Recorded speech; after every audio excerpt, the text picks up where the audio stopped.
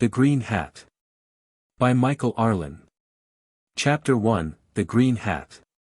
It has occurred to the writer to call this unimportant history The Green Hat because a green hat was the first thing about her that he saw, as also it was, in a way, the last thing about her that he saw.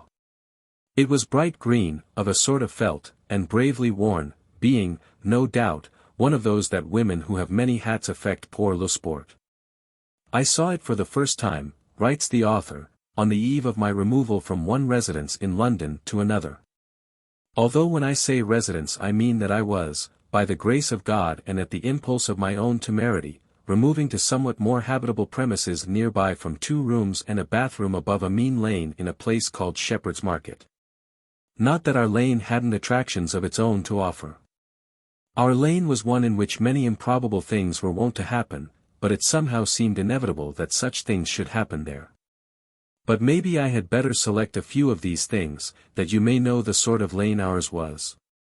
I have seen men arrested there, and I have seen a heavy constable worsted in a fight with a little Jew pickpocket, who was for some time responsible for a rag shop in our lane. I have seen 2 butlers fighting in our lane. I have seen a very old nobleman woo a flower girl in our lane, but whether or not she ever favored his suit our lane had no means of telling. One night I fell over the body of a woman lying in the blood of a broken head, and in our lane by night policemen solaced themselves by smoking cigarettes into the crowns of their helmets, while cats, I must tell you, will never cease to sport together all about it. But it was by day that our lane attained to any real interest for a student of such things, for then it was sacred to the activities of a hardy-looking man in a brown bowler hat, who with one hand would write interminably in a small book, while with the other he dealt with passing men in slips of paper known to the law as betting slips. As partner to the hardy-looking man, we are, I venture to say, already embarked on our tale, for these gentlemen will make a faint devil's chorus for more spacious happenings, was a tall, wizened man who wore a check cap and had hair growing out of his ears. This man would stand at one end of the lane and now and then say, "Oi."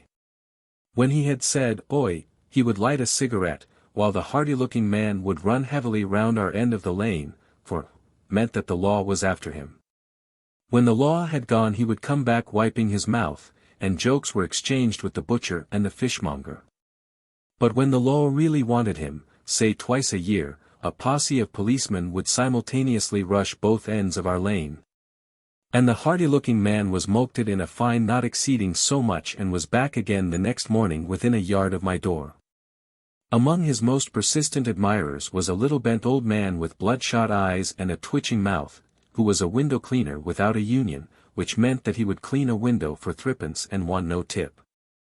He liked me, and used to give me racing information, but I never won anything. Now the first thing to do is to clear the ground as quickly as possible for the coming of the Green Hat, for Mr. H. G. Wells says that there is no money to be made out of any book that cannot bring a woman in within the first few thousand words. But in setting the scene in Shepherd's Market we have evaded the necessity for any writing up of atmosphere, for that place has an atmosphere quite impossible to convey in a book, unless, of course, you were to take the book to Shepherd's Market and leave it in our lane for a few days in nice warm weather. Shepherd's Market is, in fine, a collection of lively odors bounded on the north side by Curzon Street, on the south by Piccadilly, on the west by Hertford Street and on the east by Half Moon Street. And rejoices, therefore, in the polite direction of Mayfair, as you will see printed on the notepaper of any of its residents. A flower shop which was opened in our lane lived for only 6 months, and that in spite of the gardenia gallantly affected by the old nobleman from Curzon Street every day. I, after having lived there for 6 years, was, by the grace of God, leaving on the morrow. It is late, after midnight, when the tale begins. I had been that evening to a party. For that is now the name that folks give to a dance, I am not sure why. In America, I believe, one doesn't even give a party, one just throws a party, but as to this party I am telling of, it had, with that infallible sense of direction peculiar to parties, whether given or thrown, taken a man by the nerves at the back of his head and had hurled him into a deep pit. And it was as one encompassed by that pit, deep as the playground of the seven devils, dark as the very dungeons of gaiety, that I found myself back in my flat above the mean lane. It would be the last night I would ever spend in that flat, and I was so glad. The bookshelves had already been taken away, and books littered the floor, books and pictures and whatnots crowded the gate-leg table. While the ottoman with its soiled Chinese yellow cover was a shambles of whatever you will find in a bachelor's flat if you begin to clean out the drawers. The bedroom, however, was still ordered for human habitation. Now I had no sooner cast my hat on the bed than the bell rang. It was one of those infernal things you pull at, so that they may go on clanging forever, and as it clanged I wondered, I am afraid ungraciously, who it could be. Could it, I wondered, be anyone for Gerald March, who lived in the flat above mine?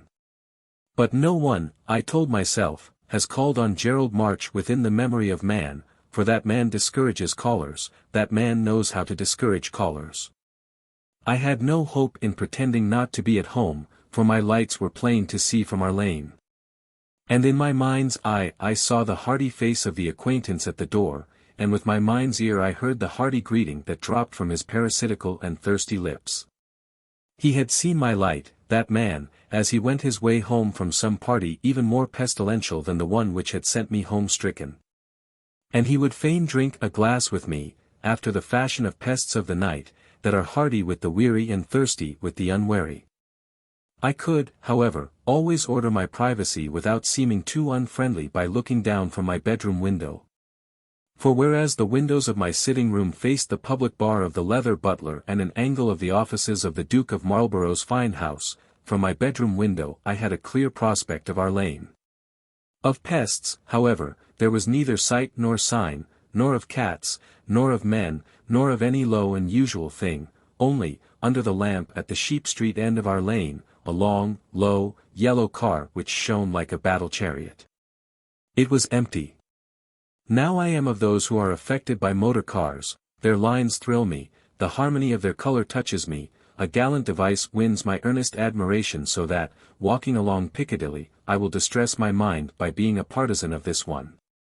A despiser of that one.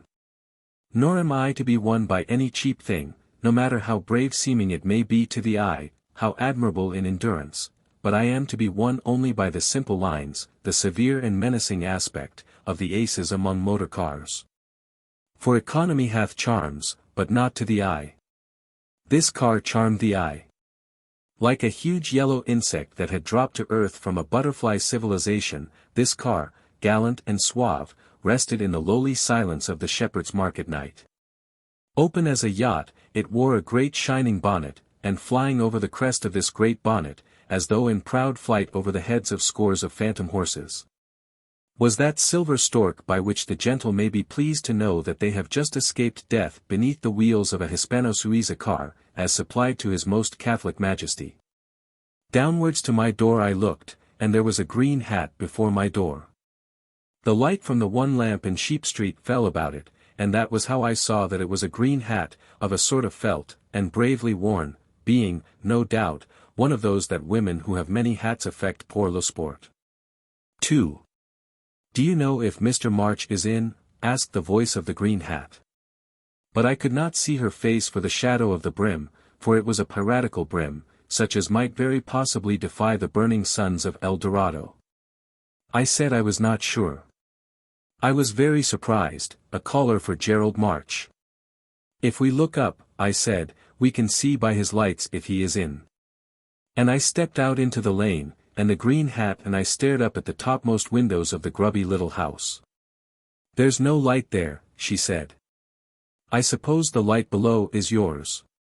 There is, I said, but it's very faint. He's in all right. Still she looked up, thoughtfully. She was tall, not very tall, but as tall as becomes a woman. Her hair, in the shadow of her hat, may have been any color, but I dared swear that there was a tawny whisper to it. And it seemed to dance, from beneath her hat, a very formal dance on her cheeks. One had, with her, a sense of the conventions. And that she had just been playing 6 sets of tennis. If I look surprised, I said, that is because you are the first caller Gerald March has ever had. She seemed to smile, faintly, as one might in the way of politeness. Otherwise she did not seem to be given to smiling. "He's my brother," she said, as though explaining herself, "the hour, everything. It's very nice of you to have opened the door." I was listening, intently. One had to make out what she was saying. Then the voice suddenly expired and one was left standing there, listening to nothing, unprepared to say anything. It was, you can see, rather silly, but one got used to it. "Oh," I said, "Gerald wouldn't open a door. He never opens doors." She looked vaguely about Arlene. I was proud of Arlene at that moment, for it set off the color of her hat so well. There was no doubt but that she was tired. 7 sets, possibly. Her eyes seemed at last to find the car of the flying silver stork. That car. I suppose it will be all right there. She seemed to me to lack a proper pride in her car. I said I thought it would be quite all right there, as though a Hispano-Suiza was a usual sight near my door. And I suggested that maybe I had better see her upstairs to her brother's flat, as it was the top flat and there were no lights on the stairs. But she appeared to be in no hurry. Thoughtful she was. She said dimly, "You are very kind." One somehow gathered from her voice that her face was very small. "I've often wanted," she murmured, looking about, "to live in this place. You know, vaguely." "Of course, vaguely," I said. She looked at me, seemed to see me for the first time, seemed faintly surprised to find herself talking to me. I was surprised, too. Maybe it was the way her hair danced formally on her cheeks that made it look such a small face, but it seemed to me no larger than a small size in ladies' handkerchiefs. That was why I was surprised. She stood carelessly, like the women in Georges Barbier's almanacs, faubles et fanfreluches, who know how to stand carelessly.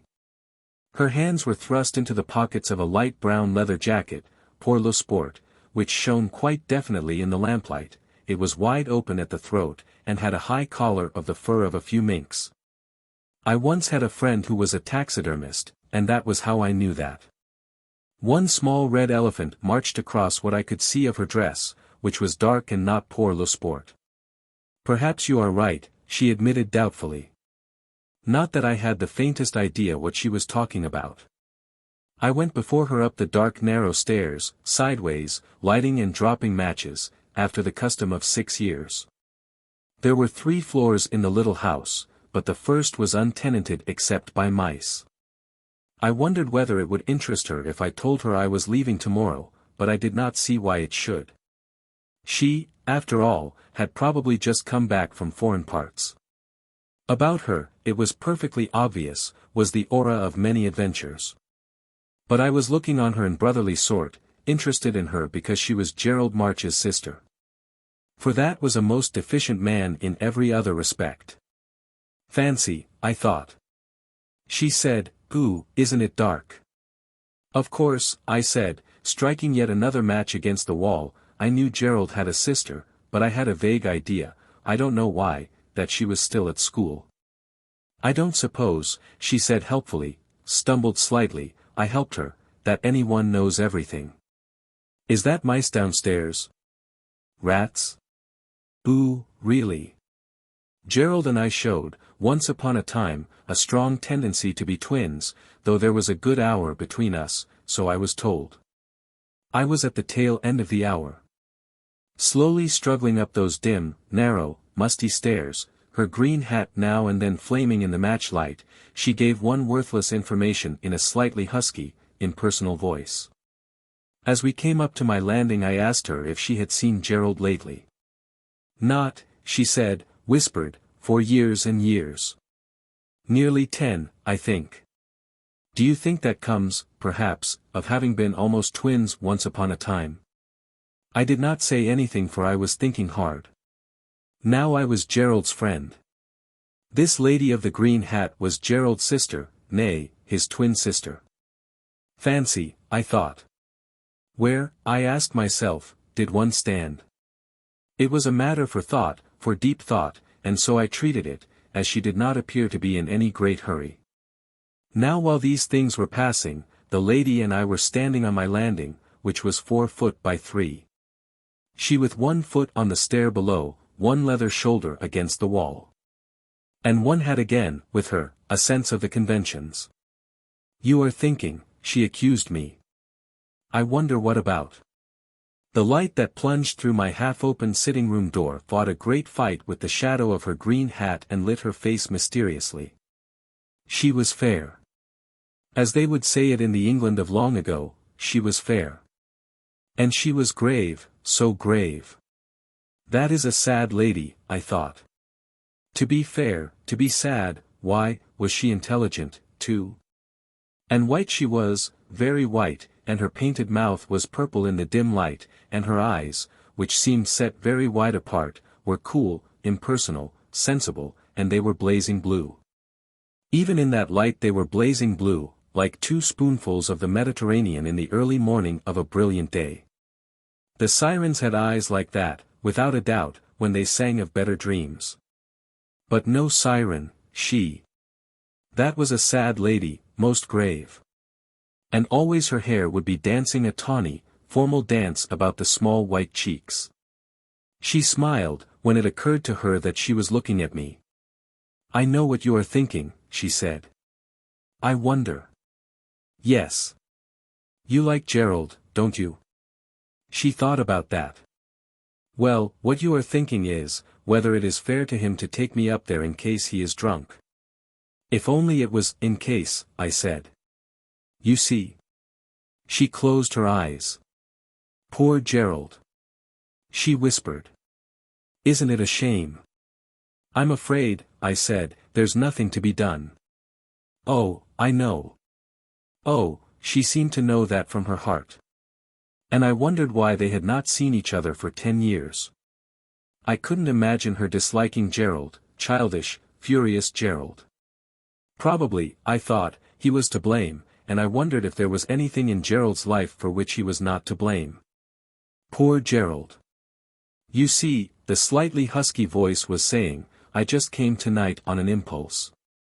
I am scarcely ever in England." The voice expired. We waited, and she acknowledged my patience with a jewel of a smile. "And I suddenly thought I would like to see Gerald tonight." "Please," she suddenly begged, so seriously, "won't you let me? I'd like just to see him, but if you think—" "Oh," I said, "come on." She laughed, a little nervously, abruptly. Gerald's door was at the head of the next flight of stairs, and it was, as usual, wide open. She moved 1 step forward into the room, she stopped, her eyes on the ceiling, as fixed as lamps. Yes, those were very sensible eyes. She didn't look at Gerald. "What is it?" she asked dimly. "Whiskey," I said. It was so obvious. "But more than that. There's certainly whiskey, but—" "Wet shoes." "But that's too literary." "Oh, of course. Old women in almshouses." She was talking, it was so easy to see, against her eyes. Now she was here she didn't want to see Gerald. She was trying to put off the moment when her eyes must rest on Gerald.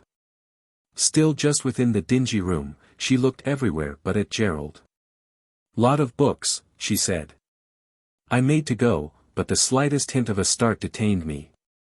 She suggested her gestures. That was a very quiet lady. She didn't, if you please, intrude her womanhood on the occasion. Women do that unconsciously. But she didn't do it, unconsciously. She met a man on his own ground. That was a gallant lady. "Oh," she said. "Oh. Might just as well come away," I muttered. I was used to Gerald, but at the moment, at her sudden whisper, I would have liked to murder him.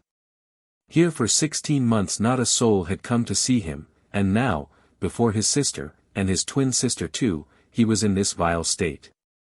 But she had insisted on seeing him. What could I do? I promised Gerald a pretty speech on the morrow. He would be more or less human tomorrow, for Gerald had those phenomenal recuperative powers that are peculiar to lean drunkards. The illness, I told her, goes in periods of 3 days. On the first day he is thoughtful, on the second he is thoughtless, and on the third speechless. I could not see her face, her back was to me. The leather jacket, the brave green hat, the thoughtful poise. But I heard her whisper the name of the inert thing sprawling half on a broken Windsor chair and half across the littered table, and it was as though there was a smile in the whisper. And I thought to myself that these twins must have been great playmates once upon a time. "Gerald," she whispered. "Gerald.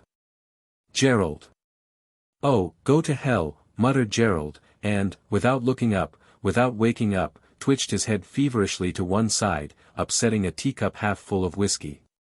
"He thinks it's me," I explained from the door, and suddenly I found her looking at me over her shoulder, so thoughtfully. I can see her now, the way she suddenly looked at me, half over her leather shoulder, thinking I knew not what, and her right hand spread out on her brother's arm.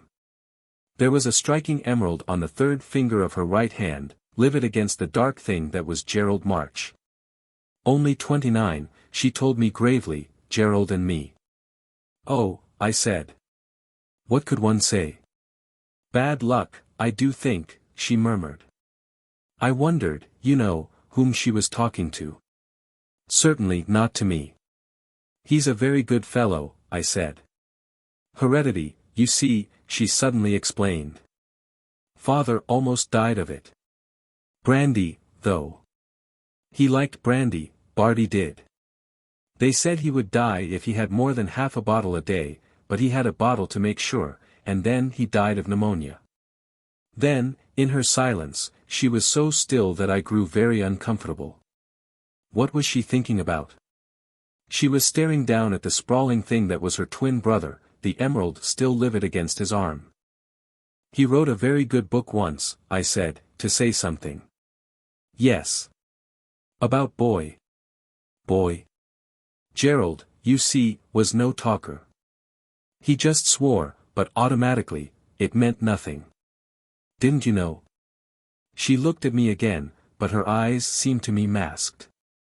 I was to know later why her eyes were masked just then. I said I knew nothing at all about Gerald.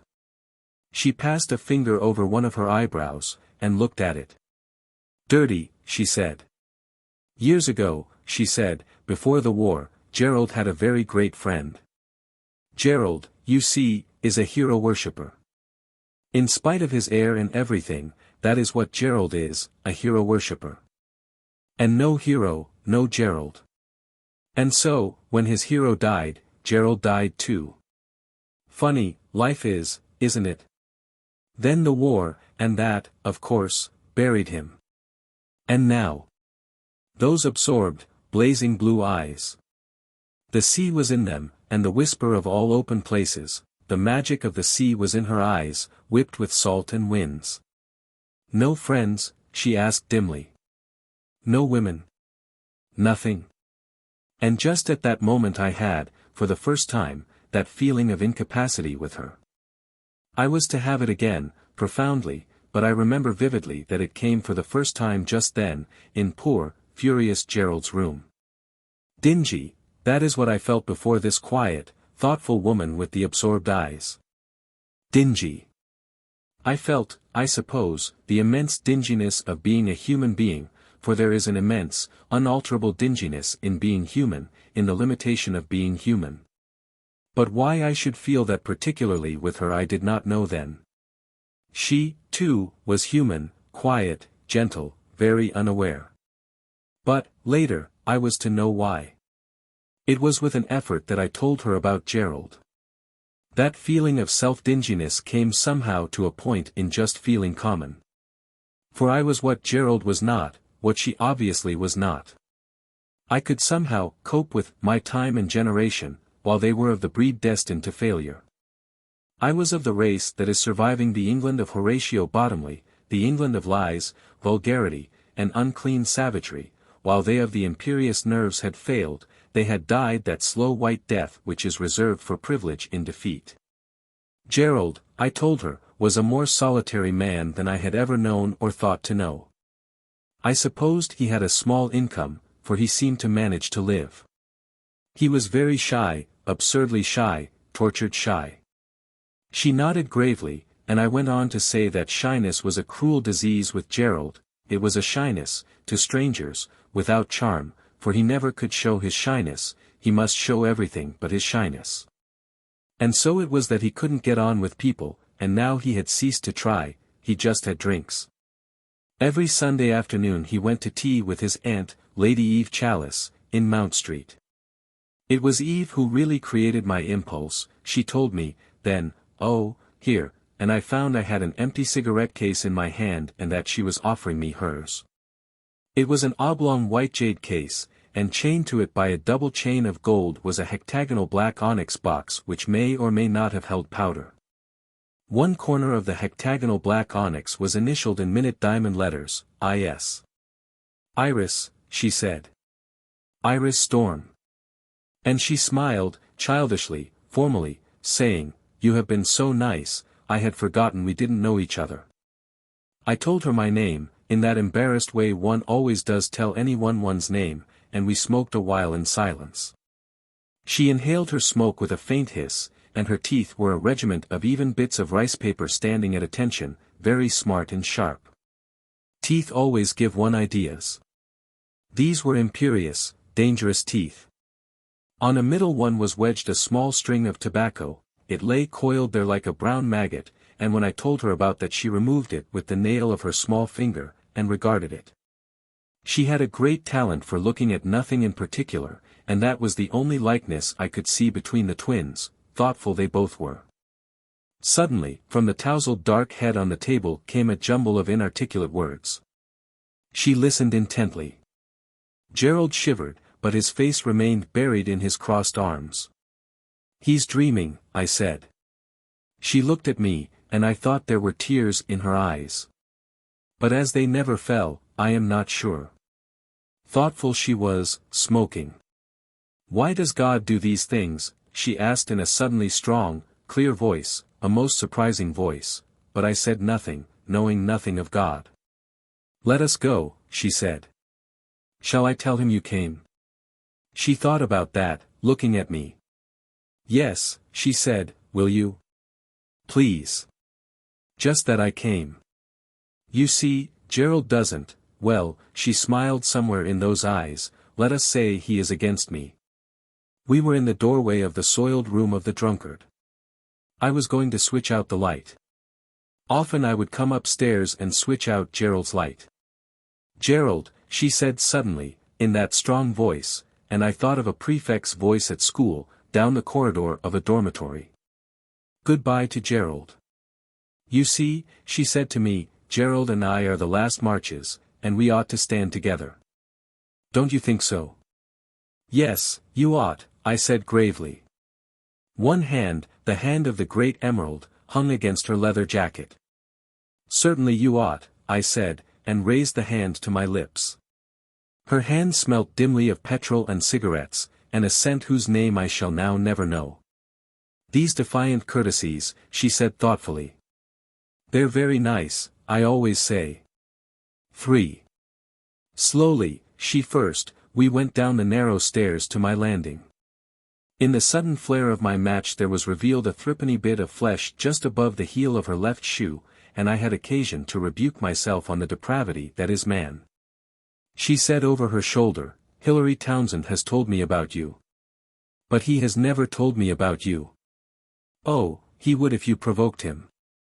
And may I?" But she did not seem to hear.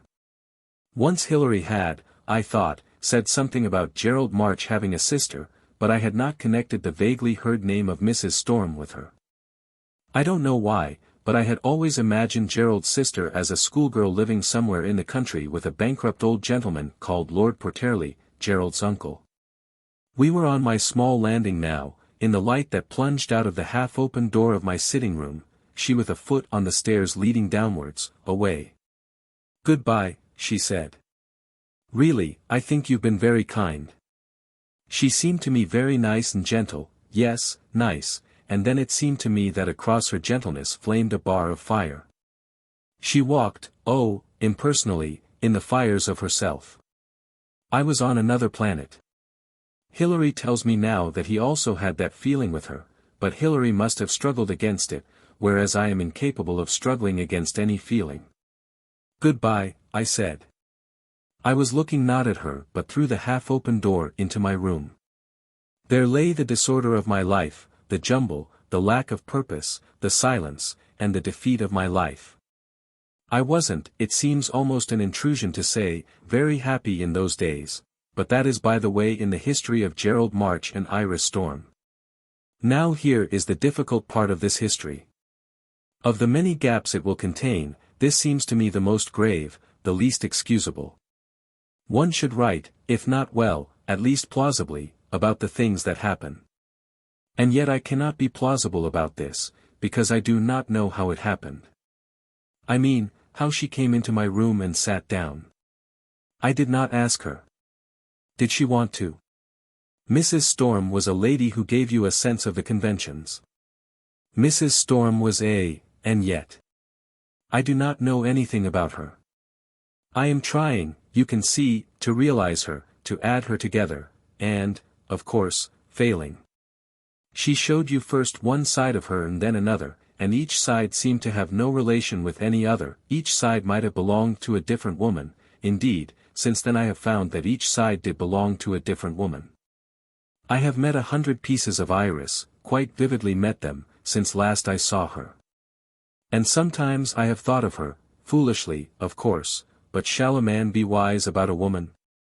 As someone who had by a mistake of the higher authorities strayed into our world from a land unknown to us, a land where lived a race of men and women who, the perfection of our imperfections, were awaiting their inheritance of this world of ours when we, with that marvelous indirectness of purpose which is called being human, shall have finally annihilated each other in our endless squabbles about honor, morality, nationality. We have all of us a crude desire to place our fellows in this or that category or class. We like to know more or less what they are, so that, maybe, we may know more or less what we shall be to them. But, even with the knowledge that she was Gerald's sister, that she was 29 years old, that she was the niece of Lord Porterley, you could not, anyhow I couldn't, place Mrs. Storm. You had a conviction, a rather despairing one, that she didn't fit in anywhere, to any class, nay, to any nationality. She wasn't that ghastly thing called Bohemian, she wasn't any of the ghastly things called society, county, upper, middle, and lower class. She was, you can see, some invention, ghastly or not, of her own. But she was so quiet about it, she didn't intrude it on you, she was just herself, and that was a very quiet self. You felt she had outlawed herself from somewhere, but where was that somewhere? You felt she was tremendously indifferent as to whether she was outlawed or not. In her eyes you saw the landscape of England, spacious and brave, but you felt unreasonably certain that she was as devoid of patriotism as Mary Stuart. She gave you a sense of the conventions, but she gave you, unaware always, impersonal always, and those cool, sensible eyes.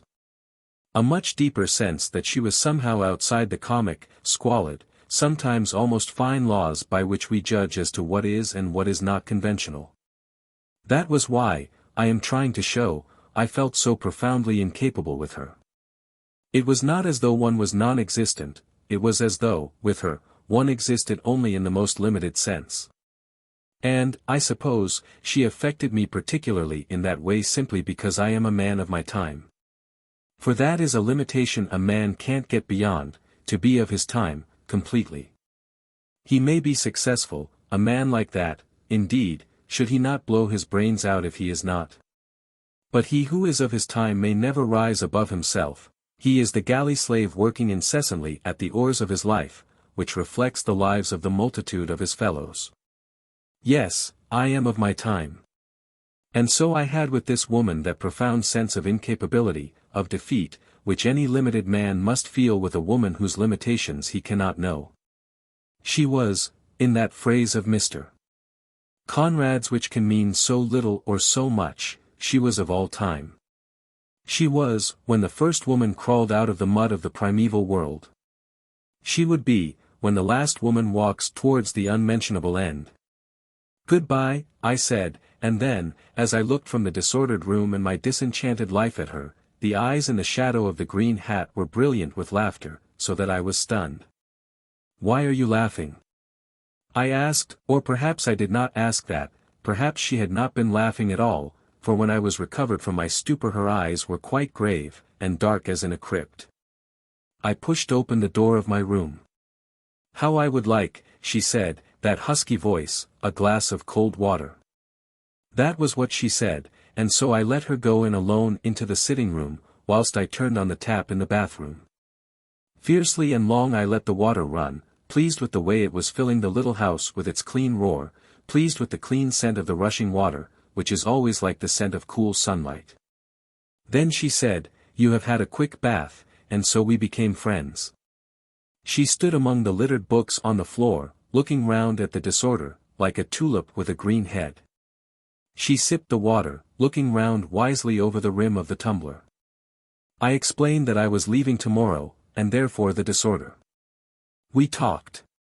In that disordered room, so littered with books that you might hardly take a step without stumbling over one, it was not difficult to talk. Indeed, it is never so easy to talk about books as when they are about the floor, so that you may turn them over with your foot, see what they are, pick them up and drop them anywhere with no precious nonsense as to where they should exactly go. She waved her glass of water about, sipping it. A drop of water clung like a gem to the corner of her painted mouth. It was not fair. Talking with her in that room was like talking with her as we walked on a windy heath. She threw out things, you caught all you could of them, you missed what you liked, and you threw something back. Now and then something would turn up in a voice which was suddenly strong and clear, and every time her voice was strong and clear you were so surprised that you did not hear so well as when she spoke inaudibly. She had none of the organized, agonized grimaces of the young lady of fashion. But one knew she was not a young lady of fashion, for she hadn't a sulky mouth. Hers was that random, uninformed, but severely discriminating taste which maddens you. You try unsuccessfully to think that there is nothing at the back of it, nothing but a misty criterion of enjoyment. She used some words as though she had never heard any one else using them. Nice, for instance, she used in a calmly immense sense. The word seemed turned topsy-turvy, and to turn everything else topsy-turvy. She used the word common, I think, to denote a thing attempted and achieved scratchily. Mr. Ernest Bramah was, for instance, not common. But Miss Clemence Dane in legend was. "Oh, come," I said, for to me legend is an achievement in literature. "All those women talking and dissecting and yearning together," she said. "Their breath smells of, oh, red hair." She thought Miss Romer Wilson was among the greatest writers of the time, the Grand Tour particularly. She was loyal to girlish admirations for Mr. Locke, Mr. Temple Thurston, Oscar Wilde. D.H. Lawrence was nice. Nice? I said. "Well, wonderful," she said, with wide eyes, so that I was made to seem slow and stupid. M. Paul Morand was common, a stunt writer. "I detest the word stunt," I said. "That is why," she said, "I used it about Monsieur Morand. He is an abbreviation, like nighty for nightshirt." I did not agree with her.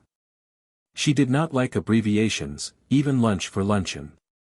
"What," she asked, "is the hurry?"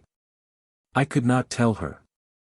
She thought that perhaps English was not the language for abbreviations and diminutives. She deferred to my judgment about that, and I said what I said. One just didn't discuss Barrie, there he was. "You can't laugh me out of him," she smiled, by calling him whimsical. She had once enjoyed a book by Mr. Compton Mackenzie, a garden catalogue called Guy and Pauline. There was Hergesheimer. She put up a gallant, insincere defense for the Imagistes, but it turned out that she had never read any, and wasn't at all sure what they were. "They're short for poetry," I said coldly, "like nighty for nightingale." But perhaps the book she most profoundly liked was The Passionate Friends, with perhaps the last part of Tono Bungay. "And, of course," she said, "The Good Soldier, Mr. Ford Madox Hueffer's amazing romance." From a table she picked up Joyce's Ulysses, looked at it vaguely, dropped it absently on the floor amongst the others. I held a watching financial brief for it. One was to find later that she was completely without a sense of property, either her own or other people's. It's a funny thing, she mused. What's a funny thing? Satirists. They are all very plain men. Grubby, too. Why? Why? I said. But, really. She looked at me through the smoke of her cigarette. She was grave, intent. But one never knew what about. Genius, I said, has. Of course, genius. But. They are striving, I said, for. Yes, I know. But why are they always so ugly?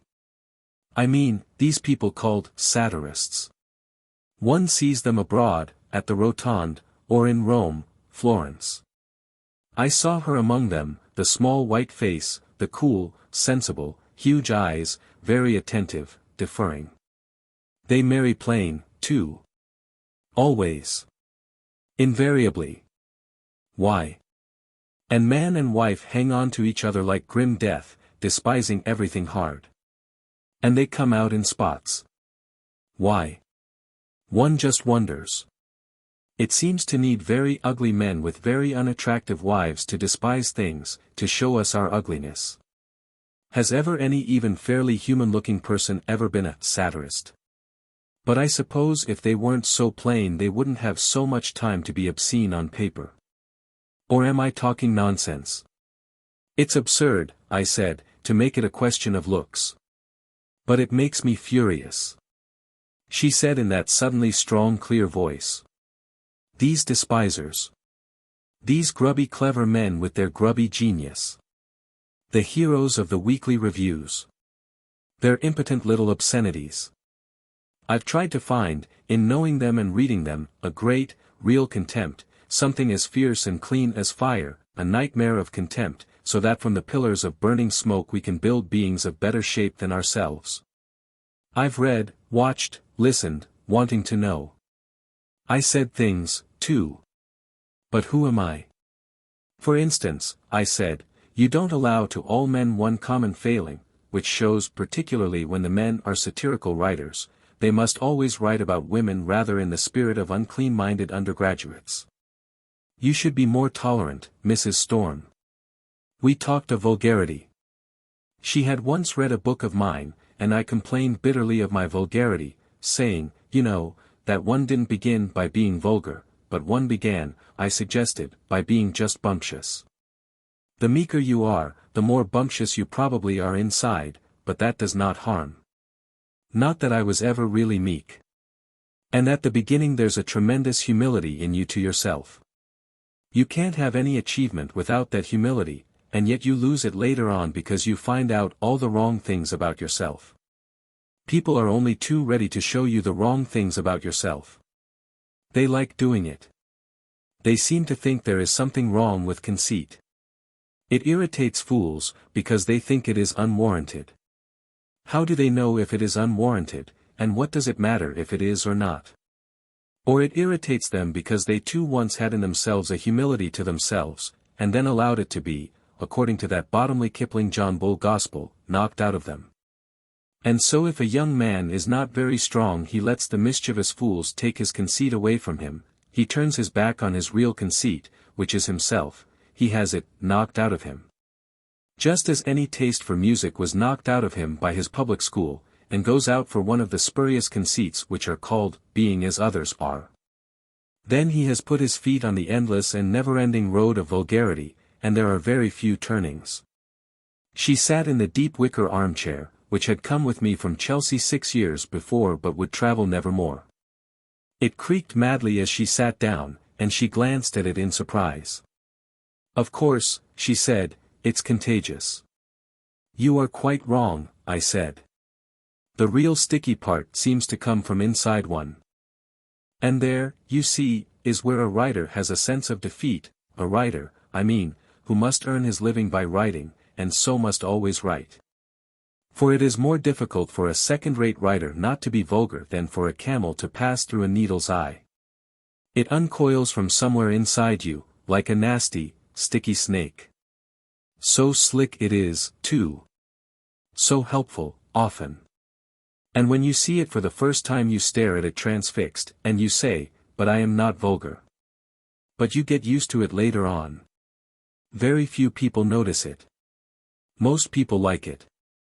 And, of course, it pays. The golden snake, she said. It's quite a good snake. It is silly to despise money.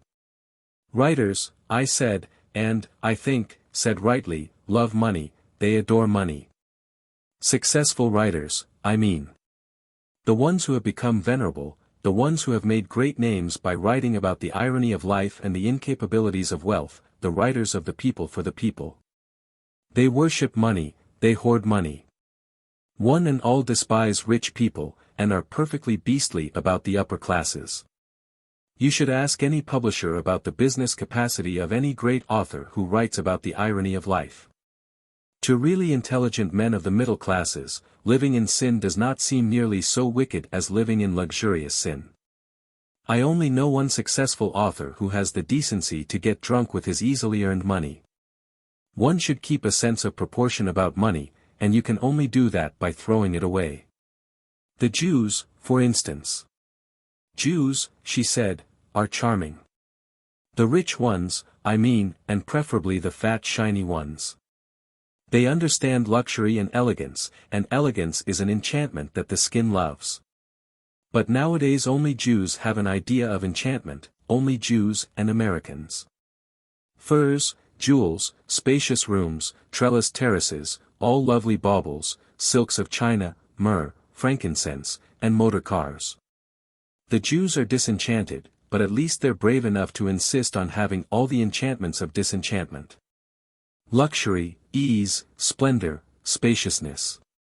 You'll say they're florid. Well, they may be, they are, but they're also the last towers of chivalry. Mr. Chesterton goes running after them shouting about beer and the Pope, but if you're going to leave chivalry to beer drinkers and the Pope, God help enchantment. You'll say that the Americans' indulgent admiration for their wives almost borders on the gaga, but they fight for it very really. They don't just talk and indulge.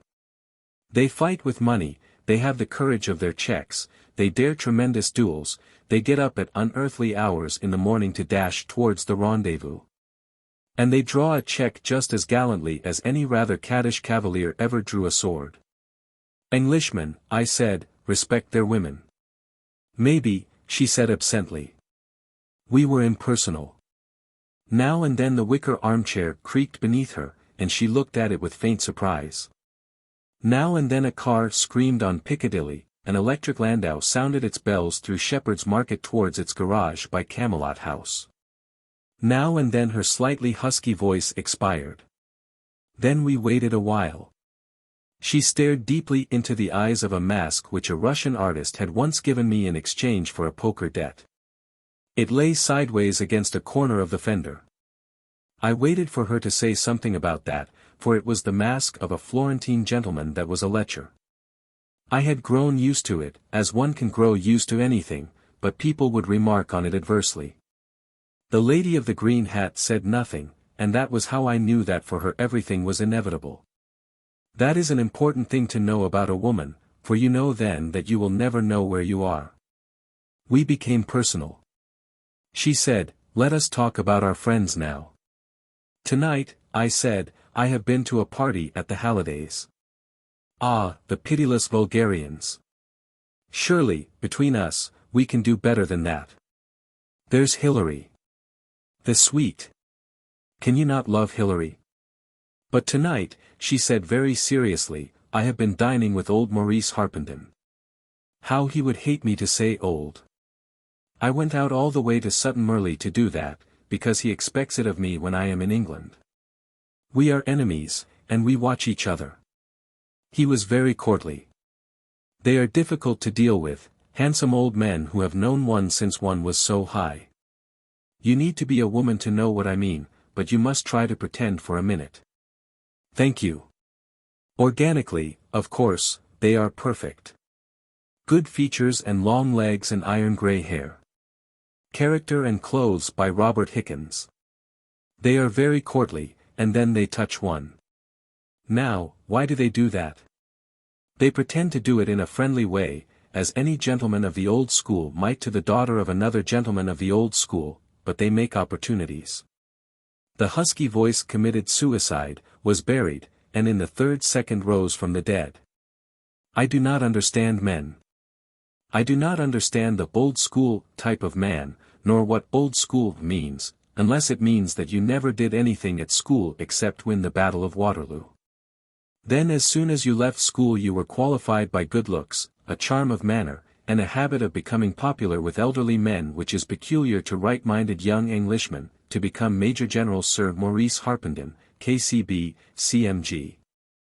DSO, and to lead your troops in battle with that gallant inefficiency patented by English infantry commanders who know a good horse when they see one. After which you can spend the rest of your life in bantering. You can see that I do not like Maurice. We dine, and we are enemies, and we watch each other. The sire doesn't seem very like the son. Napier is a saint. The chair creaked. She was looking at me from under her hat, gravely as a Red Indian. There were 2 roads leading from a certain tree, and when we were 18 Life said to me, "You go this way," and Life said to Napier, "You go that way." And so we did that, and so it has been. Now I was staring at her mouth, which was a silky red mouth engraved with I don't know how many deep downward lines, and my heart beat twice so loudly that I wondered if she had heard it, for she whispered sharply, "Listen." But it was only a clock striking somewhere in London, and its striking was quickly done.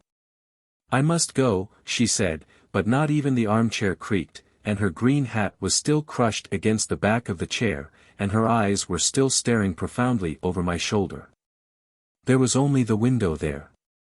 The curtains were not drawn, and I thought I would draw them, but it seemed a pity to move. Her eyes glowed like an animal's. She was staring, absorbed, over my right shoulder, but there was only the window there. She was asleep. Then her eyes dilated into glowing points, and her lips said, "Anna envy." Then she made a gesture of distaste. She said, "There are desires." Heavens, do you need to tell me that? Oh, not those desires. Expressionless, blazing eyes absorbed over my shoulder, she waved away those desires. I was snubbed.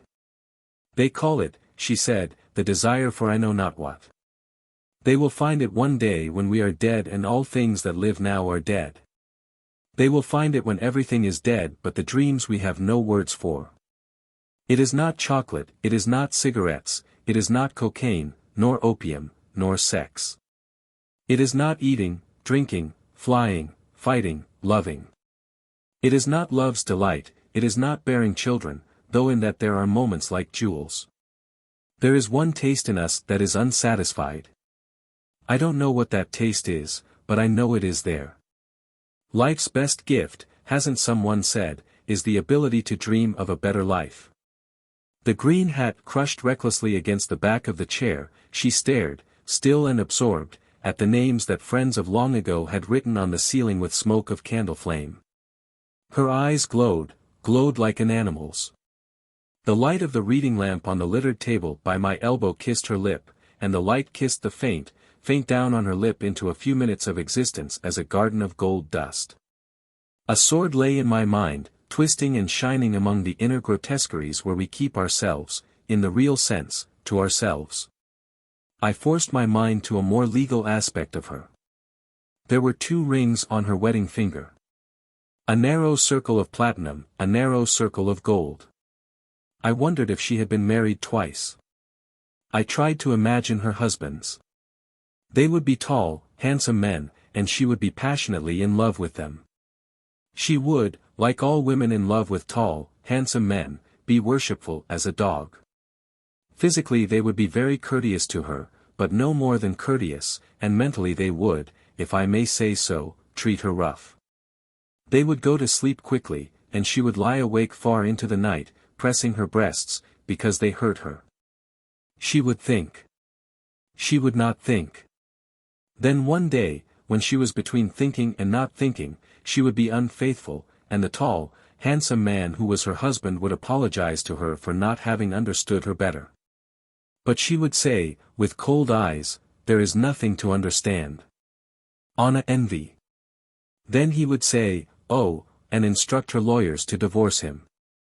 "I was trying," I said, "to imagine your husband." The chair creaked, and from the shadow of the hat one blue eye looked at me like a blue stone worn by fire. "Two," she said. "They are dead."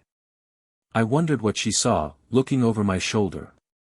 She kept strange, invisible company, this lady. She walked in measureless wastes, making flames rush up from stones, making molehills out of mountains. Then suddenly the headlines of a penny paper of 2 years ago unrolled before my mind, stood livid against my memory, slashed with the name of Storm. I had not a doubt but that he had been her second husband. VC murdered. Sinn Féiners kill Captain Storm, VC left on roadside with 5 bullet wounds. She said suddenly, "I am a house of men." "What?" I said. "You surprise me. A house of men. Of their desires and defeats and deaths. Of their desires, yes, of their deaths, yes and yes. It is, you can see, a great responsibility for me, and I have lodged complaints about it, but it is no use. I am a house of men. Ah me, ah me. Oh, dear. My friend, there is a curse, a quite visible curse. On us, the marches. You will see it in my eyes one day, and you will be sorry for me." "You mustn't believe in curses," I said. "Good God, curses. The marches," she said, "are never let off anything. That is the curse." Her eyes were stronger than mine, even as wind is stronger than air, and always in them was the magic of wide open places. I looked down, and far below, like pearls in the dust, shone 2 ankles clasped in silk the color of daylight. I thought of her fate and of her. I thought of corruption, of curses, of death, of life, of love, and of love's delight. I took hold of the sword in my mind with both hands, but was not strong enough to lift it. I thought of the limbs of Aphrodite, of the sighs of Anitus, of the sharp cries of love's delight. I thought how charming men would be if they could misbehave outwardly as prettily as they can in their minds. I said, "And so the house of March, fatal and damned, can never avoid its destiny." "Yes," she said reasonably, "it can avoid it. By not being weak enough to desire so strongly." "Oh, I see," I said. "I'm glad you see," she said gravely. "They listen to voices whispering dreams. While they listen, they do queer weak things. Of the soil sordid, there is your March. But there is another March, who listens to voices whispering dreams. My father, Barty March, was, I think, one of the most loved men of his time. Like Napier is now, but of course Napier behaves. A policeman found Barty early one morning on the doorstep of a house we had then in Cambridge Square. He used to say he was never drunk until he closed his eyes, but this time he had closed his eyes into pneumonia. He only opened them once again, to look at Gerald and me, 16 years old apiece. He smiled, you know, because Barty couldn't help smiling. Besides, he was happy at last. "Avoid dreams," he said. "Never stop to listen to the clouds passing overhead. You will be run over. Never sympathize with the moon when you can hear it, cold and lonely and blind, crooning to itself like a corpse singing a hymn. You will catch pneumonia. Never dream of a world in which men are men and women are women. You will go mad." Her right hand hung limp over the arm of the chair. It was just faintly dirty, and the nails shone like pink ivory. The emerald on the 3rd finger held my eyes enchanted for a long while. She smiled at my look, and as she lay her eyes swept falcon-like down to the stone. It made me rise out of myself, that falcon-like sweep of her clear eyes, and I thought of the pitiless misbehavior of life, that had not let her stay within the sensible stability of marriage. "It's a bit loose," she was saying. I was wondering. "It's such a beauty. Aren't you afraid of it falling? She shook her head, staring at me with a mischievous smile. Her childishness did not jar. She was always herself.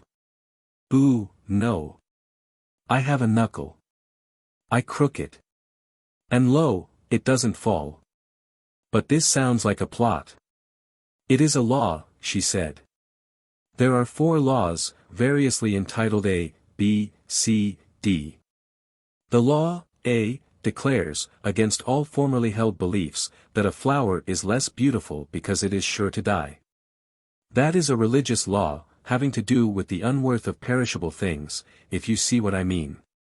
The law, B, has something to do with the fact that all men with long legs make poor lovers. That is a pagan law. You might write an essay on the long arm of coincidence and the short legs of correspondence. It would be fun for you. The law, C, has something to do with exhorting a woman never to trust a man of honor, for he serves 2 mistresses. That is the law of good sense for amorous women, and will save them disappointment.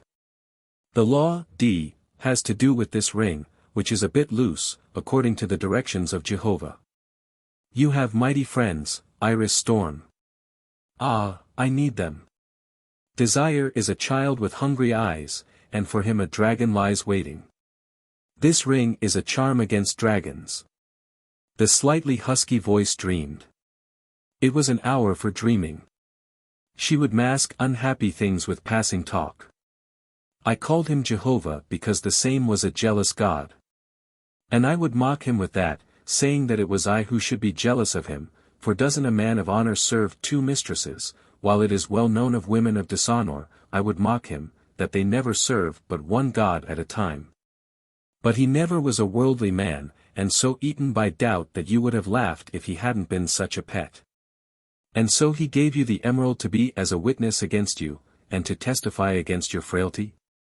Now take, dreamed the husky voice, the great eyes fixed on the ceiling, and there was a smile in them, like a distant wave of music. Now take a night in Algeria. Take also a hill, and on the hill a garden. The Hotel St. George, Mustafa Superior, Algiers. Ah, don't forget the American bar. And the Benares bowls. And calorifers too hot or too cold. And Arab carpets from Victoria Street. And Americans with low heels. And a passion for mailing postals. Not to mention veal every day. And a soirée de gala every Saturday. And the best dressed women of Tunbridge Wells. But take instead some red and purple flowers against a yellow wall, some oranges, a tangerine or 2, 3 gazelles on a tennis court, poppies tall as choir boys, the cactus, the palm, and the pyramid cypress tree. And watch, my friend, 2 shadows that walk in the wicked shadow of the pyramid cypress, that stands in the garden like a dark torch keeping watch over disillusion. It is night, or have I already told you that? Ah me, now will she who walks there ever forsake her love, will she ever be disloyal to her vows? That were made with so much pomp and circumstance in the Guards' Chapel at Westminster before a congregation notable for the absence of all her husband's relations. Why, her heart is confident, her heart is fragrant with the honey of that moon's passage, and she knows what she knows. And yet, and here is a most pitiful thing, there must be something in her, some fatal abandon, that sets men doubting, for he who walked with her in the wicked shadow of the pyramid cypress wore the silence of the destroyer. So that her heart cried that he was misnamed, for the mortal disease of his heel was suspicion. Now I must tell you that it was Christmas Eve, and after a little desultory conversation he said, "Here is a present for you, sweet," and he gave me this emerald which you are kind enough to admire. Alas, I said, it is a little big for me. It may fall from my finger, don't you see? Yes, it may fall, said he. But if you are careful, my sweet, if you curve your knuckle in time, it won't dream of falling, not it. And then I cried miserably, knowing there was a catch in this somewhere, for at that time I was not yet broken in and was still fearful of suspicion. And I cried, Hector Storm, what do you mean? I mean, Iris, that you are as that ring. Beautiful but loose, Hector. Ah, Timeo Danaos. Iris, will you never be serious? Yes, you are as that ring, which you must always wear on the third finger of your right hand. And as that ring may fall, Iris, so you may fall, for that is the sort of woman you are. But as that ring may be kept from falling, so may you keep yourself from falling. Oh, God, he said, my life is darkness without you, I love you so, and it's a perfect hell with you, I love you so. And he said much more that is unmentionable, and I learned something, for it is only by listening to their husbands in moments of intimacy that well-brought-up women can become acquainted with certain good old English words. And though I pleaded bitterly that he was unfair to me, saying I was chained to him as my wrist might be chained to a star, which was no more than the truth, he insisted that I could be constant only to inconstancy. And so I was tired and went to bed. But look. Oh, look. Please look. Ah, the discourtesy of time. Really I must go now. I drew my eyes from her eyes to see that the dawn had slyly thrown a grey handkerchief over the window. It was but the shape of the dawn creeping out into the night, it was but a ghostly breath in the night, but it was the dawn. And I did not know what to say, for can a man deny the dawn, that speaks good sense in its vast elemental language? The chair creaked and creaked. She was going now, there was no doubt about it. The texture of her face was grave, she was busy with the angle of her green hat. I examined the sword in my mind. The chair creaked, and then it was as though snapped by silence, and our startled eyes joined over the emerald that lay on the floor like the echo of the kiss, which was an unfair kiss. She shivered faintly, and drew herself taut, and was very proud. She was remote as the evening star, and very proud. Her eyes were dark as in a crypt, and her eyes looked lost, as though she had strayed into a maze. I lit a cigarette, and found my throat dry and parched. She found difficulty in speaking. I was amazed. No, she said. She shook her head. Certainly not. My ring, please. Imperiously her finger pointed to the floor, but her eyes were as plaintive as a nun's who has strayed into one of the corridors of hell. That I might walk with her there I again made myself a Judas to her hand, and she shivered with her whole body as in a torment, and she seemed to bite her lip from within. It means nothing, she said coldly. I know, I said. She breathed deeply, with a hand pressed to one breast, as though it hurt her. I think it must have hurt her very much. I was sorry. She shook her head, as though she was in a cage, and then she was as still as a cut flower. The whole brim of the green hat was between me and her face, we were both terribly alone. Her right hand drooped naked over the arm of the chair, and I was bending down to pick up the emerald to replace it on the third finger when a cautious knocking came from below. That was the second or third time of knocking, and each time it was less cautious, and I knew it to come from the policeman on the beat, who would be wishing to have the Primrose cart put in its proper place, which was not on the King's highroad. I wondered if she had heard, but I could not see her face. I wondered if she heard me move. As I came to the door I switched out the light and the dawn pounced on her green hat, but she who wore it fought her battles carved in stone. She said something, I did not catch what, and I went downstairs and spoke with the policeman, who was an amiable middle-aged man of my acquaintance. My brother is with me, I said, but he will be gone soon. Shepherd's Market was creeping out into the dawn, draped and mysterious with the shadows of night. A window here and there was a light against the dark pile of Camelot House.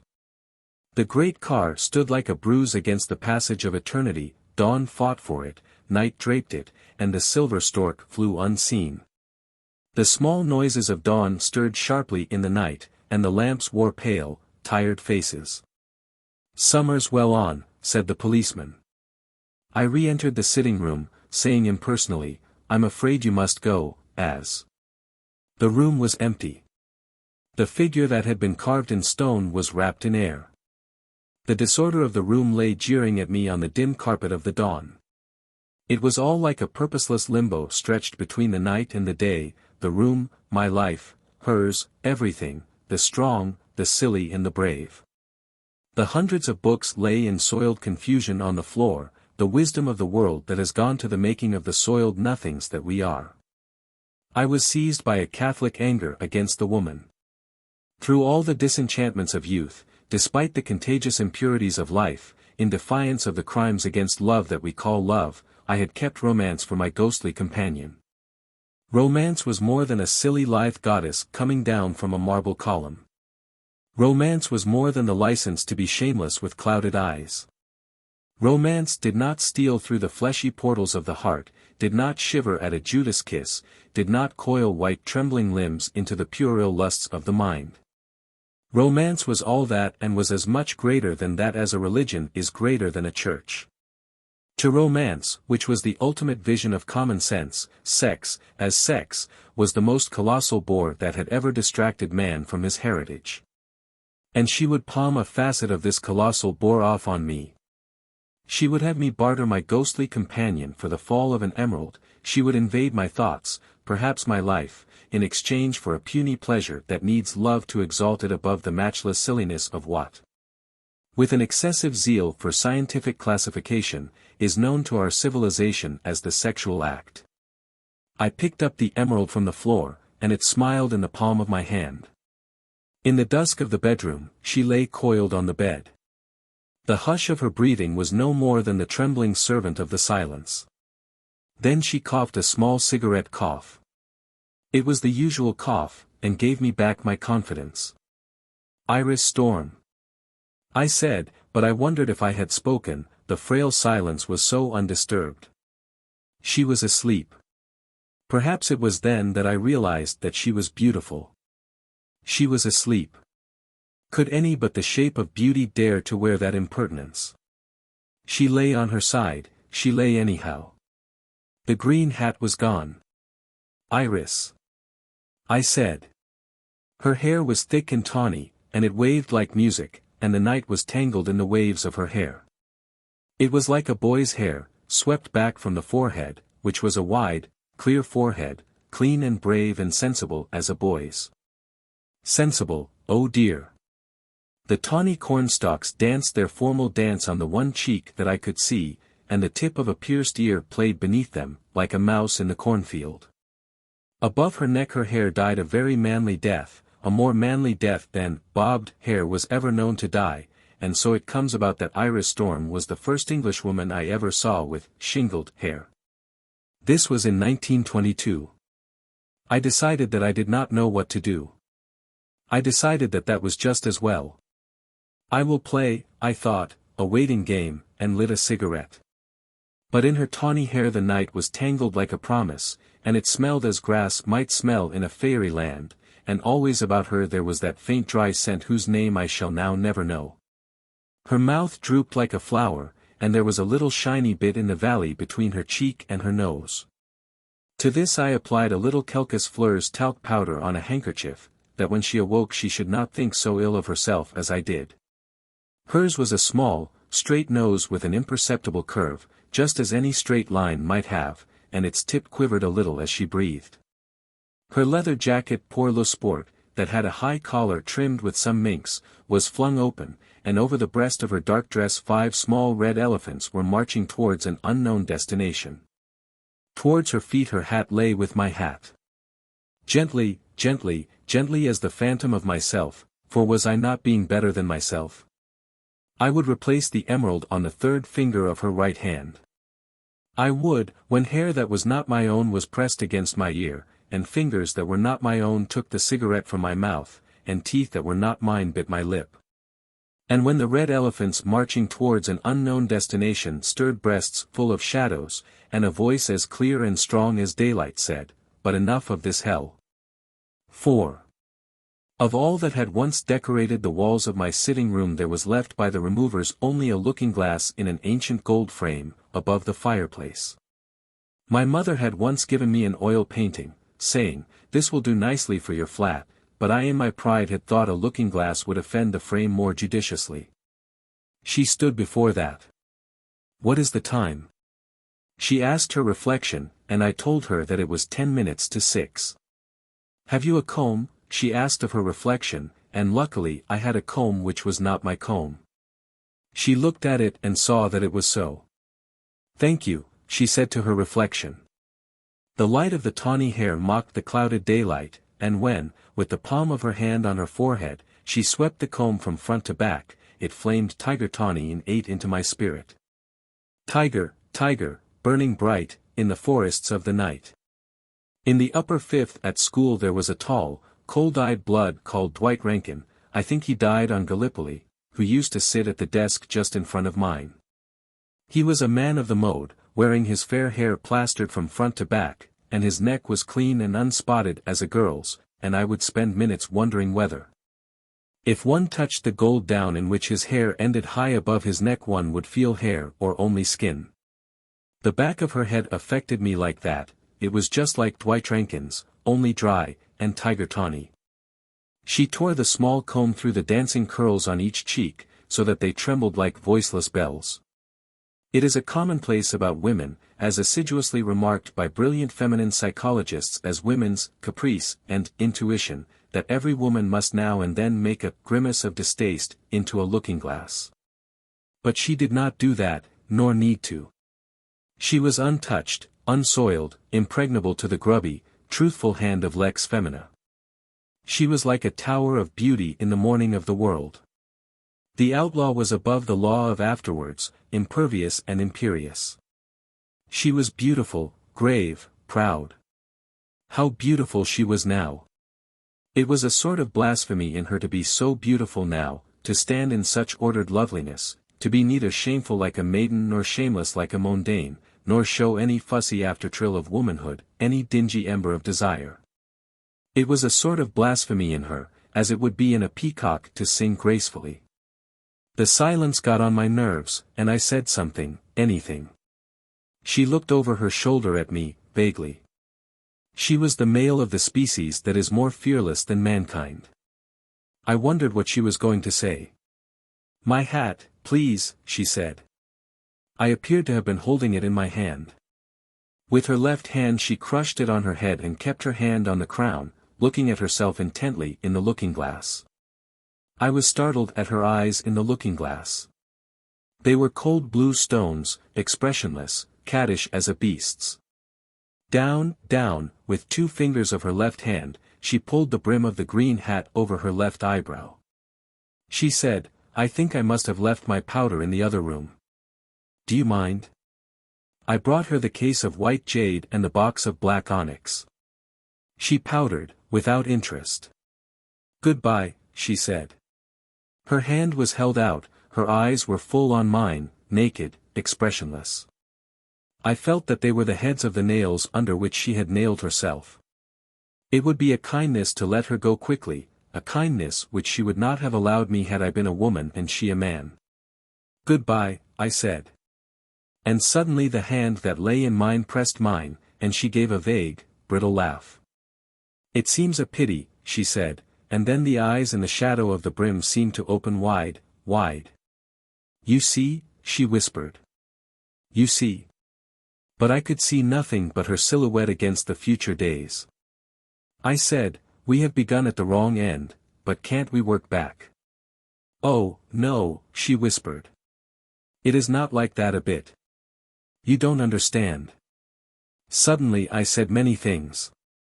She seemed, her hand still in mine, to be absorbed in something just behind my right shoulder. There was such fear in her eyes that I cried sharply, "What is it?" "The beast," said the lips of the eyes of fear. "Just the beast."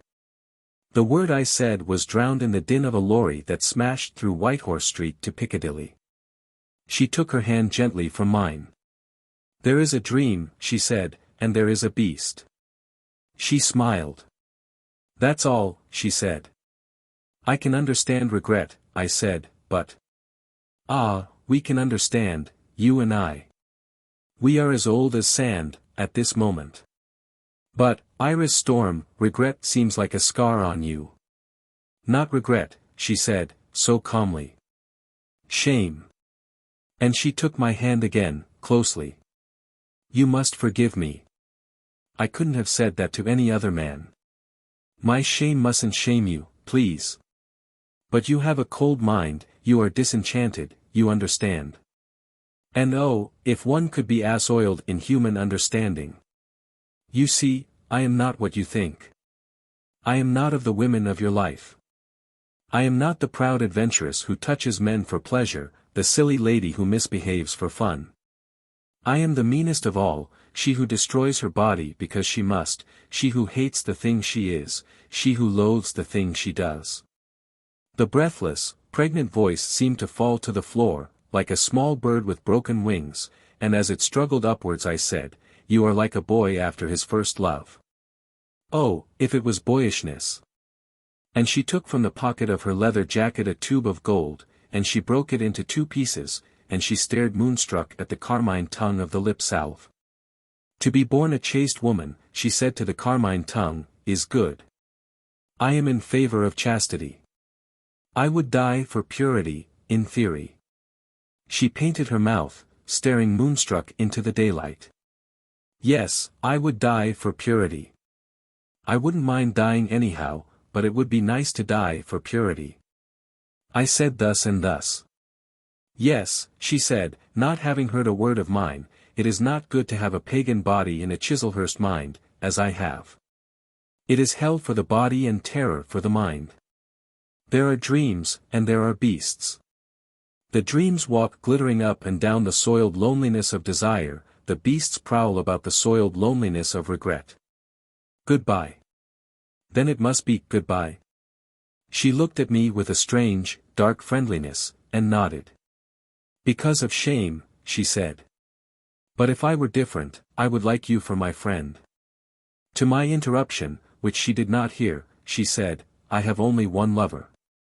But I know that only because I always feel unfaithful to him. It would be good to be really bad, but I am not even that. I only misbehave. I will see you again, when I have found my only love. Or I will see you again when I am qualified to die for purity. I will let you know, so you can be there. God bless you, dear." And I said what I said, that he had, with Iris Storm. She went very white. "That shall be written down," she whispered, "as the prayer of the only man who ever shamed a woman of her shame. My days of adventure, Iris Storm, are over. A few years ago it would have seemed nothing to me that you should disappear as you came, into the great hole of London. To experts in adventure that is, I think, the usual procedure. But now I would like a trace of you. You must not leave me, quite. If I may not see you again, mayn't I perhaps talk to you? Or, what is the main thing, feel that I could if I dared." She said she was in London now only on business that would last a few weeks, and lived always abroad. "But this is the telephone number," she said, and I was looking round for paper and pencil when she said, "Here." And her leather arm darted to the floor and came up with a book, and on the fly-leaf of the book she scrawled the number with her lipstick. High above the sharp noises of the young day I heard the scream of an electric horn. Chapter 2, The Cavalier of Low Creatures. And that, I think, is all that there really is about me, as a person, in the tale. Of course, this first-person singular will continue, and there'll no doubt be any amount of I this, and I that, but that is because of the nature of the work, and there's never, the way I see it, much more than a pen behind it. Hilary, however, and Guy de Travest are not of my mind about this. We have recently been talking about these affairs, and a sad enough talk they made, and my 2 friends, my 2 seniors, were reluctantly compelled, they said, to disagree with me about my lack of responsibility in the events to be related hereinafter. To me, the way I see it, it looks as though certain things were decreed to happen and that, therefore, they did happen, they had it in their blood, these people, that certain things should happen to them. And I could no more contrive these things than they could evade them. But Hilary and Guy, murmuring together in that astonishing unison which can only be found in 2 Englishmen who disagree upon everything in the world but on the fact that conduct is 3 parts of life, are of opinion that my substitution of the word ptomaine for septic really affected the course of events. Had I, they say in effect, spoken the truth like a brave little man, there would have been a divorce and everyone would by now have been happy, as happiness goes. And then, too, they have something to say about those two red lights, those two rear lamps of two cars sweeping into South Audley Street. Had I told Iris, they say, about Gerald, those two red lights never would have been so close together. Oh, Guy, what a man is that! That latter-day thunder god of dandies, that warrior of conduct, that man of cold eyes who never could give gratuitous information about any one. Oh, Hilary, that friend of childhood. Hilary and Guy, friends of the late Barty March, had known Gerald and Iris since their earliest childhood. But Gerald had no sooner grown up than, at the impulse of his furious nature, he had turned away from his friends, his people, he had dropped out, had cut away, and no one, it's not difficult to imagine, would want to intrude on that young man. But I was to find, after the coming of the Lady of the Green Hat, that it wasn't only at the impulse of his furious nature that Gerald had, well, withered fiercely into solitude. In very truth that Gerald had been a hero worshipper. And in very truth he had become, as his sister had said, a nothing without his hero. Very few things had ever mattered to Gerald Haviler March, but those few things, one was to learn, had mattered far too much.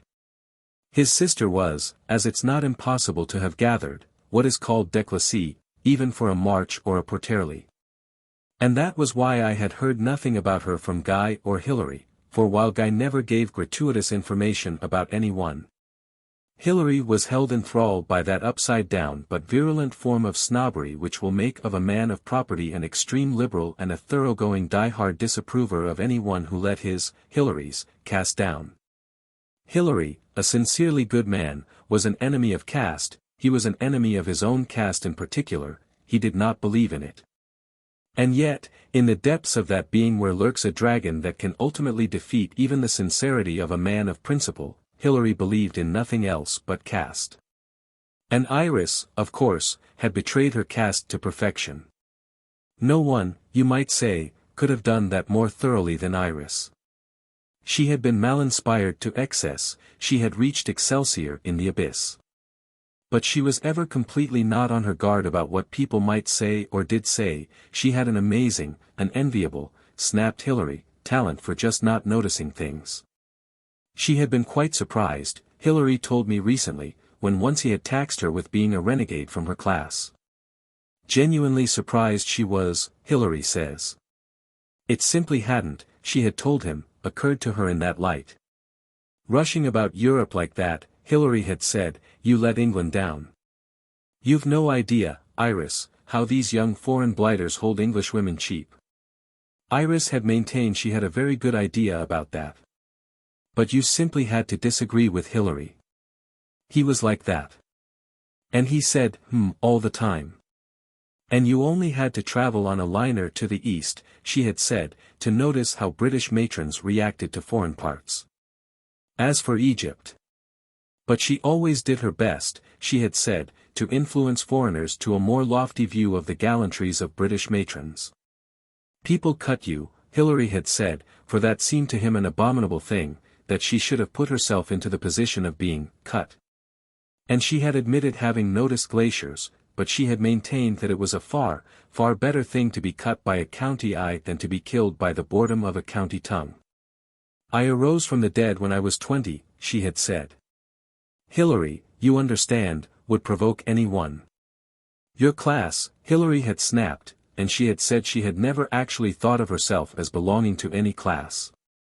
Her class would be, she supposed, the landed gentry, same as Hilary's. She was proud, she had said, to belong to the same class as Hilary, and was very sorry indeed if she had hit him in the eye with her heel. But she hoped, she had said, that with him she had always been a lady. That had annoyed Hilary very much indeed. But everything about any woman he liked would annoy Hilary very much indeed. Mr. Townsend was one of those Englishmen with an unlimited capacity for disapproving of any woman, whom he liked, who enjoyed being with other men as much as with himself. And an unlimited capacity for finding other reasons than that for his disapproval. As for Gerald, Hilary had last known him as a dark diabolical schoolboy, with a disturbing capacity for threatening silences and an immense, a corroding, almost, Hilary said, admiration for Iris. But not long after Barty March's death, everyone had loved that drunkard, he had quite lost sight of Gerald. Guy de Travest had been Gerald's colonel in the Grenadiers for some time during the war, but he never spoke but once of Gerald as a soldier, young hellfire idiot, and never went near him while he lived above me in Shepherd's Market. Reminds me, Guy said, too much of Barty left standing too long with the cork out. And that was more or less what Hilary said, too. One must say this for the warriors of caste and conduct, they seldom try to improve any man. This chapter has been called the Cavalier of Low Creatures because it is about Gerald, and therefore it is a short chapter, for what on earth is there to say about Gerald?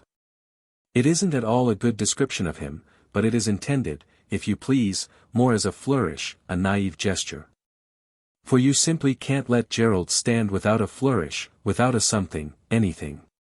Besides, I liked him, and would like to do him a bit of good. He was, sans gesture, a zero with a scowl and a hat, Certainly, he once wrote a novel, but who does not once write a novel? I liked Gerald, but I would not give him a line if he wasn't essential, and that is just what he is, essential, for these things simply couldn't have happened without Gerald.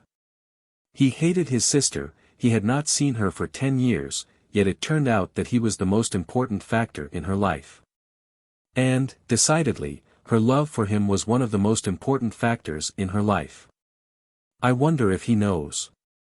But he too, even he, grew up in the end. I can hear him now, through the twilight of East Chapel Street, his shoulder against the saloon door of the inn. "Give her my love," he said. But you will hear him. too. Sometimes I would see Gerald in the Café Royal. I would be dining, with Hilary maybe, and in the distance, cut as with a sharp knife in the tapestry of smoke and grubby faces, would be Gerald, darkly alone, a glass of whiskey on the marble top before him. One wouldn't attempt to join him, for it made Gerald shy, desperate, if anyone sat with him while drinking. He hated being messed about, did Gerald. And if you joined him he would presently mutter something about an appointment, Gerald with an appointment, leave his drink unfinished and go and order one somewhere else. And as I understood he hadn't much money I did not like to drive him to that. Maybe, though, he was less shy with me than with any one. "I like you," he once said, oh, darkly. One never knew, as he sat there or as he strode about the streets, careless as a fakir impelled always towards a terrible and nameless penance, what he could be thinking of. Maybe he was thinking of nothing. Once I saw him come out of a cinema theater with a look on his face as though he had been tortured. He always looked, you know, like something. You noticed him. He had a grey suit. It was thin as paper, but still defiantly retained a little of that casual elegance which not even Gerald could wholly divorce from the combination of a good tailor and a lean Englishman.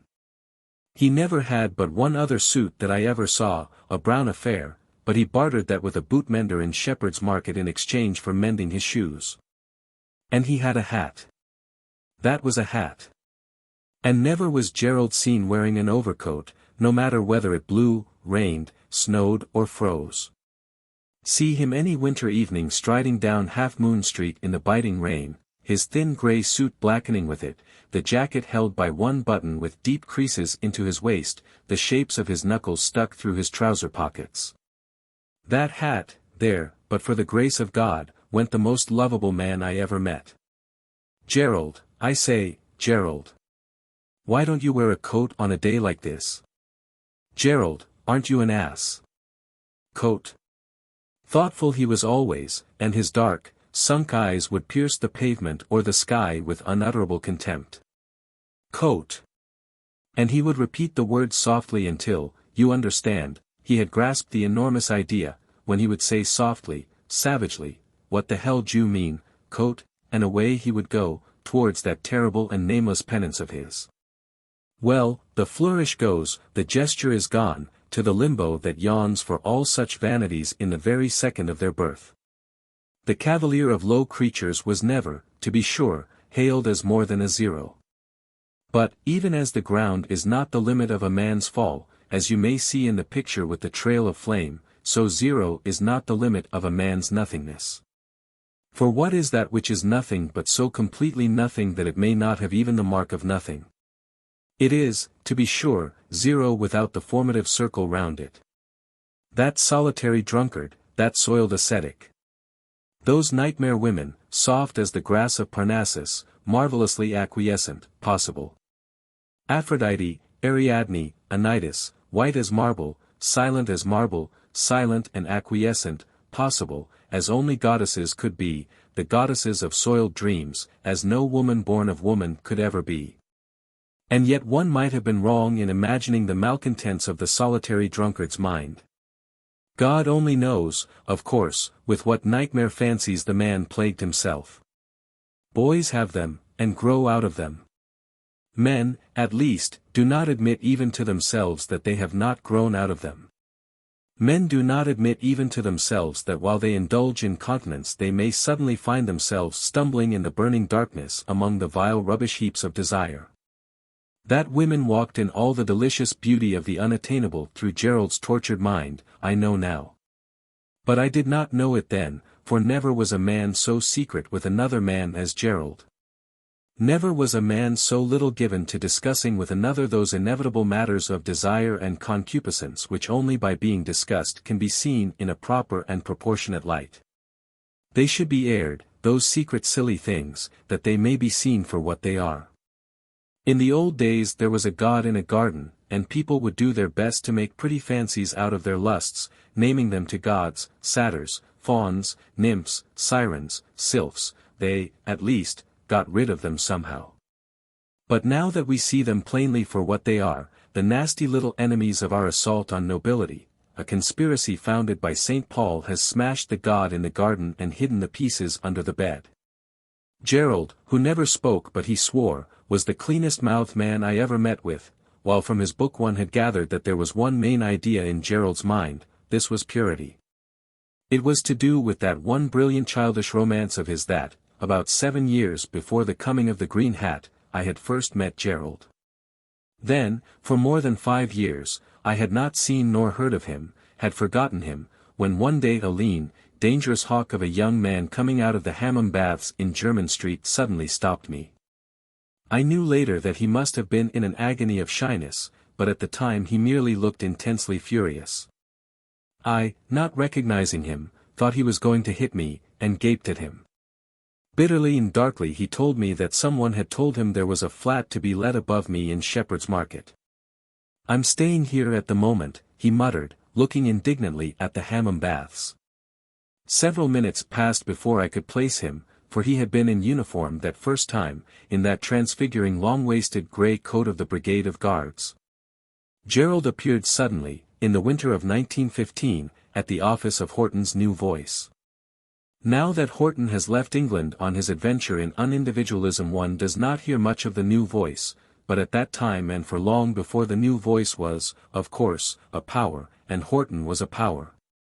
Quite apart from Horton's personal quality, you knew he was a power because several of the greatest of the intelligent writers of our time kept on bitterly pointing out to their million readers what a feudal man Horton was.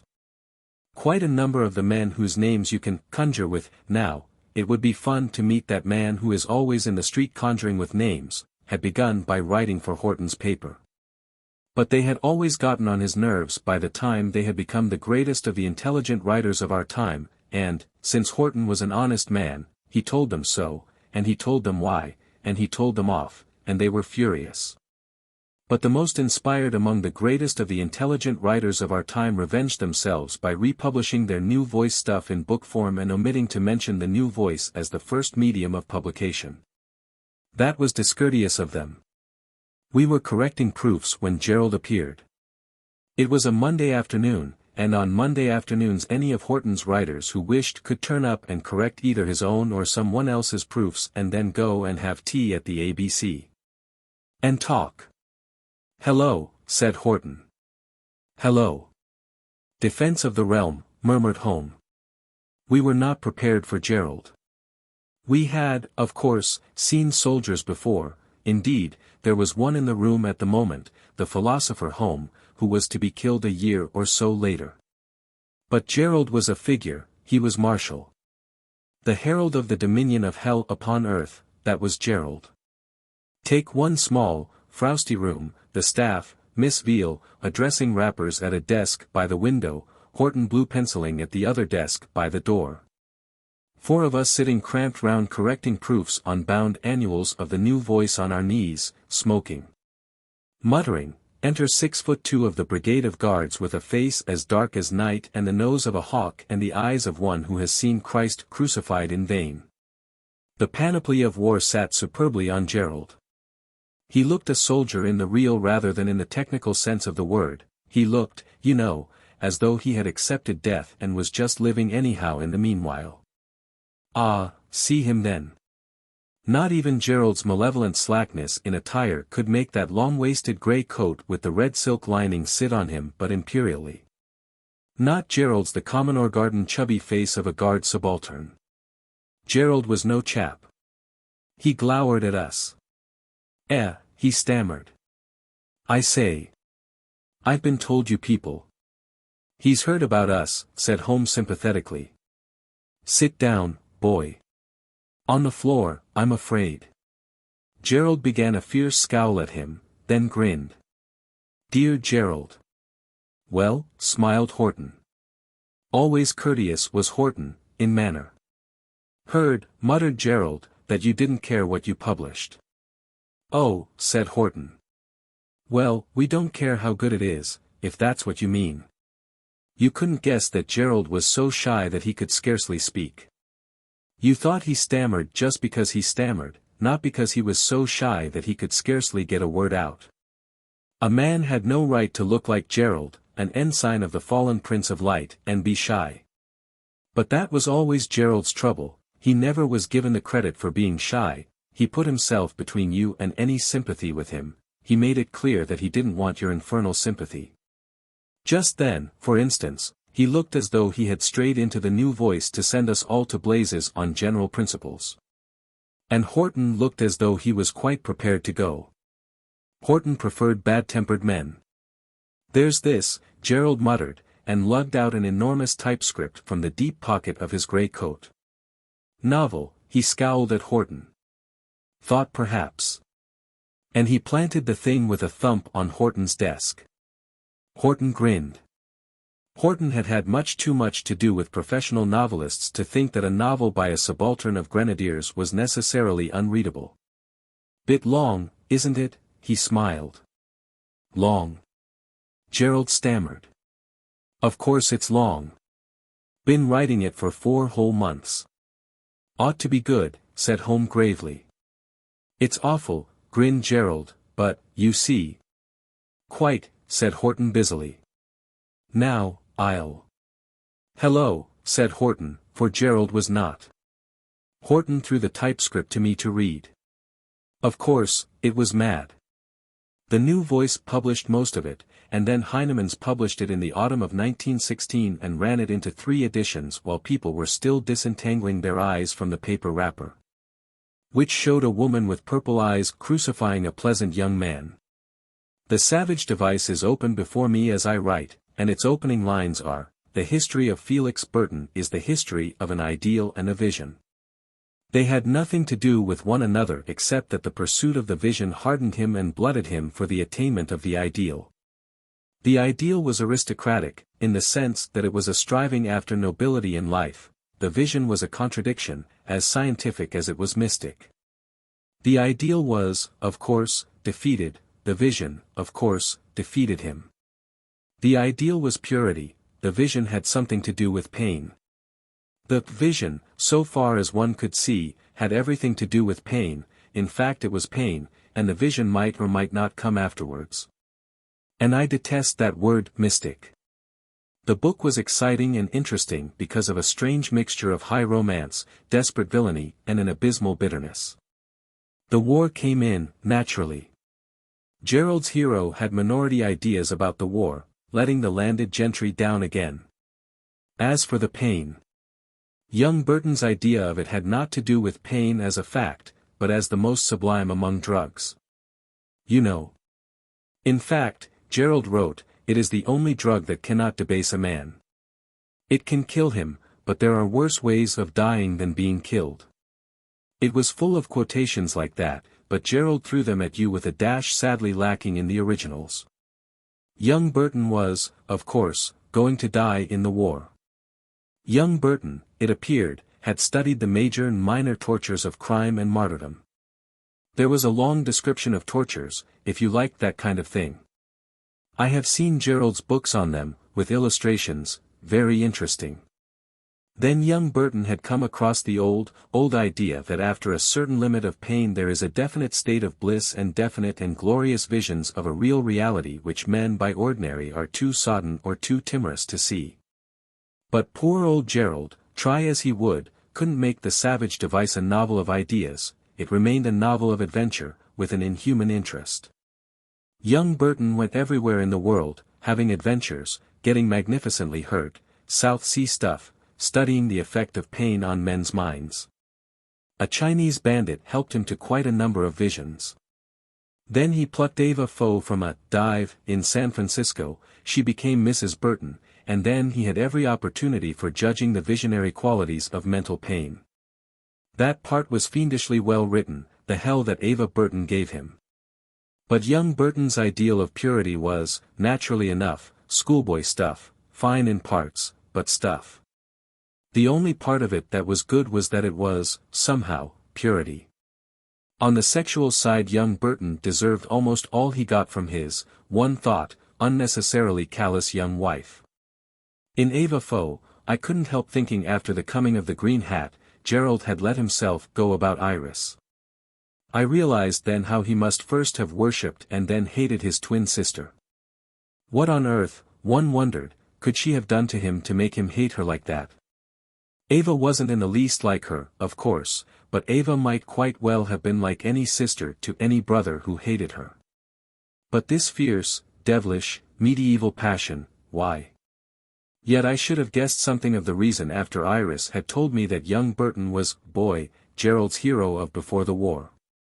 But it never occurred to me to connect Iris's casually dropped boy with the legendary boy Fenwick of Careless Days Before the War fame.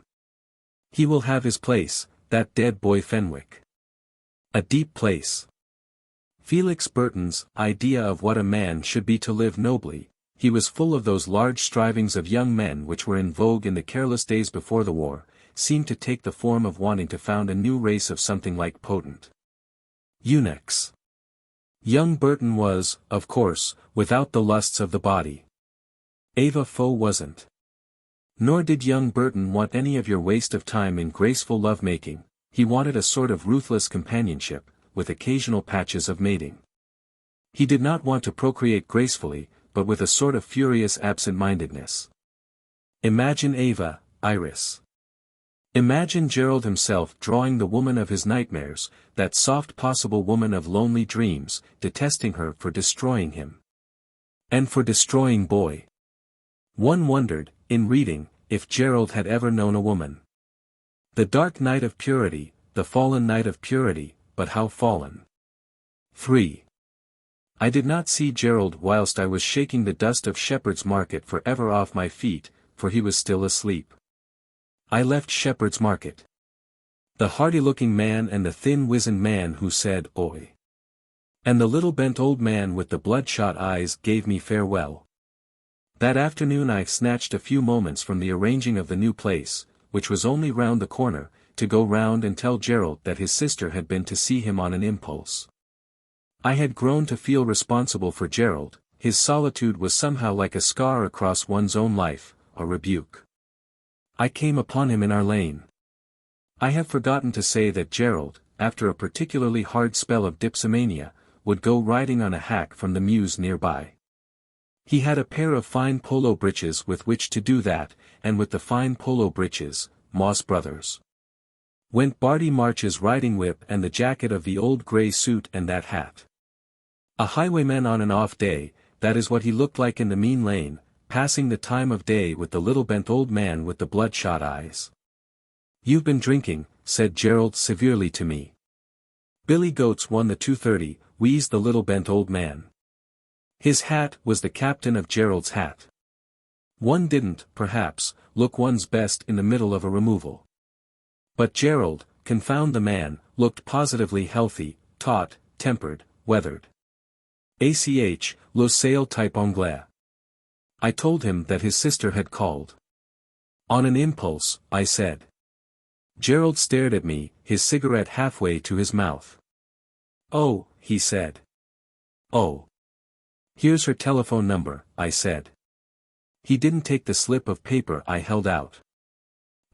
Said the little bent old man, I'll give it him when he's better. Gerald lowered his cigarette, scowling at me pathetically. No one else would have known it was pathetically. Iris called hell, he accused me. How you lie. What? Honest to God, Gerald. He flipped away his cigarette and dug his free hand into his pocket as though it was a weapon. Those deep eyes scowled at me, but I wondered what they saw. That beast, he whispered, oh, that beast. I left him. And I did not see him again until the 12th evening later. I wish I had. I ought to have been to see him, for I was in the habit of seeing Gerald, and during those 12 days he might, I think he would, have told me about the silly, shoddy thing that had happened. And I could have helped to make him see it as only a silly, shoddy thing. What made me feel responsible for Gerald was that his livid, unreasonable, childish contempt for all accepted things was not contempt at all, but fear, just plain fear. He was, so afraid of life that he simply couldn't exist but by pretending to despise it. Piercing that tortured vanity, I felt that life was a huge hungry beast ready to maul Gerald if he so much as tried to placate it, by using, say, a little pumice stone on his fingers. And one could never, after having seen through his furious blog, be rid of an acute sense of the shamefaced childishness in the man, a childishness beaten down, gone crooked, which could only do him a hurt if it was not watched. And one didn't, quite definitely didn't, want Gerald to be hurt more than he already hurt himself by just breathing. But, whether it was because that involuntary whisper of his about his sister had sickened me even more than I had thought at the moment, or whether it was merely because I was too busy with arranging myself into the new place, I simply did not seem to have the time to look him up during those 12 days. I wish I had. Nor, during those 12 days, would it have come very amiss to talk a little about Mrs. Storm. One would have liked to know just a little of the history of that shameless, shameful lady. After all, one didn't every day meet a woman with a pagan body and a Chislehurst mind. But naturally neither Guy nor Hilary was available during those 12 days, for that is a way friends have. Guy because he was down at Mace with the Mayfly, and Hilary just because he was tiresome. Hilary, Guy wrote from Mace, was helping a Liberal to fight a musty by-election in some Staffordshire place. As if, Guy wrote, a Liberal ever won, as if a Liberal could ever win without a pretty long start. And a handicapper can never get a grip on anything in a Liberal to give him a start on. Sticky little fellows they are, always sliding away somewhere. And as if it mattered whether a Liberal did or didn't win. He'll only get squashed with his own petard. And, however it was, Hilary's Liberal didn't win, so maybe Guy was right. In 10 years' time, says Guy, Hilary will be the only Liberal left in Parliament, looking happier and younger and more sickening than ever. It was on the 5th morning after the coming and going of the green hat that I was on an instant afflicted with an impulse, and did on the same instant act upon it. Hello. I said. Hello, they said. They were a she. Could I speak to Mrs. Storm, please? Who is that speaking, please? I quibbled quite in vain. I will put the name down in her little book, said the she kindly. Thank you, I tried not to say bitterly. To ring someone up on impulse and then have your impulse perpetuated in a little book. Mrs. Storm is not in town, said the she. Oh, I see, I said. It is a detestable habit some people have of saying, in town, or out of town. What town?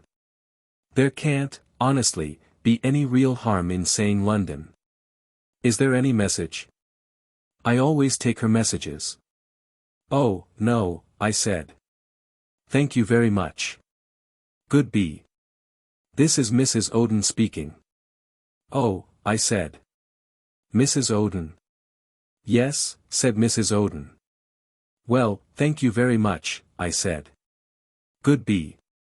She never is, you know, complained Mrs. Oden. Now that was a loquacious lady. I do not wish to be belittling anyone else, but I am sure that she talked more in the next few minutes than any other person of the same chest expansion in England. She seemed to have been suffering from silence all that morning until my ring. I learned later that Mrs. Oden had once been Iris's governess, that there was always a floor reserved for Iris in her house in Montpellier Square, which house Mr. and Mrs. Oden owed entirely to Iris's generosity. She went off to Paris the other day, complained Mrs. Oden, at a moment's notice. Here today and gone tomorrow. It is too bad of her, when we never see anything of her. She is too vague, I always tell her. I suppose she had made some arrangement with you, Mr. has forgotten to put you off, and now you are disappointed? Oh, I said. Yes, certainly.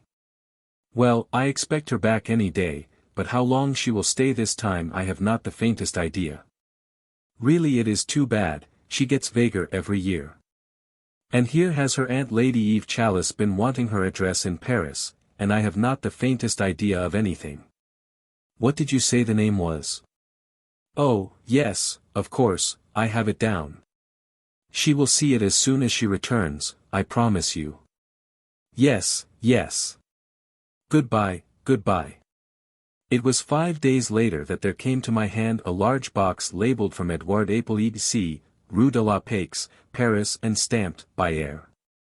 Within the large box were several smaller flat boxes, and within these were reams upon reams of finest white notepaper, but good, manly stuff, stamped with my new address.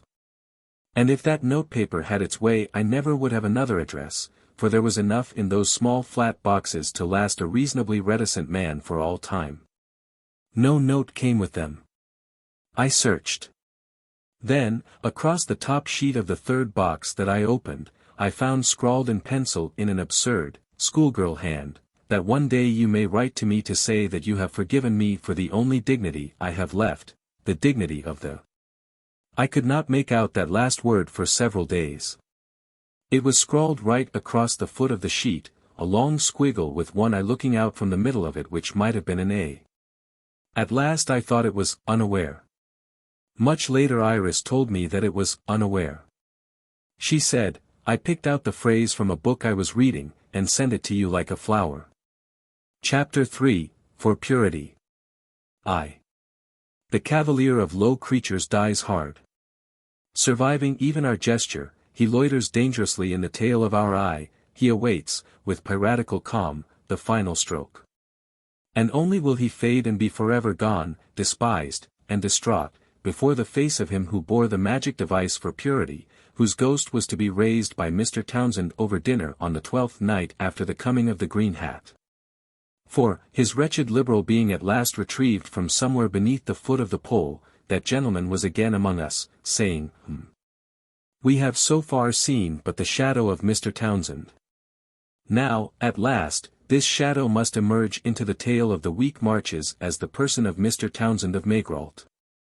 He emerges, as becomes a man of property who believes in progress as though it were a pain, in a dinner jacket, low smoking, a tuxedo, of which the bow tie is gathered together with that dexterous carelessness which is the affectation of elderly Englishmen who cannot put up with any affectations whatever. Now there is no known explanation for this phenomenon of the sickly bow tie among Englishmen of over 40 years of age. That they are all blackguards, Mr. Shaw has assured us. But haven't they, God bless one's soul, eyes? It is not, of course, of the least importance whether a bow tie falls straight or crooked, particularly on a grown-up man. It is not, after all, of the least importance whether one is clothed or naked. But one may, in passing, be permitted to wonder on the curious dispositions of the blind goddess Chance, whereby not once in a long lifetime, not even by one little bit of a fluke, will one of these elderly gentlemen ever tie a bow to fall even approximately right. They must, therefore, do it on purpose. But for what purpose? Let them, I say unto them, tie their bows carefully while the bow tying is good, for voices from the Clyde are rising loud and everywhere those snobs are dominant who affect that the shirt of democracy should be a dishclout. However, Mr. Townsend's shadow does not even yet grow in substance without some difficulty. Between him and us, towards the dinner hour, intrudes, knife-like, that deuce of Cavaliers, he of the hat that Frederick the Great would have envied, for that wrecker of homes liked his hats soft and malleable. He liked to twist and torture them as though they were no more than men. In fine, Gerald made me late for dinner. The clock of the Queen Street post office stood at 3 minutes before 8 o'clock as I passed on my way to Hilary's house in Chesterfield Street. The roar of the marching hosts of Piccadilly was as though muted by the still evening air. The small straight streets of Mayfair lay as though musing between the setting of the sun and the rising of the theatre curtain. Neat errand boys, released for the day, kicked their heels about on the curbs. The drivers of the sauntering taxicabs looked inquiringly, impersonally, into the faces of hurrying pedestrians. Limousines lounged softly by. Past me strode intently a tall raven-haired woman in a bright green wrap with a high sable collar, and moving frantically below were bright green shoes and bright green stockings that appalled the suave dignity of the evening light.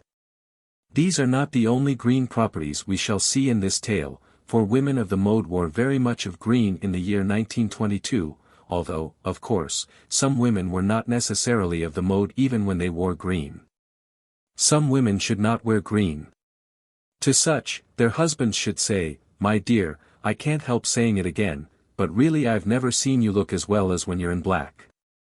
It was from the Curzon Street corner, just by Jolly's the chemist, that I saw Gerald.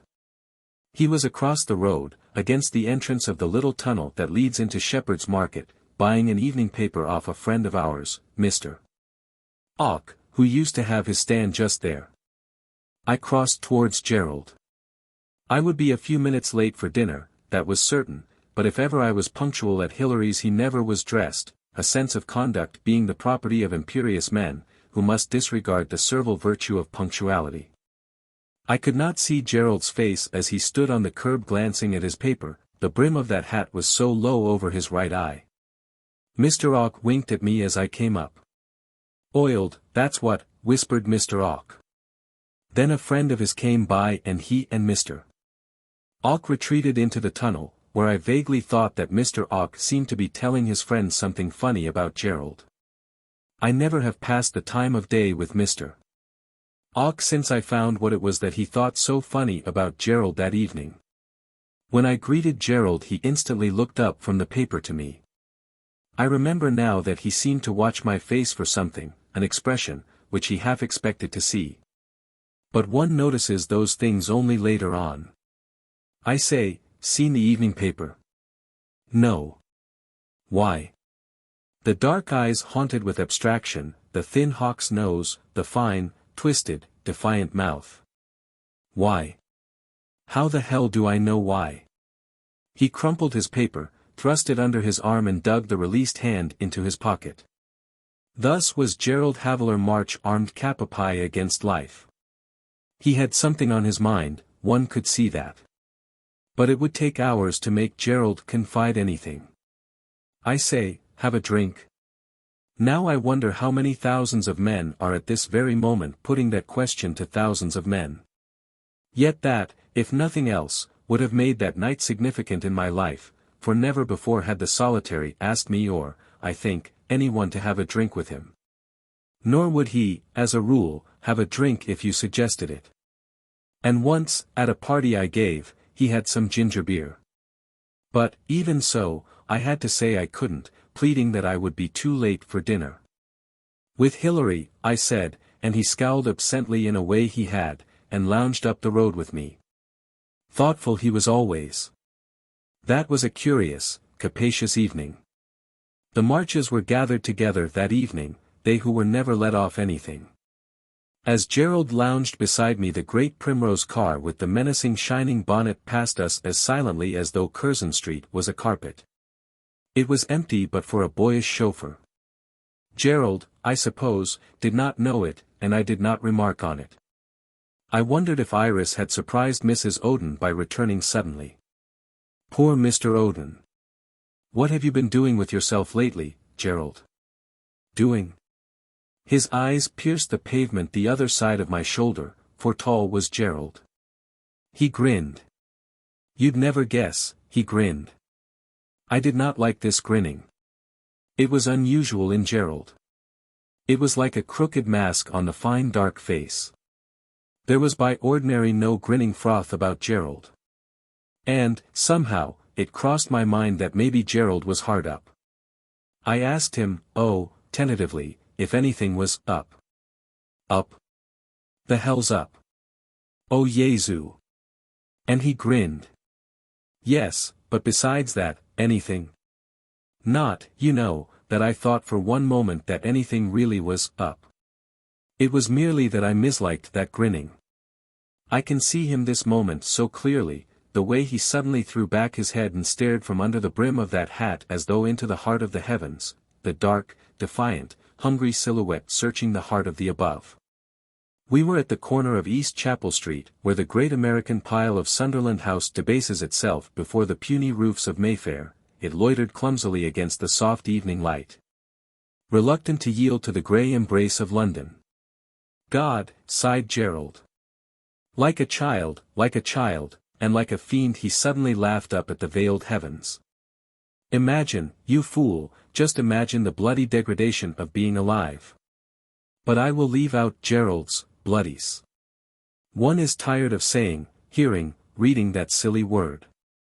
It is only chicken food, after all, and does very well on the lips of the young ladies of the day, but there is no reason why grown-up people should use it. I like you, he said, as only that devilish child could say it.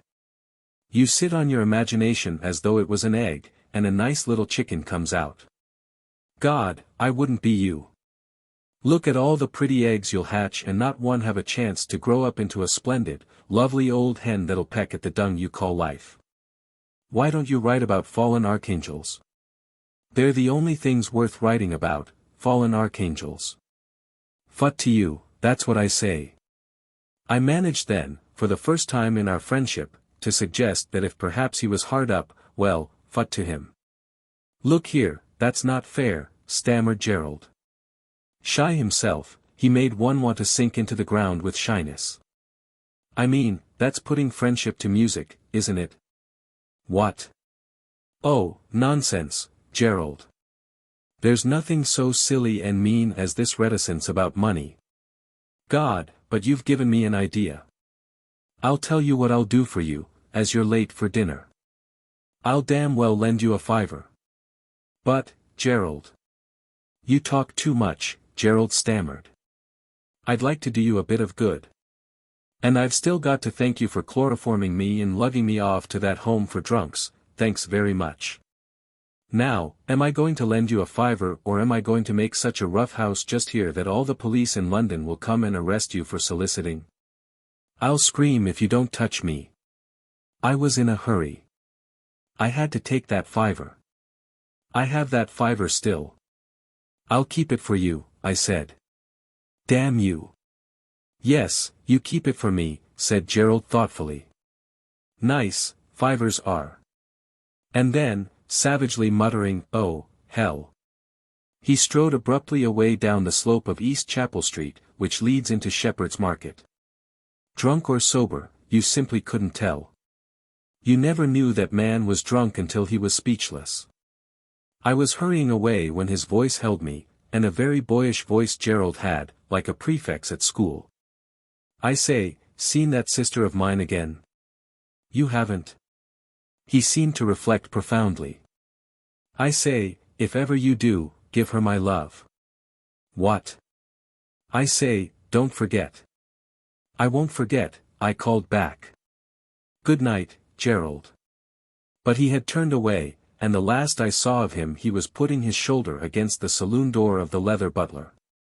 I plunged across the road to Chesterfield Street, glad of the message I would certainly give to Gerald's sister. Maybe tonight, somehow. A furious conference of livid pink and purple monsters hung over Seymour Place, where the sun was sinking into Kensington Gardens. 2. There was a cocktail for you, said Hilary gloomily, but I drank it, in case it grew warm. I thanked him politely for the idea. It wasn't an idea, really, said Hilary gloomily. It was an impulse. It is not, therefore, impossible to understand how it came about that there were not a few people, youngish people, who considered Mr.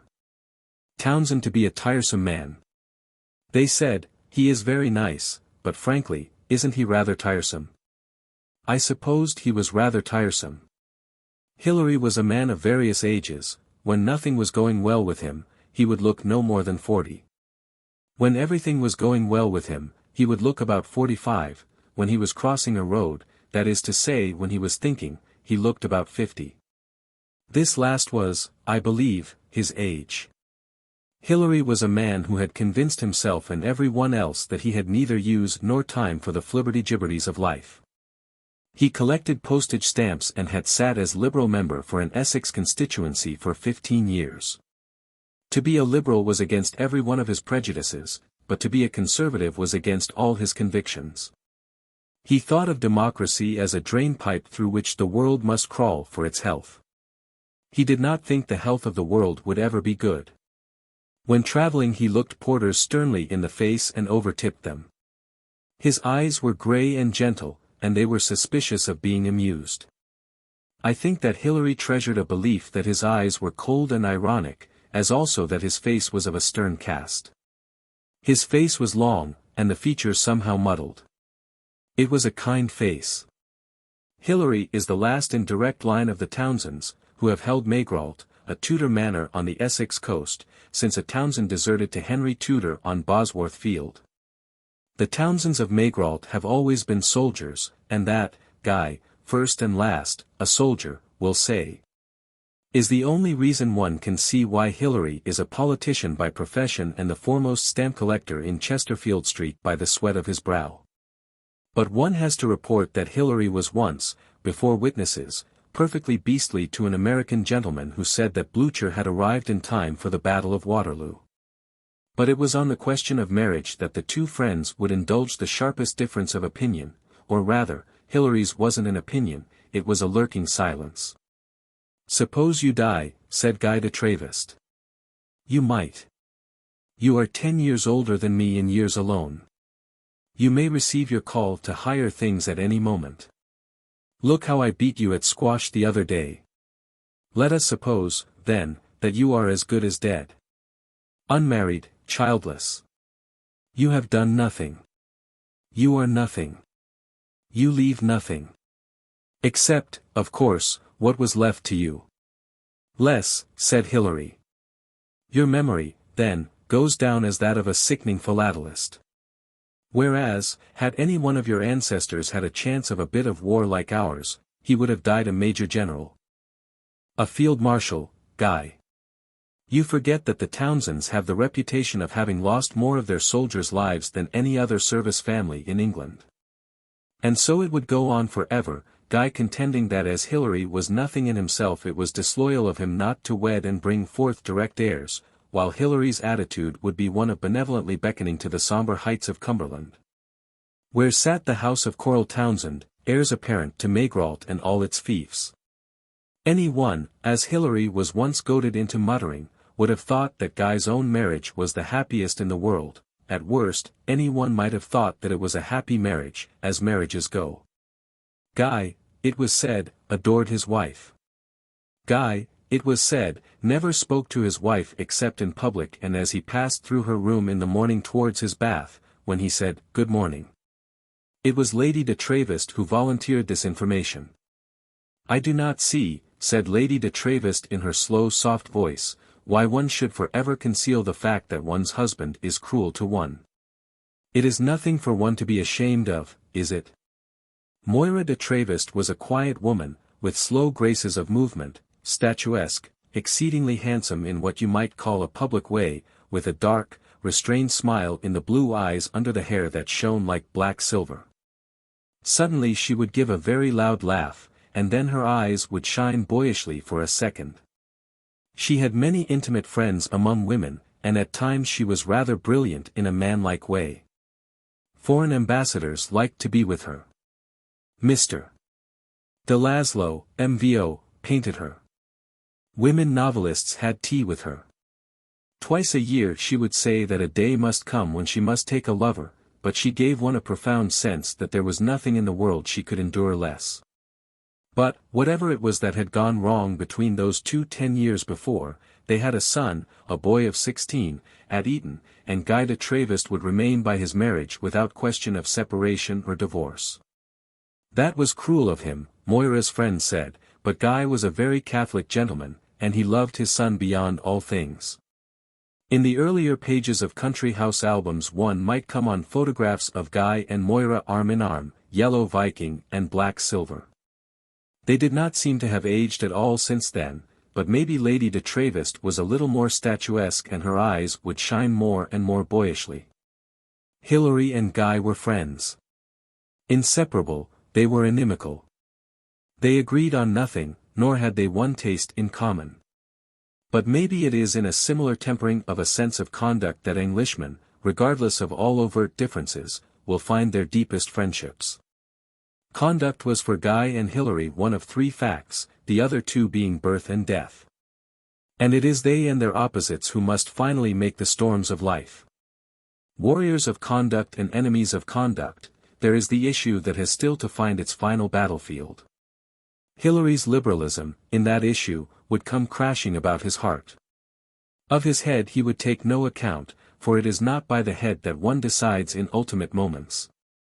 Guy, tall as a tree, Guy the latter-day thunder god of dandies, would make a flaming figure, standing against the afterglow of the fires of an old religion called aristocracy.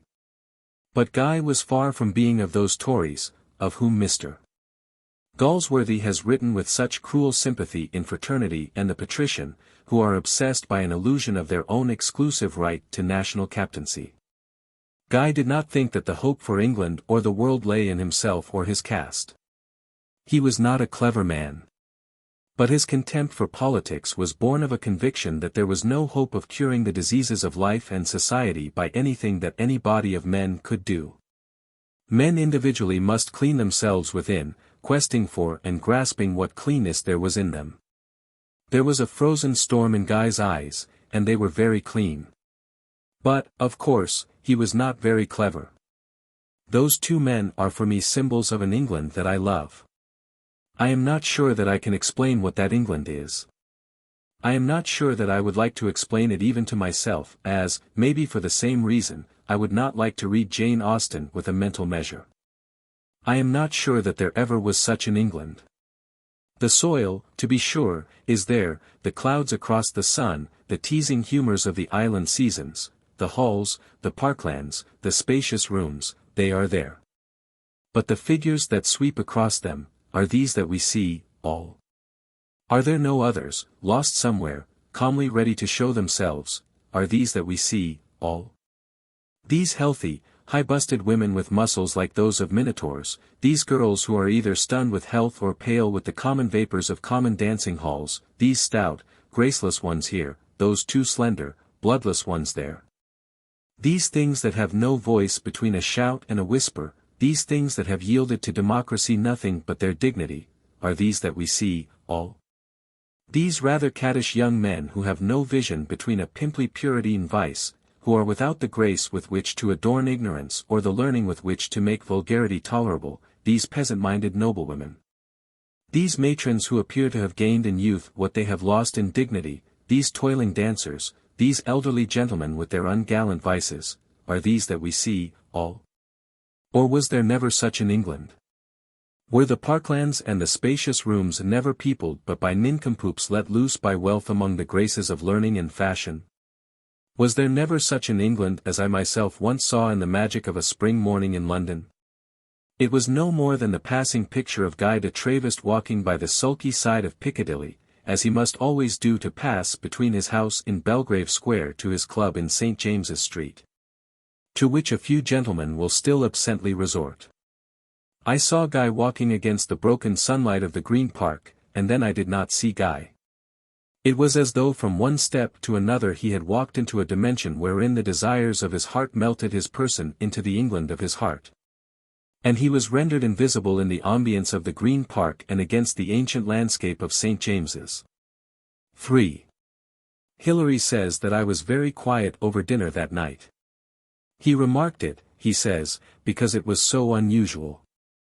Hilary has an illusion common to Englishmen, that if a man can utter 3 consecutive sentences without breaking them up with and any other noises that may occur to him as fit and proper, he must be held to be talking too much. How on earth, I was wondering, could I cast the name of Mrs. Storm before my host with even a tolerable hope of his more than grunting at it? For, of course, one never discussed women with Hilary. I believe he had been a member of several clubs once upon a time, but in these degenerate days he had finally withdrawn into the impenetrable fortress of the Marlborough. Guy and he agreeing that, since it was once said of a king of Spain that he had died of etiquette, they envied rather than cared to overlook their young friends in the exercise of the long lives assured to them. He will, if you provoke him, Iris had said, absently enough. And, indeed, never but once had I ever heard Hilary expand at the mention of a woman's name, and that was when I had provoked him by defending her, the lady in question being one for whom he had a great regard but who had, as they say very aptly in the popular phrase, gone completely off the rails. As regards Iris, in that case, it should be child's work. Hilary says now that he was able, so soon as I mentioned her name, to account for my subdued air. Such, Hilary says, was the aftermath of Iris's effect on men. But all he said at the time was, snappy-like, that he hadn't even known she was in London and would I have port or brandy or both, because I was detaining them at my side of the table. I said I was sorry and how amiable Mrs. Storm had been about him. And fancy, I said, her being Gerald's twin sister. Why fancy? Hilary was annoyed. Now why was Hilary annoyed? Why do men get annoyed? She is beautiful, I said, she is good, she is. It seems to me, snapped Hilary, that they make a perfectly harmonious pair of twins. Hm. And he lit a cigar and reflected profoundly on the flame of the match. Perhaps I had better leave out his hms. There's only one march, he said, pushing a cup of coffee towards me as though he hated the sight of it, who has ever been any good, and that's the Aunt Eve Chalice, a dear old lady. Heavens above, the March blood. But they will be near their last gasp now, with young Gerald as the heir. It just showed, you know, how much one ever knew about that young man. I had no idea he was heir to anything, let alone the bankrupt earldom. Ever since last July, said Hilary, when his uncle, Barty's elder brother by a year, and his cousin thought they would do some fifth-rate mountaineering in Switzerland without a guide, and tried by mistake to climb the Jungfrau. Hilary, I remember thinking, seemed very bitter about that mountaineering. You know, that bitterness of a calm, normal, reasonable air, with a slight flavor of old-world banter. He seemed to want to give the impression that he rather gloated than otherwise over the decline and fall of the House of Porterley. Gerald, as the 19th Earl, Hilary seemed to want to say, served the House of Porterley right. If Hilary could only have seen his own kind grey eyes. But that something, apart from the mere existence of the Marches, had annoyed him, was obvious. And presently I realized that the something was the fact that Iris had not let him know she was in London, but that he had heard of it from me, from any one, in fact, but herself. I ought instantly to have guessed that was the matter, Hilary being one of those detached men who have no use for the flibberty-gibberties of life. Gerald, one thought, would make about as pretty an Earl of Porterley in acts as even the Marches could boast. But at least, I suggested, he will have a little more money than he has now. About, said Hilary, minus 500 a year. They can't even bribe anyone to take Porterley, and so the old gentleman has to live in a couple of rooms and pay the taxes on the property from what his creditors allow him. That old curse working, one would think. There isn't really a great variety among these family curses. There appear to be no more than 2 schools of thought among the cursers, one which consigns the curse to instant death, and the other to prolonged disgrace ending in damnation. The Porterley's curse was of the second variety, and poor Gerald appeared to be in at the death for the damnation. Vaguely, I said, I gather that Gerald and his sister had some quarrel in the distant past. But I happened to see Gerald as I came on here, and he seemed ready for a reconciliation. In that case, as Mrs. Storm seems to be wealthy, certainly Hilary could surprise one.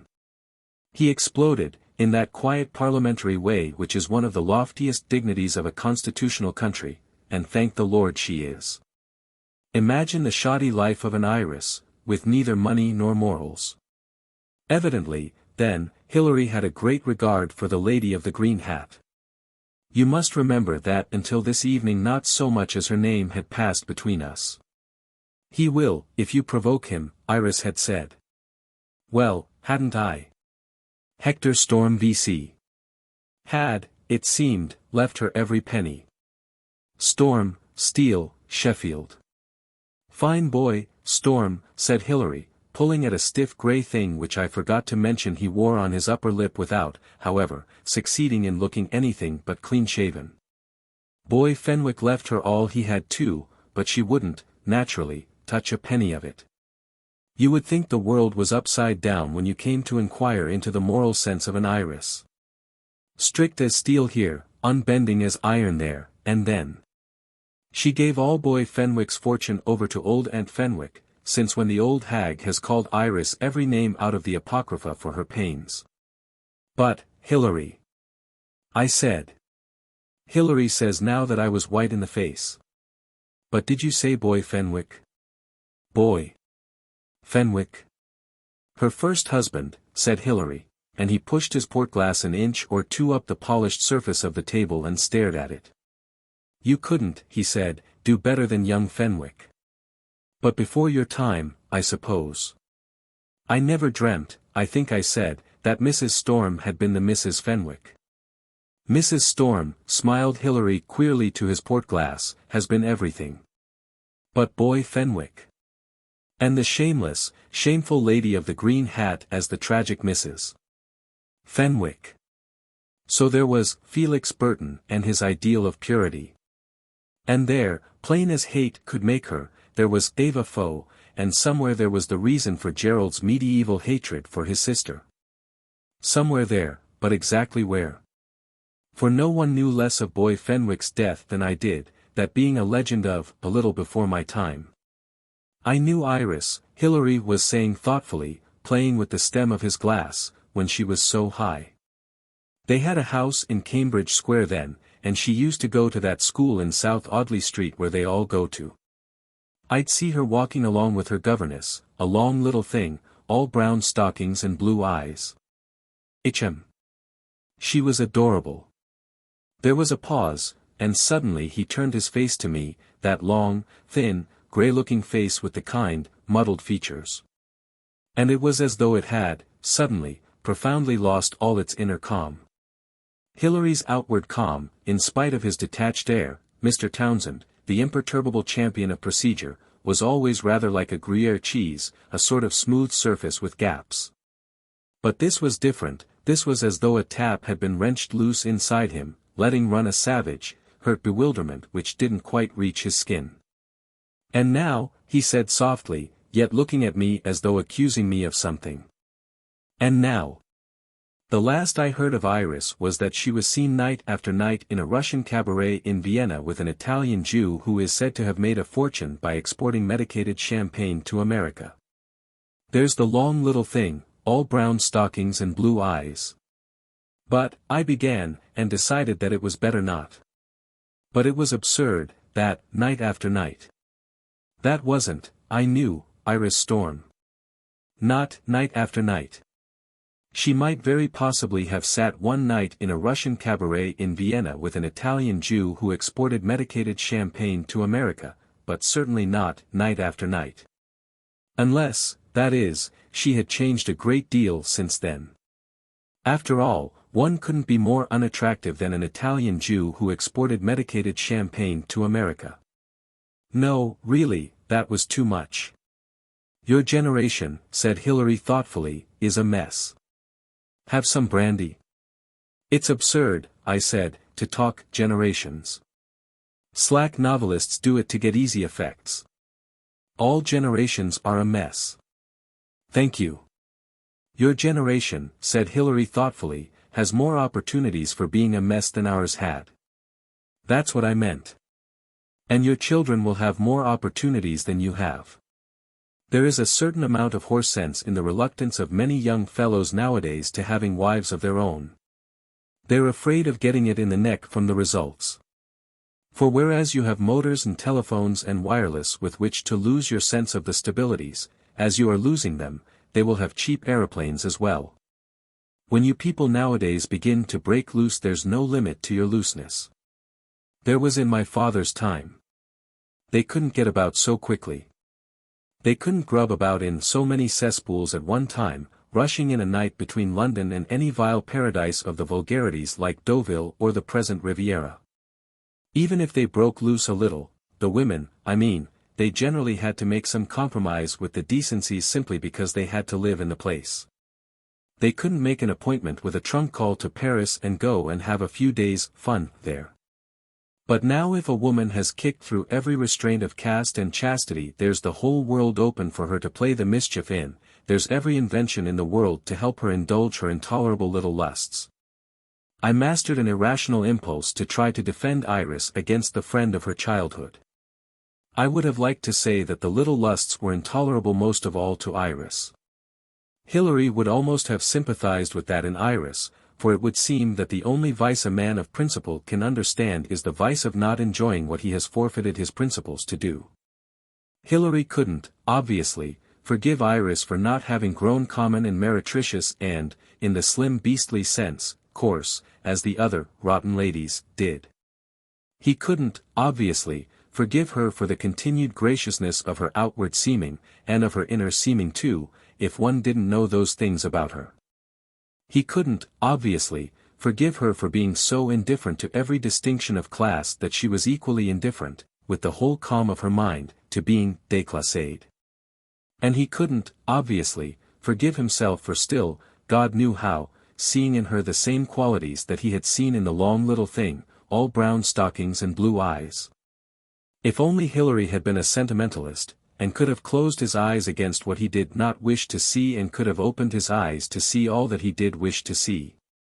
But Hilary was a realist with a backward-seeing eye. The Iris of long ago should have been dead, choked to death by this grown-up Iris, but, and there lay the perversity of this grown-up Iris who had kicked through every restraint of caste and chastity, it wasn't dead at all. She was still essentially the same Iris who had walked with her governess up South Audley Street. But, the devil, all these men. Yet there she was, profoundly undifferent, profoundly as though untouched by any more soiling breath than that of the lightest passage of the years. It was, you might hear Hilary thinking, confoundedly unfair to all decent womanhood, Iris's immunity in the abyss. He should not like her, no, there should not be left anything about her for a decent man to like. The friend of Iris's childhood couldn't help a savage anger with her for retaining the interest of a clean, and otherwise balanced, mind. The friend of childhood liked the woman so deeply that, being a man of principle, he could see only her worst side. And then the man of principle would fall into the toils of the friend of childhood, and whilst the two antagonists were wrestling together they could see only the side of the woman that it made them the most wretched to see. The very fact that Hilary was deeply attached to Iris made him see only her worst side. Many good men called that liking a woman. Many good women called that idealism in men. 4. It is curious how many irrelevant details will crowd back into the mind when one is trying to reconstruct only the main passage of an evening, which was throughout, now one looks back on it, as though directed to its inevitable end. I remember how, through one of the long silences common to our odd, antagonistic intimacy, I sat staring into my brandy glass, those gargantuan ones Hilary had, and wondering at Hilary's, well, unsentimental sentimentality. And then I wondered what sort of a fight the man of principle would put up against the friend of childhood should Iris ever show the faintest inclination to take as her third husband Mr. Townsend of Maygrawlt. The man of principle would lose. Happily lose or unhappily, you could not tell, for no man can tell what odd happinesses, more secretly kept than crimes, another man will snatch from intimacy with a woman whom he would detest if he did not desire. But through the silences of that evening there walked mainly the figure of the legend of Boy Fenwick, a boyish figure midst a babel of confused rumors and knowing silences. Yet I was so concerned not to appear, to that watchful and dangerous friend of childhood, too interested in Mrs. Storm, that the name of Boy Fenwick hung on my lips before I was out with it. Oh, that name of Boy Fenwick! One knew it so well and so dimly, it would so often be just dropped into a conversation by some friend of his or some friend of a friend, just the name with a passing regret, to the perpetuation of his charm and his time. Many will, no doubt, remember the details of what must have been one among the minor sensations of that time better than I can pretend to.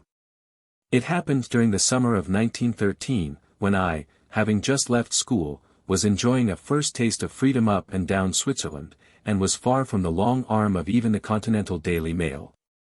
Boy Fenwick was found, on that dawn of his wedding night, lying in the courtyard of the Hotel Vendôme in Deauville, dead of a broken collarbone. He had fallen, it appeared, from his bedroom window on the 3rd floor. His beautiful young wife, I collect the bits of rumor that came to me later, had been asleep, had suddenly awoken to a sharp feeling of solitude, had happened to look out at the dawn. Tests were made, and it was found that a man could, given certain conditions, have fallen out of that window. The hotel management suggested that a man could, given certain conditions, fall out of almost any window. Among the certain conditions suggested, tactfully, was champagne. That was, I believe, adopted, tactfully. Much, of course, must have been said and printed about the beautiful girl, Mrs. Fenwick. And there was provided a little comic relief to the affair in the scarcely suppressed indignation of the illustrated papers, for the beautiful Mrs. Fenwick had in some way prevailed on Sebastian Roskin, the photographer in Dover, not to issue any of her photographs, and had shown a remarkable ingenuity in evading the street camera. And, the tragedy happening at Deauville during the Grande Semaine, Deauville at that time was still in the first flush of its victory over Trouville, it was hushed up as quickly as possible. Boy Fenwick had only that year come down from Oxford, and his memory was treasured by his many friends both there and in London. Indeed, to one who heard of him only when he had become legend, and when the first edition of a slim book of poetry by him, published posthumously with a charming introduction by P.L.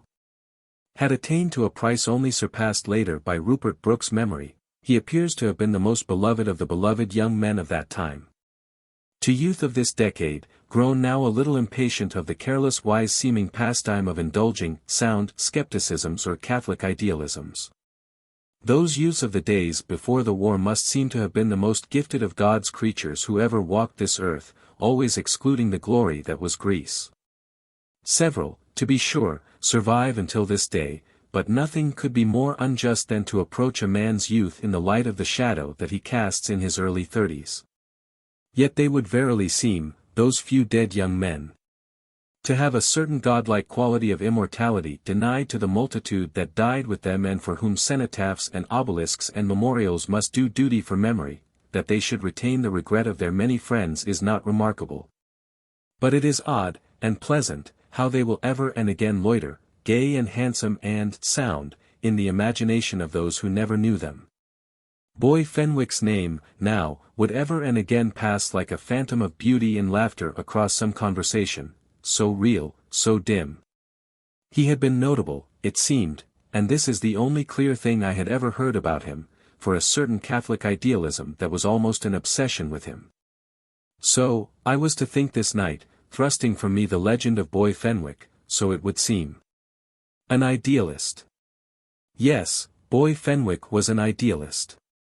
But would I had the debonair truculence of that puissant nobleman, the Earl of Birkenhead, who has dared to say, in an age given over to the new rich snobbery of exalting plain, normal men, I do not like meek men. Had I that presence, would say, I do not like idealists. Yet it was not to be over this dinner with Hilary that I was to be given the full sum of the idealism of that handsome young god who, beloved of many, was the hero of one march and the fate of another. That was to come much later, on a night that was the sister of this night. Mrs. Storm could have been no more than 19 or 20 at the time of that tragedy at Deauville. And I suppose I must have remarked, probably apropos of nothing but Hilary's passing me the matches, how very terrible it must have been for a young girl, for Hilary passed through one of those pregnant pauses which seem always to preface the cruelties of kind people, his gargantuan brandy-glass round about his nose. And, he said thoughtfully, rather more terrible for him, don't you think? I suppose, I said in all innocence, that he was tipsy or something, to fall out like that. Hilary looked at me through his glass, for the rim reached his eyebrows as he sipped, in that way which is supposed, I believe, to make noisy labor interrupters feel such fools as even a clown must despise. But, Hilary, I couldn't help crying out, you're not implying that he threw himself out. Hilary, because I had given way to a moment's emphasis, gained instantly in leisured calm. He said. Gently he put down his huge glass. He said. He considered the stump of his cigar and decided that it was not worth while relighting it. He said, and took another from the box, pinching it. I passed him the matches. He said. But not I to be provoked. I did to him what Mr. Beerbohm once so notably did to the late Mr. James Pethick in the casino at Dieppe, I plied the spur of silence. Boy Fenwick, said Hilary, lighting his cigar, was a young man of quality. I don't mean the word in the flashy sense in which you use it in your stories. But of quality, in mind and spirit. And yet, in a volume of white smoke he smothered the failing light of the match, he chucked himself out of that window. And, you know, just at that moment I saw him doing that, and Iris lying in bed. Hilary was angry. The very thought of that buried tragedy seemed to wrench that inside tap a little looser, but still the savage, hurt bewilderment would not quite reach his skin. Of course, I said, they just said it was an accident, then. Naturally, murmured Hilary. Naturally, Mrs. Boy Fenwick had not hurt her husband's name by saying publicly that he had died of his own will. And then, said Hilary, you come to the upside-down morality of an Iris March, the part of her that's steel and iron and gold. She ruined herself, telling the truth. But, I said humbly, if you had preferred not to think of her as ruined, need you have believed that it was the truth? Iris, said Hilary, never lies. It bores her. One quite naturally gets into the habit of taking everything she says literally, for it always will be literally true, particularly if it's against herself. She hasn't, you see, a trace of the self-preservative instinct. Pity. Iris Fenwick couldn't, it seemed, endure for one moment the idea that his friends should think that Boy had fallen out in a moment of tipsy dizziness, Boy being well known to be a very light drinker, and Iris abominating drink. The very idea of drink, Hilary said, as only the daughter of a drunkard and the sister of a drunkard can. If you ever get to know her at all well, he suddenly smiled, you may be a little put out, in the natural satisfaction of your thirst, by seeing Iris look just a little, well, sulky. Unreasonable, yes. But they get unreasonable about drink, daughters or sisters or wives of drunkards. Mrs. Boy Fenwick had seemed to feel most deeply her responsibility to Boy's memory and to his friends' love for him. She simply had, it seemed, to safeguard the love they had for him, by making it clear that he had died as he had lived. In disenchantment of an ideal, that, if Boy was to commit suicide at all, could be his only possible justification. His suicide, as apart from his death, naturally scarred his friends, but not so deeply when they knew that it was done in the despair of the disenchantment of an ideal. Boy's friends would understand that completely, Iris must have felt, for were they not Boy's friends? He was sensitive even to madness, they could, indeed they'd have to, think that. But that he was given something to rouse his sensitiveness and to overturn his balance, she had, Iris seemed to have felt, to tell his friends that, so that, in giving Iris all the blame that was her due, they should retain their memory of a boy strong to the end in idealism. And they seemed, I gathered from Hilary, to have done that without stint. Hilary, too, for wasn't he a realist, that man? One could see them all at it, boys' friends to boys' widow, the dead adored youth in their minds, the still, pale, beautiful girl between them. She had to tell Gerald. You can imagine that. She had, Hilary said, a quite unearthly beauty just at that time, and was so still, so terribly unyoung somewhere inside her. It was my fault, she had said. She had been looking when he had thrown himself out of the window. He had just lit a cigarette, she said. That a girl of that age, said Hilary, that a girl whose moral character, you can't help seeing, was. Well, what it was, should be so impelled to tell the truth at her own expense, at the expense of her own ruin, at the expense of a queer brother's hatred, for that must have hurt her most of all. By a sense of honor that would make even the rigidity of a guy look small, well. But isn't that where, Hilary, there comes in that caste, which you complain of her having always ignored? But Hilary wasn't going back on any of his words. And he was off, saying that it made him think there was something in the stale paradox that you never know the best about a woman until you know the worst. But, God in heaven, what a worst. She had wanted, Hilary tried to explain, pathetically, you can see, trying to make clear to himself the noble as well as the shady side of Iris, to keep permanent, even to reinforce the love for boy of boys' friends by the idea that he had died untamed of his ideal. You could see her, Hilary said, meeting Gerald halfway on that. Boy died, she had said, for purity. Hilary. She said that. And that, you know, was all that she had said. Boy Fenwick had died for purity. That was all. It seems, I couldn't help thinking aloud, very sweeping. It was, Hilary said grimly, and very pointed, in a girl not 20. But. I murmured. Boys' friends, Hilary said, could naturally put only one construction on it. Naturally, Hilary said. For purity. And Iris's friends could put no other. What, after all, didn't for purity mean? It could mean, to all the decent people of the world, but one thing. Hilary looked at me in inquiry. I had made a noise. But I was so surprised. You don't mean, I tried not to gasp, that you condemn her on that for boy Fenwick's death? One doesn't, snapped Hilary, condemn an Iris March, an Iris Fenwick, an Iris Storm. They stand condemned in themselves. They are outside the law by which we. Hilary, as the Girondins were put by the Jacobins. We're not perfect, said Hilary quietly, but we're not that. What Iris was at 19 or so, or before, evidently, she has been ever since.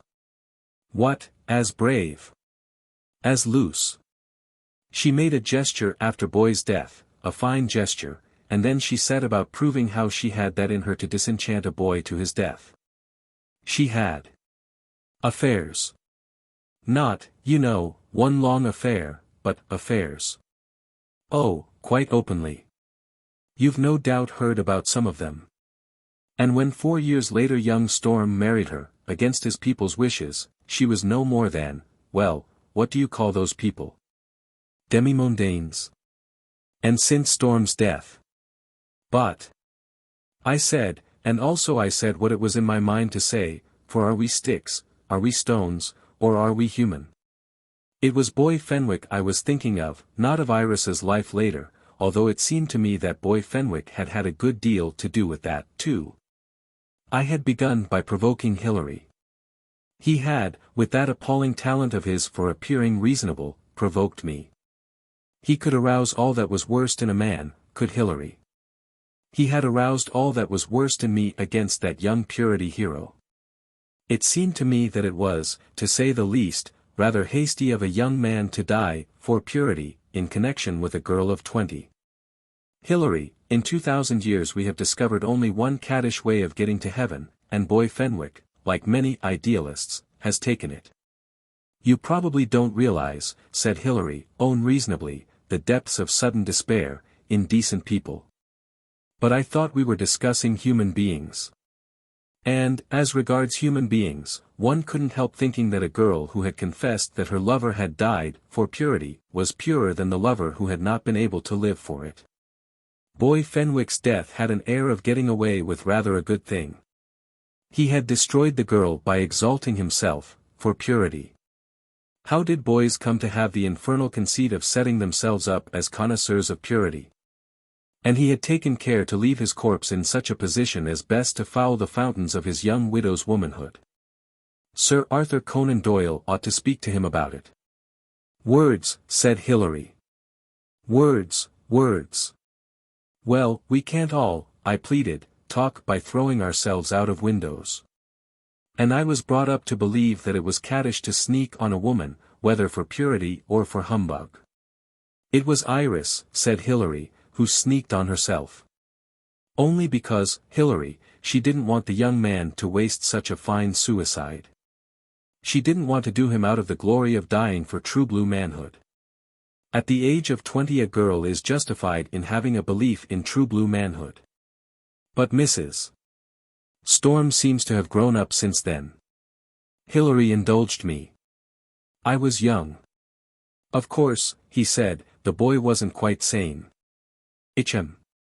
But he loved Iris, you know, extravagantly, as Hector Storm did later. Iris isn't, it seems, one of those women you love a little. And boy loved purity. And because, of course, the two simply didn't go together, the shock, man, of realizing that, to a boy in love, he went on his own way. And I don't think, said Hilary, as though he was trying hard to be fair to one, that we should sneer at the things men die for, even that young madmen die for. In England, I reflected sulkily, you may not apply the faintest touch of reason to any of the accepted laws of life and death without being accused of sneering. The accusation is invaluable in puissance. It has made England what she is. It at once stops all argument, all nonsense, all sense, all thinking. So powerful is the effect that the one accused, thinking that perhaps he was sneering, at once checks his mind from further thought on that line. The word creates a vacuum. No one likes to be thought he is sneering, when he was merely, for a change, thinking. It is like being told you have no sense of humor. It damns you completely, because it makes you damn yourself. And one of the reasons why there can never be a Marxist revolution in England is that the rebels will be told that they are sneering at the king. They will be abashed. Seldom, said Hilary thoughtfully, have I known a man pull his weight less than you are doing this evening. I should try some brandy. Chapter 4, Aphrodite. One chapter can't reasonably be expected to bear the weight of that night. We have so far built but the groundwork of that night, and on that we have now to shape a peculiar edifice, according to the flimsy but saturnine manner of the third decade of the 20th century. To which majority the 20th century has attained, as more austere histories will tell you, only after the most unparalleled pains, retchings, belchings and bellowings. But we, taking a more private course, will be more circumspect in our derangements. We have, so far that night, seen Gerald Haviler march, by the way. We have seen his evening paper, but we have not read it. Nor had Hilary read his Evening Standard. He always glanced at it, he excused himself later on, as he was going to bed. As I did, if ever. We have, also by the way, noted the presence in London of the car of the Flying Stork. We have dined, and had some brandy. We have talked of purity, and discovered an amiable dissonance in our views thereon. We would then, at about 11 o'clock, have by ordinary gone towards bed, for after dining with Hilary one somehow always went straightway to bed. That was why, Guy said cruelly, one dined with Hilary.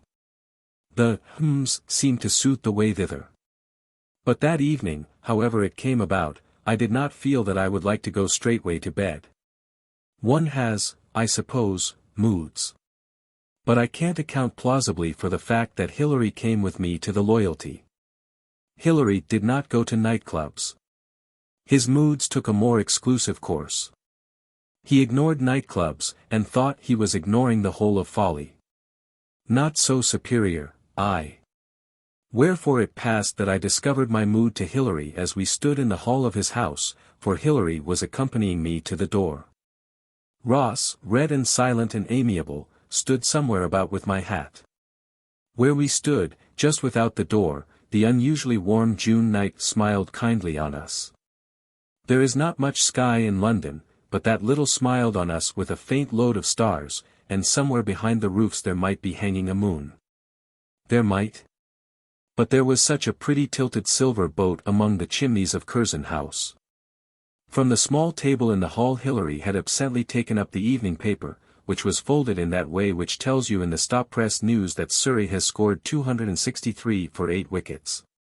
He held it in his hand with that air of one who has nothing left to do but read an evening paper. Grey and thoughtful and kind, he stood there in the doorway of his tall sombre house. Looking up at the faint stars on the ceiling of Chesterfield Street, his was just that contained air of loneliness that unmarried schoolmasters wear during their holidays. He said. Nice night. Hilary, why don't you come with me? It won't probably be amusing, but we can always come away. Dancing, he frowned. Hilary likes dancing, really. Only, not being exactly supreme among dancers, he never can understand how good dancers may like dancing so much that they will dance whenever they can. If Hilary had been a writer he would have put very witty and biting bits about dancing into his books. All writers have clumsy feet. I made to assure him that he would find himself in the most polite company, for the Loyalty Club was notable as a relaxation for government, diplomacy, and princes of the blood. He hummed viciously at that, but set out with me down Curzon Street and through the noisome shadows of Shepherd's Market. Gerald's light was on. But now that I was not there to turn it out, when would Gerald's light not be on? Through the deep cavernous artery of Whitehorse Street we emerged onto Piccadilly, quiet as before the storm that would at any moment break on it from the theatres. Buses, their lights within revealing the seats, fled madly as though from a doomed city. Loitering taxicabs, attracted like moths to a flame by walking silk hats, came near the curb, hung in doubt, loitered on. I wondered whether she would be at the Loyalty. She might. I wondered whether she could have accepted the sacrifice of herself, for purity, without question, without bitterness. She would, that Chislehurst mind. Oh, yes, she would have agreed with that idealist's harshest judgment. Indeed, she had agreed with it so completely that she had plucked 2 words from her heart and given them to the world to whip her with. Boy Fenwick, you could see, had impressed himself like an anchorite scourge on the souls of the twins. What was it she had said? It would be nice to die for purity. Heavens, but wasn't she sickened of purity? That pitiful, pitiless moment in the bedroom of the Hotel Vendôme. The messy kindergarten that men make of love, and call it romance, idealism. Perhaps Judas was the first idealist, that desperate, exalted betrayal of the body to the soul. They are so certain about their souls, your carnal idealists. Soul, soul, soul. May their punishment be to meet their souls face to face in the afterworld. One could see that boy, a slim pajamaed figure by the window, a silhouette of cold fire with the ruin of all mankind in his clean eyes. Staring through the meretricious dawn of Deauville towards the goal to which he was exalted beyond reason by his disenchantment. He had loved Iris madly. But they do not love, those men. They torture, and are tortured.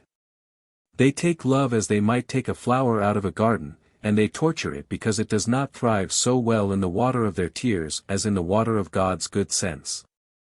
They do not love, those men, they stand in wonder before the power to love that is in them. And there's the pleasure of a spurious conceit, there's the pain of a spurious disenchantment. If that boy had loved, he would have turned towards the bed on which she lay, beaten, silenced, a child groping for sense, for pity, for any reasonable thing, and he would have tried to understand. And maybe he would have found the grace to understand, that in her, despite and because of the hungers of the body, there was that frightful humility to an unknown purpose which makes the limitless beauty of some women. But the boy had lit a cigarette. "Don't we cross?" muttered Hilary, and we crossed towards Jermyn Street, for the Loyalty Club lies in Pall Mall, to the end that, in immediate contact with the Royal Automobile Club, it may at least boast, as might occur to a student of Ruskin, a degree of eminence in the abyss. One can't help being, impelled by a sense of decorum to disavow at once any connection which may be fancied by worldly readers between the Loyalty Club and the Embassy Club. Such connection could not, of course, be fancied if the Loyalty were so well known as the Embassy. But the Loyalty is, or was, the daughter of the Embassy, and although it is not yet so well known to the people of the town, who shall say that a daughter is not more of the mode than her mother? Even, life being what it is, in spite of the mother. The Loyalty sprang from the Embassy, and it sprang in a polite direction, from Bond Street down the hill of St. James's to Pall Mall, where it might lie over against Carlton House Terrace. It sprang because certain persons of ton had found that the Mother Society, while never ordered but with the most polite amenities, was growing perhaps just a little crowded with whatnots. Had, by banding themselves in a body financial and social, founded the Loyalty. And were there assured of more freedom for the exercise of a reasonable exclusiveness since, the floor space of the Loyalty being large enough to accommodate only 150 dancers. The membership was strictly limited to 1,500. Below were a swimming bath and squash courts, besides the more orthodox facilities. And while the whole place was appointed with the severest economy, if not with downright meanness, it is well known that those who spend more than a certain amount of money for supper, and see other people spending as much, will need no other assurance of being in surroundings of the first quality. That is a well-known French invention, of which England has only recently acquired the recipe. The Loyalty Club can, however, claim no historical notice but in the person of the Chevalier Giulio di Risotto, its directeur du restaurant. We need not interrupt ourselves here to envy the salary at which the Chevalier was with difficulty persuaded to leave his retreat at Rapallo, but that he was worth it nobody can gainsay, for wheresoever Risotto went he took with him his invention. His invention he called L'Aristocratie Internationale, his name, you understand, for his people, they loved it. A study of the lives of philosophers and statesmen will inform and ennoble the mind. But a sideways glance at such a phenomenon as the 20th century risotto cannot help but make it supple. One of the menials of all time, he is one of the successes of ours, and a portent of the doom of aristocracy in England. Born of Machiavelli by Demoiselle Demimonde, crafty, thin, pale, dry shiny as shagreen, he had walked to fortune about every great restaurant in Europe, adding always, but with discrimination, to his order of L'Aristocratie Internationale. And to bankruptcy twice, of truly patrician magnificence, about the baccarat tables of his less inspired but more cautious colleague, M. Cornuche of Cannes and Deauville. The creation of the Loyalty Club must serve his biographers as the pinnacle of Risotto's career. L'Aristocratie Internationale was ultimately served at last. Not an American was left on Fifth Avenue, nor an Argentine in the Americas. While Australian fruit farms deplored the absence of their masters, and Canada adored the ton of her peerless millionaires. We had no sooner entered among the company than Hillary was for going at once, but Risotto having rewarded us with a sofa table, for he and Hillary had, as the saying is, been boys together when Hillary had been attached to the embassy in Paris and Risotto was ennobling patrons of the Ritz to L'Aristocratie Internationale. He and I prevailed on Hillary to stay by ordering for him an angel on horseback, to which he was notably partial. While I, Risotto said, would have a haddock with a nice egg on it. Hillary, like all middle-aged men who detest nightclubs, at once left me to dance with the first acquaintance he saw. This was Mrs. Ammon. Whereas I, in not dancing, was following an example set by many present.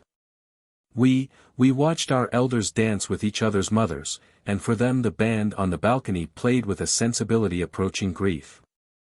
There was no tune.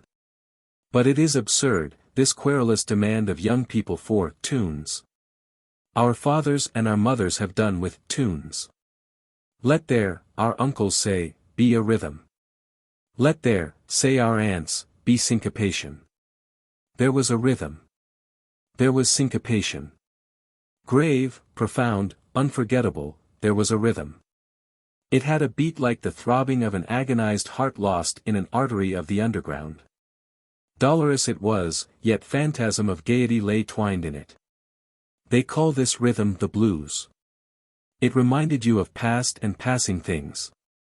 It reminded you of the days when, people over 40 had still enough restraint not to crowd out every ballroom and nightclub with their dancing in open formation, playfully aiming at each other's tonsils with their feet. It reminded you of the scent tangled in the hair of she with whom you had last danced to that rhythm. You saw the soft line of her face by your shoulder, the tender pocket behind her ear, the absorbed excursion of her breath through her nostrils. The dark eyebrow over which you would lightly pass the third finger of your left hand but that it would soil the tip of it. You mourned the presence of the dead. You mourned the memory of the living.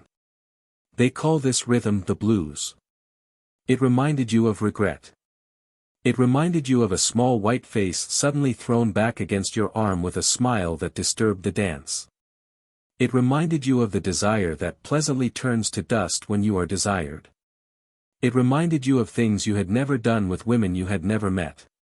You danced again at the Ambassadors at Cannes, with the masts of yachts drawn ebony black between the tall windows and the pale blue night over the sea. The Lido lay like a temptation before your mind, and the songs of the gondoliers raved into the measure of whispering feet.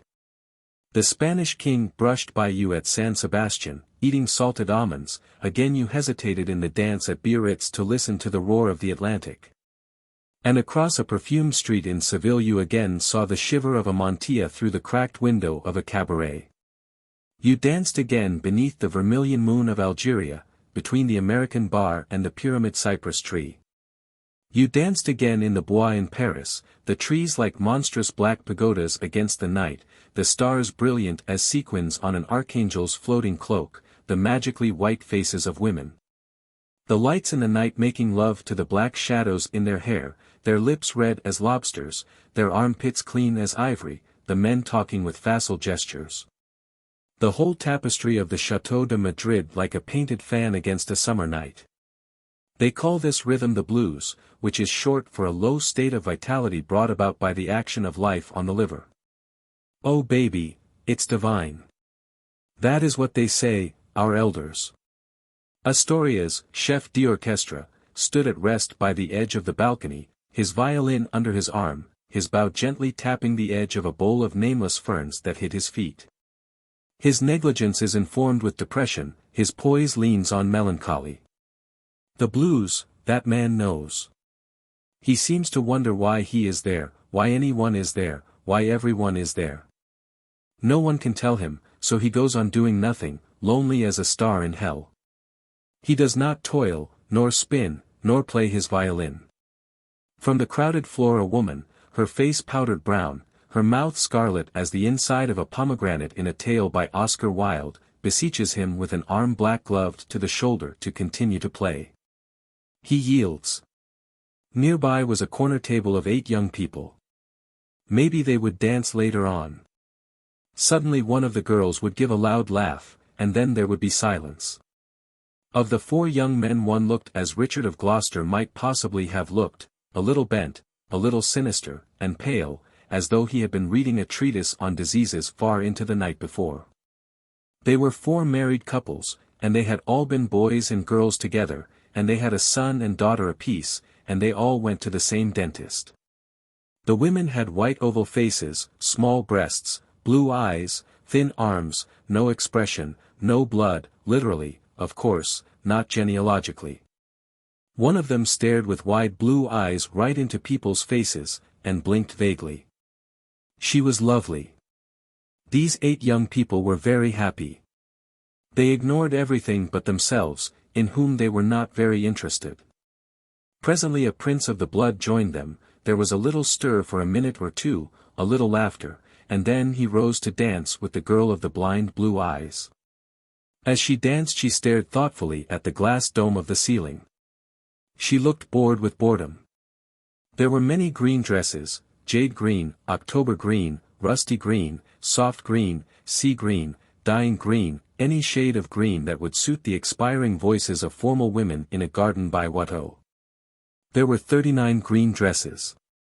There was a Jewess of the wrong sort in the wrong sort of green. She looked like a fat asparagus whose head had been dipped in dressing and then put in a warm place to dry. She dried in patches.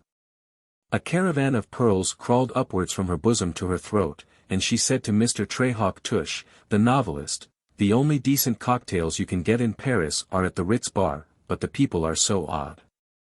My Archie wants to stand for Parliament. What do you think?" Mr. Trehawk Tush, portraits of whose pre-war face must be familiar to every one, was the most successful of the younger novelists, and had earned from Miss Rebecca West the praise that he was the leader of the Spat school of thought. Mr. Trehawk Tush will go down to history as the originator of pique as a profitable literary idea. He had hit on the discovery that English library subscribers will wholeheartedly bear with any racy and illegal relation between the sexes if the same is caused by pique. He had observed that the whole purpose of a bestseller is to justify a reasonable amount of adultery in the eyes of suburban matrons. He had observed that in no current English novel was there ever a mention of any woman having a lover because she wanted a lover. She always took a lover because something had upset her, as in real life she might take an aspirin. Mr. Trehawk Tush had then created pique, and was spoken of as a brilliant feminine psychologist. Since the rise of Mr. Trehawk Tush, no reviewer will take any count of a writer as a brilliant feminine psychologist, unless he can explain the regrettable adultery of his leading female character by the word pique. This will also persuade Punch reviewers to consider the tale wholesome. Mr. Trehawk Tush was up to all those dodges. He said, "I have just finished a serial for the Daily Sale. I want to show up this kind of thing, the waste, the indecency of it. All these girls." I thought the editor might take objection to certain passages, as there is some strong bedroom stuff in it, but he only asked me to change one thing. I had put, "He kissed her where he would," and so I changed it to, "as he would." In a corner far across the crowded room sat Venice Pollen, most sedately between her father and her mother. We waved, and decided that it was too crowded to dance, but we did not know, Venice and I, that we were met that night in darkness. Observe Venice. We will always be found on Venice's side, and why? Because she is a darling. Mark her now, and how the smoke about her clears, how clean she is, and so excited. For Venice. You know she is excited because she is so still, there between her hard father and her monstrous fat mother. Mark her there, a green flower with a mad golden head. And her eyes are blue, mad blue, and she is the queen of 10,000 freckles, of which she is very contemptuous, saying, "Who wants freckles?"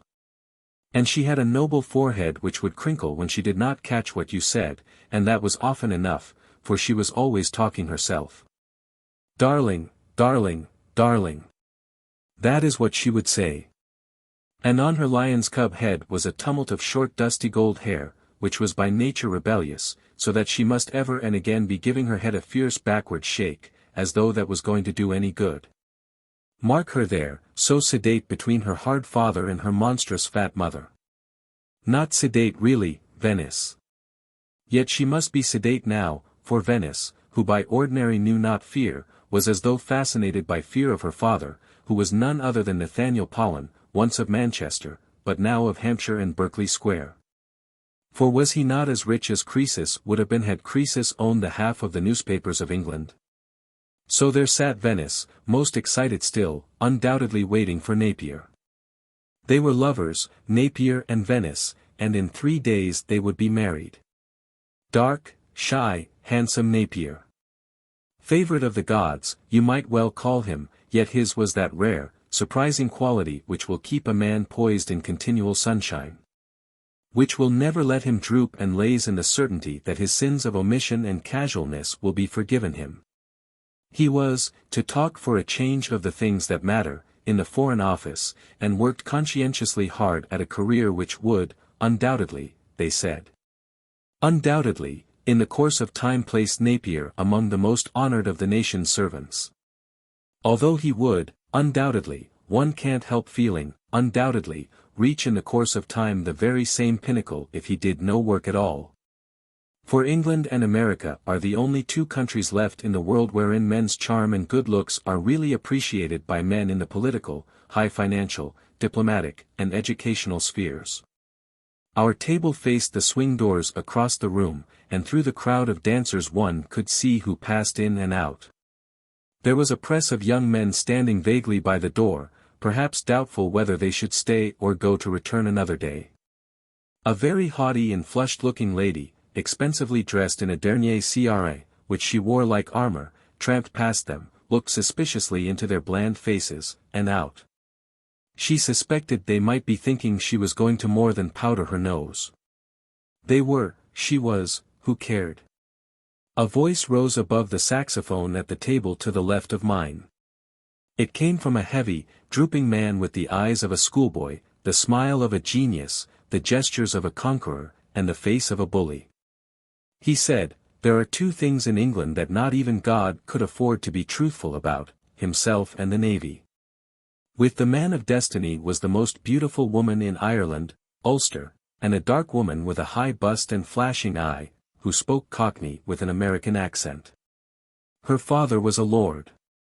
She said, "I am growing to detest London. There is nowhere to go and nothing to do when you get there." The most beautiful woman in Ireland, Ulster, had hair as black as a raven's wing and two aquamarines for eyes, while the symmetry of her features appalled the epithet. She said, "I took my little Juno out to tea with Faye Avalon today and she was so naughty on the handsome parquet floor, the mother's darling." Then things happened. Gerald happened. Gerald and Aphrodite.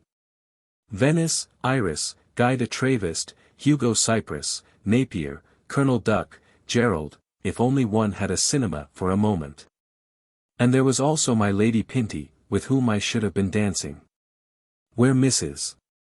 Ammon went there also went Cornelia Pinty, and where Lady Pinty went there also went Angela Ammon. They were fine hearty women. And since Hilary was dancing with Mrs. Ammon I ought instantly to have begged the honor of taking the floor with Lady Pinty. There she sat, across the room, alone, a fine hearty woman. But, then, one goes to a nightclub to think, to be alone, to be comfortable, to eat a haddock. Lady Pinty thought dancing good exercise, and she was taller than me, too. A fine woman. Once, as Hilary toiled by with Mrs. Ammon, he whispered fiercely over her shoulder, "Why don't you dance with the old trout?" But I drowned discourtesy to Lady Pinty in wine, for it was a late night, at the Loyalty, which meant that you could drink wine until they took it from you. Lady Pinty was renowned as one of the 5 best women riders to hounds in the country. It was said that the foxes in the Wadden Chase country ceased laughing when anyone said, "Pinty," near them. But Lady Pinty also had her politics, and she headed movements, while Angela Ammon was more of a literary turn. Lady Pinty liked young men to do, Mrs. Ammon to dare. Lady Pinty liked young men to be healthy and normal, Mrs. Ammon preferred them to be original. Lady Pinty liked boys to be boys, Mrs. Ammon didn't mind if they were girls so long as they were original. Lady Pinty insisted on working for the welfare of the people at large and not just our own little class. She played bridge with a bantering tongue and a Borgia heart. She maintained that the best place at which to buy shoes was Fortnum and Mason's. And if she saw you innocently taking the air of a sunny morning she would say, "You look not at all well, my good young man. Why don't you take some clean, healthy exercise? You ought to be riding." That was why one maintained a defensive alliance with one's haddock rather than do the manly thing and dance with Lady Pinty. She would say one ought to be riding, and for 4 years I had hidden from Lady Pinty the fact that I did not know how to ride. I simply did not dare to confess to Lady Pinty that I could not ride. I had already tried to pave the way to that denouement by confessing that I came from the lower classes, but she did not appear to think that any class could be so low as that. She would show one round her stables, and one felt an awful fool standing there in the cold being expected to be intelligent about the various horses, whereas one could only mutter, "Ah, good horse," or "Oh, there's a fine horse." Until one day I remembered what Peter Page, the critic, had once told me, that whenever he was shown a horse by a horse lover he would instantly say, "What withers," and thus create a sound and manly impression as a horse fancier. But when I came out impressively with "What withers," I thought that Lady Pinty looked at me suspiciously, and Hilary, who was also fancying horses with us, told me later that it wasn't done to look a lady straight in the eye and say, "What withers." Horses make life complicated, that is what it is. Hugo Cypress, dancing by with his wife Shirley, called out, "Ho, there. Seen the evening paper? Friend of yours." "What?" I said. "Hugo. But what on earth was this about the evening paper?" I was agitated, suddenly, I was very agitated indeed. There is something quite beastly about evening papers, beastly and naked. Astorius stayed his men, and Hilary came back to the table. Gloomily he looked at the angel that was frozen to its horse. And he looked worried. "Hilary, what's this I heard Hugo murmuring about the evening paper?" "Gerald," said Hilary. "Hm. But what, Hilary? Not serious, surely?" "Oh, not serious," Hilary grunted. "Not serious. Hm. Just a nasty silly mess, I think." "Didn't catch what?" "Hm. I realized then that I had known all the time. That curious, hopeless grinning. But, good Lord, what sort of a mess?" Hilary didn't know. "Something in the evening paper," he said. Hilary looked hurt, worried, and I had that jumpy feeling that I must do something at once. But what sort of a mess? A drunkard's row? What? Hilary didn't know, and I was just about to ask the waiter if he could find me an evening paper when two figures by the door held my eye. And a third just behind them. "Kids," murmured Hilary, with a sort of grudging smile. And they looked just that, for all their beauty, kids. One saw them playing together under a tree. A long while ago, they had played together under a tree. The favorite of the gods and the shameless, shameful lady. Grumbled Hilary. Imitation. But I knew, for I once had a friend who was a taxidermist. There were 396 white ermines round Iris. White and tawny and white. She was like a light, and you hadn't realized what an infernal dungeon the place was until the door had suddenly opened and she had come in, wrapped in cloth of soft snow. Boy's head, curly head, white and tiger tawny. She was like a light, a sad, white light. I can't describe her, but like that. Napier had been standing by the door, waiting for the dance to cease, so that he might join Venice. Then Iris had come in, grave, very unself-conscious. She didn't see Napier. He didn't see Iris. Her companion was Colonel Duck, MFH. God, that man, sighed Hilary. Oh, Iris was hopeless. Why, of all men, Colonel Duck? Napier made to walk away. Iris and Colonel Duck made to follow risotto. Maybe one of the 396 white ermines just brushed Napier's sleeve. Maybe this, maybe that. Kids, said Hilary. Napier had started round, looked blank, tall, slender, dark-haired, dark eyes always fevered with a fear of you could never tell what, they almost blinked now, you thought, at the light that Iris was. And she with her pools of eyes simply blazing with surprise and an unsure smile parting the painted mouth. Napier. Iris. As though, you know, someone with a soft, there, had turned a tap somewhere. They smiled completely. Well, they would, the old friends. Naturally. She wouldn't, I was sure, be calling him Naps, and she detesting abbreviations and the like. The wrong sort of Jewess gave a short, audible outline of Iris to Mr. Trayhawk Tush. Hilary stared at her venomously. Then he stared across the room at Colonel Duck venomously. Colonel Duck stood behind Iris's white shoulder, a red dragon of a man, smiling relentlessly with his well-known geniality. Napier did not appear to see Colonel Duck, MFH. Napier and Iris were talking very quickly, laughing, maybe rather shyly.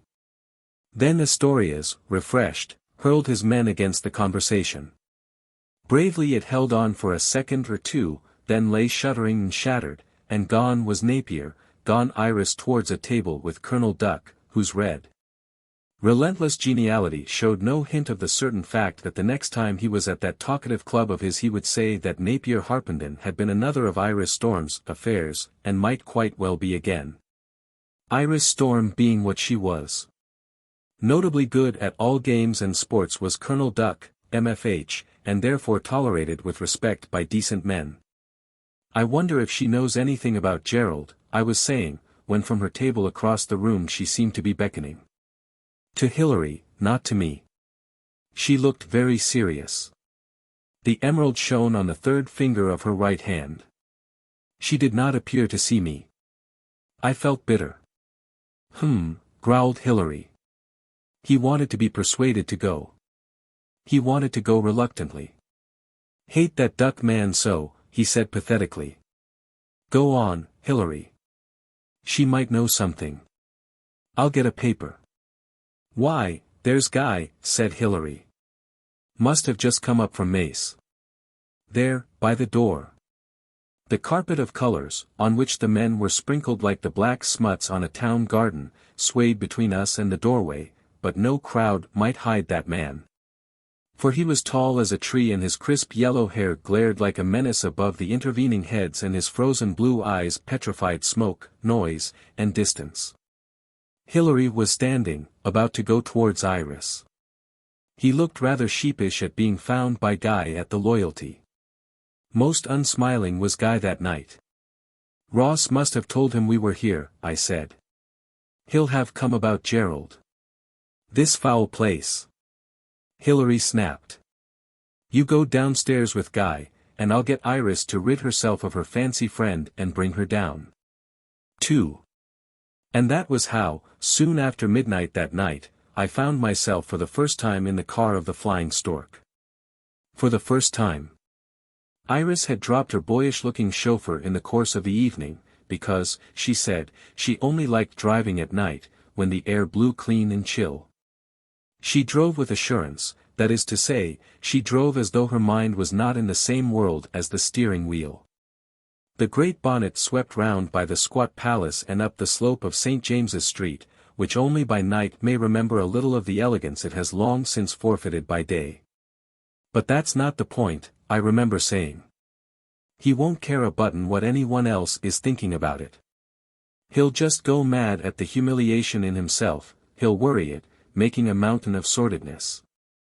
I had told her that Gerald had sent her his love, and her eyes had lit up at that, and she had laughed, shyly. That's better, she had said, and now she said, yes, that's the point.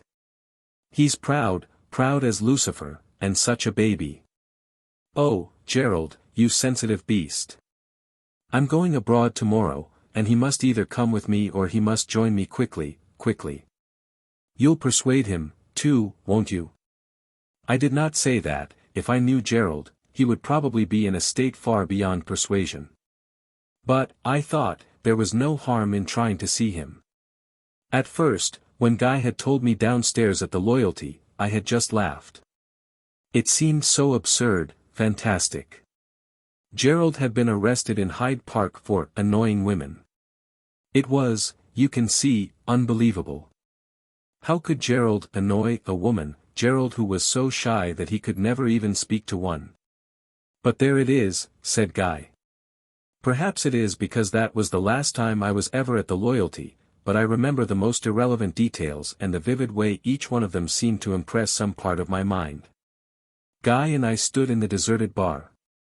Through the open door at the far end came the clean, somehow biting tang of a marble swimming bath, a faint splash now and then, a rustle of water, a boyish American voice calling sharp and loud, "Dive, you Julie, dive and get it over. You've got no hips, kid, and you can't drown without hips.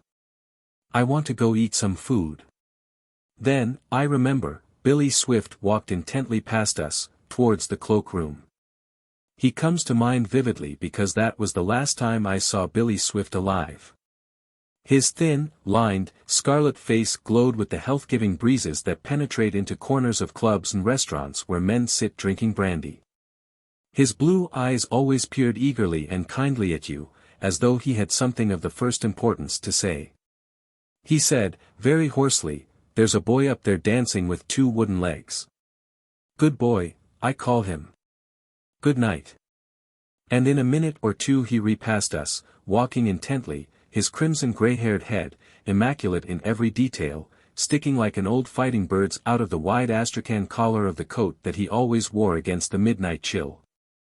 2 months later he was found on the cliffs near Dover with that head beaten in, and someone was hanged.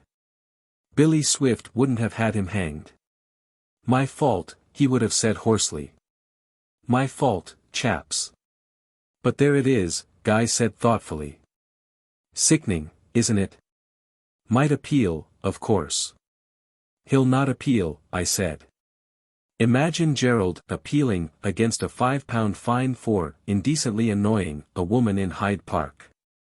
Guy always spoke low, he murmured in a chill voice, but you could always hear every word he said.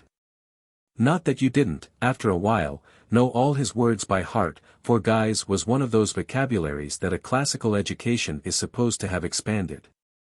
As he spoke he would always be looking at some point just above the crown of your head. "Sorry about that boy," he was saying thoughtfully. "He's had no luck. And this Hyde Park business might happen to anyone nowadays." He looked down at me suddenly from that height of his, and I was, as always, surprised by the profound childishness which would suddenly sweep the ice out of the blue of those eyes. "Beasts," he went on, almost pathetically. "But aren't they, those park police? Arresting nice old clergymen, privy councillors, anyone, just because a poor old boy who's been brought up too well feels like having a word or two with a sickening woman. I mean, you need torpedo netting around you to get round the park in safety nowadays. Well, don't you? And now they plant poor young Gerald. I'm sure, aren't you, that these police put the women there on purpose as, what do you call them? Agents provocateurs? Well, have it your own way. But I've been watching the police round about here lately, and of course they're mostly very good fellows, the best, but the police round the park are quite a different lot. I'd like to kick them for the way they look those poor devils of women up and down as though they were dirt. I never thought much of the type of sneak who went for the military police during the war, and these fellows seem rather like that. Anything for an arrest and promotion." He smiled faintly.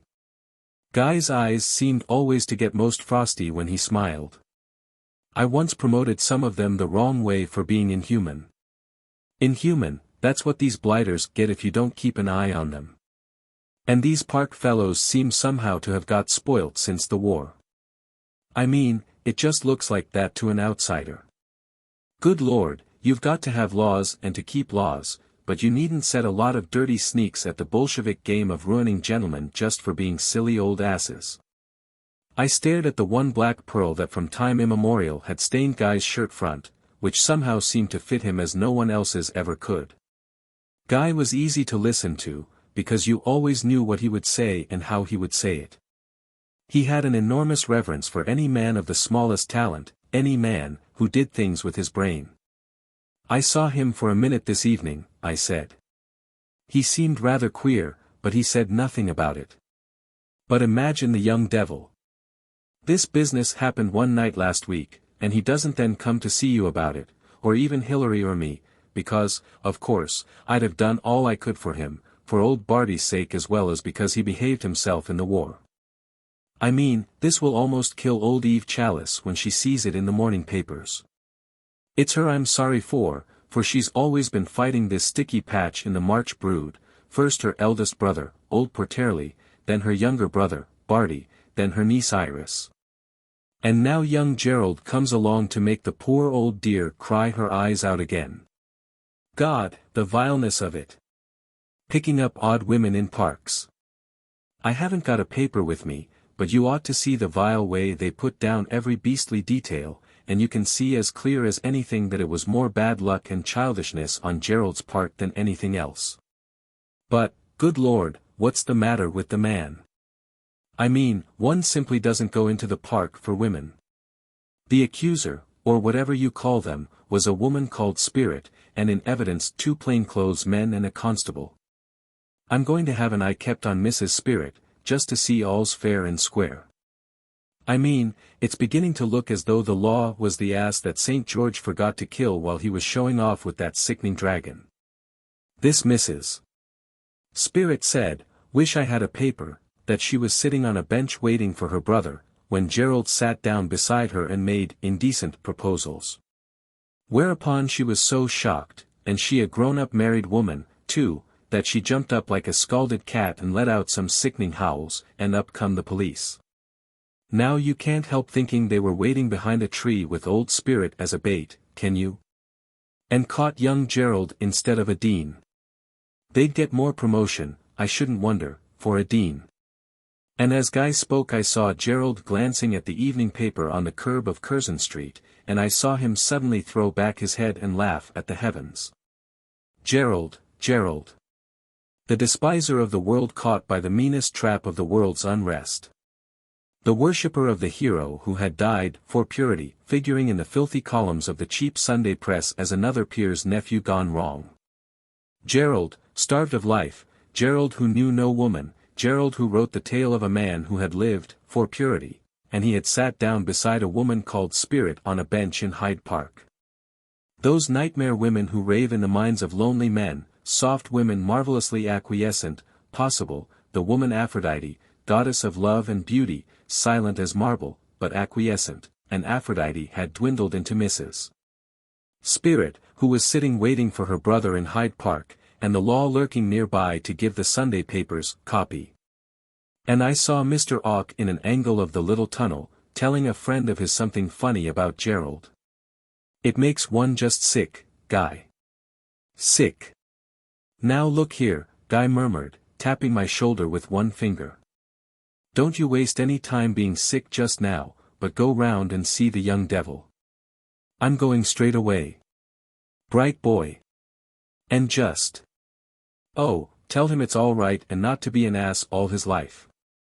Tell him we're all on his side, and if there's going to be any being sick that we're all going to be sick together and in one corporate body, or words to that effect. Poor young devil. And I know he'll be feeling this, because I had a sort of eye on him in France, and he seemed as sensitive as a violin string. And drinks made him worse now. He's almost certain to be nearly speechless tonight. But I'll see. Lord, oh Lord, what a mess Barty left behind him. But you see what I mean.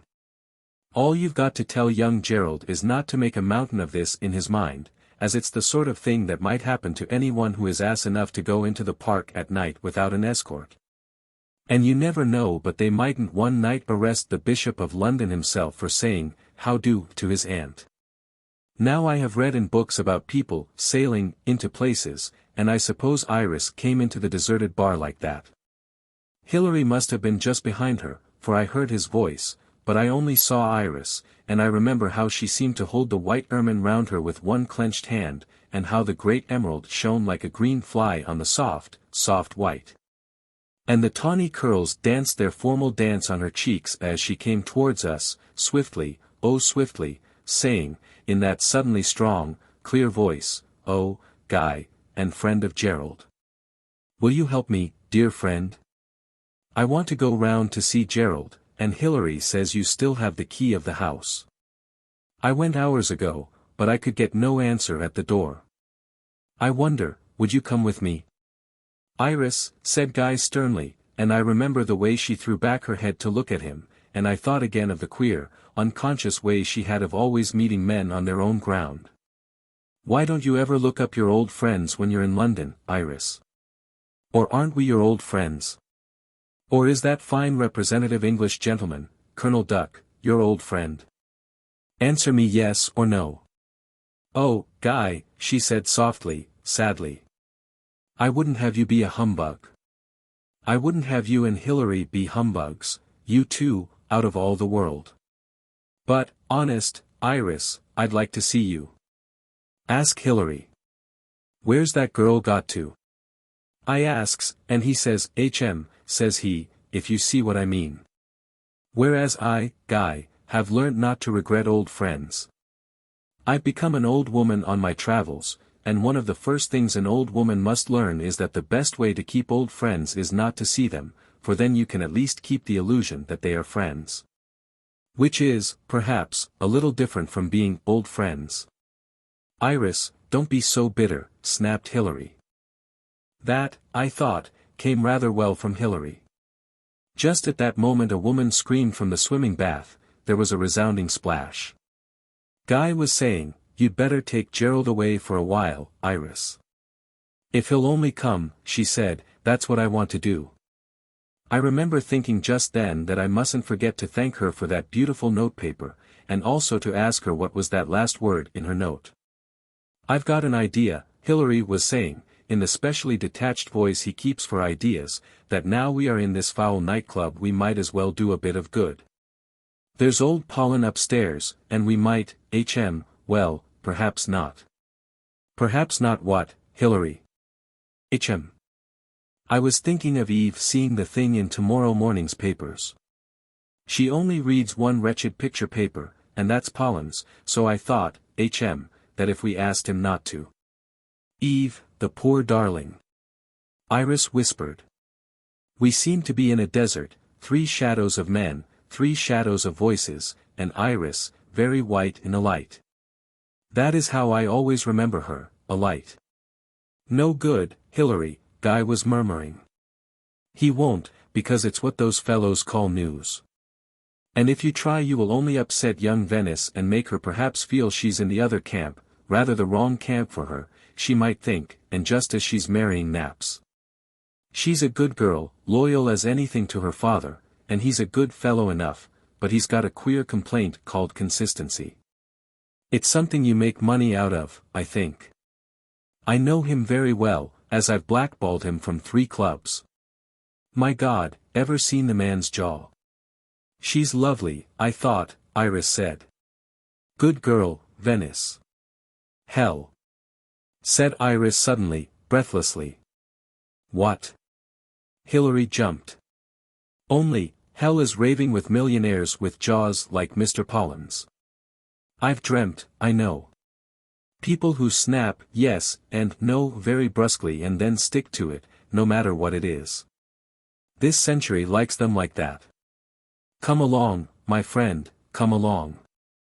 And in a trice Iris and I were walking up the long passage which connects the Loyalty Club to the pavement of Pall Mall. On one side it is hung, but this is 2 years ago, with glass cases laden with fine-cut jades and ambers, while small blue and green figures of animal men, human animals, and bestial gods will delight the eyes of Egyptologists. On the other the faces of beautiful women and children will testify to the photographic art of Sebastian Roskin of Dover Street. Iris walked swiftly, heroically, her eyes intent before her, impersonal, utterly unself-conscious. The glaring lights in the passage lit her swiftly moving green and silver shoes, or were they sandals with high heels? And so intent were the flippant silver flashing ankles, briskly striding on, as though chiming the never-to-be-known marching song of a lady who must always meet men on their own ground. She said, "You'll be wondering how I came to dine with a man like Victor Duck. Well, I've been wondering myself. Poor Victor Duck. He has taken to cattishness like a drug, and he goes on increasing the doses. It's almost fascinating to watch, just to see what inevitable things he will say next. And he said and did them all, every one, even to 'dear little girl' and to ordering a private room. But I said I never dined in private rooms on Fridays." There was a group of tall young men at the entrance, maybe waiting for their women from the cloakroom, maybe waiting for sirens to come to them from the night, maybe waiting for taxicabs, maybe only waiting for the next minute, as young men will. Admirably formal they looked, admirably toned to the dress coats of Davies, the trousers of Anderson and Shepherd, the hats of Locke, the waistcoats of Hawes and Curtis, the ties of Budd. Handkerchiefs by Edouard and Butler. The glory to God. They looked furtively at Iris in the way that decent men will at a woman who is said to have had lovers, like cows at a bull. One of them said gloomily, "Might go to the Albert Hall ball." Pall Mall seemed wrought of stately marble palaces, and Iris said that the reason why so many English people seemed to prefer Paris to London was that English people saw Paris mostly at night. While if they could see enough of London by night they would never leave it. "And the people," she said. "All these years I've spent abroad, and never met any people so good, so decent, as the English. Couldn't you sometimes kill people for the quality of their admiration? Oh, I've committed so many murders in foreign streets. But, if you like England, why are you going away? You're free." "Ah," she mocked, and, as we walked, a hand darted out from her white cloak and touched my sleeve, and startled me very much. "Wait till you're so free that you just daren't do what you like. Wait till you're so free that you can be here 1 minute and there another. Wait till you're so free that you can see the 4 walls of your freedom and the iron-barred door that will let you out into the open air of slavery, if only there was someone to open it. Ah, yes, freedom." Then up the street of ghostly dandies we flew behind the Silver Stork, and the wind rushed down from Hampstead Heath and the wind ran out of Jermyn Street and jumped like a drunken man on the tawny cornstalks that were her hair. And waved them about and danced with them. But not she to notice, she who seemed to have a great talent for just not noticing things. She was silent, serious, intent. The light of an arc lamp kissed the long slender legs into silver. Once she turned to me, smiled, and looked away again. I wondered if she meant me to see that our friendship was in that smile. I hated her, I think, because she made me feel so incapable, unwise. As the stork, with scarcely a rustle of its wings, flew towards the Christian Science Chapel at the head of Half Moon Street, she said, "I'm tired. All day seeing lawyers and trustees, and then taking sweet old Eve all round and round Selfridges because she had never been there before and someone had told her she could find everything she wanted there. And she was quite upset at being unfaithful to Harrods. And Gerald. Oh, but why couldn't they let Gerald alone?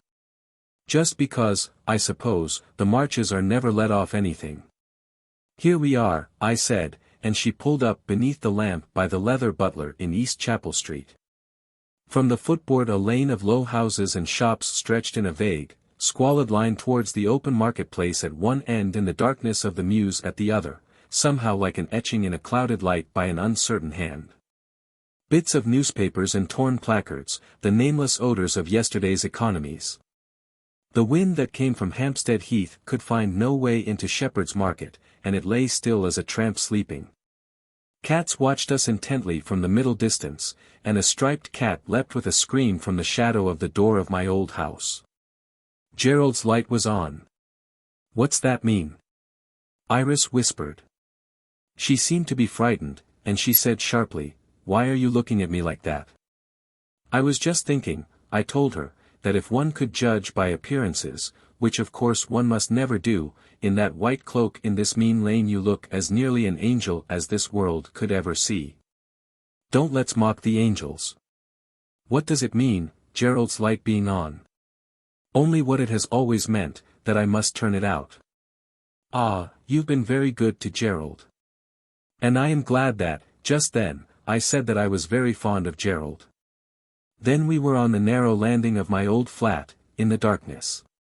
The musty stillness of that little old house brought 6 years of nights into my mind, and I wondered how people ever regretted their first youth. Those intolerable uncertainties and enthusiasms that stare at you from the dead past like condemned gargoyles. The incapability of youth goes on long enough, heaven knows, if not so long as the savagery of childishness.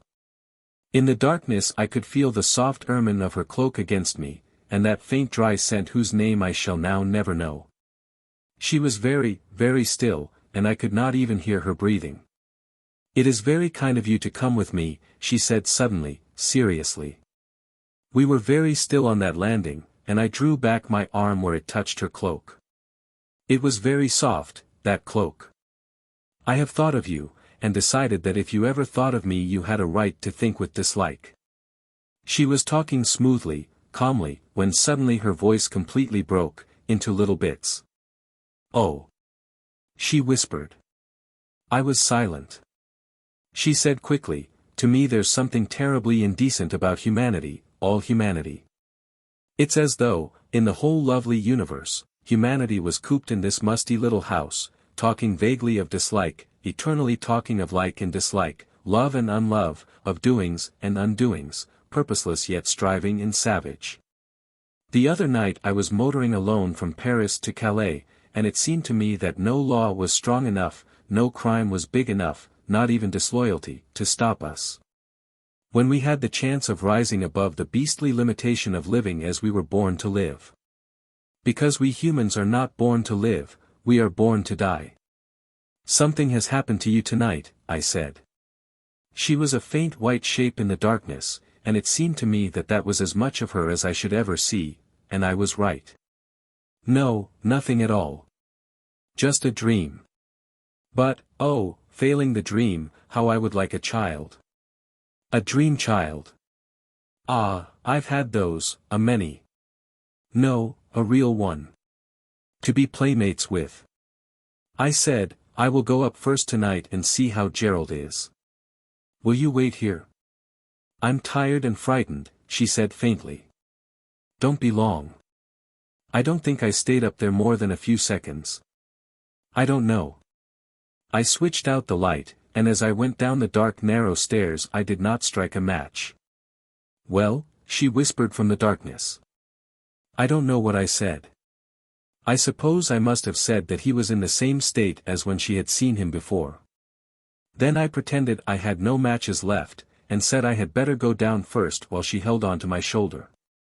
"Then if you fall, I'll fall," she complained, but I said I would not fall. Stair by stair we slowly descended in the darkness. I wanted particularly to see Guy. There were certain things to be done, I supposed. My mind was vacant as a plate on which was drawn a confused picture that would, on looking closely, mean something horrible. There had been a stain on the wall, a great jagged dripping stain, and bits of hair sticking to it. "Oh, God, this drink!" she said frantically, then almost sobbed, "What's that?" But it was only the telephone bell from the hall downstairs, queerly strident and unrestrained in that still, musty little house. Brr. Brr. Brr. I never knew a telephone could be so shrill. "Will it be someone for Gerald?" "It will ring forever if I don't answer it," I said, opening the door into the lane. "I'll follow you to the car." I hoped it was Guy ringing up on the chance of catching us. "Well?" his cold murmur came through the night. "He said he would meet me at my door in 10 minutes' time." "What are you doing about Iris?" he asked me, and I think I said, "Nothing." "What can I do?" Iris was waiting by her car under the lamp. The car was like a great yellow beast with shining scales, and Iris, tall and gentle and white, the lovely princess of the tale who has enslaved the beast. Far above them towered the pile of Sunderland House, enchanted almost into dignity by the darkness. She looked at me gravely as I came, she seemed to crouch like a tired fairy into her white cloak. "You look very white," she said. "Now, Lady Pinty." I made to mock her, and I suppose we laughed. Then she was at the wheel, sunk into the low seat, staring up at the darkness of the faint London stars.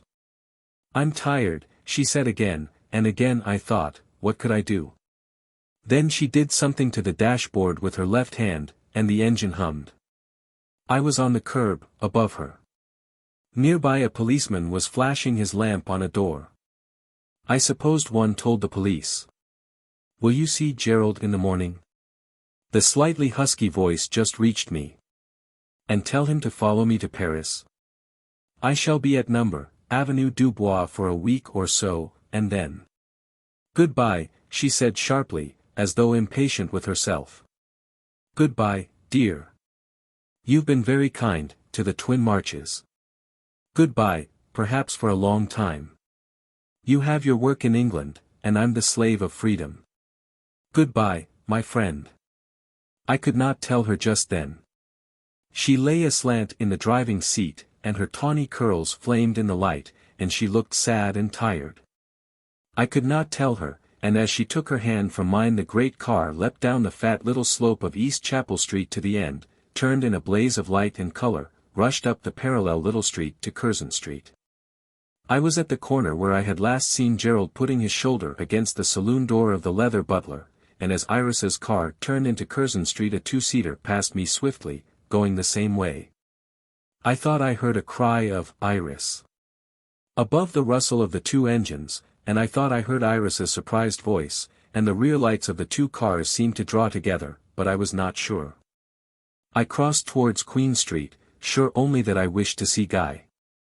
From Jolly's corner I saw, far up, two red rear lights twisting into South Audley Street, and then, from afar, came the scream of a klaxon, the growl of a horn. I wondered who was in the two-seater, but at that moment the tall figure of Guy came towards me from my door, where a taxi had just dropped him. "Sorry," he murmured. "Poor young devil.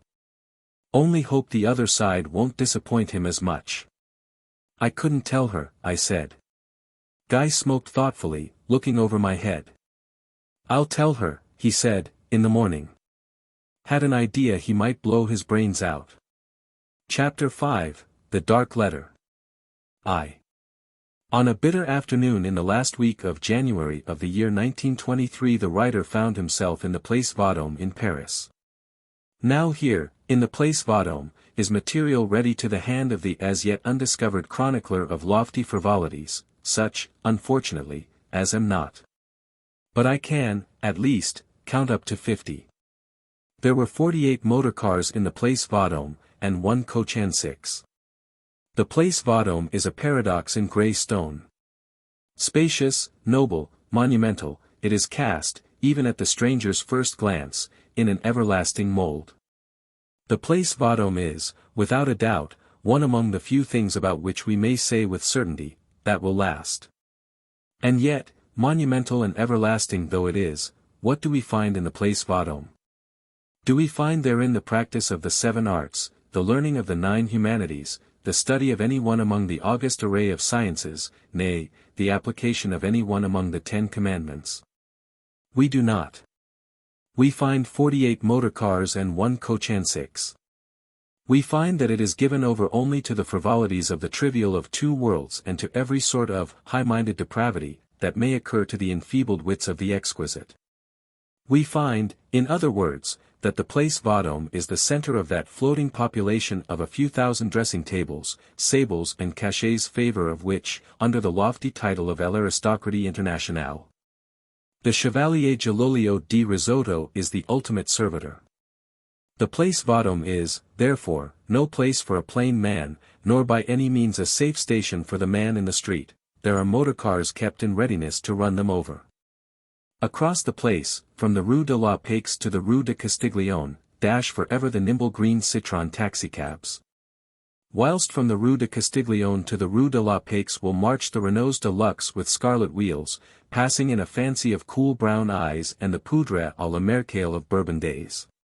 Here and there among them, maybe, will flash the racing Bugattis of the dark young men, a gigolo, a rastaquouère, racing man. They will come to no good. And always the great column on which Napoleon stands rises to the clouds, but no one cares about that. All they care about are the 48 automobiles and one coach and 6 which stretch, in ordered array of 2 lines, from the foot of his column to the entrance of the Ritz. The shops are loaded with diamonds as large as carnations and with carnations as expensive as diamonds. The shopkeepers are very polite, and courteously do not mind how many you buy. Americans buy. Englishmen watch the Americans buying. Grand dukes wait for the Englishman to dare them to have a cocktail. A few Frenchmen are stationed at those strategic points where they can best be rude to the English and Americans. Then the English and Americans tip them. The women do not wear stays, and insist on their men shaving twice a day. Well, at last, sighed my sister, as her car, colorless with dust, was added to the 48. I had been in Europe for 4 months, had lately joined some friends at Cannes, had chanced on my sister there, and had motored back with her to Paris. We were foul with dust, numbed with cold, aching with tiredness, and this was because we had done the 600-odd miles from Cannes in 2 days and a few hours. The devil was in it if there was any reason why we should not have taken 3 days, or 4, or 5. But, then, why do people say phone for telephone? Thus, they get an illusion of speed. We went into the hotel. The long, narrow, crimson lounge was crowded with tea drinkers. But what a crowd of women, said my sister. But there were quite a few people in men's clothes. Oh, reception. I want a room and bathroom please, my sister said. Madam? The dark-suited gentlemen of the reception looked up from their desks at my sister, saw that her clothes were not bad and that she was in a hurry, and looked away again. My sister repeated herself, in that dead and faintly aggressive tone in which women ask for what is very probably going to be denied them. I wired, she added. Liar.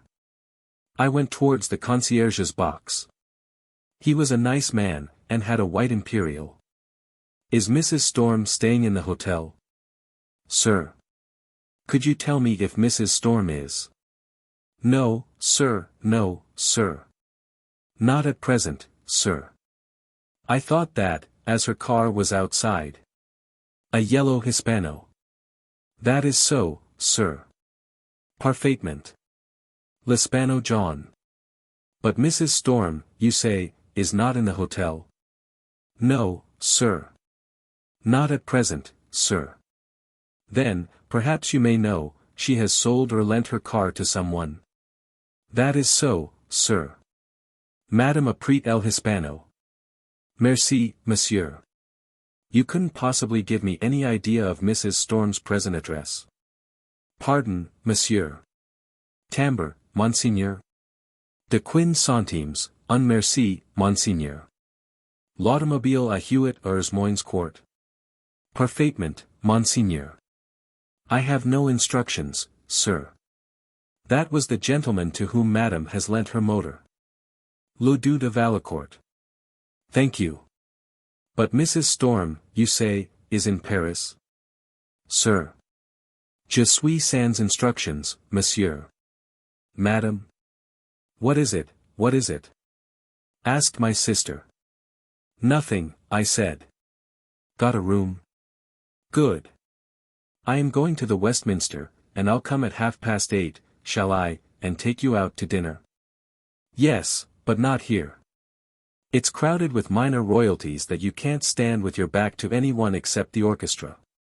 Leroux. She had no sooner turned towards the lift than my name was cried in an agony of exultation. My sister says that my face as I started round was a face of fear. Only the other day, cried Mr. Cherry Marvel, exercising, with incredible perfection of gesture, his eyes, shoulders, hands, wrist, beautiful teeth, tie-pin and handkerchief, we were talking about you. But it was ever one of Mr. Cherry Marvel's many social charms that, the instant he saw you after an absence, he would make it his business to give you the impression that people had been interested in nothing else but you during your absence. Not, of course, that he stopped there, he had other things to say, too. Of course what I really must tell you first of all, is that Henri Davarel, whom, of course, you know as well as I do, was saying to me only the other day, à propos of something which I am positive that you, with your sort of mind, will appreciate at its full value. Cherry Marvel was an artist enslaved by his art, he could not see you but he and you must instantly fall under its dominion, for it was an art too perfectly modulated to admit of hurry, it was an art too sensitive to admit of interruption. Indeed, a wicked little gleam would flash across his wicked old eyes if you so much as made to interrupt him. Pitiless to himself, he was only the less pitiless to you in so far as you were not himself. And, should you be a boor and leave him suddenly, you might hear the dry, clear voice dying in the distance, but dying hard, rising and falling to the fullest and most pregnant sense of each period. For his, you understand, was an art not of selection but of detail, and must always and be continually expending itself. Eva Mainwaring, whom, of course, you know as well as I do, was saying to me only the other day, à propos of something which I am positive that you, with your sort of mind. Essentially an aristocrat, in person dainty, neat, fastidious, Cherry Marvel's art was essentially democratic, for it abhorred all limitations and exacted from him its complete display on every occasion, whether lofty, literary, or plebeian. Which came before his relentlessly alert eyes. And you can hear, through the last 60 years of English social history, the rise and fall of Cherry Marvel's voice, each word dropping on a stunned silence like a long-polished jewel. Eager, exquisite, always prepared, always with a handkerchief fluttering between his breast pocket and the corner of his eye, you must imagine him against the tapestry of wasted time, a figure of ancient, aesthetic dandism, on immaculate lawns. In drawing rooms, up and down terraces of palazzos, in clubs and cabarets. You might enter a spacious drawing room in Rome, a museum in Naples, a friend's villa in Capri, you might stray from your boat in a South Sea lagoon into the smoking room of the hotel. You might steal a moment from your companions to see the moonlight on the pyramid.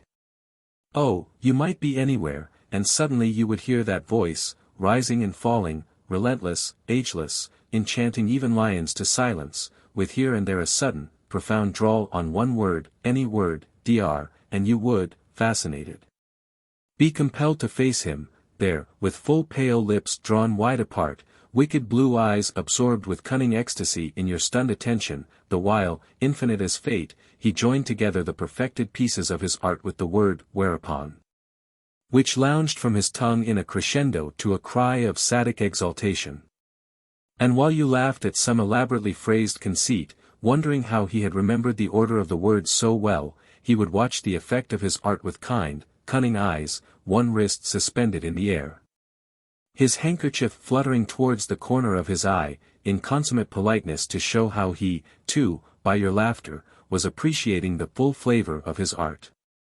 Whereupon Elsa, who, by the way, had really a very amusing experience in Venice last autumn, and one which I am positive that you, with your sort of mind. Now, if anyone could tell me where Iris was to be found, Cherry Marvel was that man. Cherry Marvel knew, of course, everybody, and he knew everything about everybody. Of course it's absurd to suppose that Alice, with her intelligence, which I am positive makes its full appeal to you, it is absurd to suppose that Alice could for one moment have thought that her husband, whom of course you know as well as I do, would divorce her for going to Brighton with Cubby Tyrrell, because, as I was pointing out to her sister only the other day, for one thing no decent man, and I am sure you will agree with me about this, would care to let it be known that his wife had ever gone to Brighton, and for another, and this, of course, is a biblical detail which I am sure that you will grasp at once, Cubby Tyrrell, who is a very intimate friend of mine, has been allowed, in spite of having been married twice, to remain a member of the Celibates Club. At this time I hadn't the remotest idea as to where Iris was or how she did. I had not seen her since the night of her brother's death, and had been permitted to gather from Hilary that he knew as little as I did of her whereabouts. Secret she had always been in her absences, Hilary said, or, rather careless, but now she seemed positively in hiding. She had, a few weeks after that terrible night, written me one long letter, from some place near Rome, from a draughty house, so she wrote, on a hill of strangled olives. There was no address on the notepaper, and this, she wrote, was because she did not want me or anyone to write to her. Please, she added to that. Her letter was presumably in answer to two of mine addressed to the care of Mrs. Odin of Montpellier Square, but she was at the pains to excuse it on the ground that she and I were tied together, no, tied apart, by a bond, the existence of which I would never, never know. Well, it was, you can see, a feverish, mysterious letter, and made how much more mysterious by that almost illegible, penciled scrawl. There were whole sentences on the first few pages which I could not make out at all, which I made almost blind guesses at, while at some I could not even contrive so much. It is your fault, my friend. You paved the road up which I raced in chase of the blue bird. Yours was the appointed dark finger in the darkness. May God forgive you, for I can't. I will try, but I think I can't. There is a waterfall of fire. Sheets upon sheets of it, that letter is before me now, and still I am unable to decipher whole sentences from that maze of pencil marks on the thin Italian paper. There was one that stared at me, shocked me, in the middle of the second page. I may hate you, but I could not, do what I would, make out the words above or below. I am lonely beyond bearing, and afraid. I am so afraid. I wonder, will you understand? But if I bore you, take courage, for I will not bore you again. You are my friend, and this is my goodbye. Forgive me, dear, the arrogance of calling you my friend. But I am so afraid. Iti, sater bien aime, j'ai raison. I could, you can understand, make neither head nor tail of it. She might hate me. She might, heaven knew, be indifferent to me, but why, how, hate? And sater bien aime was all very well, but it meant nothing.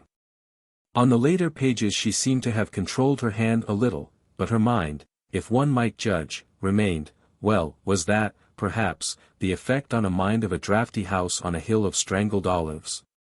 I am lonely, but I have always been lonely since I was 18. Yes, I can trace my loneliness since then. It is a long time. This letter, you must remember, came only a month after Gerald's death. She wrote of that night, and here her haunted pencil was at its most firm, if that is saying anything. There I stood in the old darkness. How old darkness is, have you ever felt, while you were upstairs in Gerald's room? And I listened, but I could not hear you moving, so I imagined you to be staring at Gerald from the door, as you and I did that night 1,000,000 years ago, when, do you remember, you suddenly, strangely from your heart, made that defiant courtesy to my hand? And, do you know, I almost cried because of your kindness to that poor, helpless sweet. Oh, Hilary has told me about you, and you luring Gerald off to a home, but all in vain, my poor Gerald. And then I heard you switch out the light, and down you came, slowly, slowly, more silent than the darkness, and when you spoke your voice was as old as the darkness. But you are very young really, else you couldn't be so defiantly, so imperiously, kind. And I remember wondering why you said you had no matches left, for before you went upstairs I had seen a box half full in your hand, but I said to myself, he has forgotten, and he is wretched at his friend's weakness. Ah, you should have told me about Gerald there and then, indeed you should. But you did not, for my unworthy comfort's sake. Dear, you have a fine touch for the affections, but cruel, that is what you were, cruel. You laid your foot down on the soil of kindness, but where your foot fell there leapt up a dandelion, and in the heart of the dandelion a tiny little rose. But what, my friend, is one little rose surrounded to suffocation by a huge dandelion? Well, puzzle this way, puzzle that way, I couldn't make a glimmer of sense out of that passage. I was pleased, of course, that she seemed to like me, but as to the rest. Guy, as he had told me he would, had been to see her early in the morning. He had, another friend of childhood, overruled Mrs. Oden, saying it would be better not to wake Iris and bring her downstairs at that hour, for could there be a better place than bed in which to receive bad news? Mrs. Oden knew him of old, he was Apollo Belvedere to Mrs. Oden. She had been desperately upset about his news, coming as it did on top of what she had read about Gerald in that morning's paper. Poor Mrs. Oden. Iris was asleep, oh, as no man can ever know sleep. When she awoke dimly to a tall shape at the foot of the bed. As no man can ever know sleep. That, too, puzzled one, as well it might. Dark it was, the curtains drawn, and I remember them flapping peevishly because the door behind the tall shape was ajar. And I, scarcely awake, could think but of one thing, my awakening mind was hugging, in pain and joy, but one thing. And I called the shape at the foot of the bed by a certain name, a name which was not his name. He made no sign that he had heard the name which was not his name, and I am sure he instantly made himself forget it. For, as you know, Guy would defend a secret not only against the angels of God, but also against himself. Guy. I cried at last, and he seemed to smile faintly, like the handsome absent-minded god he is. Yes, Guy, he said. Sickening, isn't it? Those high good looks of Guy's, that small poised head, frozen, tireless Guy. But that morning he was very gentle with me. He had spoken for me, too, saying that I hadn't told her of Gerald's death at the time because she had looked so tired and sad. Poor Iris, Guy had said, the men who don't know you very well care very much for your comfort, but the 3 young men who have known you best of all have not cared enough. Guy had said that, and she lying in bed, stunned, staring, while he sat holding her hand, as he might be an elder brother and she a hurt baby. He knew, you see, that I loved Gerald, that Gerald was a part of me, although Gerald had spent 10 years in pretending that he hated me. Do you think, my friend, that I would have let myself be crucified on Boy's death only for the sake of Boy's cruel relations and friends? 2 people Gerald worshipped in the world, but always he would have sacrificed Iris to Boy, that was always the way of Gerald's heart. Above all things in this world I love the love that people have for each other, the real, immense, unquestioning, devouring, worshipful love that now and then I have seen in a girl for a boy, that now and then I have seen in a boy for a boy. That playmate love. It isn't of this world, that playmate love, it's of a larger world than ours, a better world, a world of dreams which aren't illusions but the very pillars of a better life. But in our world all dreams are illusions, and that is why the angels have crow's feet round their eyes, because they are peering to see why all dreams in our world should be illusions. But you can't, you see, get rid of the funny love between twins like Gerald and me just by the word hate. Even Boy couldn't really upset that. There was something peculiarly us about Gerald and me, something of blood and bone peculiarly us which nothing but death could destroy. And so Mrs. Spirit was sent into Hyde Park that the thing that was us might be forever destroyed. She had suddenly asked Guy, half sitting on the bed beside her, what it was in the world he loved most, and he had said he was sorry to admit that he loved his son more than all the world. I could have killed him for jealousy, just then I could, he who had everything to have also that. You don't know the body ache for a child, the ache that destroys a body, the lament for a child of love, a child of lovers. He would be 2.5 years old now, my son. Hector, you see, didn't know anything about his son, because he left me in a temper before even I was certain. And naturally when I was certain I wasn't going to be outdone in silliness by my own husband, and besides, I thought it would be mean to force him to come back if he didn't really want to come back, and so I didn't let him know. For men, I would have you know, might make an awful row and stamp away in a tearing jealous fit, and when they are away they might be as pleased as anything to have got away.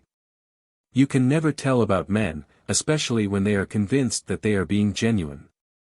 But, of course, I knew he would rush back quickly enough when the baby came. Oh, I would see to that. And, my dear, the fun I would have all by myself, for Hector and I had always longed for a son, the fun I had thinking of the look on his face when one day he would get my wire in Ireland, arrival of Hector not so proud. You come too. Can you imagine what he'd look like then, and he stern and handsome and all covered with VCs and oddments, wasting his time chasing disgusting Sinn Feiners who wouldn't know a country of their own if they saw it. I had that wire all nicely written out months beforehand, and I went and hid my ugliness in my old nurse's home near Peterborough and stuck the wire with a pin over my bed, being superstitious, you see, and wanting a winner for once in a way. Well, and then, and then they killed Hector just in time, and when Hector not so proud came along he thought, the poor sweet, that the proper way for a gentleman to arrive in the world was toes first to slow music. And so away he had to go again. I have done with England, and England has done with me. But I don't think I shall be able to go and have tea with the Empress of China yet a while, for just now I love England as I never before have loved it. The captains and the kings of England, clean eyes, long shadows, low voices, why, I must hover, held in running as in a nightmare. And from the distance, from these lands of loud shrill voices, I will hear the low voices that I had long since thought I had given up regretting. Indeed, I was quite sure I had given up regretting them. But I am regretting them now, like a baby. Goodbye, dear, and God bless you. And when you think of me think instead of your words, he has, with you, and you will have the sum of my pride in being liked by you.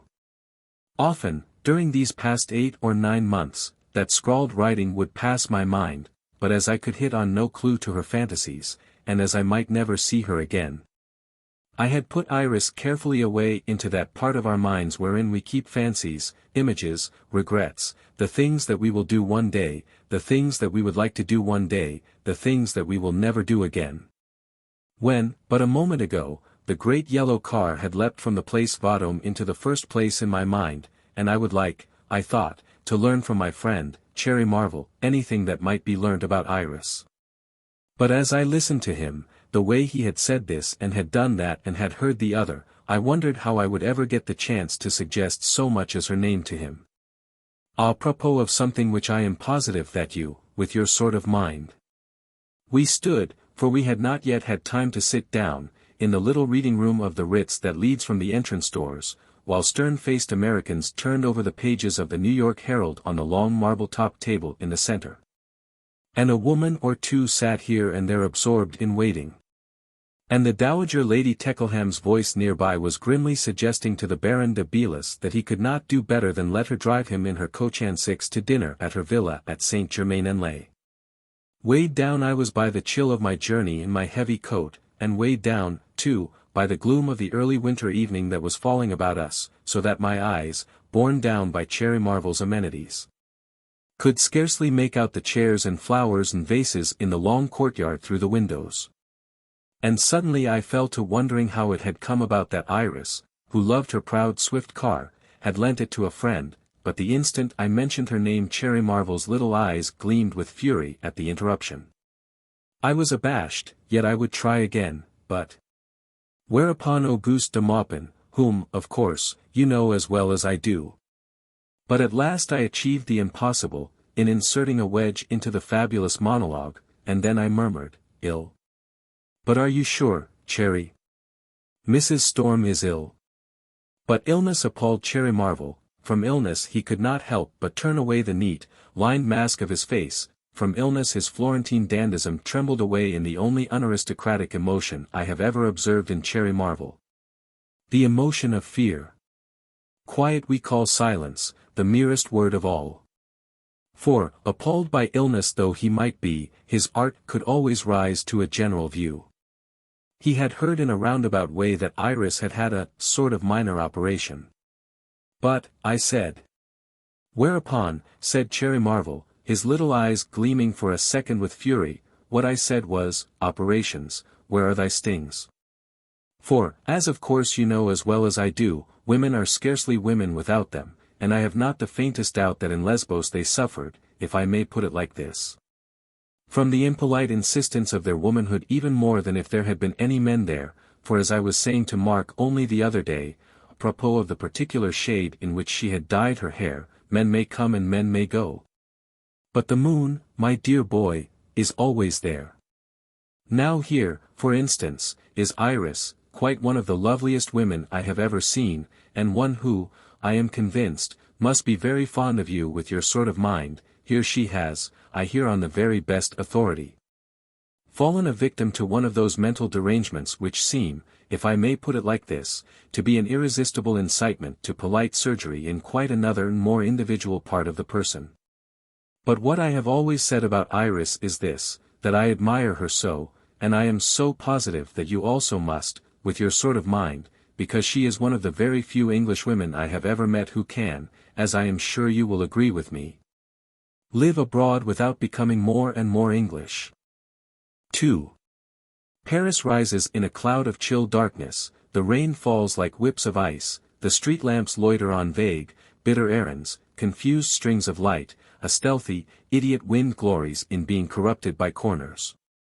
The platforms of the omnibuses are packed tight with small men whose overcoats are too short for them, the brims of their felt hats too narrow, their trousers turned up too high, their eyes too dark, their faces too pale. The jargon of the traffic on the Rue de Rivoli, as it squabbles for every step between the deserted pavement beneath the railings of the Tuileries and the reeking pavement under the long archway lit by impudent shoplights falling on imitation jewelry, is multiplied an hundredfold by the shrewish air into a noise that hurts like warm water on a chill hand. The taxi, a clever little citron taxi, darted hither and thither among the squabbling hosts, and nimbly we capered across the dark face of the Louvre, nimbly over the Pont Royal and the river paved with broken darkness. And so down the slope into the rout of the Boulevard Raspail. Maybe it is true that there are times when we can detest Paris more deeply than any other city. Other cities stare back calmly at our sudden hatreds, other cities grow more impersonal as we execrate them, while as for Paris, she is always personal, but when we are nervous and detest her for being Paris she becomes even more herself. She insists on being herself with a nerve-wracking insistence, like a silly woman who, seeing she is getting on her man's nerves, gives a loud, nervous laugh and simpers, "I can't help it, it's my nature to be like this." Now why were the people yelling here, what was the matter? Millions of them there were, joined in some strife between the Bon Marché, the Hotel Lutetia and the entrance of the Nord-Sud Railway, while omnibuses and trams made strategic movements against each other, while facteurs in dirty blue, fabulously mustachioed, pushed carts about in all directions, irritating anyone they could, and a motionless gendarme or two played with his baton, heedless, unheeded. The eager face of a young artist I knew, shadowed by a great black hat, artistic, anarchistic, strode out of the white mass of the Hotel Lutetia and turned greedily towards Montparnasse.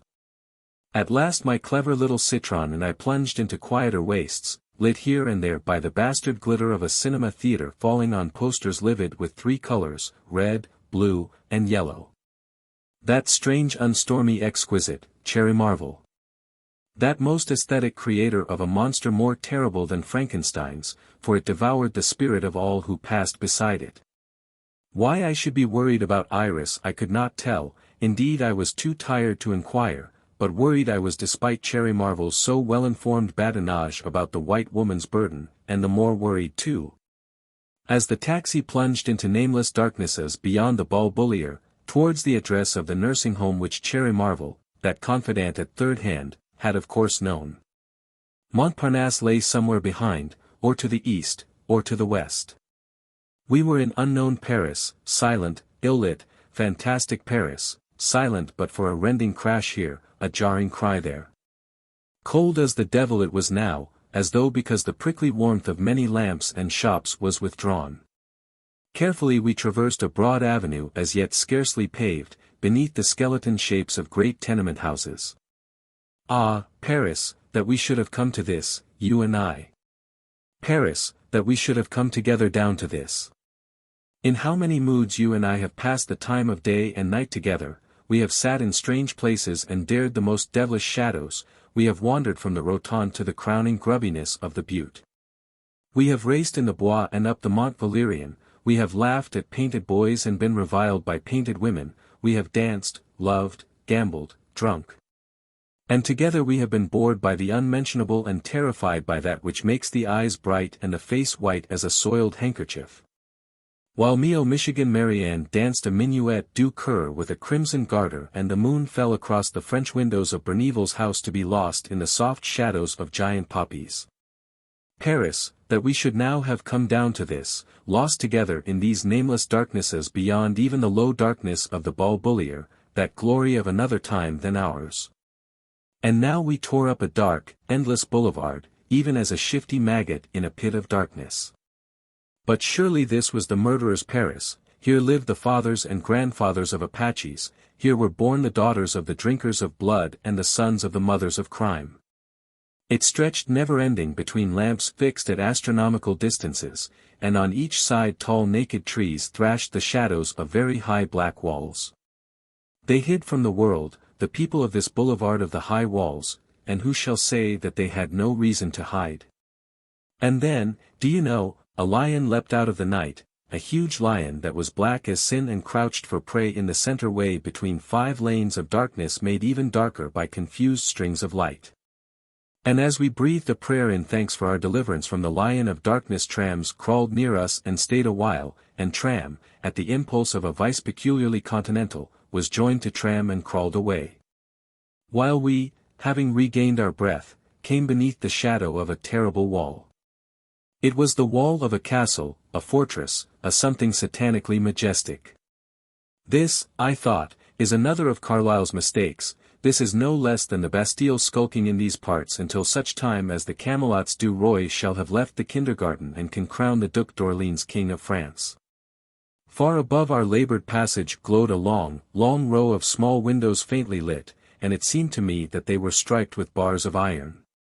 And there was a great gate of iron, and a black soldier with a beastly bayonet to his rifle, and an old woman with a great brown parcel under her arm, waiting.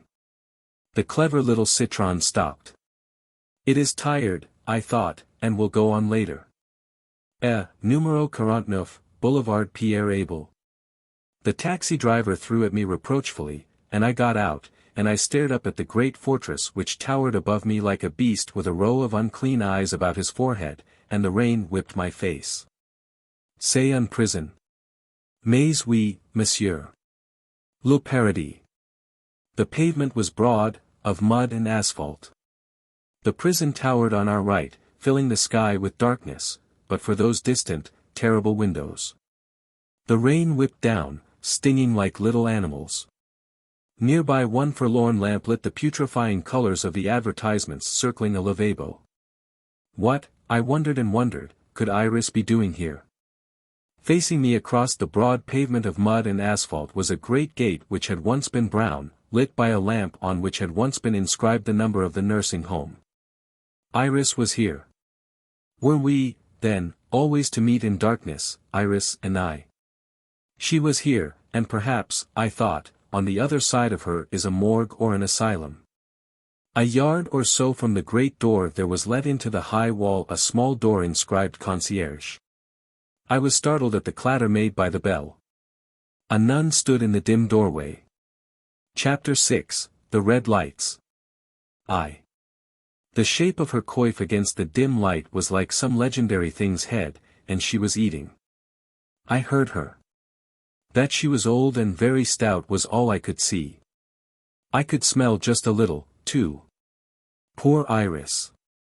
I asked if I might have news of Mrs. Storm. Ah, la dame anglaise. She ate, but not finally.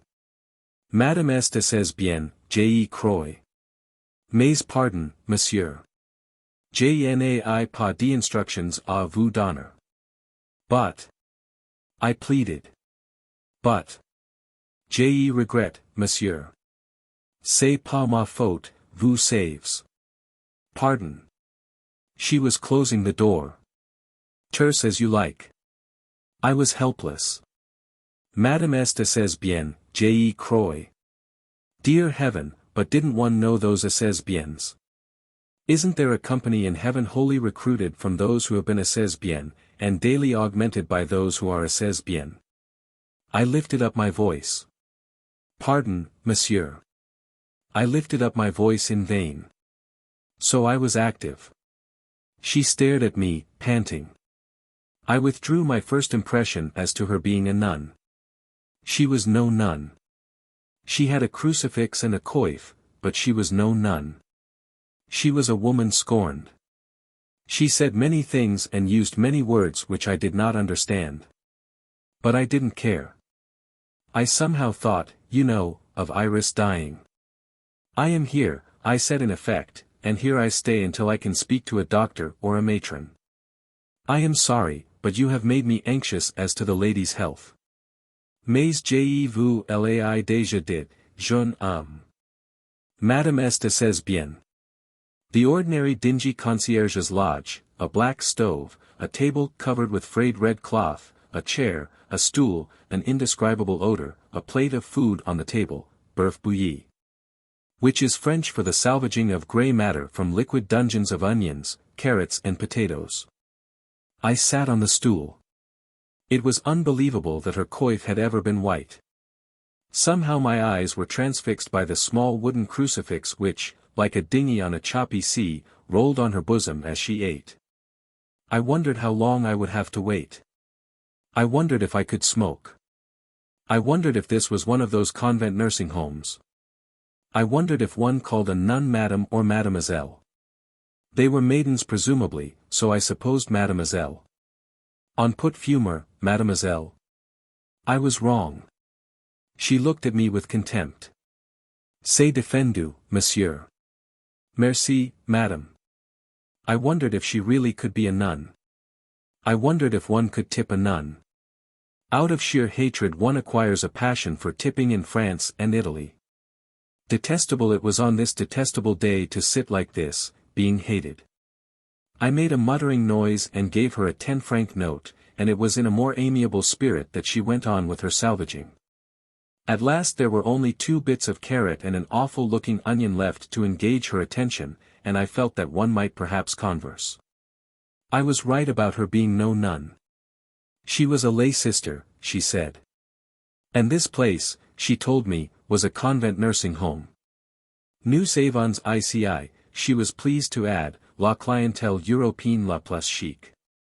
Perhaps that was the worst stroke of that day, so far. Iris among a clientèle européenne la plus chic. One saw the cosmopolitan divorcees, their secret illnesses and guileful pains, their nasty little coquetries and the way they would blackmail their lovers with their sufferings, and one felt the sticky nightclub breath of all the silly, common harlotries of England, France, America. My poor 10-franc note must have seemed pathetic to this old lay sister, who probably thought nothing of receiving a mill from an anxious dago. I had until then been trying not to wonder about Iris in the vile shadow of a prison. Suddenly I was furiously hot. What on earth was I doing here? Intruding where I was not wanted. I was about to run, when the lay sister was as though distracted from the last piece of carrot by the opening of a door in the back room. Frantically she hurried towards it. It would look too silly of me to run now. I could but ask, anyhow. The lay sister's voice, voluble, vindictive, explanatory. Much good my 10 francs had done. Then steps came towards me, into the lodge. I said. How afraid one always is of the callous French doctors with their cynical eyes and purple beards. A man, bald, sharp-featured as a bird, in a rough brown greatcoat, a tired-looking, an anxious-looking, middle-aged, Englishman. Masters. Conrad Masters. Well, muttered that anxious-looking man. He looked just the same when he was playing bridge. He was always playing bridge, that man. And he said he hated playing bridge. That kind of man. Well. How are you? Glad, I said, glad it's no worse. Glad it's only you. I was afraid of a purple beard. And how did you get here? A man given to muttering, that. One could hear what he said or not just as one pleased. One couldn't, you understand, be afraid of Conrad Masters. Masters, the fight I've had with this Cerberus to see you. Rules, must have rules, you know. A decidedly undecided man. Soft-speaking but not plausible, a combination peculiarly English. A man of nerves. Shifty without suavity, and then, suddenly, apt to bite your head off like a very captain of men. And how did you know Mrs. Storm was ill? Here. Oh, I said. Well. And I thought of many things. Of Conrad Masters, of, should a doctor tell, of Cherry Marvel, that confidant at third hand, of Mrs. Conrad Masters. A dashing lady, that. Who but Cherry Marvel told me, said I. God in heaven, that man. But Iris swept out of my mind her doctor's problematical indiscretions to his dashing wife. Ill, he muttered. Decidedly ill. I heard, I said desperately, that she'd had a sort of operation. There's been no operation, snapped that captain of men. Simply maddens a man, the way these things get about. Well, I'm only repeating what I heard, Masters. And you can't hope for secrecy once our friend gets hold of anything. Who said anything about secrecy? A dangerous, feline muttering. I don't want secrecy. Silence. Anxieties walked across it arm in arm with that lank man's doubtful heat. I say, Masters, is she very ill? But, of course, if I'm intruding. Those worried eyes were fixed on the feet stuck far out from the chair on which he lay as though exhausted. The lay sister appeared to be pottering about in the next room. Thinking of Donna Galara, are you?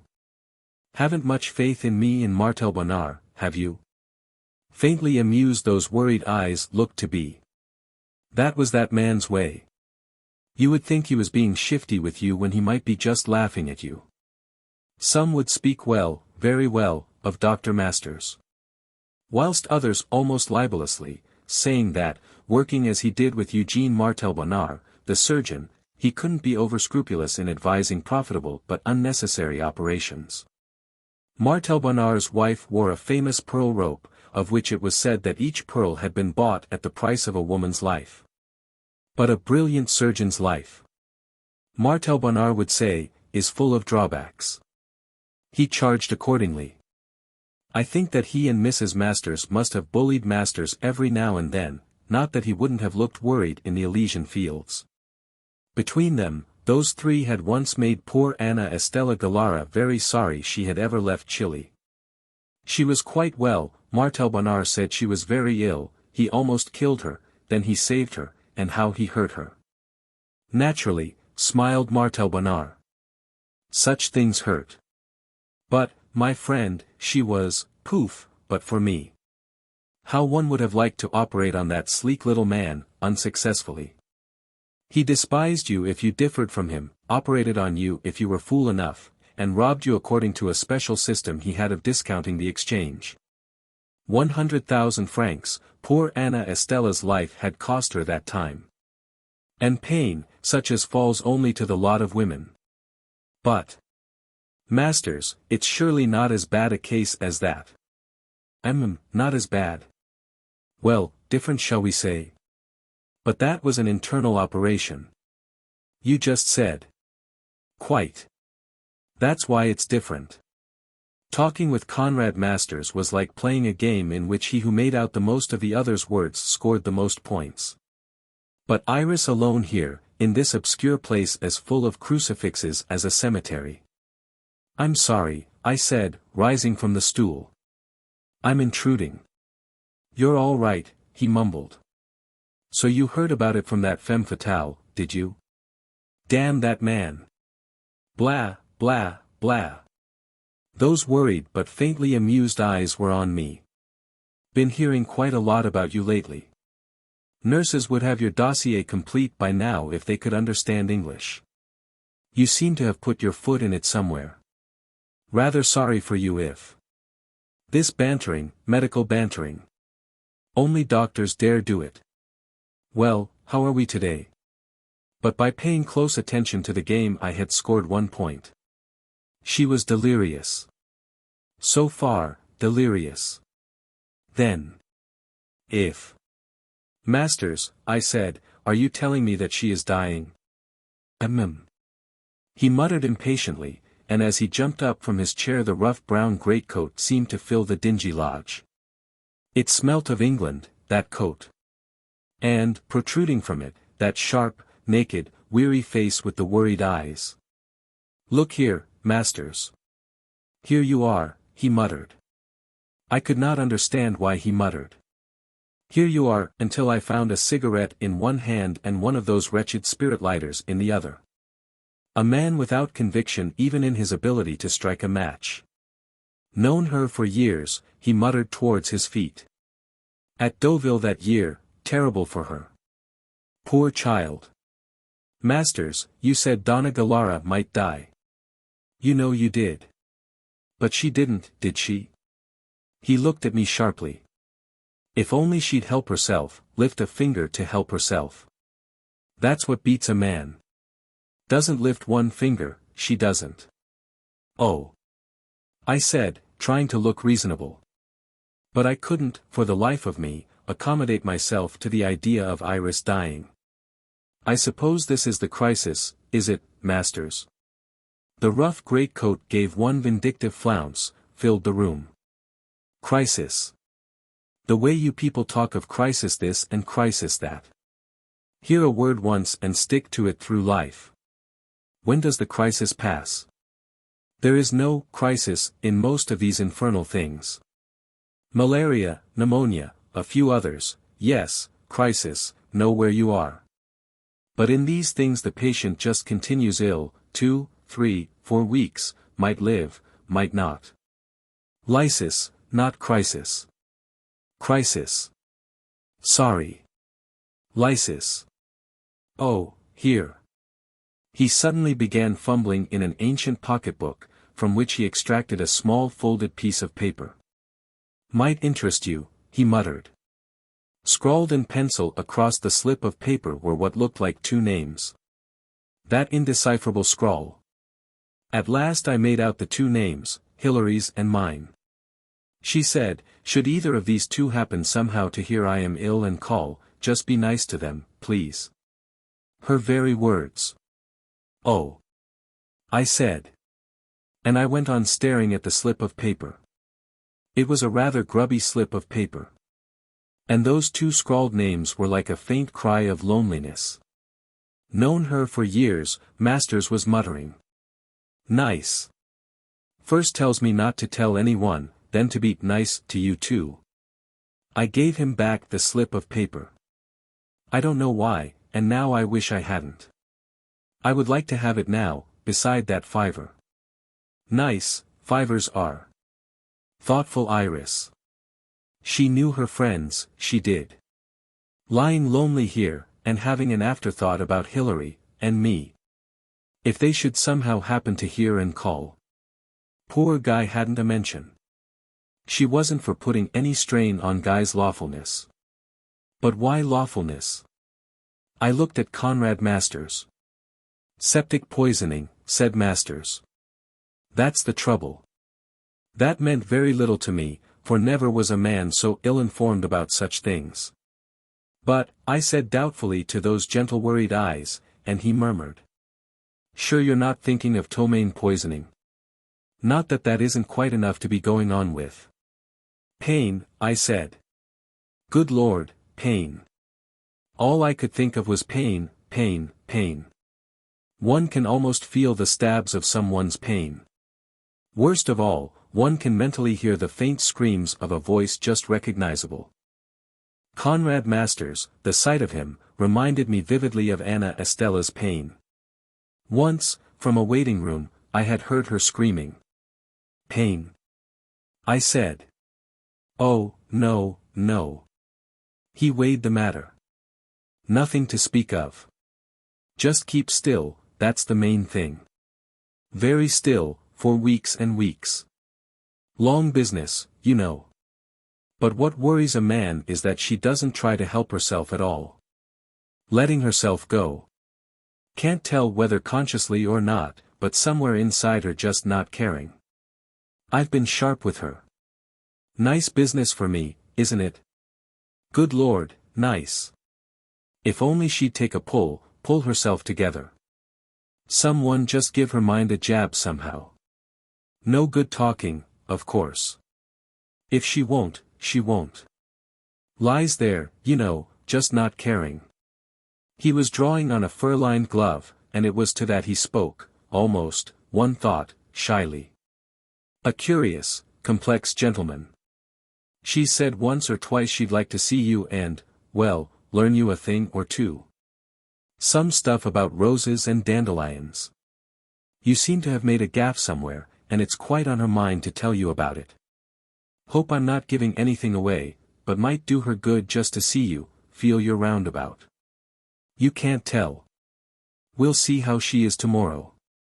Extraordinary, I've found it, the way a woman will wake up for a second from days of delirium for no other purpose than to feel lonely. Not awake now, though. Ill, this evening. Can't really, you see, be iller if she tried. It will be good news, really good news, if she is alive in the morning. That's as much as I can say.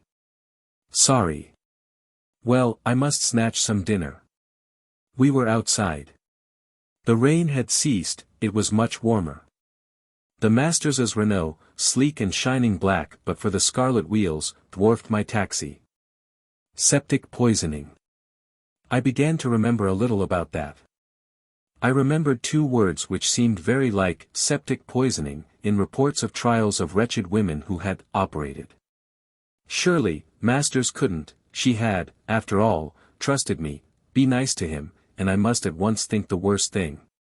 Oh, God, how foul a thing a man's mind is, how foul. But, Iris, dear Iris, why is one able to think of these awful things in connection with you? There's always hope, you know, Masters was muttering. Pity you kept your taxi. I could have dropped you. And Donna Galara didn't die, did she? But how Anna Estella had desired to live. Die, me, she had later screamed with laughter. Iris had trusted me. Be nice to him, her very words. And I had thought that. Masters, you won't mind my coming round again? Perhaps tonight.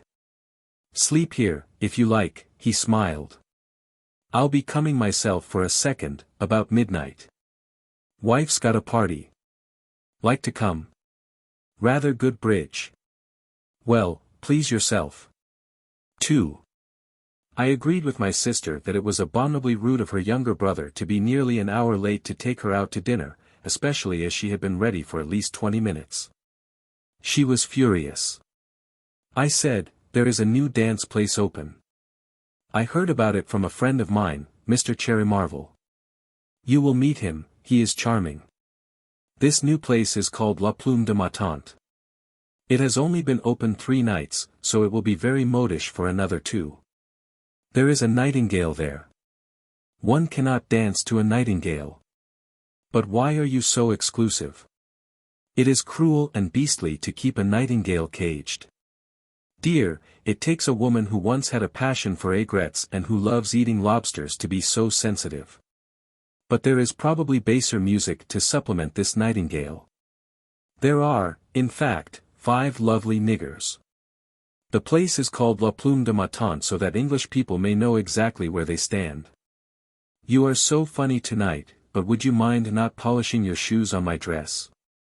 This is a very terrible taxi, and I think men are monstrous. If you were taking any woman but your sister out to dinner you would have chosen the taxi with discretion. Rudolph and Raymond are the dancers. I do not want to go to the pen of my aunt, but for your sake I would go anywhere. After dinner. She was pleased, loving to dance. We walked up the pavement of the Rue Royale to the quiet doors of La Rue. She said, I love Rudolph and Raymond. I saw them dancing at Monte Carlo, and they say American women give him platinum watches from Cartier and that he was a footman in San Francisco, or was that Rudolph Valentino? I said, I say, do you know anything about septic poisoning? Really, how callous you are. Do I know anything about it? But I had it. No. One sister. But of course I had it. It is amazing when one's own brother is quite unaware that one has been through endless pain and torture. Not pain and torture, I said. A little bird told me. But I am not responsible for your feathered friends. I was as good as dead, that's all I know. But, my dear, that was when you were having a baby. I was in Vienna. So you said. But, of course, it came on after I had a baby. One does not get septic poisoning for nothing. I nearly died, I can tell you. Vestiaire, monsieur. Oh, I see. A baby. After that. I have never been so hungry in my life, my sister said, and you talk to me of septic poisoning. I suppose you think you will destroy my appetite and therefore the bill will be less. I will begin with caviar. Septic poisoning, I said, did not kill you, that is the point. You cannot imagine how glad I am. Let us eat caviar. 3. La Plume de ma Tante. Bright green walls splashed with vermilion. A platform at one end, whereon 5 blackamoors perspired. At the other, a naked woman. She was without hips, according to the fashion for women. Her arms were twined above her head, and raised on the tip of her fingers was a bowl of green malachite from which pink water splashed into a white alabaster basin at her feet. Many English people were present. They would be going to the Riviera, then they would be coming back from the Riviera. Colonel Duck was there, with the quality. Colonel Duck was, no doubt, just returned from some notably swift exploits on the Cresta Run. But he never was so talkative about his outdoor activities. Cherry Marvel was there, with a great big woman and a nice-looking boy with the hands of a housemaid who was a famous boxer. There was the usual group of Argentines, very well dressed indeed. They talked about lo polo. All over the room elderly women were dancing with young men of both sexes. Mio Michigan Marianne was there, sitting alone, but I might not speak with her because I was with my sister. A demi-mondaine will feel insulted if you speak with her when you are with your sister. 2 years before Mio Michigan Marianne had one night tied a silk handkerchief round her wrist, and it became the fashion for women to tie silk handkerchiefs round their wrists. Then Mio Michigan Marianne tied a silk handkerchief round her throat, and that became the fashion. She thought of these things while smoking opium. She sat alone, staring into a glass of Vichy water. A young American polo player called Blister went up to her table, and maybe he asked her to dance, but she just looked at him and he went away again. Her eyes were intent on an opium dream, and she was very happy in the arms of the infinite. Mio Michigan Marianne will be found one day lying on the Aubusson carpet of her drawing room. There will be a hole in the carpet where her cigarette has died out. A blackamoor beat a warning roll on his drum, the dancers left the floor, the lights dwindled and awoke again in swaying shadows of blue and carmine. A heavily built young man with the face of a murderer danced a tango with a lovely young girl with short golden curls. Then he threw her on the floor, and picked her up again. Rudolph and Raymond. He did it beautifully. An American woman called the Duchess of Malvern threw Rudolph a pink carnation. The Baron de Bellis said harshly, "That is a white carnation really, but it is blushing at the fuss that women make of dagos." In a cage clamped to the bright green wall near us was a dumb nightingale. It kept pecking at the floor of its cage, looking at nothing and nobody. I left my sister in Cherry Marvel's care. I said to her that he could dance, and next day she was furious. 4. The burning eyes of the Renault made the grim boulevard Pierre Abel almost hospitable. That was a conscientious man, Conrad Masters. How glad I was of him at that moment. What had he said about Iris? Something about his having known her for years, something about that year at Deauville, terrible for her. That would mean, then, that Masters had been there during the Boy Fenwick tragedy. Iris, poor Iris. Such punishments, for what crimes? What crimes deserved such punishments? Iris, poor Iris. But she wouldn't mind dying, not she. That was the trouble, Masters had said. But no doubt she knew best. The Paradis prison was a pit of blackness in the night.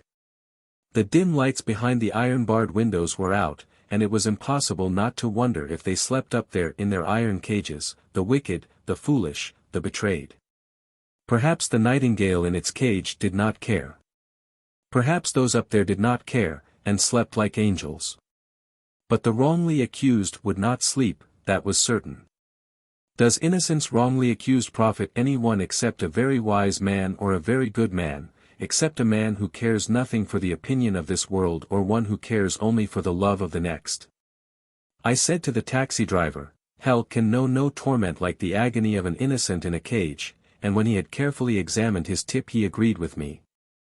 Gently as I could, I rang the bell, praying that the old woman would not be angry with me. Aha, she chuckled. Aha. Monsieur le juge de l'audice. Mais entrez, monsieur, entrez. The doctor is just this moment arrived. Truly he is a good man, this Dr. Master, but our French doctors, you should see. They come for a moment, they go, and she lives or she dies, what do they care as long as they are paid? But this English doctor, he does not know how to make money easily. Madam his wife was this moment telephoning that he should go home quickly, for they are awaiting him for Low Bridge. Ah, cet bridge, bridge, bridge. But you see how anxious I am. Have you heard anything since I last saw you? To have heard nothing, young man, is to have heard good news. But sit down, the doctor himself will tell you in one moment, that demoniac bell. It clanged through the place. Perhaps of all the nations in the world the French alone are capable of fixing the loudest possible bell to a nursing home. The fat old woman grinned vindicatively at me. We had been enemies, now we were allies against the intruder. Bah! She said, and opened the door. From where I stood I could not see who was without, but I could hear a voice, low, hesitating, in very correct French, in Foreign Office French. Napier. We stared at each other in the most profound surprise and confusion. Napier, favorite of the gods, shy, sensitive, fine, just here, just now, facing me in the obscure silence of the Paris night. This is funny, Napier made to smile. What? Napier Harpenden and I had known each other well, as, well, goes, for years, but never before had we been alone together. But once, some years ago, I had seen him in a curious moment. Late one night I was walking down a villainous alley near the East India Docks when through a lighted window I was astonished to see Napier's white, thin, fine face and those dark fevered eyes. He was talking earnestly to an old man and a very pretty young girl who was crying, and I felt ashamed to have seen him, for that is how Napier affected one, you were hurt at the idea of hurting him. I had wondered often what he could have been doing there, what secret good work he was at. He was a strange, secret, saintly youth, a favorite of the gods who never once relied on the favoritism of gods or men. He still stood outside, a serious slack shape in a tweed overcoat. He masked, behind that faint, deprecating smile of his, more than the mere confusion of surprise. He would very much rather it had not been me he had met just there. Napier and I were friends only because all our friends were mutual. We hadn't ever tried to find, any common ground for friendship. Sincerely, I was very sorry to be there. Napier had that effect on one. Venice is waiting in the taxi, he said. Whenever Napier and I met he would instantly speak of Venice. This was to show me that he knew Venice and I were great friends and that, if he and I weren't great friends, that must somehow be his fault. How could you help liking a man like that? The courtesy of that favorite of the gods went so much deeper than anyone else's, let it one day go a little deeper, and you felt that it might have gone a little too deep, down to self-destruction. I said I had arrived in Paris only that afternoon, and had heard, by chance, that Mrs. Storm was ill.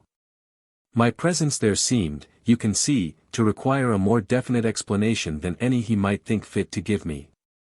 One felt, with Napier, uncomfortably familiar to be asking after Iris in this obscure place at this late hour. He and Iris had been kids. Then I thought, comically, of the two scrawled names on the grubby slip of paper. Well, I seem to have rights too. More rights than Napier, really. Conrad Masters had no instructions to be nice to Napier. Poor Napier. But, he said, slowly, surely she's better by now. I only just called on the off chance. Really wanted air after the train journey more than anything else. Surely, what? I stared at him. What to say?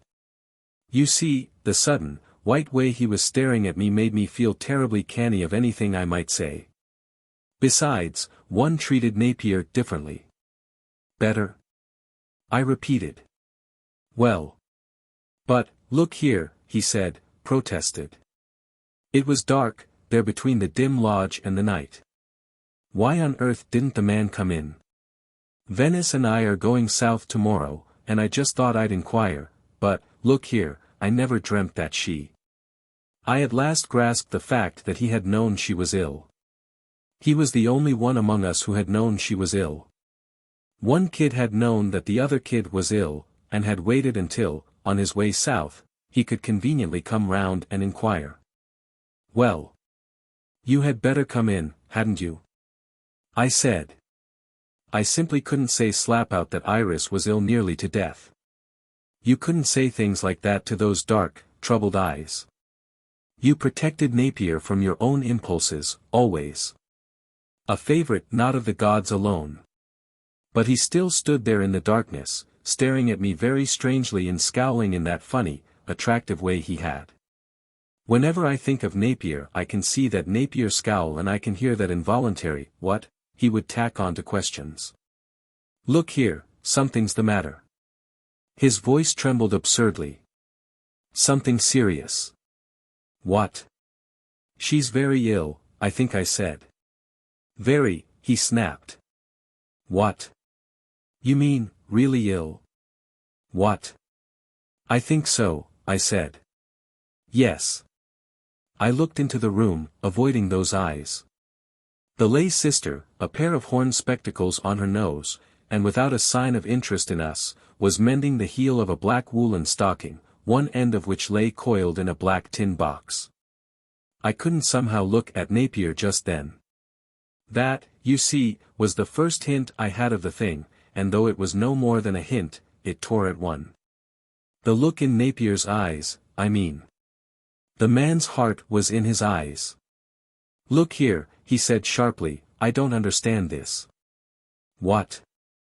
I mean, I'd no idea it was. I don't know anything, I said, except just that she's ill. We stared at each other. As ill, I said, as can be. Oh, he said. His eyes on me, not seeing me, he pushed past me through the doorway. And when I saw his face again, I was appalled.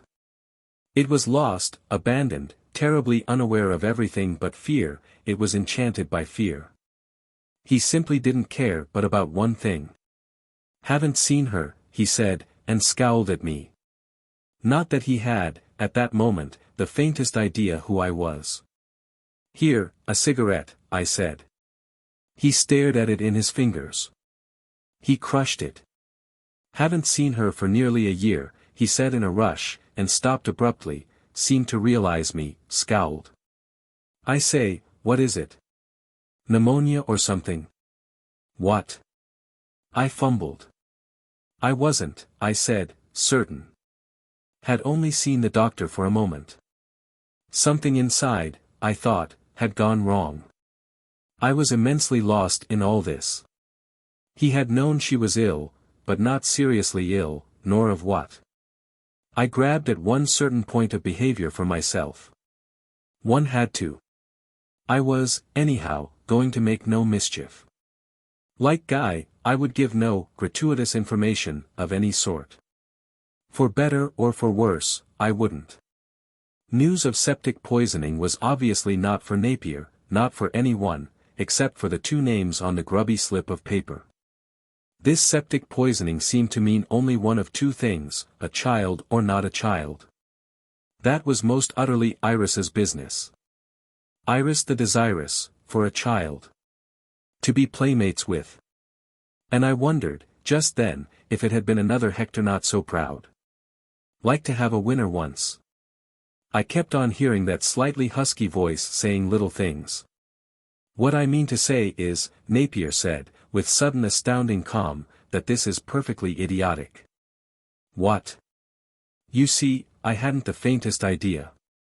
But when, deceived by the calm of his voice, I looked at him, I found it better to look away again at the frowsty old lay sister sewing away at her stocking. It was mean to look at him, he was too naked. I realized how masked we always are, how this is a world of masked men, how we are masked all day long, even on the most trivial occasions. Then I felt his hand suddenly tight around my arm. And tighter. Now what? I'm awfully sorry, I said idiotically. Look here, I say, for God's sake. You see, I don't understand. What? She wrote to me weeks ago that she was going to be just slightly ill, and now. The fingers dropped from my arm. Hell, he muttered. Oh, hell. What? He hadn't the faintest idea of what he was saying.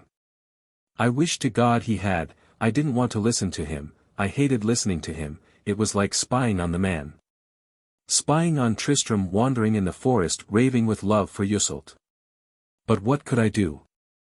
How leave him like this? How let him return to Venice like this? Good Lord, and Venice waiting in the taxi. If she saw him like this. Good Lord, was the man mad to have brought Venice with him? Here, to see Iris. The misty impulses of a man of honor do nothing behind his wife's back. After, having done everything. But, good Lord, if Venice grew tired of waiting in the taxi and came and found Napier like this, like a demented knight in a story. Venice of the lion's cub head, the mischievous, loyal eyes, dear Venice. Adoring and adorable Venice. Napier's wife. And, at that moment, I saw Venice again at the Loyalty, that night 10 months ago, happily waiting for Napier, whose wife she would be in 3 days. Darling, darling, darling. That night of Gerald's death. And then for the first time I remembered the cry of Iris, in the night, and the 2 red rear lights swerving into South Audley Street, and I understood how it was that Iris in her letter had called me her destroyer. Her destroyer, with love, for no lover could have passed her way that night had I told her about Gerald. And Napier had passed her way, Napier whom she had seen that night for the first time in many years, Napier her ancient friend. There were 2 roads leading from a certain tree. And the 2 roads had come together in the darkness of that night, in the darkness of cruelly blind chance, and now they had come together again in the darkness of this night, while Venice waited outside. I couldn't, you can see, not do anything just then. I couldn't let this love-lost man be found by Venice in her husband's shoes. Napier and Venice, the happy lovers. I was on Venice's side. For Venice. Always, I was for Venice. One likes so few people, but one likes those few very, very much. This love-lost man must be woken up, must behave. Of course he must behave. Venice, for Venice. How dared he have done this to Venice? Marrying her on the 3rd day from that night. I asked him where he was staying, and when he said, the Muris, I told him that if he would go now I could ring him up when I had seen the doctor. It's no good waiting here, I said. I know the doctor. He stared at me with the immense, the devastating, dignity of the utterly careless. I bitterly wanted to wake him up, to make him see the thing he had done, the beastly thing. For Venice. It's no good, I said cruelly, keeping Venice waiting forever.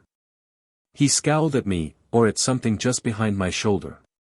I'm going to see Iris, he said. It was quite definite, he was going to see Iris. It would probably, I supposed, do Iris all the good in the world to see Napier on this critical night. Napier and Iris. It might make her care whether she lived or died, but why shouldn't she die? Venice would condemn her to die. Iris was the foe. Why shouldn't she die? You can't do things like that, and not die. Stealing like a little thief into the garden of Venice, and stealing away like a little thief, to bear Napier's child, unknown to Napier. Hell! He muttered. I stared at him, at those burning, broken eyes. Hell, he said. Oh, God, what hell? What? If you only knew. I don't want to know, I snapped. Well, did one want to know? But he didn't hear, didn't care, didn't see. Being with him, you can see, was exactly like eavesdropping. Why, if Venice came in and saw this love-lost man, her Napier, her darling, like this, with burning broken eyes. But there are some things that can't happen. You couldn't take Napier from Venice.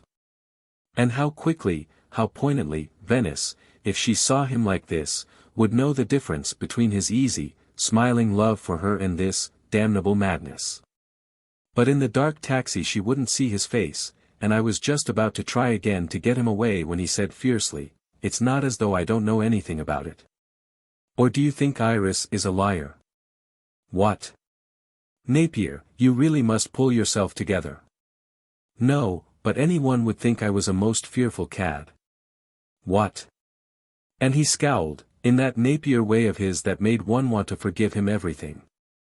I mean, not coming before, seeing she's so ill, waiting all this time, and coming just now. Why, she wrote to me 4 weeks ago, saying she was going to be just slightly ill and have a rest for a week or two, so of course, oh, look here, here's the letter, you'll see for yourself.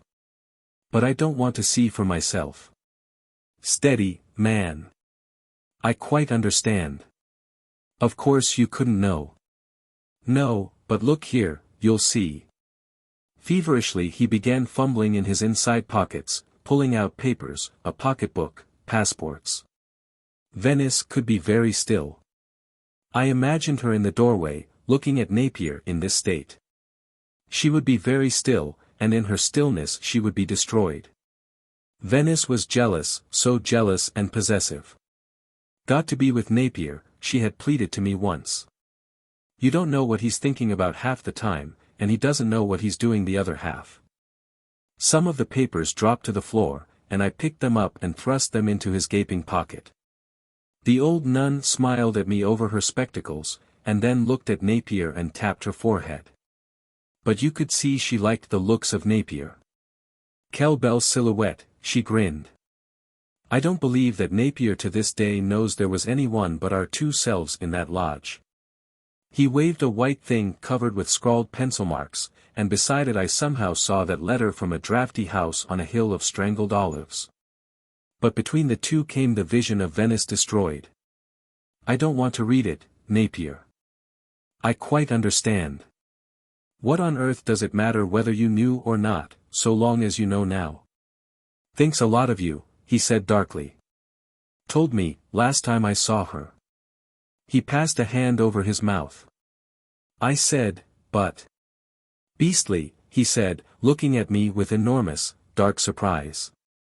That's what I feel. Beastly.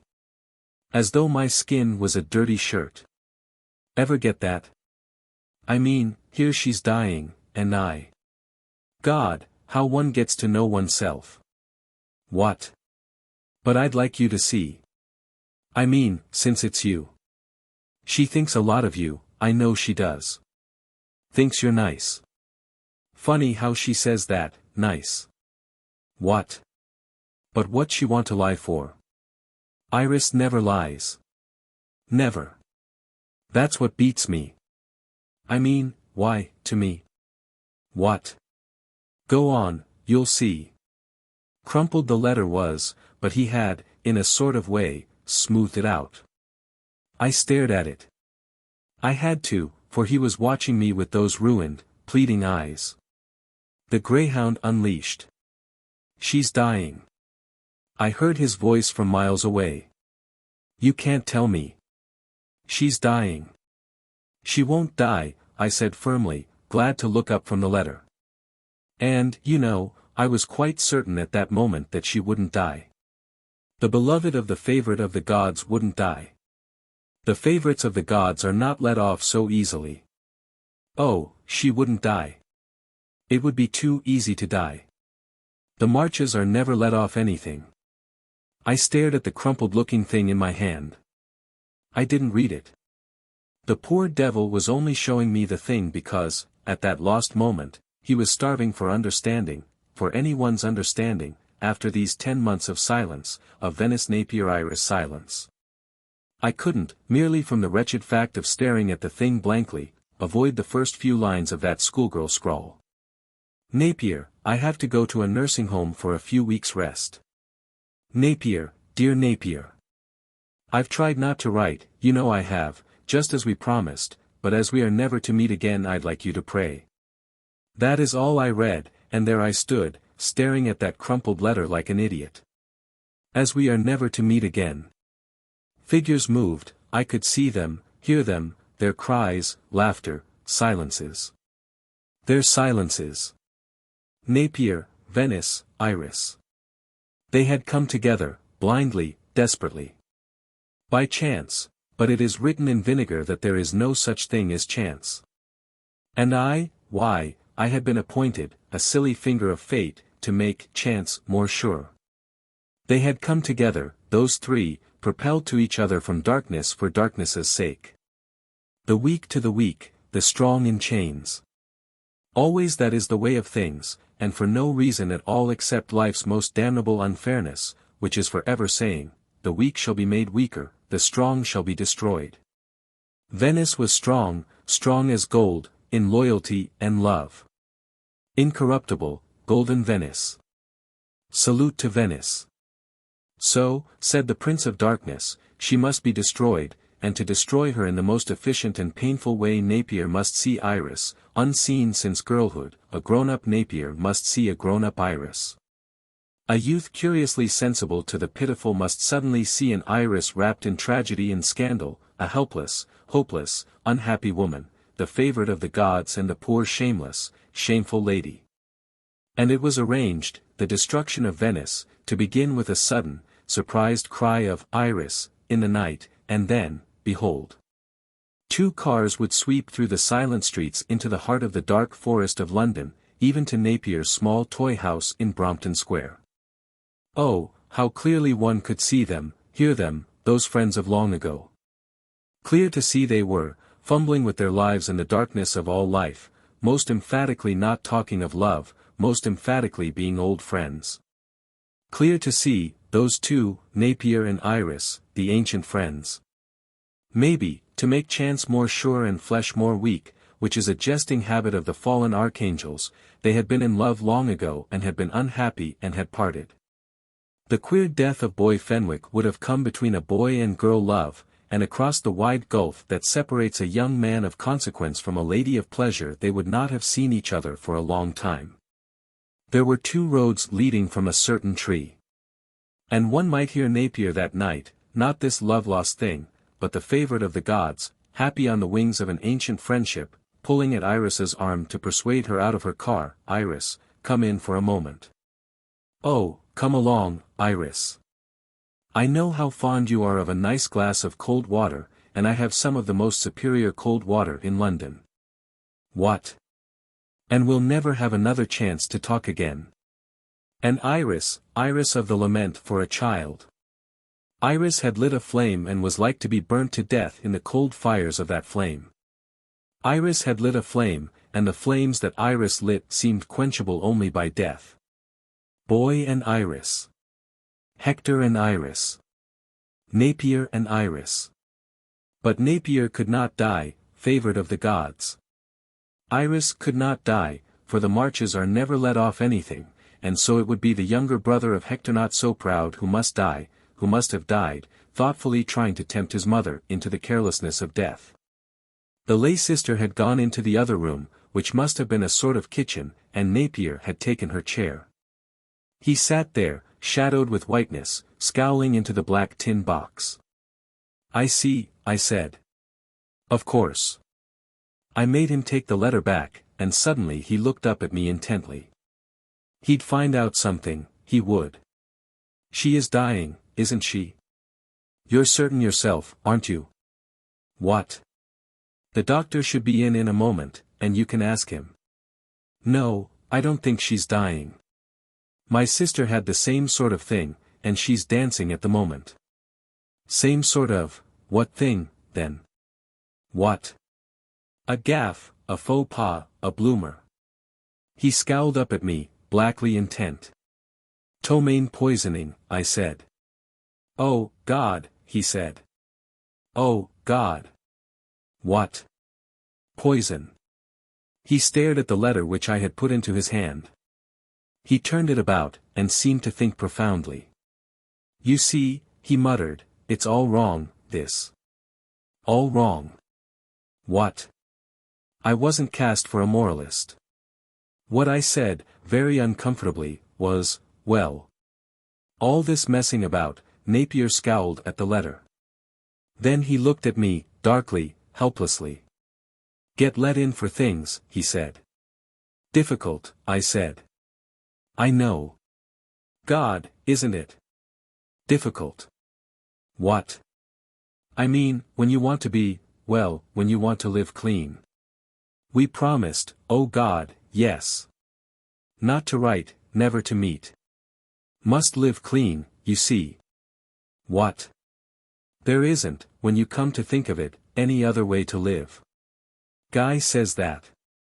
Guy. Yes, but, need guts like guys, don't you? What?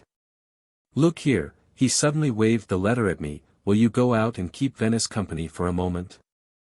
I mean, see what she's doing. And I'll see the doctor fellow and make him let me see Iris for a moment. Promise wiped out by approach of death. What? I mean, lonely for her here.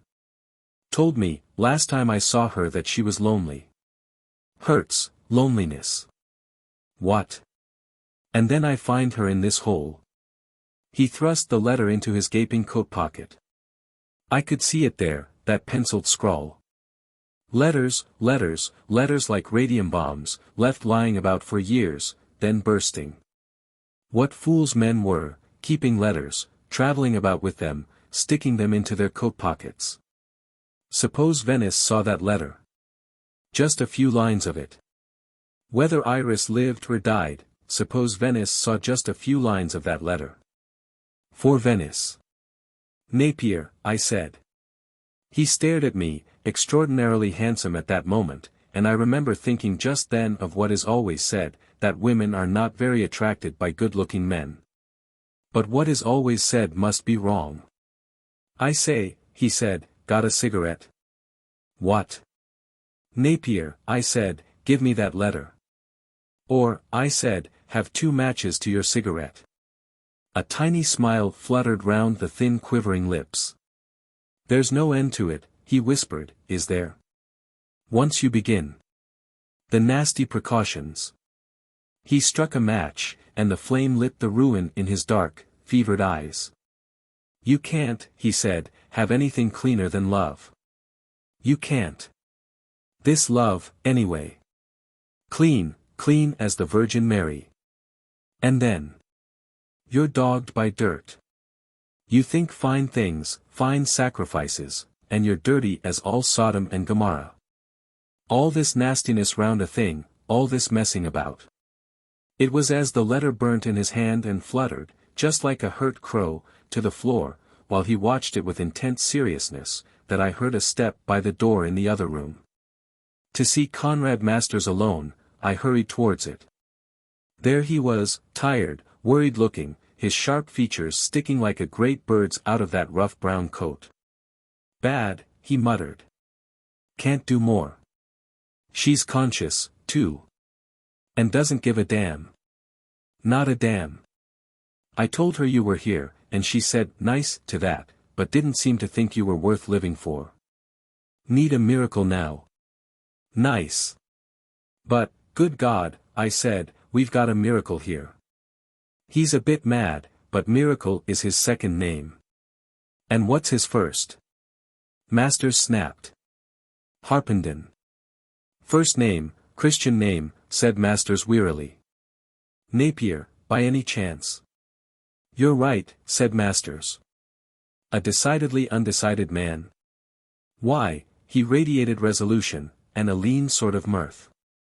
Never know your luck, he said. Not in this world.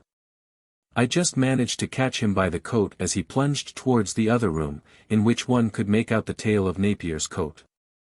Masters, I whispered, I went and told him it was ptomaine poisoning. Good, said Masters. Those gentle worried eyes with the faintly amused look. That's all right, he smiled. Young ass. There sat Napier, a lost man. Come along, Masters jabbed at him. Come along, man. Wave introduction. Life and death. Napier jumped up. Masters looked almost fresh and boyish beside him. A captain of men, that was Conrad Masters. I say, Napier said.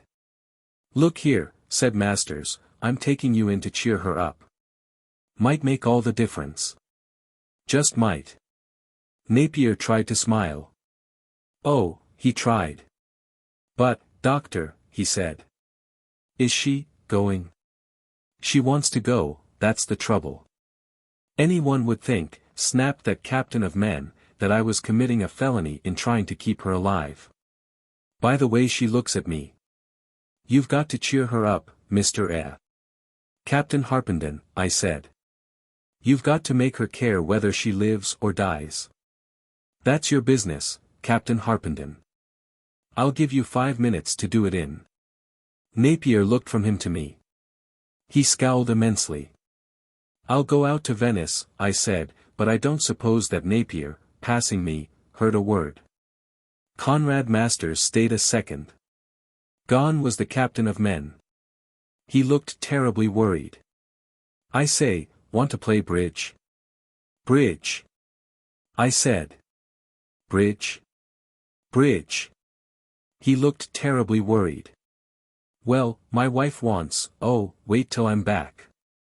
I'll drop you anyway. And he was off, his brown coat flouncing peevishly. Through the open door I could see Napier, his coat open, everything about him open, standing in what looked like a wide courtyard. Mais quelle belle silhouette, chattered the old nun. L'ouvrier type brun anglais. Mais c'est naturel qu'il soit faux avec ces yeux-là. Napier and Conrad Masters walked across the courtyard towards a tall red-looking building. Its door was pointed like a church door, and windows here and there were alight. Through one of them a nun was looking at me. On the sill outside the largest window of all, which was not alight, stood a pineapple and some grapes on a plate. After that chill, stuffy lodge the night was like a kiss. The dark shapes of Masters's Renault and Napier's taxi faced each other, their dimmed lamps lighting only the darkness. The chauffeur of the Renault looked to be asleep at the wheel. I hoped Venice was asleep, too. The driver of the taxi was nowhere to be seen, and stealthily I was approaching the dark shape of the taxi, mentally communicating to Venice that it would be only decent of her to be asleep. When the taxi driver emerged from the malodorous shape of the lavabo. El dorme, J.E. Croix, the fool shouted at the top of his voice, and I bolted into the capacious Renault. Sorry to wake you, came the mutter of Conrad Masters from the open door. Where are you staying? Through the front window I saw the door of the taxi close. Napier would tell Venice he had seen me, and she would be surprised I had not spoken with her. You were asleep, Napier would say, but she would still be surprised. Look here, Masters said persuasively, 1 foot on the footboard, why not come to my place for a while? Come along, it won't kill you. A night hawk like you. My wife has a party of some sort. Dancing, bridge, Parisian Americans. Dancing, bridge, Parisian Americans. The end of a perfect day. It's another form of septic poisoning, I pleaded. Take me to the Westminster, Masters, and let me sleep. And you'd better get a room there as well and spend the night in peace. The taxi in front of us bumped and rattled away. Masters muttered wearily, well, I will probably have to take a hand if you don't.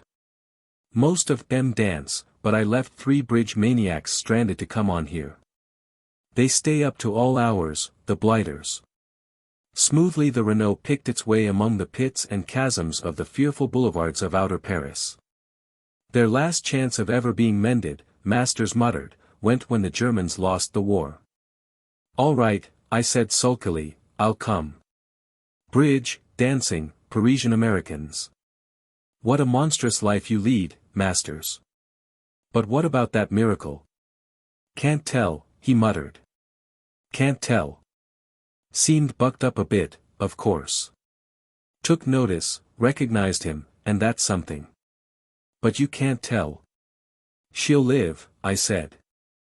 I'm glad you're so certain, snapped the captain of men. I'm so little certain that I put that young man on his honor to look round again tomorrow afternoon. On his honor.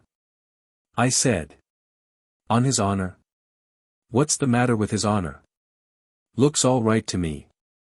But he's going south in the morning. He mustn't go, snapped Masters. That'll be your job. We must give her one more chance, one more PIQURE. It's essential that he shouldn't go tomorrow. You must prevent him. I'll try, I said, but surely he won't want to go. Oh, he won't want to go. Masters stared at me thoughtfully. He said. Of course, I said, you never know. Well, said Masters, now she's seen him once she'll expect to see him again. It's only natural. Of course, I said. Naturally. Smoothly ran the Renault with the scarlet wheels. The black lion found in us no little citron, cowered before us, slunk back into the jungle of nameless boulevards. Montparnasse showed lights to hold us, faces in cafés, singing groups of young men, little flashing women with lots of hair like dyed halos. Artists. Swiftly we fled through the darkness, the stillness, the deep shadows of the phantom fortress of the Faubourg Saint-Germain. Away we went from the ancien régime, the haute noblesse, across the river to the nouveau régime, the noblesse. Down the stately slope of the avenue Hoche into the sweet valley of the Parc Monceau, where lived the dashing Mrs. Conrad Masters, with bridge, dancing, Parisian Americans. You can't, that man muttered, expect her to be reasonable. No, I said, I suppose not. Nice, snapped Masters, good God, nice. Chapter 7, for Venice. Fat white clouds hurried over the pale blue roof of the Rue de la Paix. Spring, the first day before the first day of spring, the day that is not spring but is a voice of spring crying in the wilderness of the chilly heavens, here is spring, and lo! These are the clouds of winter fleeing before her, white as polar bears, and as stupid. Enjoy, enjoy le printemps. Anxious the fat white cloud seemed, most anxious, hurrying from the vanities of the Rue de la Paix towards the Cathedral of Our Lady, that they might pray, the poor clouds who know not that the pagan gods are dead, the poor clouds who love the winter, against the return of Persephone from the arms of Plutus. The stormy brittle sunlight, eager to play with the pearls and diamonds of Van Cleef, Lecloche and Cartier, and of Tekla also, chided away the fat white clouds, and now the sun would play with one window of the Rue de la Paix, now with another. Mortifying one, teasing another, but all in a very handsome way. Early the next morning it was when I found myself looking upon these mighty diversions, but I had so much rather been asleep. My bedroom looked down on these things, but unfortunately not from a great height, for they are not tall, the hotels of Paris. And men are sent round the streets of Paris first thing in the morning, to the end that people may not fail to be aware of the beauty of shuttered shops. Some of these men being directed to push along enormous tin barrels with which to make a carmagnole of dust, whilst others are placed on ancient taxicabs with especially adjusted gears and magnified horn power. There is no peace in the world, that is what it is. There is no peace in Paris. I lay in bed, staring through the lace curtains. What had happened, what were the alarums and excursions of that grey day yesterday, which had leapt at me from the darkness as I made to return to England after 4 months of pleasant wandering? Iris was ill unto death, Napier was enchanted. Men, some in shirt-sleeves, were taking down the heavy, grey, burglar-proof shutters of the shops opposite. Set in the small windows above the shops, the modistes' assistants seemed to be talking and talking. Some had hats in their nimble hands, some other things. It is pleasant, maybe it is the only pleasant pastime that does not ever pall, to see and not be seen. And now the shop windows began one and all to glitter in the stormy brittle sunlight which transmuted the pearls and diamonds on yellow velvet into celestial jewels fit to adorn the crown of the word printemps, than which there is not a more beautiful word in all the languages of the world. In the great window of Edouard Hippolyte, whence in the long ago had come to this person such polite but manly notepaper, stood richly white and colored papers, boxes of lacquer, ebony, and cedarwood, flaming quills and great cut-glass bottles for ink. And many another devised to make one realize how pleasant writing must be for those who do not have to write. Before a shop not far from Tekla's which displayed the most charming baubles of all and completely deceived the sun, 2 short dark Semitic men and a lanky Semitic youth were having some difficulty with their shutters. The shutters did not look new, far from new, but maybe, I thought, a new burglar-proof arrangement has been wrought on them, and that would be causing the difficulty. The traffic had as yet but caressed the Rue de la Paix, and through the open window one might hear the rising anger of the 2 short Semitic men with the lanky Semitic youth, an anger which seemed to call for and to attain a cuneiform language. Then a 4th man, also in shirt-sleeves, came out of the shop, a patriarchal mountain of a man with a great black beard and a mighty nose, who might that very moment have come from a breakfast of dates in a tent over against Ur of the Chaldees. And instantly I knew him for what he was, a millionaire. Many were the racehorses he owned, and often you would see him at Longchamps, talking to a beautiful woman in a deep voice about himself, for that was a vain and terrible man, and the worst of it was that he was always right about everything. Whether it was a horse, a jewel, a woman, an antique, or the fall of a card. With one look of his eye he scattered the 2 short Semites and the lanky Semitic youth, who were his 2 brothers and his son, who were also millionaires, and in a trice he had those shutters off that window, and lo!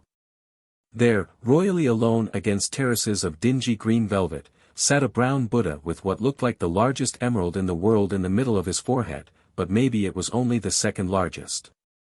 The last time I had been in Paris there had been a golden chair in that window, golden arms and legs and back and sit-piece and all, and so it was no wonder that that man owned racehorses and said, "Banquo." To 500,000 francs while yawning, and rightly, for he always won, as I know to my cost. And one night he had come into the rooms at Cannes with a great ruby on his finger. Only he would, of course, but apart from the ethics of the thing it was an amazing ruby, crimson as blood and clear as a glass of Burgundy. But what a stone! Cried Billy Ponthevec, a cocotte who sat at the table losing all the money that she earned by breaking every commandment but one. For she adored her father and mother and never failed to put aside for them as much as she gave in tips to the croupiers. But she never saw her parents, she would say, because of a funny idea they had that it was bad for her health to take cocaine on an empty stomach. "Yes, it is flawless," said the deep voice of that terrible man, shouting, "Banquo," as an afterthought to some poor devil who thought he was going to get away unchallenged with 50,000 francs. "You can have it, child. Here you are." But Billy Ponthevec had always a sense of the proprieties, and so, as the saying is among the vulgar, she damned his blasted cheek for offering her so valuable a present in public, but he said that made no matter. For it was just because the ruby was flawless that it was quite valueless. If only it had the smallest flaw, he boomed, it would be beyond price, for anyone can counterfeit a flawless ruby so that no expert can tell it from the original. "De la part de Madame Arpendon," said a voice, and after the passage of curses and catcalls which are peculiar to the telephones of Paris, I heard Venice's voice. "Venice. Venice. That will do," she said. "Oh, that will do from you, thanks very much. Naps told me he saw you last night in that odd place, but did I see you? You were asleep, Venice. But I am so glad to hear your voice after all these months, you wouldn't believe how glad. Venice, how are you? I can't tell you now, I have to buy things. Listen, child, will you give me lunch today? Naps is busy for lunch. Listen, you must give me lunch today. I hate Paris. But Napier told me you were going south today. Oh, Naps is mad." A boyish voice, a very boyish voice Venice had, even on a telephone in Paris. Not dangerously mad, but just mad. I never knew such a silly, one can't ever arrange anything beforehand with him. We are going by the evening train now, though we had everything booked for the one this morning. Listen, are you going to give me lunch? Oh, that's a dear. About 1, here at the Muris. Venice. I called, but she was gone, and I could see her striding intently through the somber halls of the Muris, lovely Venice, like sunlight, just like English sunlight. And keeping my mind to sunlight, and avoiding all thoughts of death and dark enchantment, I said to myself that I would stay in Paris now that I was in Paris, rather than return to London, for over London lay a memorable fog. So said the Continental Daily Mail, as also it said hats off to France, the guileless thing. De la part du Docteur Master, said the telephone this time, and there was that captain of men muttering, as he had promised he would in return for my playing bridge till all hours for his sake, that there was little change in Iris. But what little was for the better rather than for the worse. But don't go thinking, said he sharply enough, that she's nearly out of the wood yet, because she isn't. And, by the way, she seems to want to see you, but remember that you'll do her the worst turn you can if you let that boy leave Paris today. Yes, but, I said, but I spoke only to the roar of the Parisian scene, and I thought, oh, well. He isn't going till the evening anyhow. And, still keeping my mind from dwelling on death and dark enchantments, I renewed my decision to stay in Paris a while, no matter how bitterly my sister might inveigh against me for letting her return to England unaccompanied. By now the Rue de la Paix was languishing brilliantly in the stormy sunlight, and from my bath I could glimpse the cars lounging up and down and women walking swiftly by, intent on errands of the greatest importance and looking as attractive as only women can look when they are not thinking of men. While Englishmen and Americans walked seriously toward the chairs on the boulevards that they had read about in Nash's magazine. Then my sister's car passed by towards the Place de l'Opéra, and she sitting forward with an air of moment, the ferrule of her parasol poised above the shoulder of the chauffeur, poor Mr. Hebblethwaite, who hated the French so. I will tell her, I said, that I am regrettably detained in Paris owing to the call of my art, my work, for I have just thought of a tale about a man who would not dance with his wife, and would you have me, I will put to her frankly, write a tale like that in a London fog? And it was while debating with myself over this silly fancy about a man who would not dance with his wife, for some good reason that I would no doubt hit upon in due course. And while congratulating myself that I had throughout the morning successfully avoided thinking of any of my friend's troubles, that I passed through the soft-carpeted and sombre halls of the Murris, towards Venice, where she sat in a deep chair behind a paper, while in deep chairs all around sat people drinking cocktails and talking in low voices. All people talk in low voices when in the Murris, and that, I dare venture to say, is one of the amenities peculiar to the Murris among the hotels of all the world, but that is as it may be. 2. Venice was in high looks that day, Venice was all of a glitter, and that was because, she said at first, of this and that. But we had no sooner passed through the glass doors into the restaurant than she said, she almost cried, that something marvelous had happened just a moment before. What do you think? She dared me to guess, and when I said that I thought I would have some oysters she said she was too excited to eat anything, but might she have some ham and a glass of lager beer? Venice hadn't met my sister but once or twice, but they had met again that morning in some shop or other, and I was complaining bitterly, said Venice, about Napier. How he made a perfect jumble of everything by never knowing his own mind for 2 minutes running, and how we couldn't now find any sleepers in tonight's train, when she offered to lend us her car to take us to Monte Carlo. She couldn't bear the sight of it, she said, for another week at least, and that gives us plenty of time to get there and send it back, doesn't it? Now fancy your having a sister like that. And how is Napier? I asked. I only saw him for a moment. I can tell you, said Venice in a sudden somber moment, that I'm not a bit sorry to be leaving Paris as quick. Naps has been working awfully hard lately, and here we come away for a holiday and the first thing he does is to go off the deep end about this old friend of his being ill. Well, she is rather ill, I said. Yes, I'm awfully sorry, really I am. I've never met her, but I saw her once, one night at the Loyalty just before my... Yes, I remember, Venice.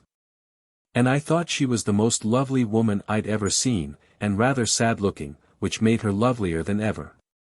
She'd be sad, I suppose, because of her 2 husbands and the things people say about her, for they do say some things, don't they?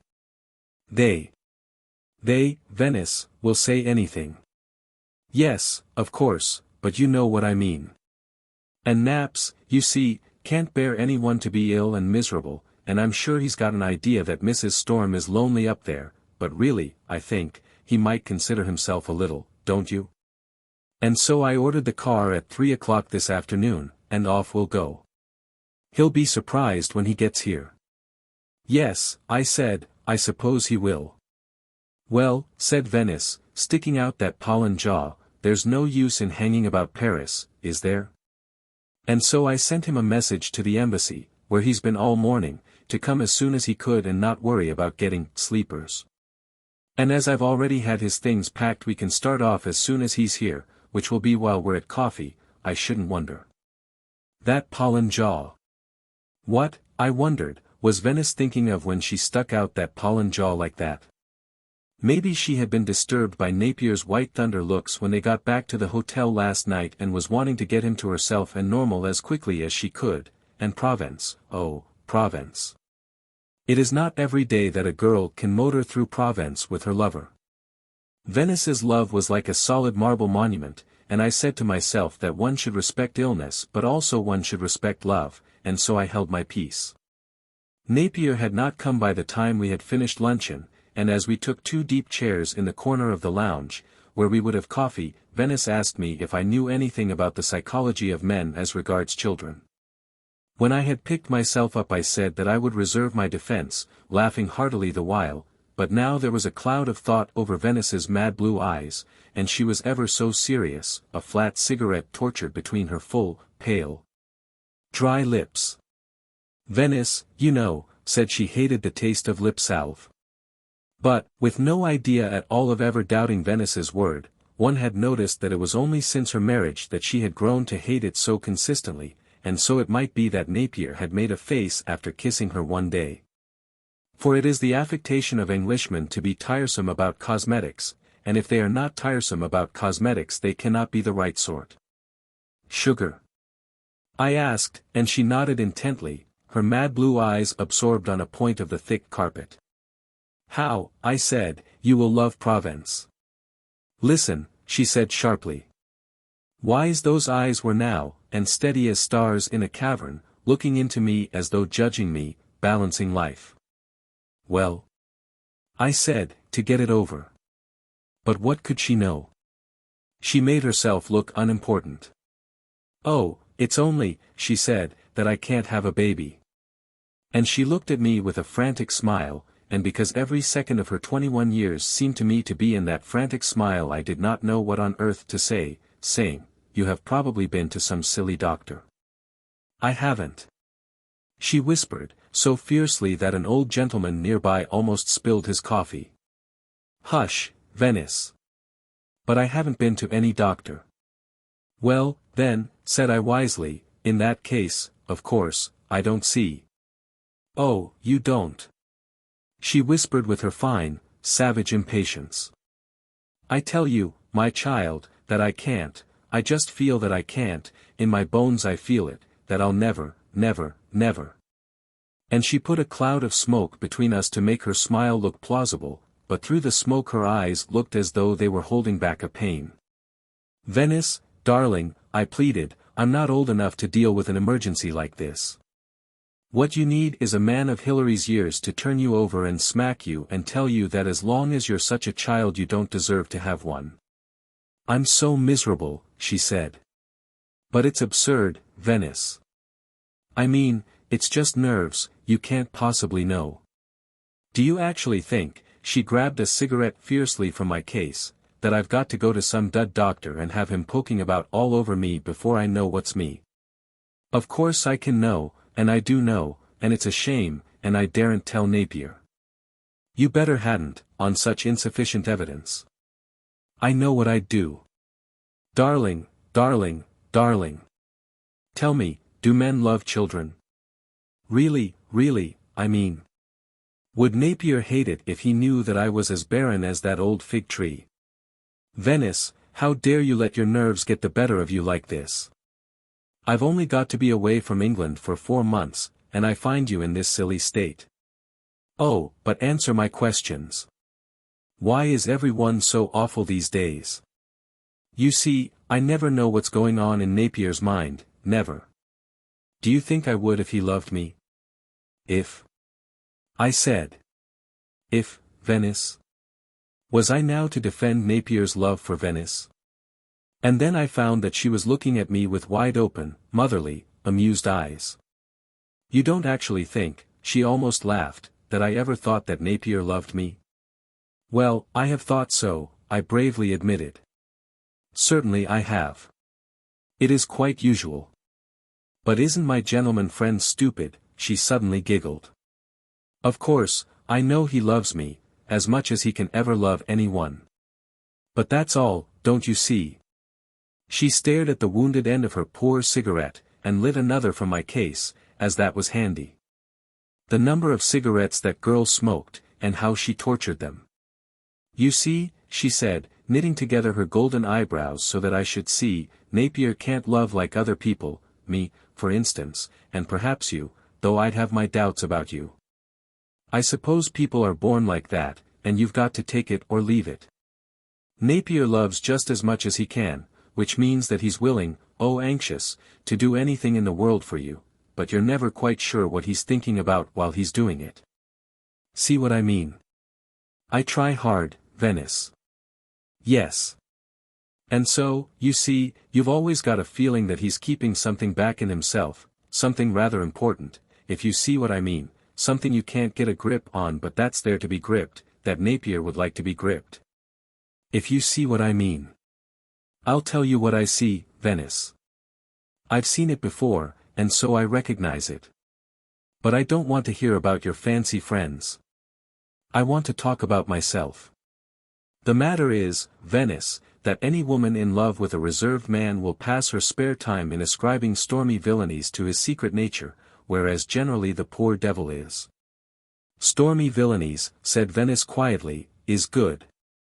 Women, I said largely, cursing myself, are always making themselves miserable about what they don't see in a man, as though what they did see wasn't quite enough. The full dry lips ravaged the cigarette for a while. Then they said thoughtfully, the other night we were dining at Fay Avalon's, just a very few of us, and when someone said that Mrs. Storm was a nymphomaniac, Napier went as white as death. And what did the other guests do, Venice? It's the least Napier could have done, as she's an old friend of his. Of course, said Venice very calmly, looking into her cup as though for more coffee. I don't know her, or anything about her, except just what people say. And I'd never have known that Naps even knew her if I hadn't seen him speak to her that night at the Loyalty. That was the night her brother died, wasn't it? Napier had never mentioned her name before, nor since, if it comes to that, until last night. When he seemed so upset about her that after a while I upped and said he could go and take a room at the nursing home if he liked. Wasn't that rather harsh, Venice? After all, he's known her a very long time, and it upsets anyone to see an old friend very ill.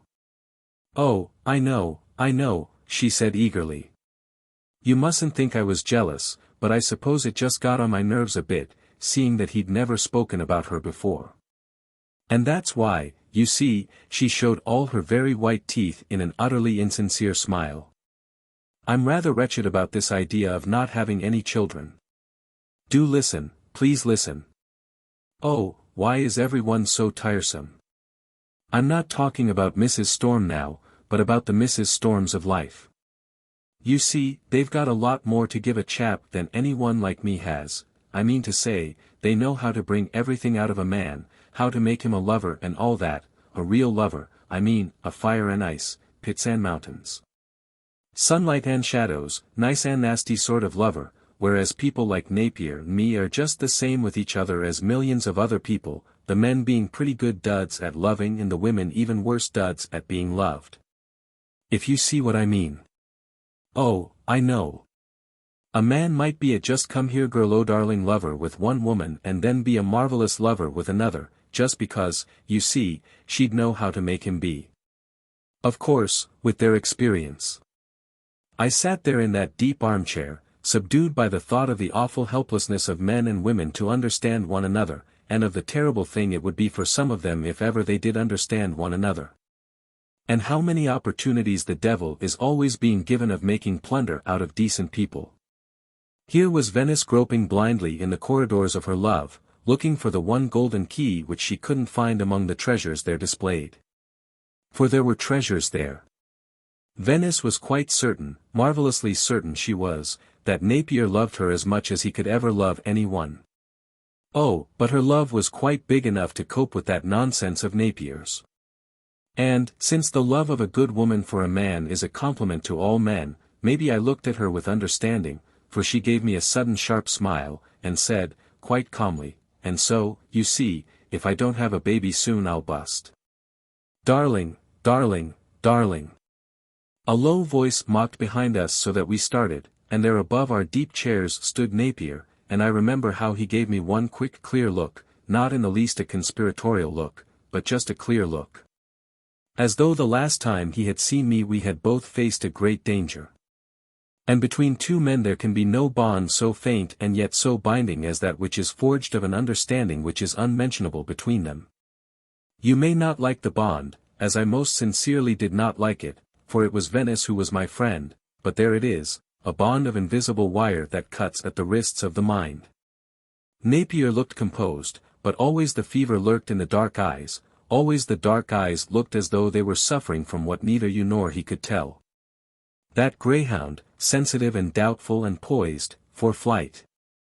And he somehow looked queerly festive in that sombre, conventional hall, with his faded Isingary tie and the brown Shetland waistcoat which was for the most part unbuttoned. "Oh, Naps, such a wonder!" cried Venice on the instant, and I saw what one is so apt to see after an intimate talk with a woman, that one has only been talking to a mood. Venice was in an instant as I had always seen her with Napier, impetuous, imperious, gay. "What do you think, Naps? I have got a car, a lovely car, swift and shining, and a man called Hebblethwaite for chauffeur. Now what do you think of that?" "I think," said Napier gravely, smiling at me, "that it must be an English car." "And what do you intend doing about it?" "Driving in the Bois." "What? Driving in the Bois? Am I mad?" "My child, it's his sister's car, and she has lent it to us, and we are going south in it, that is what we are going to do. And I ordered Mr.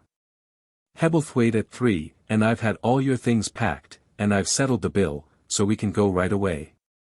Napier stared at her, he was sitting now, and it was as though he had put his hand to his mouth and placed a smile there. It was a very charming, helpless smile. I said something to the effect that I must go now, but no one was taking any notice of me. Venice was saying, in a voice tangled with confusion, impatience, a sort of gaiety, "But, Naps, you don't mean to say you want to stay still another night in this foul Paris, when we might be in the sun?" Napier scowled, the smile still on his mouth. "Of course, I don't want, but—" "Oh, but, Naps, I'd like to go straight away, right away, as the Yankees say. And I thought we might have tea at Fontainebleau and I'd show you the place where I was at school."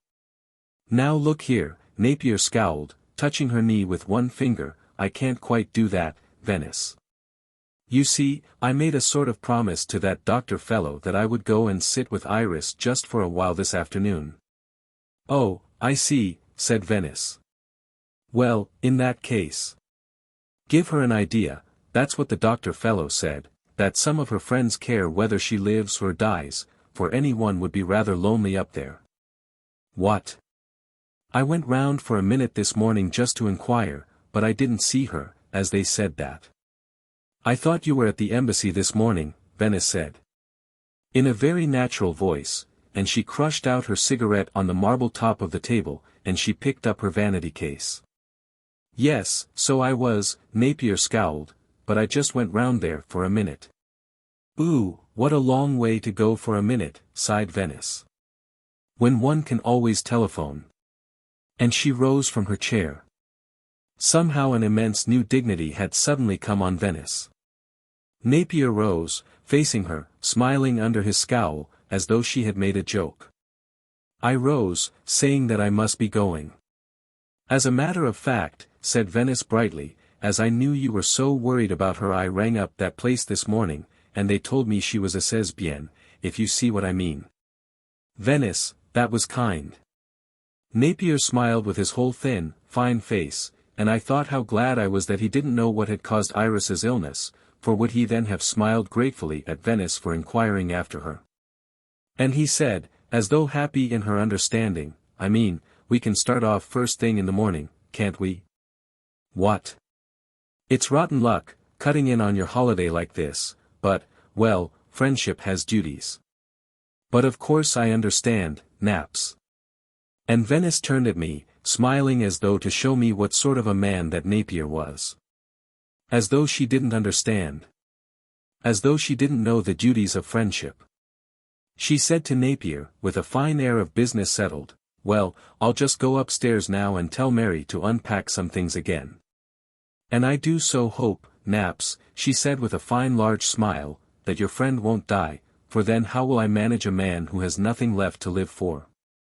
And Venice turned to me, and her hand was in mine, and we were saying goodbye, when Napier said briskly, "Come on, then.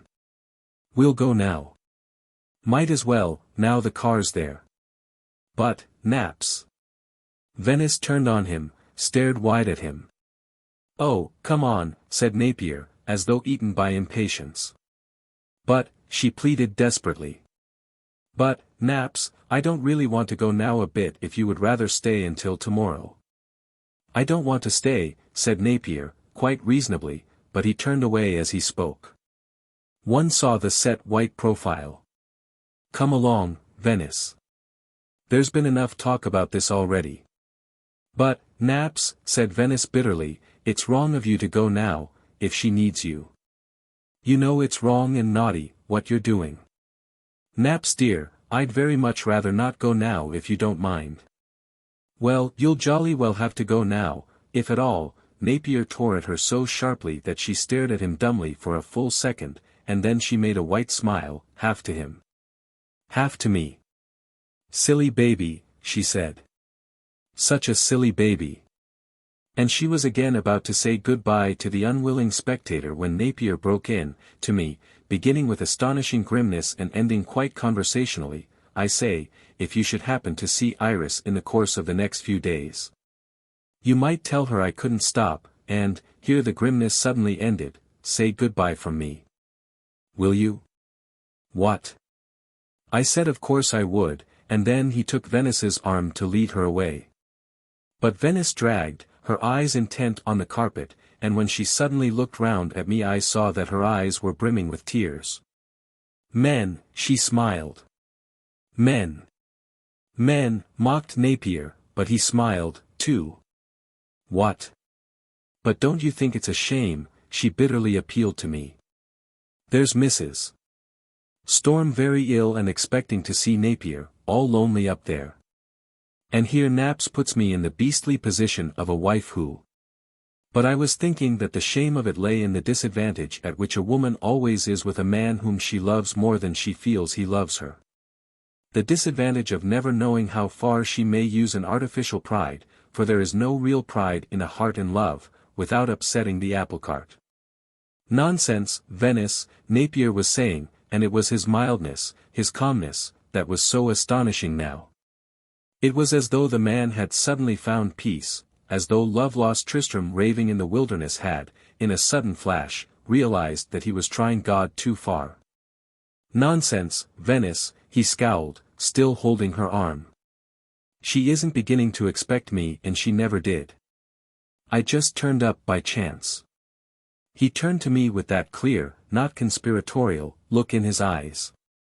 "You will say goodbye from me, won't you?" "Of course," I said. "I may be seeing her today." "Yes, just say goodbye," said Napier, and as he and I shook hands Venice laughed nervously, "Dear, how serious. I can't bear goodbyes." And so she shook my hand without saying goodbye, saying instead, "You have been a darling to let me bore you with my nonsense, and I hope you'll pray that it keeps fine for us in your sister's car. See you in London soon." And away they went, Napier and Venice, he still holding her arm just above the elbow, she still appearing to drag a little, across the now deserted and darkening lounge to the glass doors, which a small boy opened to them. But the small boy must hold it open, for they stood in the doorway a short while, as it might be they were arguing, and through the gloom of the afternoon I could see Napier's set white profile, drawn in ivory it might have been. And the way he seemed to be smiling grimly into Venice's upturned face, and I could see the way Venice's face suddenly lit right up with a smile, just like a garden with the sun after rain. Now what could he have said to make her smile so, or had he said just any little thing, which her love, most princely alchemist, had straightway transmuted into a golden word? He has said farewell to his love, I said to myself, and now, if love has left any honor at all in him, he must convince himself that there never was any love to say adieu to, for even so much would be a disloyalty to Venice. He has renounced his love, I thought to myself, as a man of honor should do, but he knows that a man of honor is not worthy the name unless he can also convince himself that there never was any love to renounce. For that would make him feel martyred for his wife's sake, and that would be a treachery to Venice.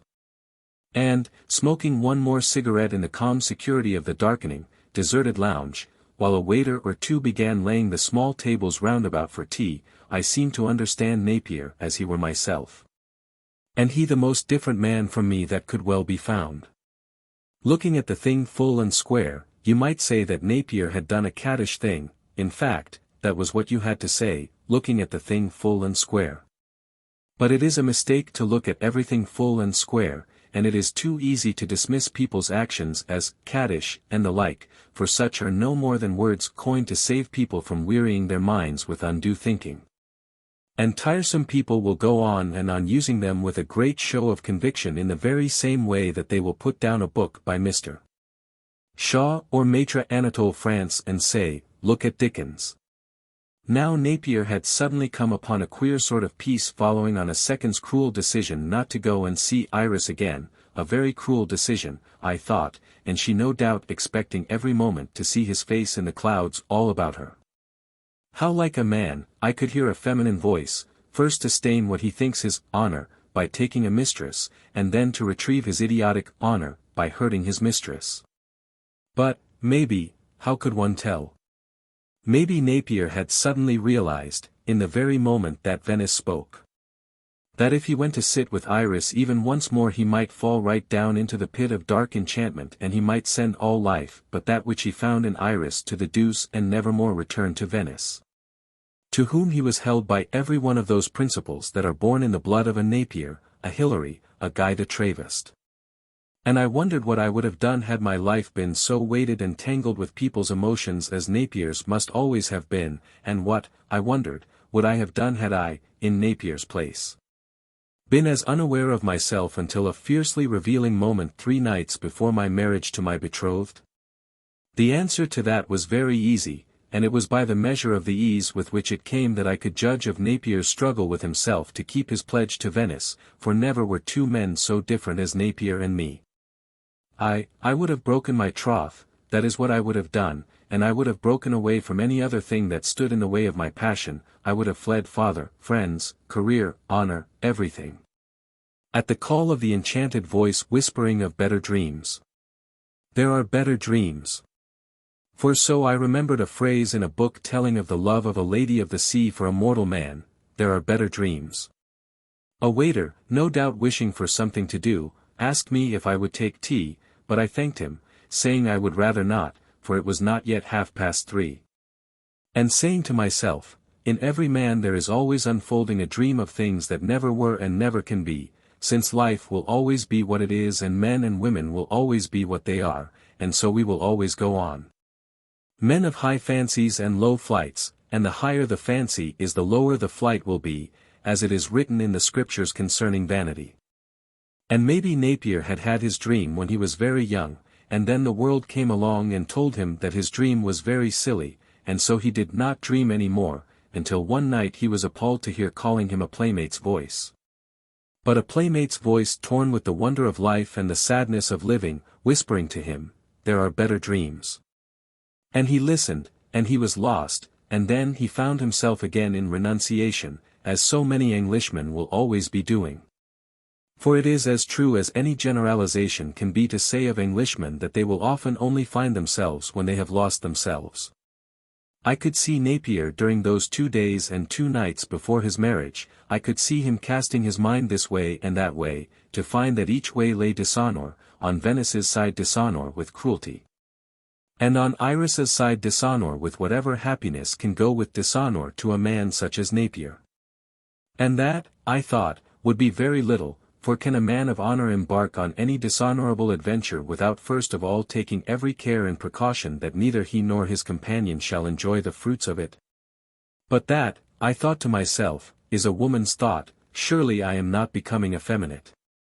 And you could see Napier scowling as he beat his mind to know what a man should do, for you might be sure that Iris had not tried to persuade him, she would have loved him and left him. Putting the seal of her kiss on his lips and the seal of her voice on his ears, telling him only to do what he thought was right. So Napier would be beating his mind, always driving from him the phantom of a compromise, a fair enough phantom, that, how he would go to Venice and tell her that it had happened to him, born vile, to do thus and thus. And would she please forget him, for forgive him she could not? But that was just what Venice would do, proudly and imperiously she would forgive him, and then he would have to confess the real truth, which was not that he had held Iris in his arms, but that he loved Iris with his body and soul as he never could love Venice, that he loved Iris and Iris loved him as though they had drunk a love philtre together, and in that way he did not love Venice. But Venice, unfortunately, did love him in that very same way, and you could see Napier just quailing before the cruelty of telling Venice that, after all, he did not love her.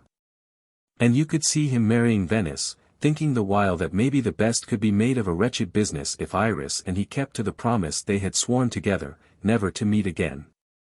And they had kept to it very stoutly, the Iris who had plucked the device for purity from her heart had kept to her promise. And Napier would have kept to his promise for ever and a day but for the chance of illness in the obscure silence of the Paris night.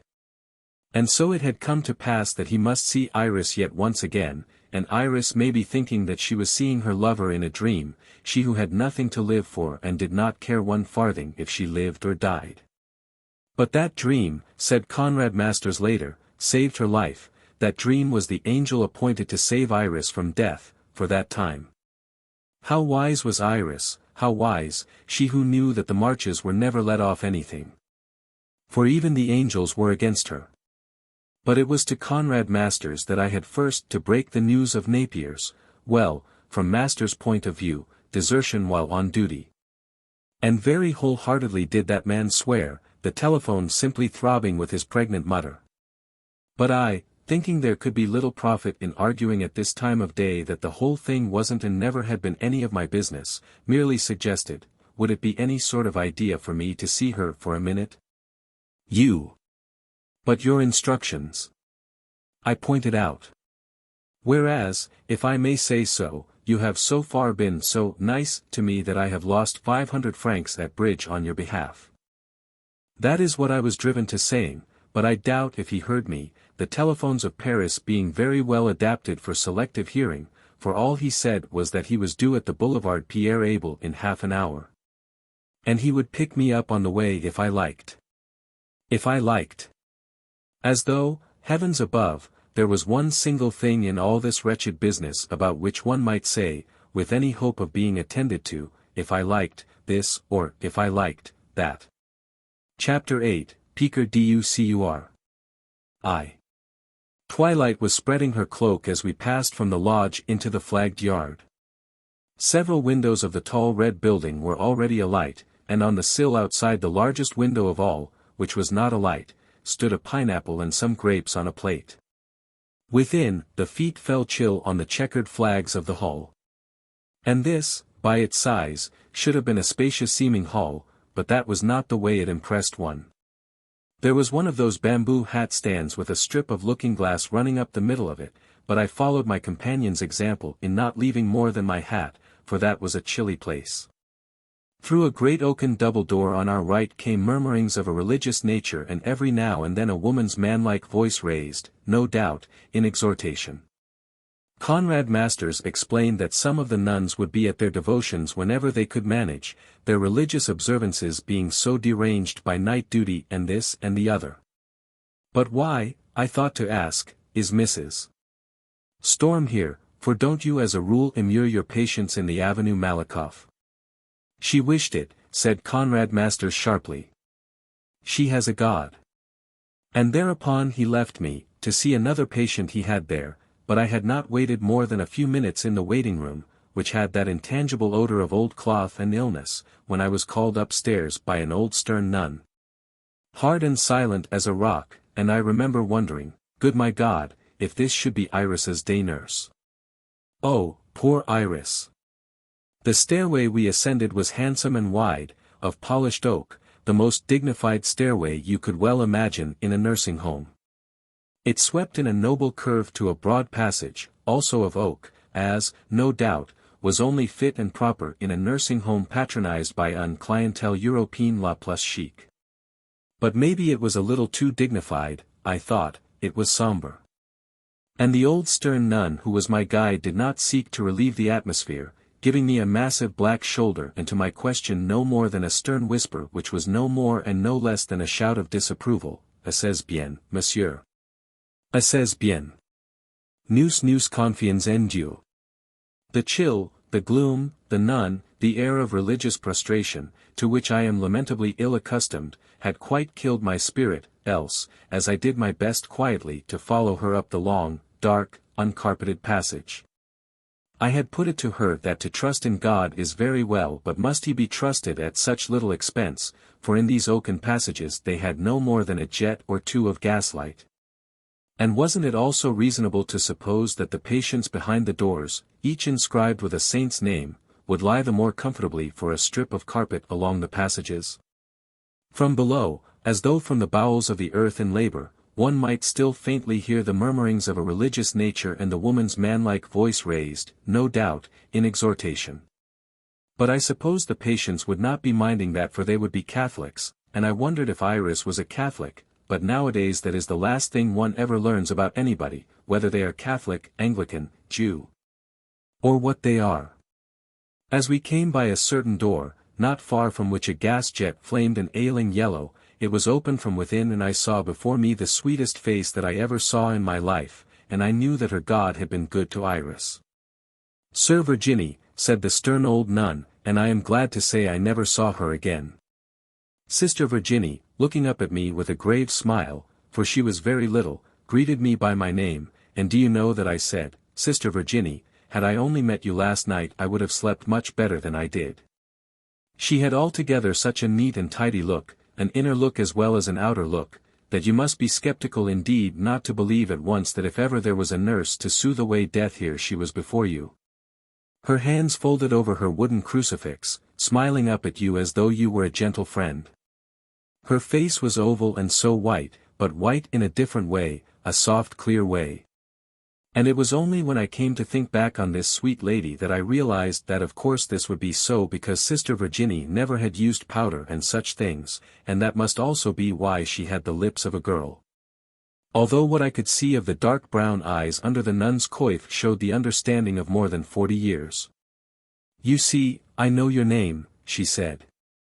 She did not need to whisper. Madame has a great regard for you, I must tell you. Now, you must not talk when you go in. She will look. But you must not say one word. She will see you are there, and it will make her content that her friend has thought of her.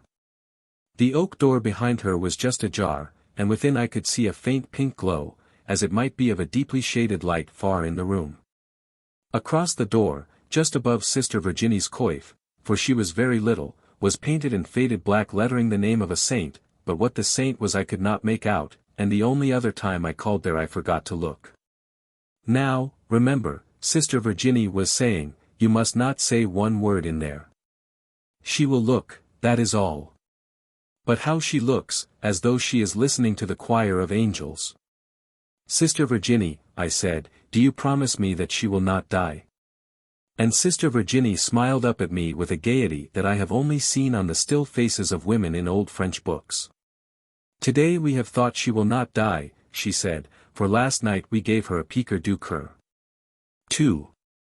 I wish I could describe that room in which I saw Iris lying, for it was such a strange room to find in a nursing home, and you would not have been surprised to find the like in one of the hotels in the Faubourg Saint-Germain. But the truth is that I never yet was sure of the appointments of any room I might find myself in, except maybe that it was large or small, that it was panelled or papered or distempered, and whether or not you walked on a carpet, a strip of oilcloth or a parquet floor. It seemed to me that I must walk a long way to the bed near the window. It was a great four-poster bed, and it had a very tall head, of carved oak. There seemed to be but dark wood in that strange sick room, and the perfume of wood. Beneath my careful feet was a narrow strip of drugget slanting from the door across to the bed, but on all sides of this strip the floor shone vast and brown in the dim light of a shaded lamp that stood on the heavy oak mantelpiece. Never was one so little conscious of the odors of a sick room, but, although I wouldn't swear to it, there might have been the faint tang of furniture polish, and maybe, as I stole near by the great wide bed by the large window. That was the scent of Napier's roses, which spread their heads from a carafe on a small table near the foot of the bed. Sitting against the carafe was a large white doll with her head asleep among Napier's roses and a red silk handkerchief tied around her wrist. Ah, me oh Michigan Marianne, unrepentant Magdalene, even the toys of your sisters heed your dominion. It was dark by the bed, for the light from the lamp did not reach nearly so far. The blind was not more than half lowered down the large window, and across the courtyard I could just see the light within the lodge and, on the sill outside, the shape of a pineapple and some grapes on a plate. The tall oak panel at the head cast a black shadow over the darkness of the bed, and at first I could no more than make out the shape of Iris's head. I could hear the faint hush of her breathing. Boy's head, curly head, white and tiger tawny. But gone now the tawny pride of the tiger, gone the curls. Very tidily brushed her hair was, tidily swept back from the forehead, tidily lying on each cheek. It would be damp, I thought, to lie so flat. Her head lay like a dark flower on the pillow. She was asleep, I thought, and I was going away, very well content to have heard the faint but regular hush of her breathing. She had fallen asleep, I thought, even as Sister Virginie had left her, and could there be better news than that she was asleep, breathing like a child? Then how frightened I was, just as I was about to steal away, to see her eyes wide open, staring up at me. Dark as her hair were her eyes, and almost as big as her head.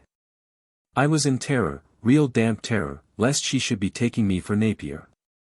I did not know what to do, and her great dark eyes staring up at me. It would be like a stab from the mists about her to be thinking it was her lover who had come and to realize that it was me. Then I was happy to see that there was understanding in the dark, still eyes. She was not taking me for Napier, she was not dreaming. She was hurt, her eyes said. And, because I might not speak, I just touched her cheek with my hand, and the hair on her cheek was chill and damp.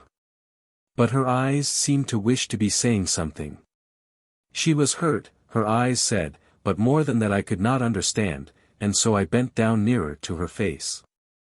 The skin was like thin gray paper over her shoulder blades, her lips were chapped, and they drooped. Dying. I shook my head sternly. Her lips were so dry and rough, and now I saw through a mist what I had not seen before, that her eyes were stricken with fear. That is what her eyes had wished me to understand, that now she was terrified of dying. That was what her dream had done, that was what last night's piqûre du cœur had done. I turned to go away.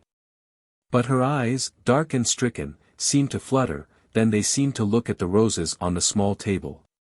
What is it, I thought, what is it she wants, and her eyes fluttering like that? Besides the white skirts of the doll whose head was asleep among Napier's roses lay the great emerald and a small tortoiseshell comb. I thought of the tawny formal curls trembling like voiceless bells before the looking-glass in my flat above the mean lane, and when I took up the small comb there might have been a smile on the tiny grey face, like the shadow of a candle's flicker. I passed the small comb through her hair, and it passed so easily through the straight damp hair, and then at last her eyes were closed and I went away as quickly as I could. Sister Virginie stood a little way up the passage, but for reasons of my own I did not wait for her to approach where I stood under the ailing yellow flame of the gas jet, but went towards the darkness where she was. "Were you good?" she asked me, and I think I said that I had tried to be good. "But, Sister Virginie, she is afraid. She is terrified." "Then she is being good, too," the nun smiled. "She has been too little afraid of dying, and then it was we who were afraid." She looked at me very seriously and seemed to purse her lips. I knew what she was going to ask, and I did not know where to look. "Do you know, monsieur, if we will be allowed to give her another piqûre du cœur? Madame has been very unhappy, and it is good to have happy dreams." I do not remember what I said, but Sister Virginie said magnificently, then I will lie to her for the time being, and when she had gone I stood at the head of the oaken stairway, thinking how I would like to be very alone for a minute or two. Now and then a nun would pass softly but quickly along the passage behind me, she would seem to be sliding along, and then there came a firmer step, and out of the tail of my eye I saw that man's great brown coat ballooning towards me. Well, as can be expected, he muttered gloomily. I looked at him. Better, really, he muttered gloomily. Ready? We went down the oaken stairway, treading on our toes. There was a sickly whisper of incense in the air, and I found that I had a headache. But I wish to blazes, growled that man, that you hadn't let that boy go. You could have stopped him. No, I said, I couldn't. Besides, I didn't want to. Well, how did you find her? Wasted, isn't she? Masters, I said, she is lying there terrified. For that was all I could think about, that and the feel on my fingers of the damp, chill hair that had no waves in it now. Masters said, and a very good thing for her, she is terrified. Keep her bucked up, that will. But I wish to blazes. Yes, I heard you, I said, fumbling with the latch of the great doors. Women, snapped Masters. Here, let me. I don't suppose, I said, that there are many worse sights than a helpless woman afraid. You get used to it, said Masters gloomily, but I was thinking that Napier would not have been at all used to it, and that he had been very wise in his goodbye. For as sure as anything I was that Venice could not have afforded to let Iris have even one more piqûre du cœur. You don't look so well yourself, said Masters. Growing pains, Masters. One is always growing up, at other people's expense. 3. I was not to see her again for a while. That man said, you did her no good the other day. The reverse. She has something on her mind she wants to say to you, and she can't, and it worries her. Naturally. Your instructions, I said. She will be angry with you, Masters. When she is well, snapped that captain of men, she may burst, if I may say so. And so I'll tell her. But in the meanwhile you will have to wait 10 days. Or more. It was more, quite a while more, and when I went again into the oak room of the saint whose name I forgot to look at, Iris met me with accusing eyes. She did not turn her head, she just gave me a sideways, accusing look. Turnings of head were discouraged, she must lie very still, oh for a long time, for that, it seems, is the way of skeptic poisoning. And Masters had said to me in the passage outside, if she as much as moves a finger, God help you. You should not be in Paris, she whispered, not without vehemence. And why are you laughing, please? Why, at your voice. I do believe, Iris, that it's stronger than you at last. Yes, but you should not be in Paris, that I'm sure of. You have waited to see me, she complained bitterly, but I protested that never was such nonsense, for why in the name of common sense would I wait to see her?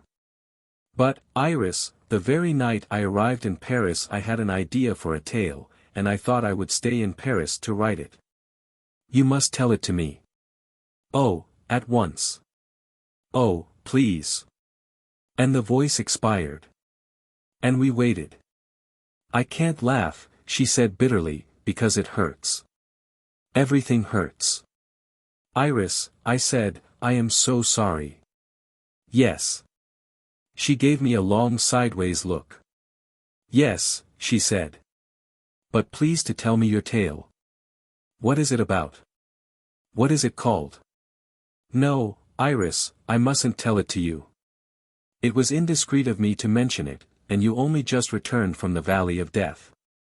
It is a terrible story. Everyone dies. It is about a man who would not dance with his wife. Yes, but... Oh, why wouldn't he dance with his wife? What a silly man. You do get some beastly ideas, I do think. Please, Iris, be still and good. That man said he would fire me out for 2 pins. So grey she looked, frail beyond frailty, in the gay afternoon light. It was the 15th afternoon of February, as I remember well.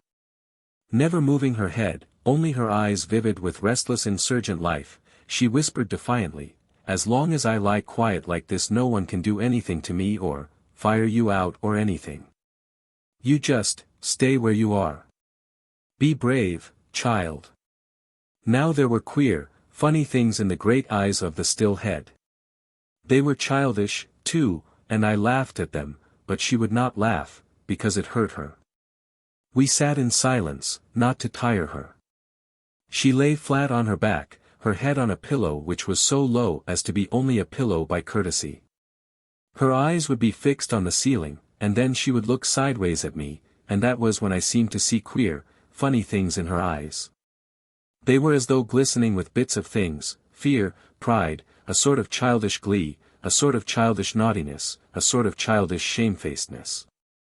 It was as though she was terrified of her new toy, and very proud of it, too, her returning life. And then the shamefacedness, an almost guilty look, as though she had just cheated someone out of something in a funny way.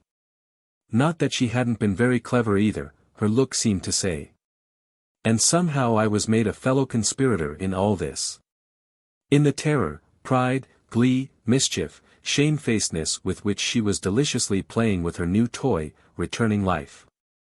She said suddenly, in an enormous voice which she had obviously been husbanding for the purpose, "No one wants me." And I think, but I am not sure, that she would have giggled if she could.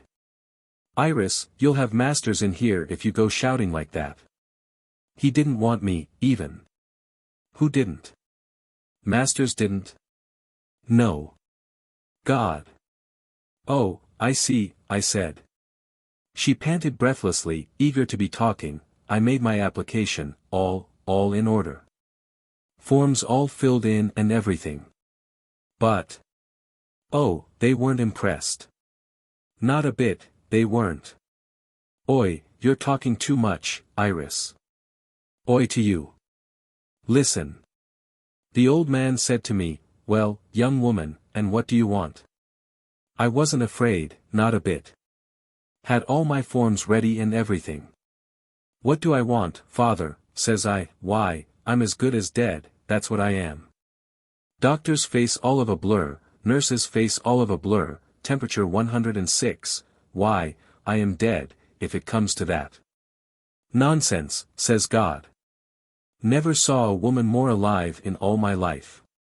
Ho, Gabriel. Expel this woman." "Yes, but." I said, "I want to die, I do. "In that case," says he, "death will be a great disappointment to you. We want none of your sort here, young woman. Ho, Michael, Gabriel. Eject this sinner. She's still alive." After a long pause I found those great eyes looking at me very seriously. She whispered, "Owe it to you. I mean, life." "Thank you. Iris, to me." "My dear, what rot." "Not rot at all. If you hadn't been kind enough to come round again that night to inquire, he'd have called and found only that old nun there and she would have said, 'C'est bien,' and away he'd have gone. And me, too. See? And, she said, that ptomaine poisoning. You dear. Oh, how I like you when you're not looking. Genius, I call that. And when Masters told me, I laughed so they had to give me morphia. Darling, these piqûres. I got holes all over me. Piqûre du cœur, I let slip. Piqûre du what? Nothing, I said. You're laughing at me, she whispered, that's what you're doing. I'm going to close my eyes now for 5 minutes. But don't go.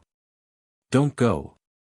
It was the 15th afternoon of February, as I remember well, and Mademoiselle Printemps was dancing in the sunlight that fell in a shower of gold on the windowsill, on which now stood 3 nectarines and a large pear on a plate. But the blind was drawn so that she could dance only in a bright splash across the little mountain which, I ventured to suppose, was made by Iris's toes. In the shade of the room stood the small table, and on the small table the doll with the red silk handkerchief round her wrist sat sleeping beneath tall sprays of mimosa, sprays of bright yellow powdered with fresh gold. Yes, I heard her voice, faint, faint, and when I looked round from the mimosa to her I saw that her eyes had followed mine to a garden in the south. Iris, I was to say goodbye. I know, she said gravely, and she smiled. I heard him. You heard him, Iris? Dreams, clouds, mists. Faces, phantoms, fates, words. Yes, I heard him. And she smiled, with every bit of her eyes, as though to reassure me. That's quite all right, she said. Iris, I'm so sorry, I said. Do you promise that that's quite all right? She was looking at me with a smile. Promise, she suddenly sobbed, and her eyes were streaming with tears. I was terrified. Lie here, she sobbed, like a mummy. No inside left, nothing left, thinking and thinking and thinking, trying to lie to myself right and left, north and south, can't have what I want, so must make up stories, and you sit there stiff as a pole saying, promise. Call yourself a friend. You don't know how ill I've been. I do, Iris. For pity's sake. If that man comes in and finds you like th. And you think I'm awful, she whispered helplessly. She stared at me. You think I'm awful, she said quite calmly. Iris, I said, I like you. Of course, if I didn't. Of course, she said, he doesn't know. Of course, I said. And he'll never know. Good, I said. As for me, she whispered. On her forehead there were little beads of wet. I wiped them off with my handkerchief, and she said, my nose, too, please. Had my hair waved, but it never stays when you're not well. Got to be well to have curly hair. And, Iris, if you don't have it cut soon it will be as long as a woman's hair. As for me, she whispered, all this effort wasted, no playmate, no nothing. Masters warned me, too. Dead as dead, the poor darling was. Slowly, slowly, tears were crawling down the tiny grey cheeks. Hastily I wiped them away, hearing a step outside. Nothing, nothing. She kept on whispering with closed eyes, and I barely had time to whisk away a tear from her eyelash as the door opened. Well, that man muttered. Killed her yet? I think she's asleep, I whispered. SSH. Stuff, snapped Masters. She's been crying. Out you go. Suddenly Iris said in that enormous, preserved voice, I have not been crying. Masters, whose great brown coat filled the whole side of the bed, so that I was nowhere, looked down at her like a worried bird. I'd like, she pleaded, to say goodbye, to this gentleman, if you would kindly, get out of the way for a minute. And when I bent over the wasted hand, from which the emerald ring now hung like a hoop, she said, ah, that defiant courtesy. Thank you, my dear. And goodbye for ever as ever is, for I don't suppose I shall ever come back to England again. Nevermore, nevermore. And, she whispered, I will keep my promise. Chapter 9, Talking of Hats. That was on the 15th afternoon of February, as I remember well. Now those who are sensitive to any extreme condition of our climate will not have forgotten that towards the end of July of the year 1923 there was a week or 10 days when the heat in London was so oppressive that frequent complaints were made at the confectioners and soda fountains on the ground that their ices were warm. Nor were the nights less uncomfortable, that is, to quote from a gentleman who wrote to the Times about it, in a country so unprepared for any extreme of temperature that, if I do not seem too fanciful.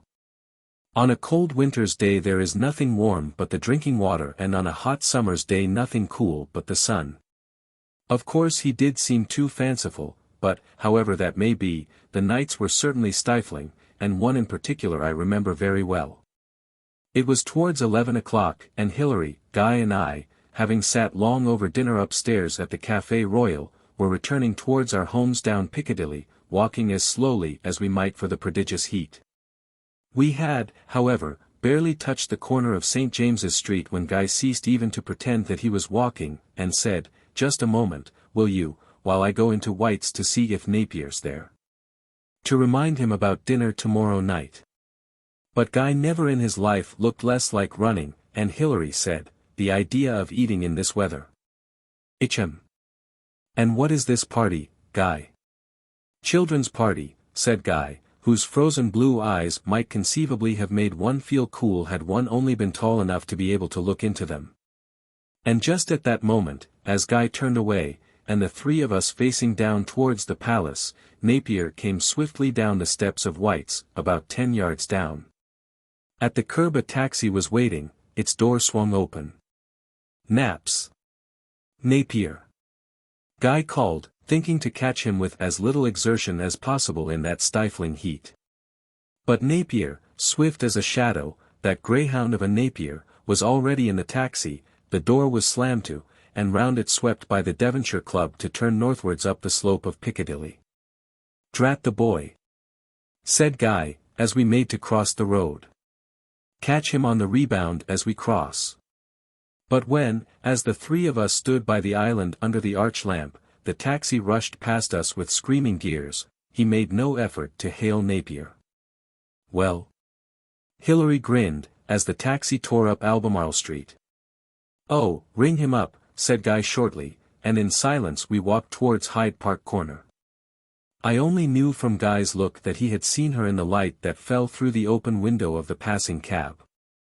She had seemed to be in a black dress and her head wrapped in a tight silver turban, and I had almost gasped not only with the surprise of seeing her at all, but the small face in that second of light had seemed so dazzling. Naturally, I thought. She's happy. Hilary hadn't, of course, seen her, for he was always at his most thoughtful when crossing the street. Nor had those two in the cab seen us, I was certain, they were talking too eagerly. Guy, Hilary, and I walked on in silence, as slowly as we might for the heat. Maybe, I thought, Guy did not know I had seen her. As for himself, he never gave away gratuitous information about other people. And Guy loved Napier like his younger brother. We were passing by the great gates of Devonshire House that now more becomingly adorn the Green Park when Hilary muttered, "Bedtime," and left us, crossing towards Half Moon Street. I found myself walking on with Guy, despite the economy in walking I might have made by going with Hilary, for my flat also lay in that direction. But I might cut up Down Street. Guy said, as though for some minutes past he had been giving his whole mind to the matter, "Not bad weather, really, if one was dressed for it." "If," I said. "Of course," said Guy, "these infernal stiff shirts." "Quite," I said. "Although," said Guy, "I think they're cooler than those sickening soft things." "I'm wearing one," I said. "I said what I said," said Guy. Once upon a time, as he had stood at the foot of her bed in a dim room, Iris had called him by a name that was not his name. But Guy would defend a secret not only against the angels of God but also against himself. Yes, Iris, yes. But was it necessary, Iris, to remind him of it? For Napier was Guy de Trevist's friend, and as dear to him as a younger brother.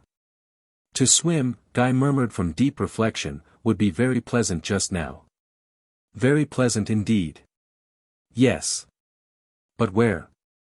I'm not for the loyalty, in water debauched by face powder.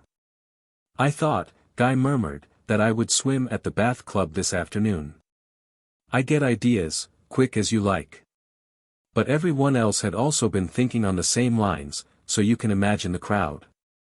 A man there told me that the best way to get in was to pick on the fattest man in the water and as he came out slip into the hole he'd made.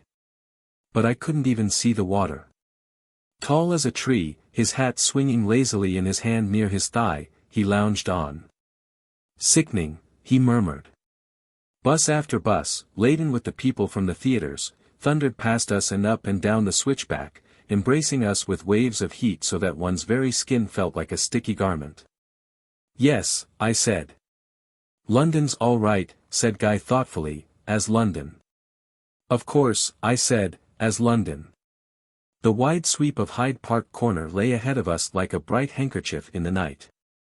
The buses trumpeted across it and around it and down it and up it, but one and all looked as snails beside bus No. 16, which is beyond compare the fastest bus in London, making the voyage from Grosvenor Place to Hamilton Place and back again at a speed to astonish the eye of man. The din that night makes in closing its doors on London was as though muted by the still, stifling air, and I envied the lofty calm of the Duke of Wellington where he rides for ever amid his pleasaunce of small trees. The lights or Constitution Hill glowed like fireflies between the leafy valley of the Green Park and the dark gardens of His Majesty the King. Trouble about London is, said Guy thoughtfully, that people are always expecting it to be Paris or Rome or some other place. Always wanting something else, people are. Anything, I agreed, so long as it's not their own. That's about it, Guy murmured. Sickening. We thought about that for a while. Guy, one almost might go down to some part of the river. Near Maidenhead. Now. And swim. Haven't been to Maidenhead, Guy reflected deeply. Well, it must be 10 years. Difficult, isn't it, to realize it's almost 10 years since that war started? I haven't been, let me see, not since the night that poor boy got himself drowned. Only an hour or so by car, I said, and you can relive your youth. A smile flickered across the stern, small profile. A long time to waste to relive a wasted youth. What about a game of squash instead? Makes us enjoy a drink. Come along. And so it came to pass that we bathed quite differently than in the river by playing squash rackets by electric light. Guy has a court in the basement of his house, and when he beats you, which is always, he says, sickening. Where, I asked, when we had bathed sufficiently and were enjoying long tumblers of the stuff that such good jokes are made from, whilst from upstairs came the faint notes of a piano and a thing they call a saxophone. For Lady de Travest was throwing a small party. Where are we dining tomorrow night? And, now I come to think of it, why this sudden children's party? Guy had happened on Venice playing tennis the other day, when she had said she was feeling perhaps a little depressed. The heat, she had said. Whereupon, said Guy, imitating Cherry Marvel, it came to me as not a bad idea if we had a party for the child. Real good girl, Venice. Hope that young man of mine will find someone only half so good. Yes, I said. Be a sort of family party, I thought. Hugo and Shirley, Napier and Venice, some clean and wholesome young woman I'll find for you, while I, thank the Lord, will be odd man out. But as to where we should dine. In this heat. God, yes, too hot for dancing. Just listen to them upstairs. Even the ceiling sweating. The faint, slow lilt of the tango, pleasantest of all dances but one that is so seldom danced in London because nobody in London can dance it, which seems a pity. Might almost dine here, Guy murmured, if Moira doesn't want the place. And we might, now you've suggested it, and if it's still so hot, go and bathe somewhere afterwards instead of sitting up in some stuffy place till all hours. See how we feel about it, and if Venice would enjoy that. Imagine Venice not enjoying that. Well, we'll see, said Guy, but more seriously now. If we do, it will mean no cocktails before dinner, no more than a glass of wine apiece over dinner, and not a thimbleful after. I'm not going to have that river play any more tricks on my friends, I can tell you. And decency, Guy, will be more than served, for there's no moon and the nights are pitch black. That's right, said Guy thoughtfully, and then, as he saw me to the door, he said thoughtfully, by the way, you any idea if Venice has ever met Iris? I don't think so, I said. But I'm not sure. There is never any harm in saying one isn't sure. One should never be sure, conversationally. I just had an idea, Guy murmured, looking out over the heavy trees of the great square, that Iris might conceivably be passing through London, as I heard from Eve Chalice today that old Porterley was lying near death. The last Porterley, dear, dear. Gerald won't be sorry to have missed his turn, I've no doubt. Poor young devil. But what I was thinking of was, just in case Iris is in London, that we might get her for the third woman tomorrow night. Oh, I said. I see. You'd quite like that, wouldn't you? Oh, I'd like it. Just had an idea, Guy murmured vaguely, that she and Venice might meet, if they haven't already met, and see how they like each other. That is, if Iris is in London. Different types, you never know. Tell Iris, if by any chance you hear anything of her tomorrow. My idea, tell her. All right, if she should give me a ring. Good night, Guy. Good night, boy. Sorry about the squash. Sickening. My idea, tell her. As I looked back from that wide corner of Belgrave Square which sweeps suavely up to Hyde Park Corner, I could see the very tall figure of the friend of his friend still framed against the lighted doorway. Across the 4 open windows above him figures passed slowly. But what in the world, could suddenly have happened to Iris, she whom I had last seen, whom I had last heard, saying she would never more return to England, promising. And one realized, in wondering that with so deep a bewilderment, how very literally one would take Iris's word, how completely one had believed in her promise, as one would have believed in any promise made by that Iris March who, as Hilary had reluctantly to confess, did not lie. But now, nevermore, nevermore. And as I let myself into my flat, I found myself picturing Guy de Trevest and Iris face to face in a place where no people were, Guy and Iris completely alone with each other and God. And it was Guy whom I heard speaking, Guy's low cold voice telling Iris of certain things, how he had been shocked that dim morning to hear her whisper a name like a kiss, a name that was already pledged to another, and how, when he had long since forgotten her whispering of that name, he had chanced on a night to see her no further than the span of that name apart from him who bore it. And how he couldn't but think that she was committing the one unpardonable crime of stealing a man from his wife, like a mean little thief in the night. And I could imagine Iris in her tight silver turban, like a star it would be in that lonely place where she faced Guy, and her tiger-tawny curls dancing formally on each small check. And all about her that dazzling brilliance which will suddenly enwrap a very fair woman in a black dress. Whilst the blood would be clean emptied from her small grave face as she listened to the judgment of the slender giant with the cold eyes and the quiet, so quiet, savage voice.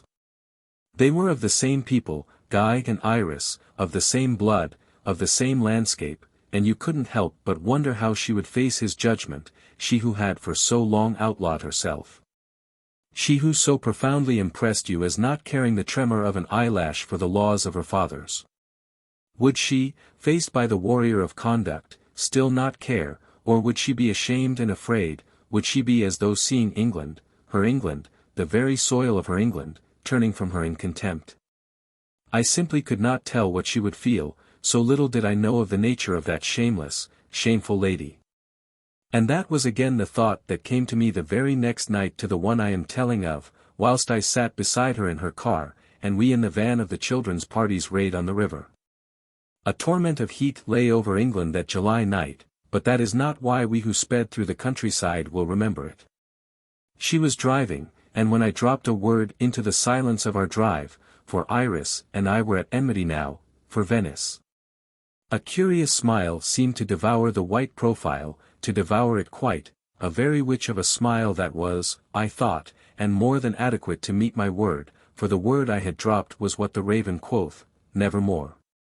But as she smiled so, she drove that menacing bonnet ever more furiously along the road to Maidenhead, so that corners perished like midgets before our headlights, and Hugo and Shirley, who sat behind, murmured against her driving, saying that it would be bad for their reputation as a happily married couple to be found dead on the road to Maidenhead. A friend of mine, yelled Hugo, was asked to resign from Bucks for being found dead on the Maidenhead road. But Iris drove faster and ever faster, and suddenly I realized that the rare devouring smile that was like my enemy on her face was new to me who had never before seen Iris smile happily. 2. I have gone too far ahead in the tale of the last march, letting myself be beguiled from a narrator's duties by the reckless flight of the silver stork through the quiet countryside. But from the night of the children's party I can only go back by saying that she was wearing that night not her silver turban but a green hat, yeah, a green hat, of a sort of felt, and bravely worn. And who but I had bought that green hat for her that very day, she having said to me after luncheon that she needed a green hat pour le sport. I understood that the sport would be under even warmer skies than ours, for in 3 days' time, she said, she would be on board ship for Rio de Janeiro, and she did not need to tell me that she would not be voyaging unaccompanied. That was a fell lady for whom I bought a green hat that day. Nothing easier than a green hat, it appears, can well be bought. Like a flash of summer lightning, that is how a green hat is bought. Says the lady to the shop, greeting, "Sir, I will have a green hat pour le sport, similar in every way to the green hats I have bought here every year since the death of Dr. Crippen." "Very good, madam." "That will be so much, madam." "On your account, madam?" "Oh, no. My friend will pay. Farewell." We spoke very little over the luncheon we took together. It was a stifling day, and what, anyhow, was there to say? Very far from my business was it to speak of broken promises unless spoken to, and very far from her thoughts did any question of broken promises seem. Oh, but that was a fell lady who lunched with me on that sweltering day. We sat picking at green olives and salads and bits of toast. We drank those long ice drinks full of vegetable matter which, apparently, one must drink so that one may feel the heat more poignantly than before. We had nothing in particular to say. Early that morning she had rung me up, a calm, happy voice, demanding from me not the smallest expression of surprise at her presence in London. Although, of course, one did make a show of being surprised, for she couldn't possibly know that I had seen her in that cab, and, I thought, she never would know. The Marches would be let off that, anyhow. But Iris, over that luncheon, did not appear to remark that I had nothing in particular to say. And, what with the heat and with that, I suppose I grew more and more annoyed, for there isn't, I suppose, anything in the world more irritating than to be angry with a woman and she not notice it at all. Of course many women will appear not to notice it, but you can see that that is put on, but this Iris just, I'll swear it, did not notice anything. Nor, I thought, did she have a very healthy appetite for one not long since recovered from a serious illness, the way she picked at bits of things here and there. But she excused herself to Charles, who came up to protest against the dishonor she did his food, on the ground that she never did eat with her meals. And then there was a moment when I asked, from a large silence which seemed to her maddeningly natural, I just asked paternally, since it is always easier to be paternal than to be fraternal, "Happy, Iris?" She was buttering a piece of toast Melba about half an inch square. My question stayed her knife. She stared intently towards the doors of the restaurant for a long second, and then she said, frankly, gravely, calmly, not at all intensely but with unutterable conviction, unbearably. Then she went on buttering her piece of toast Melba, and I could do what I liked about it. Now I must say this for the Iris who sat with her profile to me that day, that she was a more lovely Iris even than the one I had known. But as to how she was more lovely, that I do not know.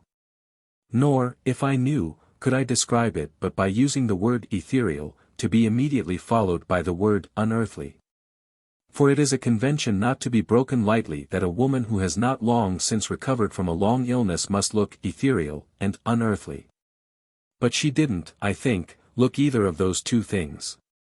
She seemed, I mean to say, more lovely than ever just because she was more earthy.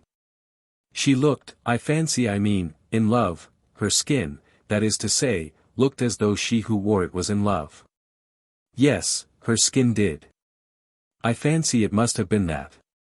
A beautiful woman in love and loved seems, in however unaware a moment, to glow with an earthy beauty. When writers say that Gloria was looking very spiritual that morning, what they really mean, of course, this is all theory, is that Gloria was looking more earthy that morning, that in her eyes there was the afterglow of love's delight. A beautiful woman neglected or unloved appeals, of course, more to the chivalrous sense in men, for men will stand more of a chance of a sad woman being interested in them. But the very skin of a woman who is coiled in love seems to have a jewel-like quality, and her mind is like a temptation one wants to touch. And, I said, fascinated for some reason by the faint golden down on her arm, you're quite well and strong now? Of course, she said, not as strong as all that. But strong enough. Oh, dear. Strong enough for what, Iris? Everything, she said, shrouding a boiled cherry in whipped cream. Must get fat, she explained as an afterthought. Now there were 2 red camellias painted on the left side of the crown of her hat. Women at that time didn't wear bowler hats, or, as they prefer to call them, cloche hats, which was of the same color as the sun, of straw. And with a narrow stiff brim. The 2 red camellias looked just as waxen and artificial as 2 real red camellias would look, and so it must have cost a power of money, that hat. She would have flown like the wind to Rebus in Paris, saying to herself, I am in love. I must have a hat, and so she had bought that hat.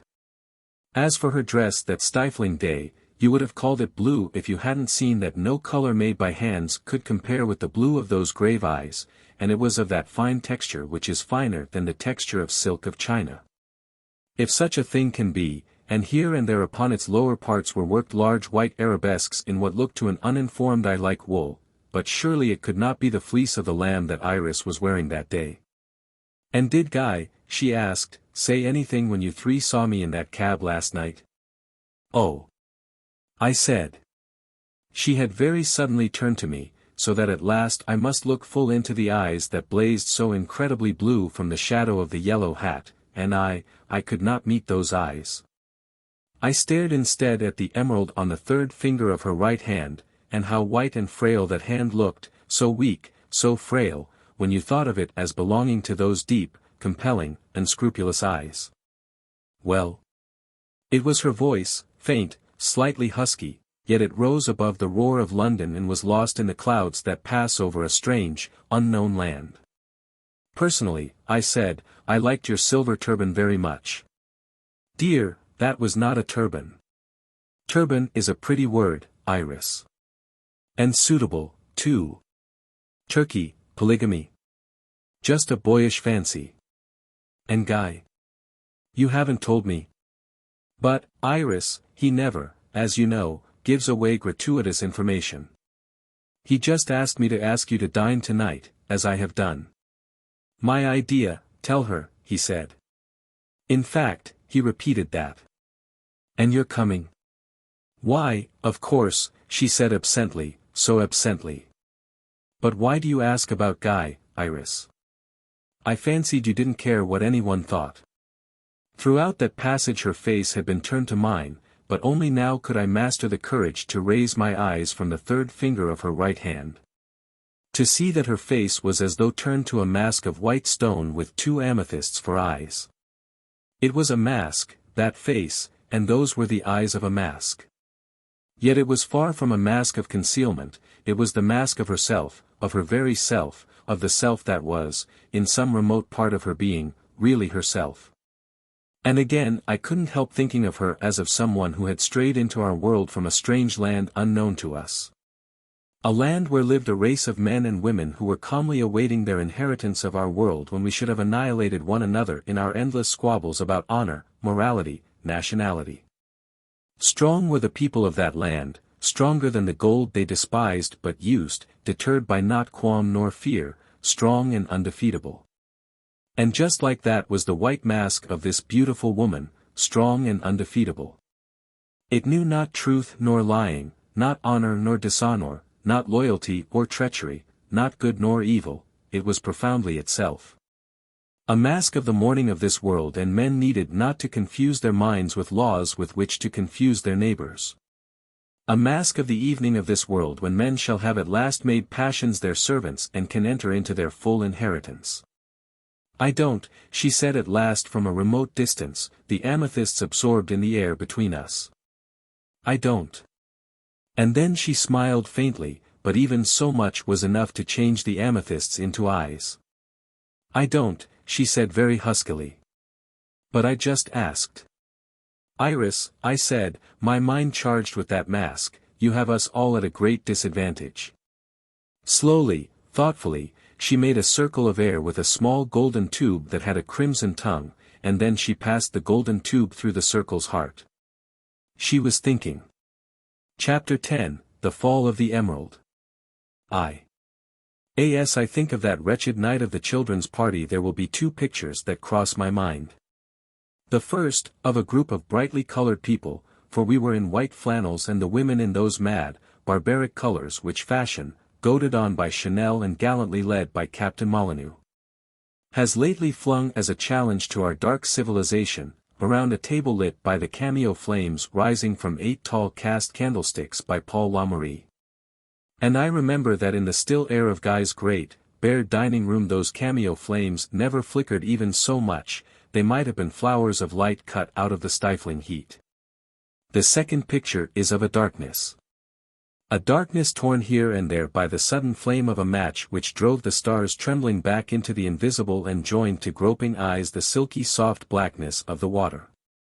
The black night pinned round the world with stars, shouts, laughter, splashings, an empty boat, silence, shrieks, a whisper from the black face of the water, and so home. Total losses, 1 stocking and 1 emerald. "I'm so glad," she whispered, just before going to sleep against my shoulder, for it was Hugo Cyprus who was riding the stork homeward. But I have said that whilst we were on our way riverwards, and I sitting beside Iris as she hurled us headlong through the still night, we stood at enmity, she and I, for Venice. And yet, so far as I could make out, there was not a soul but myself out of that party, Guy, Napier, Venice, Hugo, Shirley, Iris, who seemed in the least degree uncomfortable. Those people had been, throughout dinner and afterwards, completely and supremely normal. For all you knew, I mean, they might have been having fun. There weren't any undercurrents. Not even what you would call any undercurrents. Those people were quite calmly themselves, they just behaved as themselves in that confoundedly unassailable way which is peculiar to the people of this small island, as though, to be sure, they weren't giving away anything of a personal nature even to themselves. You can't help seeing why Napoleon found these people so detestable. And it was all, you couldn't help feeling, so mean, such a humbug of a thing. I suppose, of course, that I was the only one besides Iris and Napier who knew of their departure together in 3 days' time. "I have always wanted," she had said to me, "to go to Rio, and then across the continent. One can't talk in Europe, it's got so stuffy now. But I always thought I would keep the Americas until my fate should be fulfilled." Yet, I was quite certain, everyone at the table must have known that something was wrong, else why was that beautiful lady there at all? For Guy, in the ordinary way, wouldn't, it simply wasn't in Guy's nature to be able to, ask Iris Storm to the same dinner with the young wives of his 2 young friends, his protégés almost, Napier and Hugo. And if he had asked Iris tonight, knowing that she wouldn't funk coming, though the real reason why she had come was that Iris simply did not attach any importance to such things, and besides, she had said, "I want to see dear Hugo again." And as a married man, it was just because he wanted Iris to realize the scene on which she was intruding so wickedly. It is such Catholic cruelty as Guy's that, by always lopping off the rotten limb, has kept the heritage of so many English houses almost, despite the common talk of the day, unimpaired. Tonight he was wanting Iris to see that her old friends, her old playmates, Hugo and Napier, had grown up differently from her, better or worse, that wasn't Guy's point. But differently, that while she had lived according to her nature they had lived according to their country, they and their young wives, Shirley and Venice. Not the most prejudiced eye, Guy knew, could but see that they made a fine, harmonious, clean 4. Youth was there, and simplicity, and friendship, and love, too. And Guy had dared Iris to come to the children's party merely to say to her, with her eyes, "See, Iris, here are 4 people, 2 by 2, happily paired, friends and lovers, husbands and wives. See, Iris, and let them be. One of these men you may be able to introduce to the magic mysteries of love more completely than his young wife ever can. But see, Iris, how much you deprive him of, how utterly you deprive her. You have put yourself outside this long ago, you never can be of this again. See, Iris, how happy they are, and young, and clean, and earnest to do right, most earnest to do right, Iris, despite the most damnable enchantments. And as they are so you might have been with Boy Fenwick, but you chose differently. Iris March, the death of Boy Fenwick puts you out of court. See, Iris, and for God's sake let these children be. But that Catholic guy had not seen that beautiful white mask between the tawny formal curls and the two amethysts for eyes. I have told him since that had he seen that mask he would have foreseen the little profit he might expect to derive for his friends from Iris's presence at that dinner. I have told him how it was in my mind that night that nothing could move Iris, because it was as though in winning Napier she was winning the 30 years' war of her life. The shameless lady had at last lopped off the limb that was called the shameful lady. And so she had come again out of the darkness to Napier, she had come again as the enchanted voice whispering of better dreams, and not all Guy's Englishry could hold Napier now from following that enchanted whisper across the seas. That Iris March might at last come to fulfill her fate. And yet, by the perfection of their normality over dinner, it might have been this person, me, who was being treacherous to his friends by fancying disloyalties among them. Shirley, for instance. Shirley, little sister to George Tarlyon, was of the same age as Venice, they had been at Heathfield together, they had always been together, and where Venice led there Shirley followed, and what Venice saw that Shirley saw. And where Venice raged there Shirley raged. And Venice was raging now. Oh, she must be raging frantically. Yet Shirley never once, as they say, let on about her state of mind. She was just Shirley all the time, sweet in a small way, sarcastic in a large way, Shirley of the brown eyes and unbreakable spirit, pretty Shirley. Maybe she was behaving a little better than was her general wont, for Shirley was so well-bred that she never practiced what you would call deportment, but that was the only way the strain of that evening seemed to affect her. Exactly at what point, one wondered that evening, did behavior become hypocrisy? For instance, Guy. There he sat, that knight of old beliefs, at our head, very gay in white flannels and a brilliant fair owl sweater, for all the world as though it was not already stifling enough. For all the world as though two people at his table hadn't offended him on the one essential point of conduct by which Guy de Travest knew friends from strangers, never to give way to what you want to do, if honor tells you that you may not do it. And Napier, that love-lost man. Love-lost, that man. Let me tell of a moment after dinner when Venice suddenly, tremendously, helplessly, cried to Iris, "Oh, dear Jesu, aren't you lovely?" And Napier, at that moment gaiety itself, came suddenly between them, an arm round each of their shoulders. Why, of course she is, Venice. I tell you, I was particular about my friends when I was young. It wasn't, of course, voluntary, he was not thinking, Napier couldn't think and then be a hypocrite, it was just the natural, normal sort of nonsense that happens. He had, at that moment, forgotten what he would have to tell Venice, tomorrow or the day after, of the love philtre.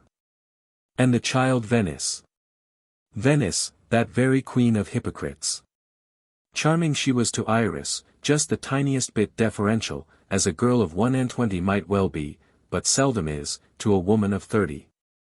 And yet Venice, ever since that afternoon in Paris, had been, I knew, eating her heart fretting about Napier, fearful and jealous and racked by what she could not see of his heart, tremulous with terror and suspicion of that legendary playmate. That Iris March of long ago. And how she hated the idea of Iris, I knew well, how she hated the thing she thought Iris was, and wasn't Iris just that, with all the uncompromising savagery of her heart. Venice, oh Venice. And once, over dinner, she whispered to me, I like Mrs. Storm. I don't know, of course, but I suppose that in saying nothing one said quite enough to that.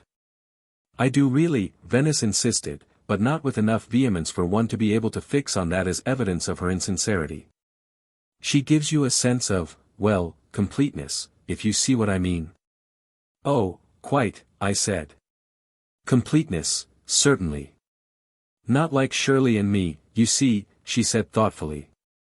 Yes, I can just see that, Venice. Mrs.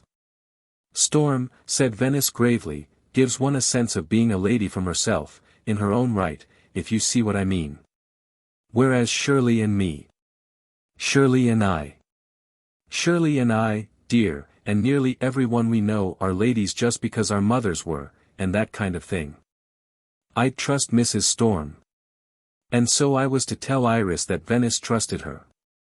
And then, according to the scriptures as written by Venice, Iris would feel such a cad that she wouldn't after all be able to bring herself to steal away her husband.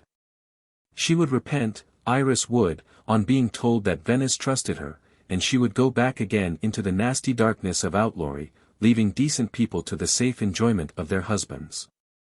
Dear Venice, I am afraid my telling Iris that wouldn't have quite that effect, she just wouldn't notice, Venice, that I had spoken. For such a plot might do exceeding well in a novel, whence you have no doubt derived it, but in life, Venice, your Iris March isn't to be deterred from her chase of the blue bird by being trusted. If only life was a movie, Venice, you would only have to let Iris know that you trusted her, and away she would slink, weeping. But imagine that Venice, an eagle in her eyrie, desperately beating her wings to hide the sun from the eyes of her mate. Oh, but Venice acted superbly. Not, of course, that there wasn't provided a very handsome peg on which to hang the acting. The bathing idea came as a boon and a blessing to all the company. You could talk about an idea like that, and no harm done. Guy chivalrously gave me the credit for it, and I was acclaimed by Shirley and Venice as something they have in America called, so Venice swore on oath, a he-man. But Shirley thought it was very silly of Guy to go and spoil the whole picnic by insisting on bathing costumes. Shirley thought that at length. So did Venice. I mean, on a hearty picnic like this, said Shirley helplessly. And Venice said it was absurd to go digging about among bathing costumes on a nice, warm, pitch-black night. One's chemise, said Shirley, would do ever so well. One's chemise, said Venice, had done very well before. And one wouldn't, said Shirley, indignantly, really need the chemise afterwards, just to come home with.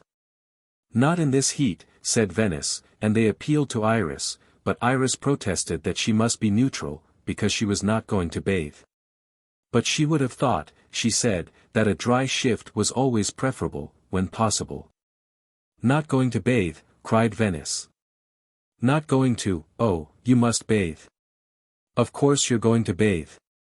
Oi, you'll spoil the whole party.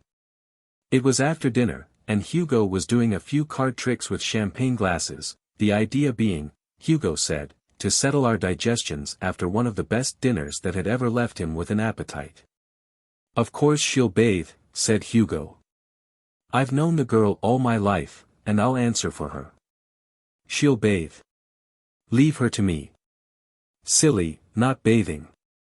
She's rather common, your friend, Shirley sighed to Guy. Sickening. Cannot bathe, really, on a night like this. Seems to me, Napier scowled, that she will have to bathe. Tell me if I'm wrong. What? Listen, Iris pleaded. Coming here, said Shirley indignantly, and not bathing. I am terrified, said Iris desperately. Terrified of masses of water. Once, in the Black Sea of all places, I got cramp, and ever since. If you only knew, sighed Hugo, how cold all that leaves us. You'll swim, girl. Good for you. Make your coat shine. Give you back your lost youth. Hugo, don't be so tactless, cried Shirley. The girl's right, Guy closed the discussion. She's only been out of bed about a month. But I haven't been near mine for longer than that. Cried Shirley inevitably, and it was just at that moment, under cover of it, that I touched the ice-cold hand. That was the only sign until we reached the river that Venice's married life had tumbled like a house of cards about her heart, that and her trusting Iris. Venice was saying, and didn't we just have some trouble with you, Mrs. Storm, when you were ill in Paris? Naps white in the face thinking you were going to die, me green in the face thinking my holiday would be spoilt if you did, this he-man here purple in the face telling me to be reasonable.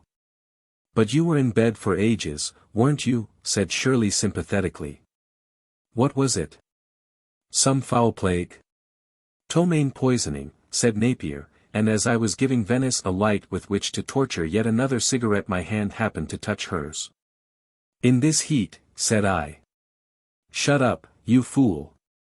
She whispered desperately, and then she tried not to smile frantically, whispering, darling, darling, darling. My one friend. Venice, they're never any real good friends.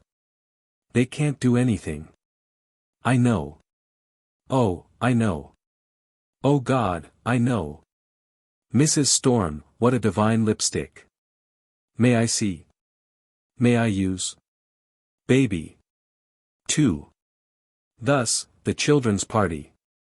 Their engines no louder than a whisper through the quiet noises of the night, and swift as arrows with flaming eyes, 2 touring cars, a primrose and a blue, passed through the village's riverwards. The good people slept on undisturbed, as why should they not, for a motor car will disturb the amenities of a village by night less than a wheelbarrow. Maybe through the crack of a blind flashed a startling light on a sleepless pillow. Maybe a distant scream, as of a great sea bird, stirred a boy to dream of vain, polite, perishable delights. Maybe a cow stared thoughtfully at the strange, swift, whirring insects with the livid eyes and the cruel screams. Here and there the lamps shone on the buttons of a policeman, stock still in a doorway. There was no air but the wind of our passage, warm, heavy with dust and dry grasses. Rain, rain, breathed England in her sleep. And there was no rain, nor breath of rain, nor yet that damp, oppressive foretaste of a thunderstorm to come, only a torment of heat over the land and around the land the unclouded darkness pinned with faint stars. A myriad flies withstood the stork, were appalled, died. Wrapped in silence, armed with light, we fled beneath the suns of the night like battle chariots rushing to the assault of the stronghold of the gods. Iris had gone mad. I thought of Mr. Polly disturbed in his sleep, 20 years ago, on a Sussex hayrick by the roar of a racing car. Mr. Polly could have slept undisturbed for us. 120 horses drew us, shadows of nothing from nothing to nothing beneath the impersonal stare of the stars. Look away from the stars, lovers of the world's delights, for they are the destroyers of the world's delights with their dreams of grander things. To listen to great music, to adore God in vast solitudes, to kneel before the face of beauty, to pass through the quiet land like an arrow with flaming eyes, swifter than your thoughts, such and the like, according to each our nature. Are the captains of the world's delights, so keep your eyes from the stars, that destroy our delights with their dreams of grander things. Silence marches with the thoughts in your mind. Maybe a word or two will drop, hesitate in the wind, fight with the dying hosts of midgets, perish on the road. Small flying things brush by your face, and a dry unsweet scent, as though England is sleeping with her windows closed. The green hat was somewhere beside me, it fell and rolled about my feet, she murmured, leave it. To the warm wind fell the honor of the dance, and with the tawny cornstalks the wind stepped a wide-flung dance. Why does your hair dance so, Iris March, like a halo possessed of devils? Why this, why that, Iris March?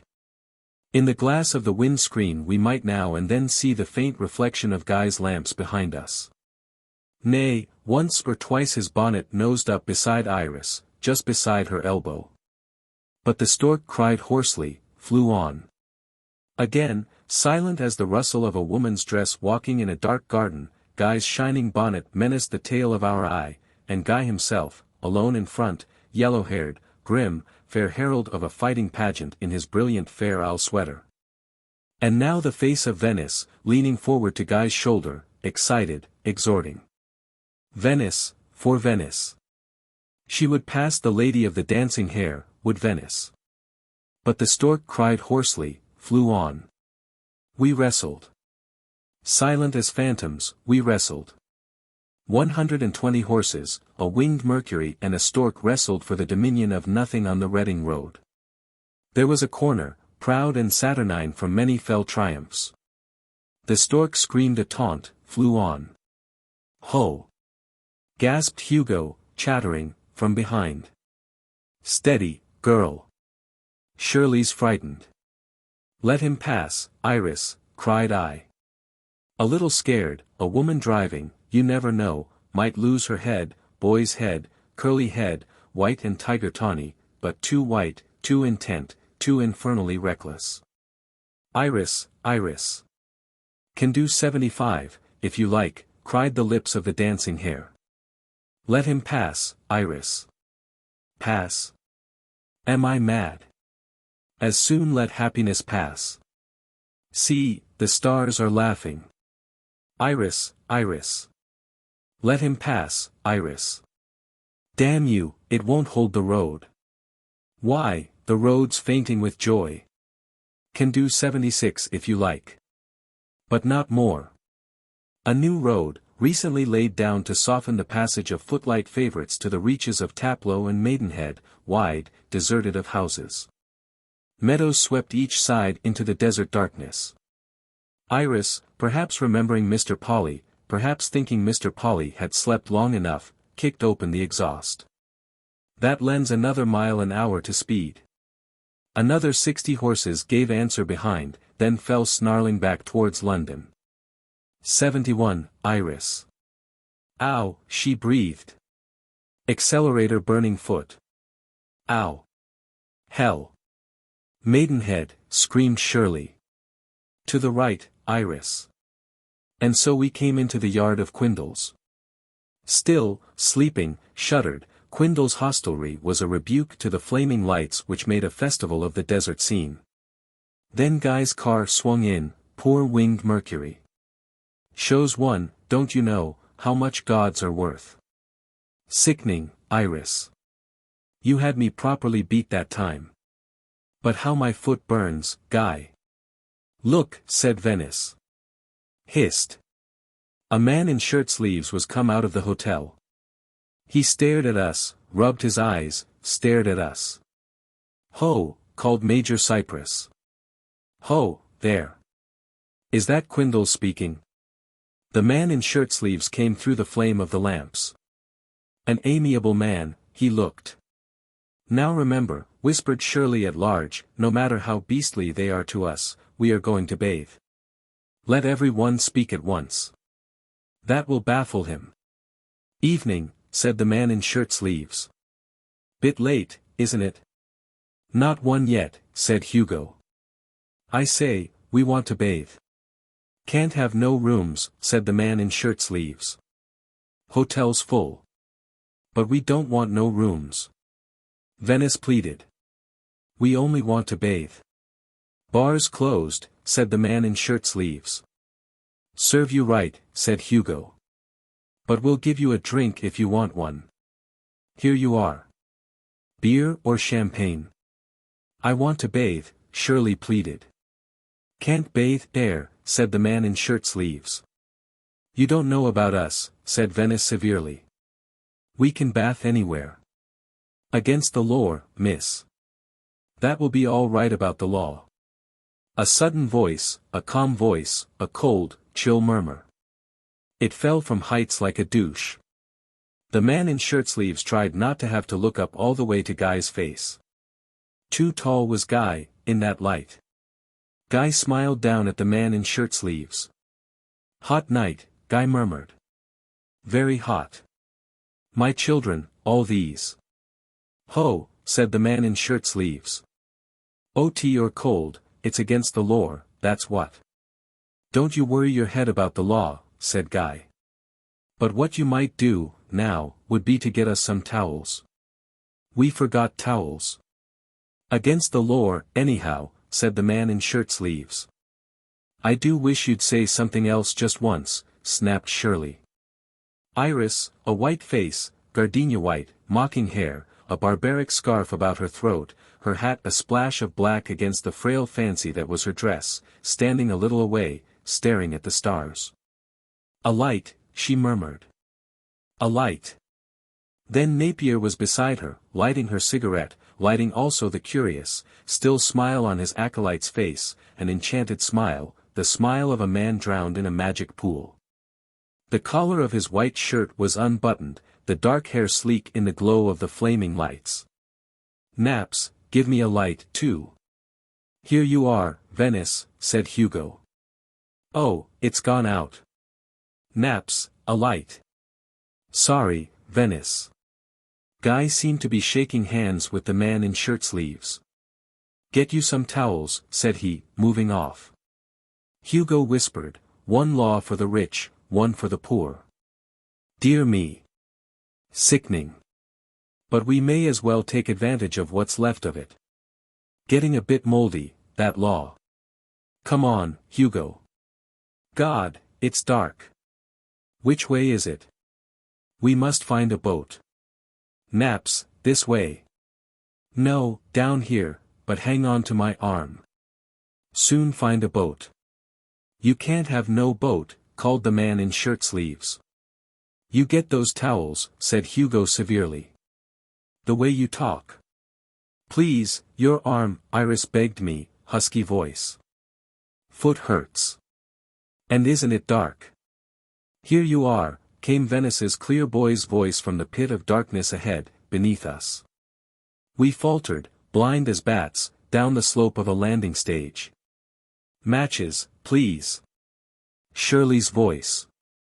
Oh, trust Shirley and Venice to have the affair well in hand. The pit of darkness ahead was bitten by tiny flames. Oh, look out, Naps. Ow, God damn you. Naps, you might wipe your feet on your own wife, would you? There were uncertainties, holes, fissures of splintered wood. The tiny flames in the pit ahead were like lance points thrusting the darkness deeper into the eyes. Iris and I marched slowly as the smoke of our cigarettes in the breathless night. She leaned on my arm, completely. Foot hurts. I wished she wouldn't. I almost said, don't. Her touch confounded, confused. She was tangible, until she touched you. She was finite, until she touched you. She was a woman, until she touched you. Then she became woman, and you water. She became a breath of womanhood clothed in the soft, delicious mystery of the flesh. Touching her, you touched all desire. She was impersonal and infinite, like all desire. She was indifferent to all but her desire, like all desire. She was a breath carved in flesh, like all desire. She was the flower of the plant of all desire. Desire is the name of the plant that Lilith sowed, and every now and then it puts out the flower that in the choir of flowers is the paramour of the mandrake. You are very silent, Iris. Yes, yes. Sometimes. I don't know, but it's as though the stars make me nervous, sometimes. They're so hopeless. They sneer, I can't help thinking. But are we going right? The darkness ahead stirred with tiny flames and exultant voices. Venice and Shirley. I say, lovely boat, cried Shirley. Where, Shirley? I called. Between you and me, Iris whispered, I wouldn't mind sitting. Foot hurts. Come straight on. Don't go right or left. River. It's not a boat at all, cried Venice. It's a lovely motor canoe. Oh, chaps. SSH. Guy's voice. Who cared? Not Shirley. And cushions. And steering wheel. And everything. Naps, this way. Here you are. Isn't it a beauty? Hope no one gets drowned, Iris whispered. Everyone's cold sober. But weeds and cramps and things. And currents, came Guy's murmur from somewhere just above our heads. But it's safe as houses as long as we keep in a line between this bank and the other. Had inquiries made today. Sensible Guy. Best way to mend things is to stop them, Iris. Our eyes pricked by the wicked little matchlights, we could just make out at our feet the shape of a long motor canoe and, at one end of it, a jumble of figures. They seemed to be fighting, those figures, bent this way and that in heroic attitudes. The canoe twisted and rocked frantically on its moorings. Fierce whispers, wicked words. "Steady a moment," said Guy, just beside us. But they weren't steady any moments, Venice and Shirley and Hugo, whilst Napier helped them by getting in their way. They were up to something, those frantic figures. "Steady, I said," said Guy sharply. That learnt them. Someone in the boat lit a match, and the water shone like black silk. I saw Napier's white face looking towards us, white face, dark eyes. Love lost, dreaming. "Now look here," said Guy gently. "Just leave those sickening ropes alone. You, Venice, you." "But, Guy. We must get." "Must nothing. It's not our boat, Venice, and I never break more than one law a night." "But, oh, damn the man. Honest to God, Venice. Now, Shirley, behave yourself. We'll sit in the wretched boat, but no more. And the river just here is safe." "Look here," said Hugo. "What about this for an idea? The women have one end of the boat and we the other.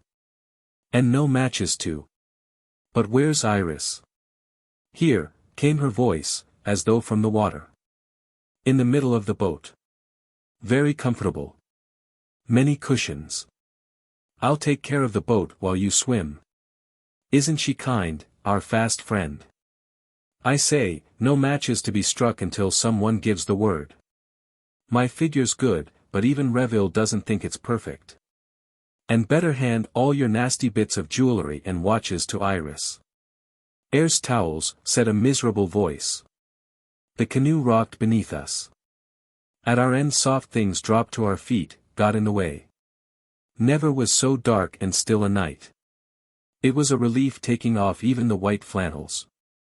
"Any swimming to be done," said Guy, "to be done in a straight line between this and the other bank. First man or woman who disobeys gets a crack on the head, A, from the bridge over there and, B, from me." "This wing's getting a bit crowded," sighed Hugo. "It's a blessing we're not French and haven't nice warm underclothes as well." The glow of her cigarette lit Iris's mouth and eyes. "I got one foot in the water," she said at large. "Taking the edge off our bathing." "Dear Hugo." "Now, what's all this about bathing?" said a voice. "Police." "Puss, puss." "Didn't I tell him?" panted the man in shirt sleeves. "Didn't I? Told him it was against the law." "Look here," cried Venice from the pit of darkness. "Don't you put that bull's-eye this way, else God knows what you won't see." "And he'll never go back to his wife again," sang Shirley. "I know men." "You ain't allowed to swim here," said the voice tremendously. "Are they, Bill? Out of it, now." "I do wish," Hugo said violently, "that perfect strangers wouldn't force themselves on us like this. Anyone would think we were at a royal garden party." The canoe rocked frantically. "Damn you, Guy," said Napier. The constable turned his bull's-eye to where he thought Guy's face would be, then flashed it a foot higher. "About this law," murmured Guy. "Now, sir," said the voice, rather pathetically I thought. "I don't want to have no trouble." "The very word. I was just going to ask you if it would be troubling you too much to ask you to run up to your house to lend us some towels. It really would be very kind of you. Our friend here hasn't brought us quite enough." Splash. "Look, air," began the voice desperately. "Don't look, constable. Be strong.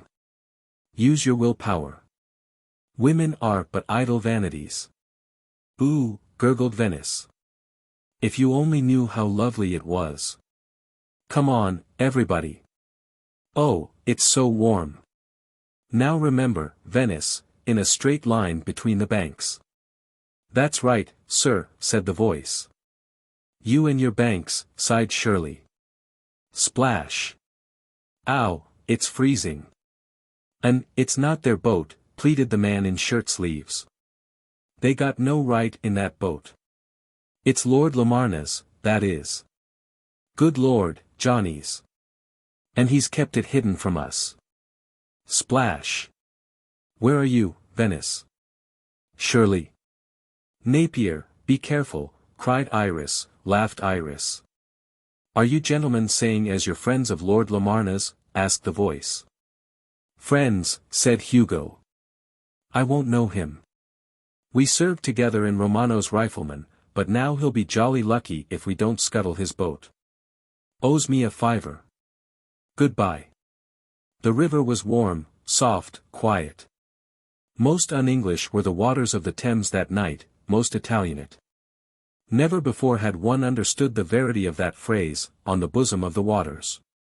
From several yards away I could see the long shape of the motor canoe. How Lamarna's creditors would like to hear of that canoe. Hugo would blackmail him for his $5. Dear Hugo.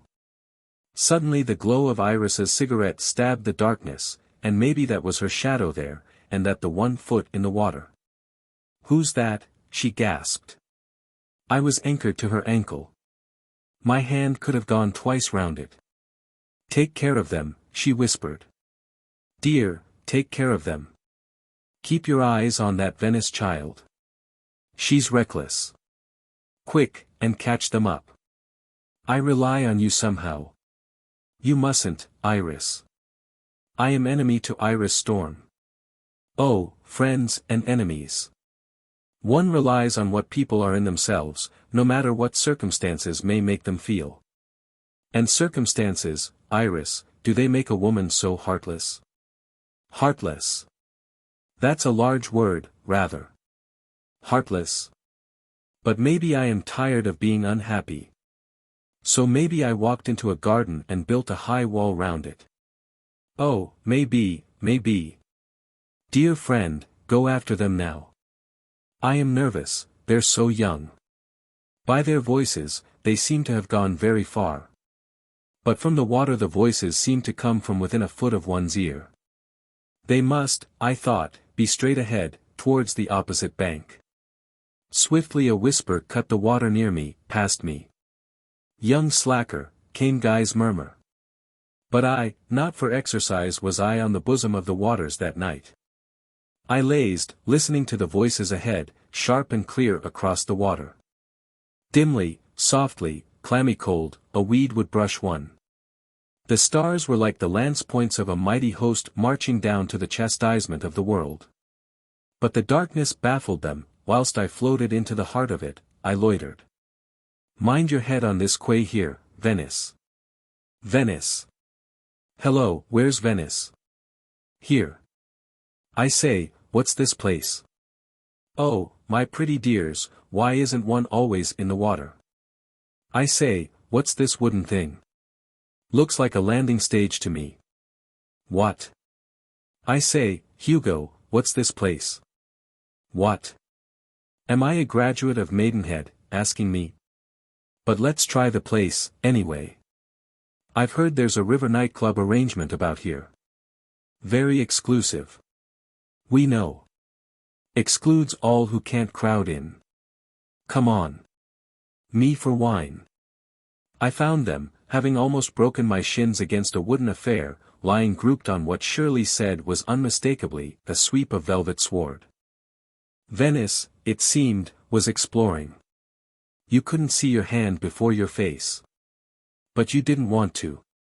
Funny, sighed Hugo, if chap, just any chap, probably quite a nice chap, but timid chap, wakes from sleep to see Venice looking in on him. Mermaid theory. What's this? Snapped a voice. You're trespassing. What did you think we were doing? Napier asked mildly. Playing dominoes. Tell us what this place is, said Shirley severely, and perhaps we may let you go. God, don't you know the River Club? I knew it was, said Hugo proudly, as soon as I picked up a bus ticket scented with Bacardi rum. But where's Venice? Cried Shirley sharply, Venice, oh. The darkness stirred, and from the river edge Napier called on the name of Venice. All right. Here I am. Venice, cried Guy sharply. Keep straight ahead towards that canoe. I'll swear, said Napier, her voice came a good way from the left. What? From the right, and what to you, said Hugo. From the left, said Napier, and there was a faint splash and a faint rustle from the water. Now, Shirley, said Guy, I'll drown you if you go playing any fancy tricks. Come along, let's race back. Naps, found her. Oh, she's only playing the fool, came Napier's voice. Heard her a moment ago. It's all right. I think that Guy and Hugo and Shirley must have deflected rather to one side, for although I was the poorest swimmer of the four I arrived first at the boat. My sight in the darkness was not helped by bumping my head against the gunwale. Iris. Iris? Hello, where's Iris? What? God, it's dark. But haven't you found Venice? Oh, she's playing the fool. Missed her. We held on to the gunwale, panting. God, man, where's Iris? What? I say, Iris. She must have got out to stretch her legs, I said. Yes, God, look, panted Napier. What the devil? What? Hugo's voice, Shirley's, Guy's. Napier and I were in the canoe. Iris's white dress lay anyhow over the cushions in the middle, over the watches and rings. I stumbled over her shoes. Oh, sobbed Shirley. Something's happened. Naps, what is it? Snapped Guy from the water. Iris, I say, she must have changed her mind and gone in. Stuff, changed her mind. Gone in after Venice, you mean? Iris. Iris. Hugo called. We all called. But where's Venice? Shirley screamed just as Napier plunged in again. Iris. Venice. Iris. For God's sake, Naps, take care, snapped Guy. Don't go under that bridge. Iris. Venice. Venice. Shirley was sobbing. In the pitch darkness. Hugo, said Guy, you and I together, for that bridge. Here, this way. Naps, Naps. Come back, you fool. Help. God, who's that? Iris? Venice? Help, here, to the right.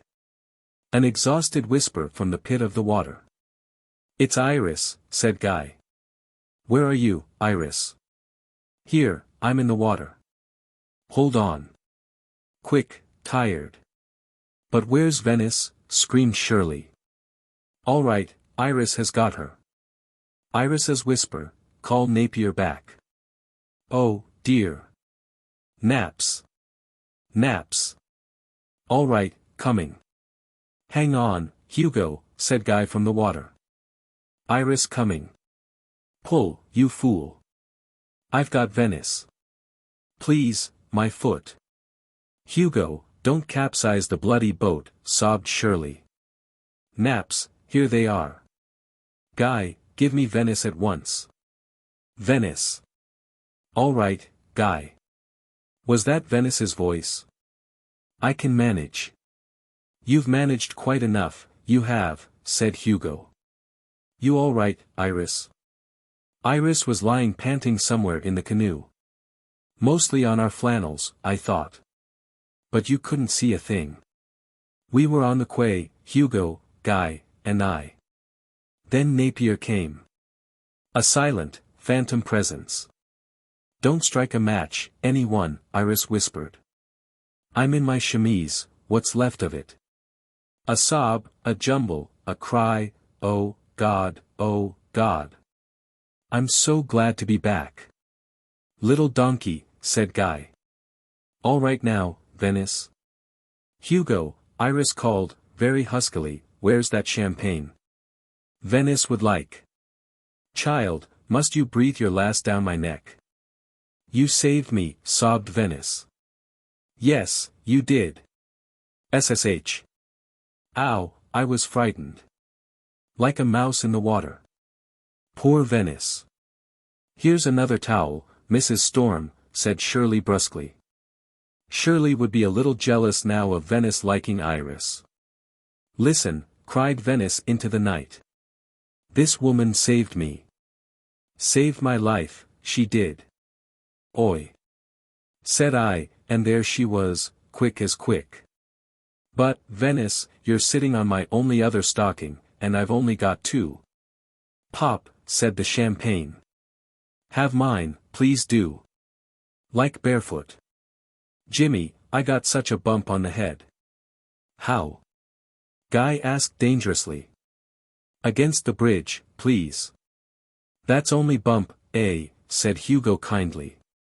There's still bump, B, coming to you, if I heard aright.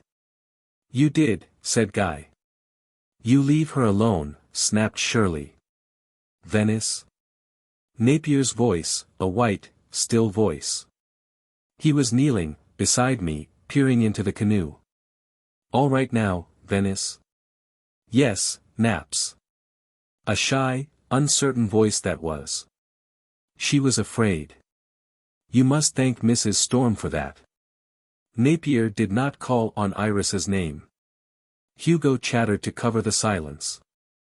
I thought I heard Guy mutter something between his teeth. During the next few minutes Hugo's dexterity with the champagne was a great relief. Dear Hugo. Venice.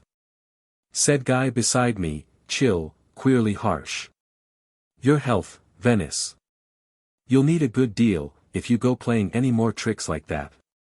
Shirley was saying, here's another towel, Mrs. Storm. Do have my stockings, please. Oh. No, it's quite all right, really. Please, really. But would you mind seeing if my shoes are anywhere there, by the steering wheel thing? Formal, like the voices of women in a drawing room. Iris called to me for a cigarette. It was her right hand to which I gave it. It seemed very naked, that right hand. Your ring, Iris. In the Thames, she whispered. Fallen forever. Not a word. Venice was explaining to the darkness, gulping lavishly at her champagne, thought I'd go for a swim and not just paddle about. Thought I'd be clever. Thought you were fools. Thought I'd thought right. Thought anyhow, I caught my head crack, on that bridge.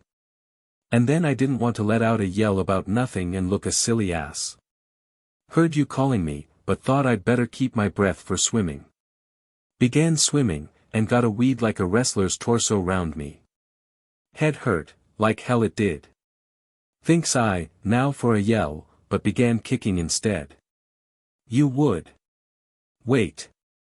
And my head hurt. And I was frightened to death. And I prayed like fury. Naps. Where's Naps? I missed you.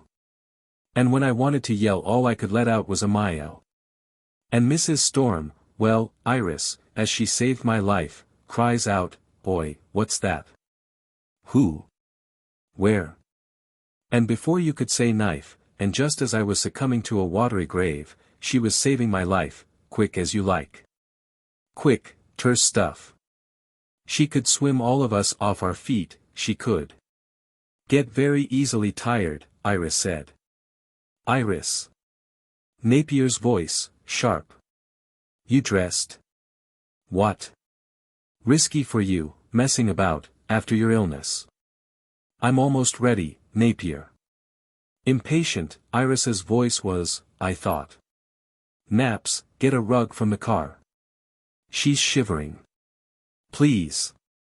Iris whispered, frantically, desperately. For pity's sake, please not. Silence. As we collected round the two motor cars, Guy, fiddling about with his starting arrangements, seemed, I thought, to be saying something. But he was only swearing. At the back of the Hispano Iris went to sleep against my shoulder. She spoke in her sleep, you will find me quite light on you, as I haven't got a chemise. They say it is very smart, to be chemiseless. Already I feel less of an outlaw from society. She did it on purpose. Iris. She did. Half on purpose. I know she did. The pet. Oh, dear. But, Iris, why? Because, dear.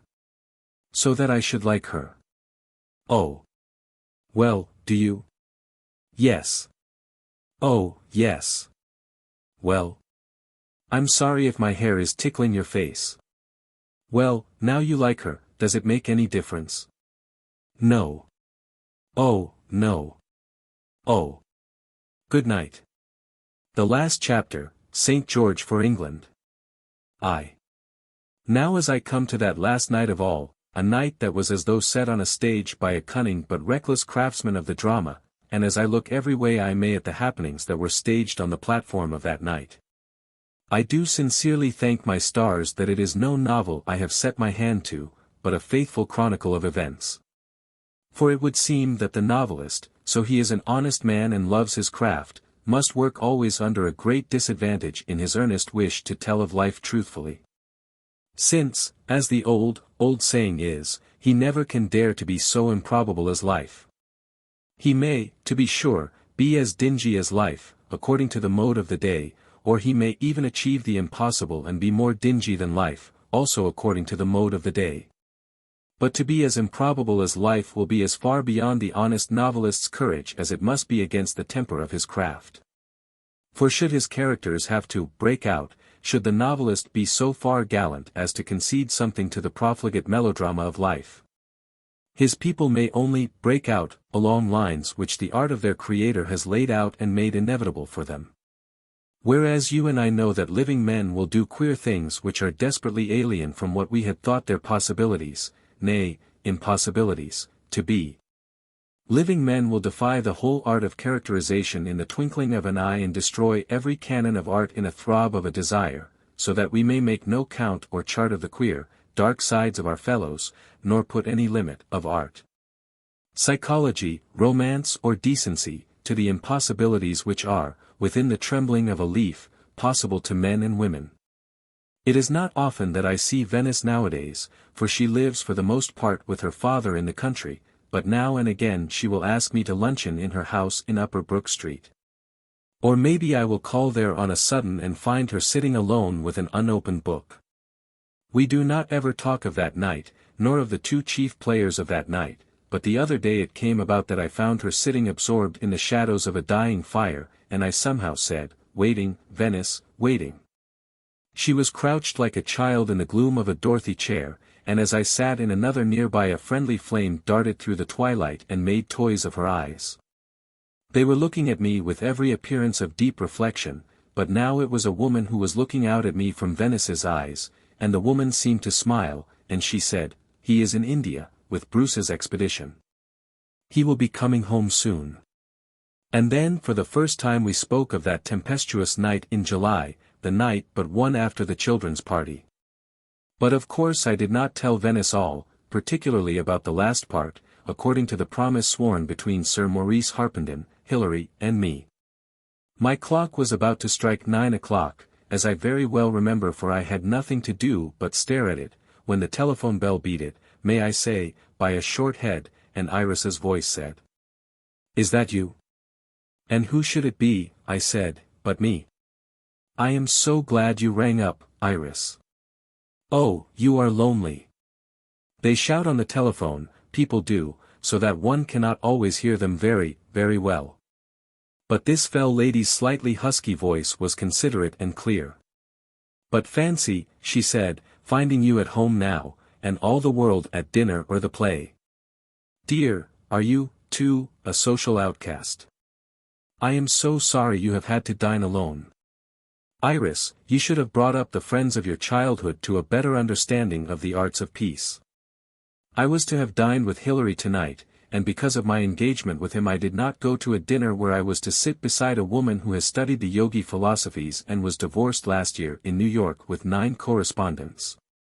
The 10th being disqualified on the ground that he was a black man weighing 17 stone in his boots. And then Ross rings me up at 7:30 to say that Hilary has been called to the country. Yes, I knew you had been put off for dinner. I was so shocked. Thank you. But, Iris, you knew. Oh, I know everything. But listen, I am ringing you up to ask you a plain question, and I would like, please, a plain answer. Does it mean anything to you that I am leaving England tomorrow at dawn? You depress me, Iris Storm. But I am so gay. Yes, that is what depresses me. My friends are wretched, but you are gay. Iris, we are all of us miserable sinners, but you are a very captain of wickedness. Iris, you are a wrecker of homes, and you say you are gay. I am not being flippant. I have dined alone. Dear, I understand. I do respect your disapproval, you must believe me, or else I would answer that we begin to die when we are born, that all comes from God and goes to the devil, and so what does anything matter? But listen, O father and brother of disapproval, would you like to see me before I leave England tomorrow at dawn? Yes, I said, I would. See me, I said, not murder me. But, Iris, I can qualify nothing tonight. My idea is to take you into the country tonight. We go adieu. We go into a darkness. My friend, there is a sundial in a certain garden, and it is written that you and I shall stand by that sundial before we part to meet nevermore. Iris, your voice is laughing, but you are not laughing. What does that mean? But I am afraid. I am laughing with fear. And we are driving into the country to escape your fear. Oh, but that hurts. I was never before accused of being a coward. Iris, I'm sorry. Sir Maurice Harpenden knows me better than you do, my friend. Ah, he is very clever, is Sir Maurice. But you will see.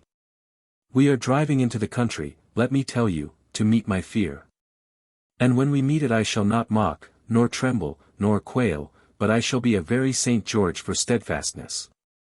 That is the program, so far. And you, will you be my esquire?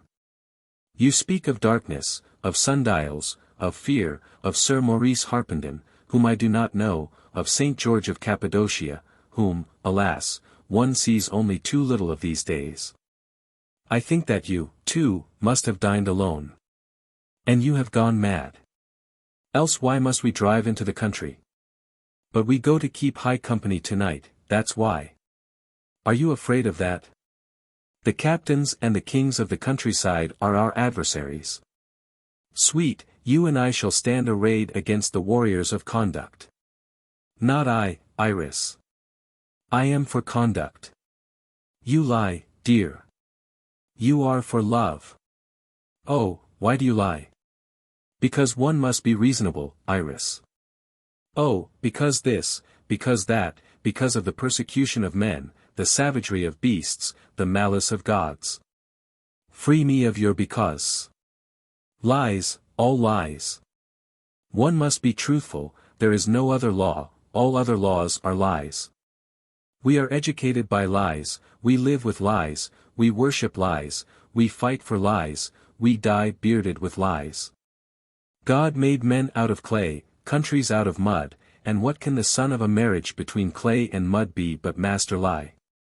Oh, let us have just one look at the demoiselle Truth. Unfortunately, Iris, that demoiselle shows a different figure to all of us. Now I may like her with a trivial ankle, tawny hair, boyish breasts, but another may like her with golden hair and spacious loins, as Rubens painted women. I will say this for you, that when you insult one you do it with kindness. It is kind of you to have described me as your idea of the demoiselle. I am proud of my breasts, because they are so beautiful. Life is generally so rude to a woman's breasts, but it has only kissed mine. Iris, you are shocking the girl at the exchange. No, no, Miss Dell has prepared her for anything. But you haven't yet said if you will be my esquire into the country. Why are you so silent? But, Iris, I don't understand a word of this. Sweet, do we need to wait on your understanding? Chivalry. Away with that from me to you. You always chose the man's part. Gallantry. But I shall be gallant to another in being ungallant to you. Friendship. You are driving me very hard, Iris. I do not want to say what is in my mind. Can you stand there with your lips to the receiver, which I hope your servants keep clean for you, and tell me you are not my friend? Can you stand there facing me across Queen Street, Curzon Street, Hertford Street, Hamilton Place, Hyde Park Corner and Knightsbridge, and tell me that you are not my friend? I am sitting here on the edge of the bed, in the next room is Mrs. Oden trying to pretend she is not listening to every word I say. All round me are trunks and boxes, about me is a leather jacket with a collar of a few minks, and on my head is one green hat. Are you not my friend? Answer me. Answer me, I say. Dear, a woman must have one friend. It is usual. But the emerald is gone, Iris. So you are not the Iris I knew. You are Iris Storm, you are Iris March, and I never have met Iris March. The emerald was wise. There's a gallantry in jewels unknown to men, I see that. So you won't come for a drive with me? Our last? I never said that, Iris. Ah, I have frightened him. Well, I will come round for you in 5 minutes. How are you dressed? In black and white. Maybe I would have preferred you in something less formal, in something more. Enough of pour le sport, Iris. Oh, enough, enough. 2. And so we were again, and for the last time, in that swift motor car, wrapped in the gentle silences of the night. The oppression of the heat was gone since the rains of yesterday, but even yet London could not quite rouse itself from the stupor of the past tropical week. And tonight the flight of the stork did not torment the hosts of the midgets, for, said Iris from the shadow of her green hat, there is no hurry at all. A clock in the High Street of Kensington was at a little after 9:30 o'clock. The wide sweep of road towards Olympia was quiet with the gentle traffic of no man's hour, for such is a little after 9:30 o'clock. I said, I do wish you would tell me what all this is about. It begins a long time ago. It is a long story. Having to do with the loves of babes, the wisdom of sucklings, and the sins of the fathers. And the sins of the fathers. But I will tell you more when we come to Herod's. But we passed Herod's long ago. There is another. You will see. Patience. Through Hammersmith and Chiswick, by Ranelagh and Roehampton, we sped into the veiled countryside. The glow of London was a yellow arch in the night behind. We passed the last omnibus on its last journey to a far-flung corner of the town. But, I pleaded, I don't even know where we are going to. Why, to Sutton Morley. Didn't I tell you? It's not far. But I don't know Sir Maurice. Really, Iris, how dare you let me in for this? It is all right, dear, you are expected. I said to Hilary, not an hour ago on the telephone, I am not for Sutton Morley unless I may bring my one friend. Well, I never heard such cheek. And why, Iris, am I your one friend? Because once upon a time you shamed me of my shame. Because you did not hold me cheap. Because romance dies hard in you.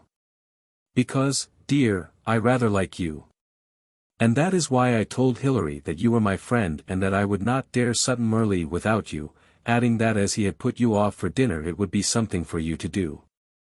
Iris, you are laughing all the time, you who told me you were afraid. She glanced at me just then, and that second smile is like a wound on my memory. A car screamed and passed us, and she cried through the disordered air, I am afraid, but of course I am gay, too. Haven't I waited 12 years for my inheritance? The flame of the lights on the road ahead made a wall of blackness on each side of us. I was like a child in this blackness, and it seemed to me that her voice was the voice of the night. I did not know what to say. I said, Iris, that girl will die without Napier. Minutes later, she said, if people died of love I must have risen from the dead to be driving this car now. Indeed, Iris, how can I argue about love against your experience? My friend, you can't shame me. For I am shame itself come to life. Yes, I have lit many small fires to quench one large fire. I have been unsuccessful. Thank God for that. And now let the one large fire burn, with a boy and a girl of 18 for fuel. Nothing else matters. My dear, so much else matters. Restraints, nobilities, decencies, sacrifices. We passed slowly through a village high street, hailed and mocked good-naturedly by a group of men emerging from an inn. She said, in the ancient love tales and the songs of the jongleur we read of maidens sacrificed on the altar of circumstance. I was a maiden, even I, once upon a time. Dear, I am afraid you must take my word for that. And I, a maid, was sacrificed to the vulgar ambitions of a Sir Maurice. So let us not talk of sacrifice. It makes me sick with anger. Not fast, not slow, the Hispano-Suiza swept through Surrey. Then she said sharply, but if Venice had had a child. I could not see her face, for her hat and the darkness were between us. But ever so faintly I could see her mouth, and her lips were parted, as though she was praying. I wondered if she was praying to whom she could be praying. She has a God, had said that captain of men. And why did you say that so bitterly, Iris? Was I bitter? Oh, that's a sin, to think of that angel and to be bitter. Angel? Did you say angel? I said angel, she said, and no other answer had I but from the stork crying dolorously to warn corners of our flight. If Venice, she said reasonably, had had a child, I would have called to Napier in vain. We can't know the beginning and end of honor, nor what it is, nor what it will do, nor what will debauch it, nor what will make it unbending as iron. Let us say I have debauched Napier's honor. Oh, let us say anything. We don't stand on words on ultimate nights like these. Honor is like a little child, let us say, and like a little child it may be led away by a shining toy, and in this case I am the shining toy. But had Venice had a child I might have shone like Aldebaran and called Napier in vain. And that would have been right and just. We must all give way before children, always, always. Oh, if people had always done that, what miseries wouldn't the world have been spared? Those whose dreams are clean must give way to children, for babies will carry clean dreams further than the wisest of old men, and slowly the world will rise above the age of smoke and savagery. But it's absurd, Iris. What chance has the girl had of having a child yet? But I am not pretending to play fair. Or did you think I was? I awoke from my illness, and I awoke suddenly to life. Awaking, I took my chance as it came. And quickly, for fear of giving Venice a longer chance. And it's because I haven't played fair that I am going to Sir Maurice's house now. Oh. I said. Good God. Let me out of this car, Iris. I will walk back to London. Napier doesn't know. Napier would be frantic if he knew. Napier is dining with Venice tonight. They would both be frantic if they knew I had taken Sir Maurice's challenge and gone down to Sutton Merley. But I must go, to make unfairness a little less unfair. I must let Sir Maurice have his last joy of me. Besides, there is a fascination in letting men tell the truth to one. There is a fascination in wondering if it will ever be the truth. But look. Oh, look. There is Harrods. The car had pulled up on the brow of a small hill. The lights searched across the road into an unhedged field. Iris pointed along the flame of light. There is Harrods, she said gravely. But where is Harrods? I see a field and what looks like a giant oak. That is Harrods. Not an oak, but an ash. It is very old, and smells of fairies and moonlight. There were once two roads that led away from a certain tree. The tree, a solitary giant of enormous girth, stood perhaps 20 yards from the road. Its trunk damned the far-flung eyes of the car, and in the light its leaves were made of silver, and you fancied that, had there been a breath of wind, it had spoken from its ancient wisdom, of which this night stood so sorely in need. But never a whisper stirred the countryside. Iris, doesn't that make your passions look silly? She took my hand, and lifted it, and dropped it. I do not know why she did that. Her face was hidden. It seemed to me that a long time passed before she spoke, and I seemed to think of many things. If there was a moon, she said at last, a little way behind Harrods you would see a small hill, and on the hill you would see a white house. That is where Gerald and I were born. Perhaps Gerald knows why now. That is one of the many things Napier and I have to talk out in the solitudes, why all we men and women are born. There must be a reason. Across the fields this way is Sutton Merley, where Napier was born. We used to play beneath this tree, Gerald, Boy, Napier and I. Boy was older than us, and bossed us. So there was a revolt, and then we made 2 camps, Boy and Gerald, Napier and I. Sometimes Aunt Eve, who took care of Gerald and me when mother died, would take us all up to London, and we would have tea at Harrods. Napier and I loved Harrods because we at once got lost there. And so we called this tree Harrods, because we were happy here, too. We were 12 then. Later on they discouraged our being together. Aunt Eve didn't want me to be made miserable when I grew up by not being allowed to marry Napier, for she knew that I didn't come into Sir Maurice's plans. Poor Maurice, I've crashed into them now, haven't I? Father got poorer, we sold this house, and went to live in Cambridge Square. Napier was not allowed to see me any more, but we managed to meet somehow. Gerald helped, Aunt Eve helped, Boy helped. That was when Boy first loved me, he said later, because of my determination not to lose Napier. But Sir Maurice won. I was stronger than Napier, but I was not so strong as Sir Maurice. He wanted Napier to marry a rich girl, and Iris March was only the daughter of the younger branch of a bankrupt house. One day, when I was 18, I got a wire from Napier to meet him here at Harrods that afternoon. I borrowed the money for a taxi, bit from Boy, bit from Hilary, and here Napier was, white, desperate. In a general clean-up before going up to Oxford he had promised his father never to see me again. I like Iris, Sir Maurice had said, but she comes of rotten stock. I don't think we had ever realized before that we were in love. I suppose I grew up in that 1 second. But Napier was still a boy of 18, while I was suddenly as old as the Queen of Hearts. I told him I loved him. Dear, I have known many men, I have married too, but I have only told one that I loved him, and he was a boy. Poor Napier, so torn, white, distracted.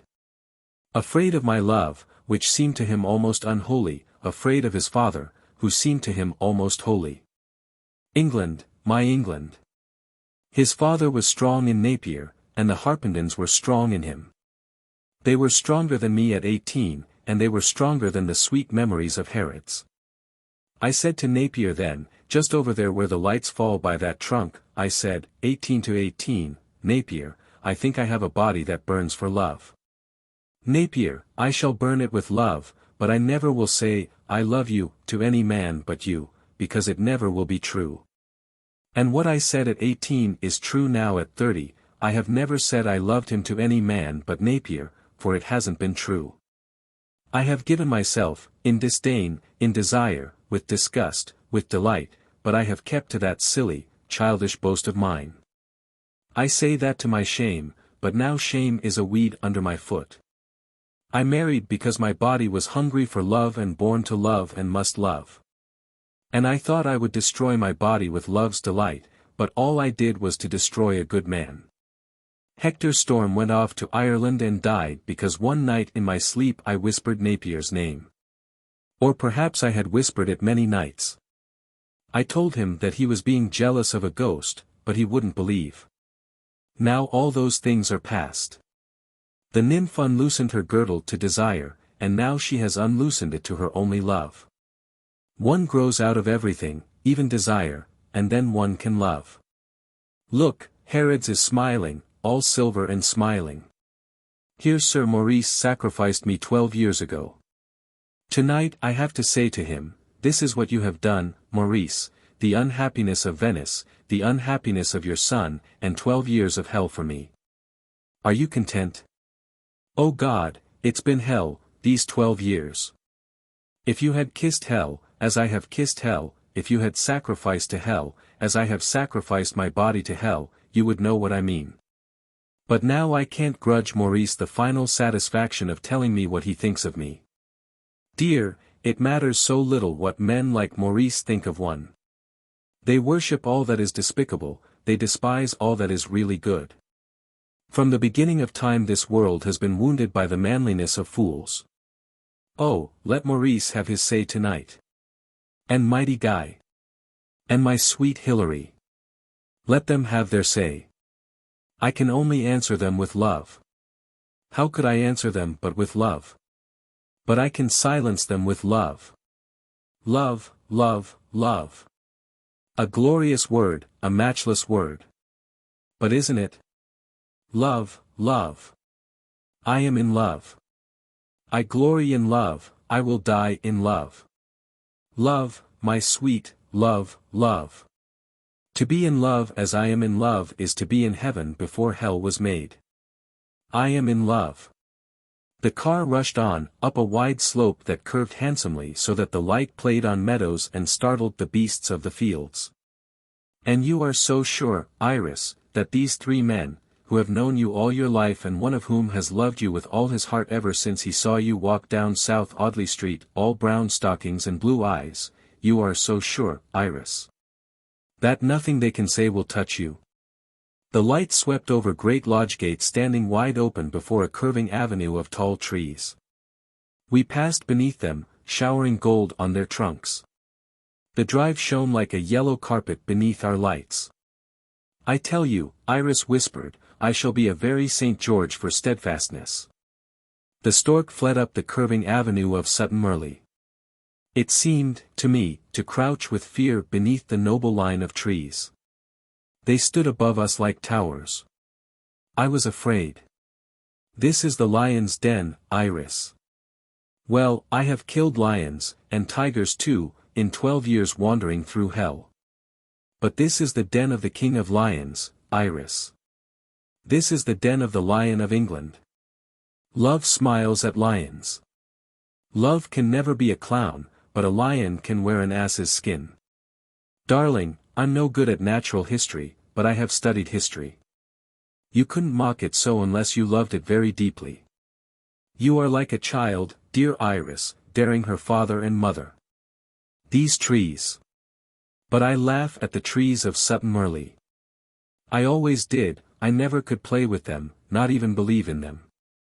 I tell you, there is no tree but Herod's, my servant, and my master and my playmate tree, Herod's. Oh, how Herod's hates Sir Maurice. It makes me afraid, to think how Herod's hates Maurice Harpenden. Let him beware as he walks beneath it. Then the trees parted from above us and we came into an open place where stood a fountain, and round the fountain we swept a circle and came before the doors of a long white manor house. The Travists' car stood there. As we drew up beside it the doors of the white house opened and a fat old man stood at the head of the steps. His hair was like his house, quite white. Trouble, we will go round by the garden, Iris said. The fat old butler looked very gravely down at Iris. She was like a small knight at the foot of the broad steps, he a kindly old dragon up above. Oh, he looked so grave. Iris said to me, Mr. Trouble is my oldest friend. He is a very nice man. Trouble, what have you to say to that? Sir Maurice did not expect you, Miss Iris. How, Trouble? Sir Maurice knew I was coming. But he did not think you would come, Miss Iris.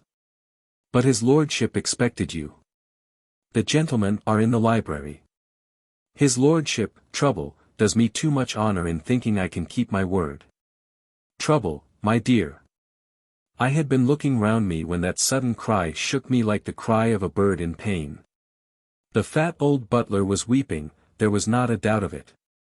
There at the head of the broad steps, quite motionless, a broad black shape under his white hair. Iris had him by the shoulder, was shaking him, her hat like a toy against that black shape. Trouble, she said, so huskily, that I should ever have made you cry. My dear, my dear. Sir, The old man appealed to me down below with a funnily outflung hand. I never was so ashamed of myself in my life. But it came on me all of a sudden hearing Miss Iris say, here at the doors of Sutton Merley, in a voice as hard as that ash she was always in love with, that about his lordship doing her too much honor about her keeping her word. I held Miss Iris in my arms, sir, when she wasn't above a year old, and now, I'm sure I beg your pardon, sir. And yours, Miss Iris. I'm sure I don't know what's come over me tonight. One leather arm had the old man by the shoulder. Iris's face seemed painted white. Trouble, she said, so huskily, I am so sorry to have upset you. You have been faithful to me, Trouble, for 30 years, and now, I suppose, you mustn't love me any more. You don't love me any more, Trouble. Miss Iris, Miss Iris. There's no good comes from loving, I see that. Then, Trouble, I here and now do release you from giving me a thought ever again. Adieu, Trouble. Her face painted white, her eyes absorbed in what they did not see, she came down to where I stood. Come, she said, expressionless. She could make her words into pieces of iron, and I did not dare to look at the motionless old man at the head of the steps. We skirted the house in silence. I supposed we were on a lawn. The rains of yesterday had not softened the drought, the grass was hard as stone under the feet. I said, Iris, you are moved already, you who were not to be moved by anything that was said. I felt her fingers tightening round my arm. Hers were strong white fingers. I hadn't bargained for Trouble. He should have been in bed by now. Often in moments of self-hatred and contempt I have taken a little heart from that old man's devotion. And he would always send me wishes on my birthday. No, I hadn't bargained for Trouble. Look. Why, they are playing bridge. And, dear, how grimly. See, Hilary is looking quite young, he must have a bad hand. And Guy Apollo Belvedere, oh, he's thinking, and then he plays the wrong card. Ah, poor Guy. He always did treat his trumps as though they were tulips, with too much respect. And Sir Maurice. Now, dear heart, what do you think of Sir Maurice? Isn't he the handsome soldier? Oh, handsome. Napier with a gay sinner's face. Judge him for me. Oh, do. Here we are, conspirators, whispering. Now, judge me, first, Mr. Townsend of Maygrawlt. Iris, must I? Can I? I can't. Of course you must, can, will. Speak without thinking. It is only thus that truth is made. He is a good man. His goodness is supported by his principles, his kindness is rebuked by his prejudices. He is not a weak man, but he is the weakest man in that room. He has loved but one woman in his life, and she has crucified his heart on 100 carnal Calvaries. But he still loves her, and that is why he is the weakest man in that room. And you, Satyr, you are the cruelest man I ever met in my life. But judge me, secondly, my Lord Viscount de Trévist. He is the elder brother of honor. He is that rarest of men, a schoolboy who has grown out of his schooldays but remains, by strength of will, a schoolboy. He prefers to be that. He never did an unworthy thing, and has thought less mean ones than most people. Like all decent Englishmen, he is like a woman, he knows everything without ever having been taught anything. He has a profound sense of obedience, therefore he is a good commander. He never thinks when he is alone, lest thoughts should undermine his sense of obedience and paralyze his habit of command. One day a thought will strike him, and instantly he will cease to be the captain of his soul. He is the only man in England who actually believes in obeying the king. Oh, how horrified the king would be! And of Sir Maurice, enemy to Iris March, what have you to say? Besides the fact that he is the cleverest man in that room. Oh, he is clever, that Maurice. It was he who had old Trouble waiting for me. Judge me that man. But I don't know him, Iris. His face is there, man, the proconsular features, the cunning Norman nose, the smile, oh, my God, the smile. And you won't, my friend, take my opinion of him? Iris, how can you ask me to do that? We can't take any woman's opinion of any man. They find evil in good men, they overlook the vices of cads. Oh, Maurice is not good, not bad. Only immemorially infantile, like all successful men.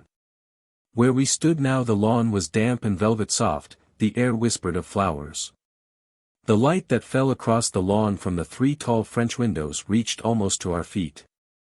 It was a long, oak-paneled, scholarly room in which the 3 men sat, towards one side, about a card table. They were absorbed in their game, silent figures of black and white. Yes, the fine profile of Sir Maurice seemed apt to smile. Iris murmured, "We will wait for them to finish their game."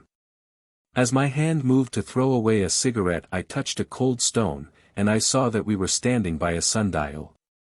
Iris was looking at me, and clearest of all the happenings of that night I remember that long moment of Iris's looking, and how, as I looked into her eyes, her beauty seemed to enwrap itself with the whisper of the flowers and enter into my being. So that I cared not for right nor wrong. My hand rested on the sundial. She laid her hand on mine, and her hand was colder than the sundial. 3.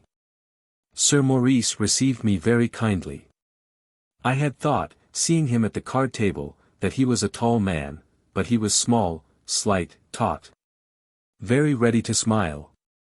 He offered me a cigar, which I was very pleased to take. Iris said she would not smoke just yet. No one sat down, but every one seemed at his ease. It was as though Iris and I were paying an evening call. Hilary apologized to me about dinner. I forgave him. Somehow, suddenly, I found myself absorbed by Guy and Hilary. I found that Iris was alone. It was as though her green hat stamped her aloneness with a light. How bright that green hat looked in that scholarly room, like a green flower, like a green flame. Iris stood by the card table, on which the cards were scattered face upwards. "Good of you to come, Iris," the general said. He smiled very easily. He was one of those young old men who are very old when you look close. He was charming. Iris looked up from the cards across the room to Hilary. Her eyes were untroubled and clear, she was very still, and her lips were silken red. She said, "Hilary asked me. So I came." "It was my idea, Iris," Sir Maurice said, and he smiled. He was fidgeting with a black ebony paper knife. "My idea entirely. Hilary was against it. Very glad you brought our young friend. Sit down, Iris. We are all of the world here, we are civilized people. Let's talk about this like civilized people." Iris did not sit down. Maybe someone sat down, but I don't remember. Iris picked up the ace of clubs from the table and looked at it thoughtfully. "That was really why I came, Maurice. Because it must have been your idea. You are a very clever man. It was thoughtful of you to give me a chance of saying goodbye to trouble." She looked up from the ace of clubs to Guy with her untroubled eyes. She had not once looked at Sir Maurice. "Guy, what have you to say to me? I think you have wanted to say something to me for a long time. It would have been cowardly to leave England for good without giving you the chance." "Iris," said Hilary sharply, "Guy has always been very kind about you." "Hm. Much kinder than I've been." "Yes, dear," she smiled so suddenly at Hilary. That was a surprising, complete smile. It excluded us all, it excluded even Iris and Hilary, it excluded every one but the friend of childhood and a long little thing, all brown stockings and blue eyes. That was a true smile. Said Hilary. Sir Maurice put a whiskey and soda into my hand, but I do not remember tasting it. The slight, poised old gentleman's smile troubled me. His was too fine a face to smile like that. He had clever, darting eyes. I felt that Iris was making an effort to keep her eyes from him. And I felt that the two enemies were each terrified of the other. Guy spoke for the first time. He murmured, "It was brave of you to come, Iris. I don't know much about using words, but I think it was noble of you to come. I don't know any other woman who would have even thought of accepting Morris's invitation. But we, your friends, have never compared you to other women. In some things to their disadvantage. We have always admired your pluck. But we have admired your candor and honesty even more. That is why this sickening business baffles us so. Maurice and I just thought it might be fair both to us and to you if we were to try to clear it up a little." And then Guy snapped, "I'm damned if I want to hate you, Iris." Iris broke the back of the ace of clubs and dropped it among the others on the green cloth, where it lay cruelly curled. "Steady, Iris, steady," said Sir Maurice. And he tried with the black ebony paper knife to straighten out the ace of clubs. And he smiled. But Iris looked at Guy, and she seemed very tall. "Iris," Hilary said gently, "we loved you too much as a child not to be able to hate the woman who has gone out of her way to kill every memory of that child." "That's it, Iris," Guy murmured, restrained, amiable. "You see, as a child and as a girl you were very much in our hearts. Much more than any other child and girl has ever been. I don't know why. And in spite of all things you've done we've always kept one side of us which was yours for the asking. I mean, Iris, we couldn't believe in you as a decent woman, but we've just stayed fond of you. Even when we've had to hear your name being pitched about by vile women and ghastly cads. Until now. But now. A moment, Guy. The clever, darting eyes, the neat figure, the iron grey hair, waving just a little. He smiled.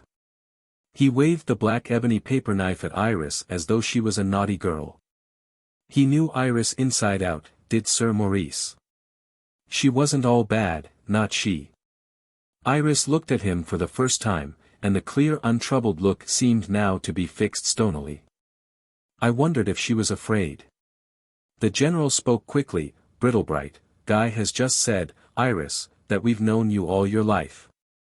But there's more than that, much more. That's why I wanted you to come here tonight. I wanted to show you us, Iris. This isn't an ordinary elopement, Napier's and yours. It's a stab in the back. Maurice, am I stabbing you in the back by coming here? You were always a strange, unfrightened girl, Iris. But the stab in the back is made.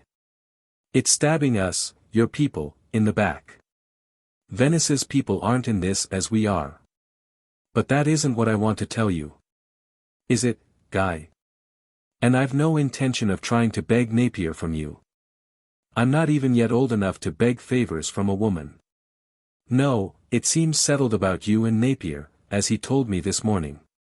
And I tell you, Iris, it wasn't my son who spoke to me this morning. It was an enchanted boy.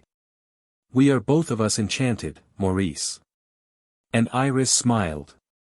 Her lips looked very red, silken red. "Very good, very good. Well, you go tomorrow. That's fixed. But I just wanted to show you us, Iris. I think you have forgotten us on your travels. You are of us. I think you have forgotten that. And you are stabbing us in the back. I'm not talking of Napier now as my son, my only son. Am I, Guy? Hilary.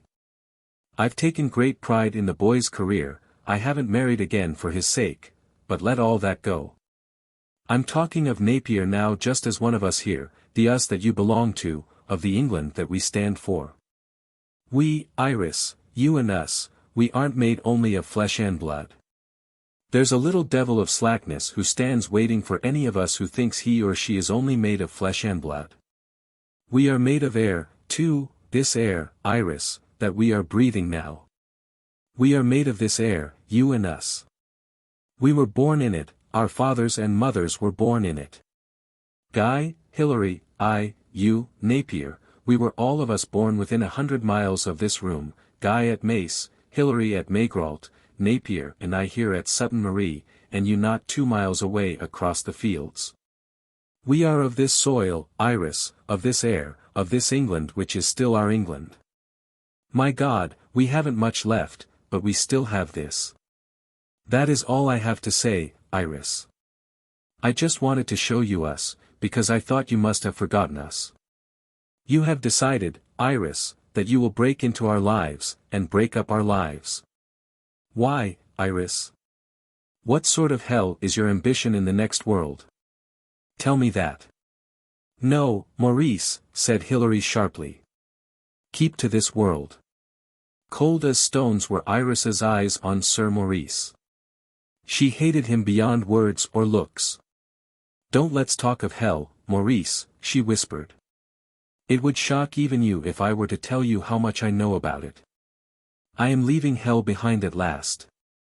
And do you know, Maurice, that hell looks at me with your face? But I am leaving it behind now. Listen, Iris. Just this one question. Those clever, darting eyes were curiously, strangely kind. I could not understand Sir Maurice.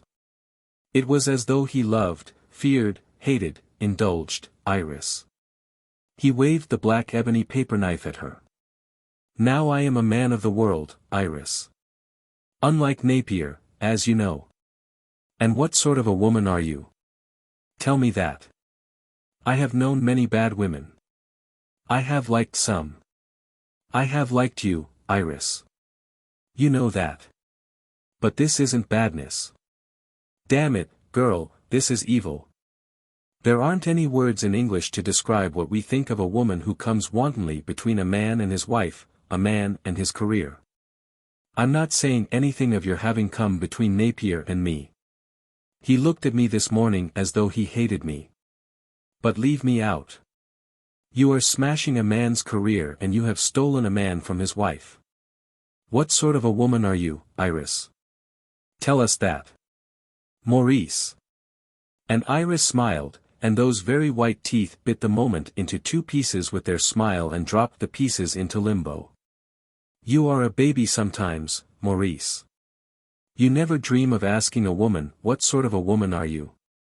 So long as she keeps to the laws made by men. But the first time you see a woman being a woman, you are surprised. But what we don't understand, Guy murmured amiably, is how you've come by an entirely different set of ideas from ours. I mean, well, ideas about loyalty and treachery and things like that. You see, Iris, we've suddenly found today that we simply don't begin to understand you. Isn't that so, Hilary? I mean, we just don't seem to think in the same sickening language. Exactly, Sir Maurice rapped out, with the black ebony paper knife. That's it exactly, Iris. You see, this isn't just your business and Napier's business. This concerns us. This stabs at the roots of our life, Iris. But you and I don't seem to think in the same language. I think in English. Iris whispered, with eyes of stone, unfortunately, I think in English, too.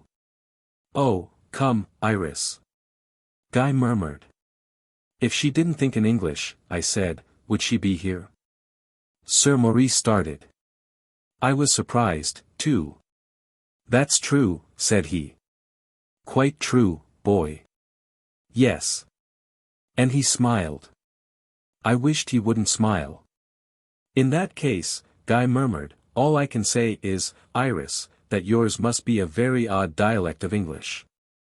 I mean, in yours there doesn't seem to be any distinction between words which, well, they mean rather a lot to us. We've never even learned how to spell most of them, they're so inevitably part of our lives, or should be. I'm not sure to this day if there's an S in decency. One's born knowing them. Guy, I've had 12 years unhappiness. You talk to me of those words we are born knowing. I have had 12 years unhappiness through not being able to forget those words. Unhappiness. Sir Maurice rapped out. Oh, come, child. You seem to have done exactly as you pleased all these years. I'm not saying you haven't had bad luck, we're all sorry about that. But if you have been unhappy, can you blame anyone but yourself? Iris's face was very stern as she looked at Sir Maurice. I could not have thought that a beautiful woman could look so stern. And she made not one gesture of womanhood. She could have made but one, and asserted her right to live according to her womanhood. But that would have seemed to her to be playing not fair. She must meet men on their own ground always, always, and she must keep herself on their own ground without showing the effort she made. She would advantage herself neither with her womanhood nor her beauty. She seemed to look for a long time at Sir Maurice. Her lips were silken red, and I thought just then that to kiss them would be to kiss the infinite. Yes, Maurice. I can put the blame on 3 words. The general threw the paper knife on to a small table, where it fell with a crash.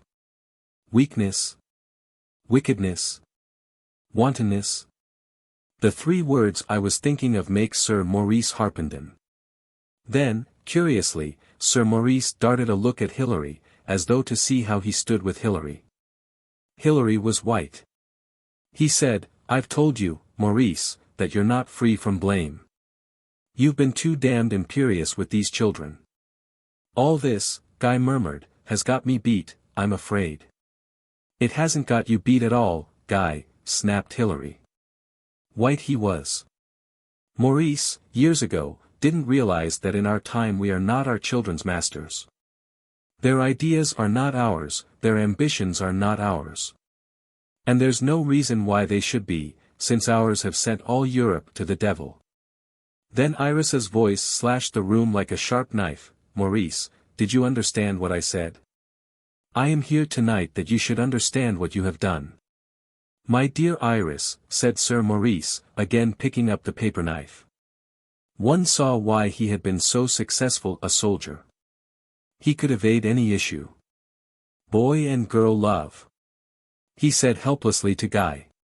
He looked at me. Boy and girl love, he said helplessly.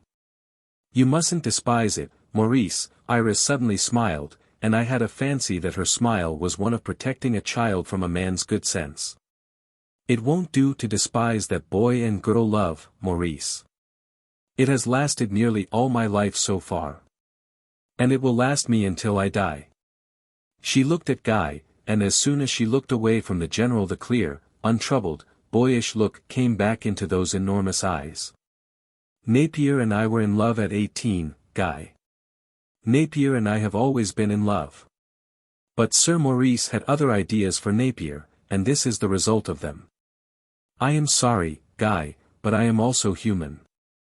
Love, rapped out Sir Maurice. He was not smiling now. Love. Iris whispered. Love, Maurice. You daren't look into my eyes and say you doubt my love for Napier. You daren't say that my love is not the only thing in this room that is made in the image of God. You talk to me of your England. I despise your England, I despise the us that is us. We are shams with patrician faces and peasant minds. We are built of lies, Maurice, and we toil for the rewards of worms. You would have Napier toil for a worm's reward. You are sorry I have broken Napier's career in the Foreign Office. Maurice, I am glad. To you, it seems a worthy thing for a good man to make a success in the nasty arena of national strifes and international jealousies. To me, a world which thinks of itself in terms of puny, squalid, bickering little nations and not as one glorious field for the crusade of mankind is a world in which to succeed is the highest indignity that can befall a good man. It is a world in which good men are shut up like gods in a lavatory.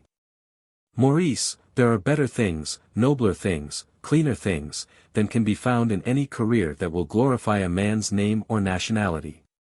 You thought to bully me with our traditions. You are right, they are mine as well as yours. May God forgive you the sins committed in their name. And may he forgive me for ever having believed in them. With one darting stride Sir Maurice had his hand sharply on her shoulder, that leather shoulder. And at that moment, when she had seemed at her strongest, her eyes seemed to flutter from his unsmiling face. Her eyes were flooded with gentleness, and they seemed to flutter, to want to fly from that stern, handsome face.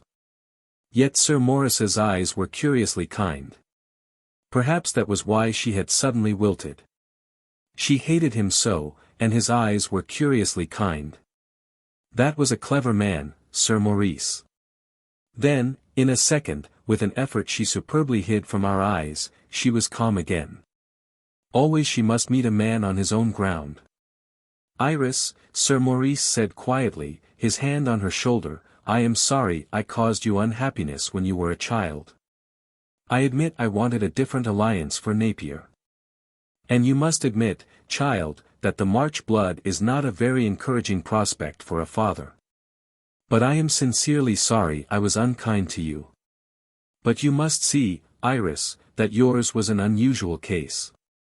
You were mature at 18, but I could realize neither that nor the depth of your feelings. Really, child, you mustn't blame me too much. We can't always tell when a boy and girl friendship is serious. Maurice, why do you lie? I didn't think you would lie tonight. You knew very well that it was serious. That was why you made Napier promise never to see me again. And your son kept his promise. But why didn't you come and tell me about it frankly, Iris? I had other plans for Napier, yes, but apart from that I was always your friend. You should have come and told me about it. Oh, I was proud then. As I am not proud now. What? We started at the odd snap in Guy's voice. What, Iris? And he laughed, desperately, helplessly. Guy. Iris, that's the first lie I've ever known pass your lips. Why, you're as proud as an archangel.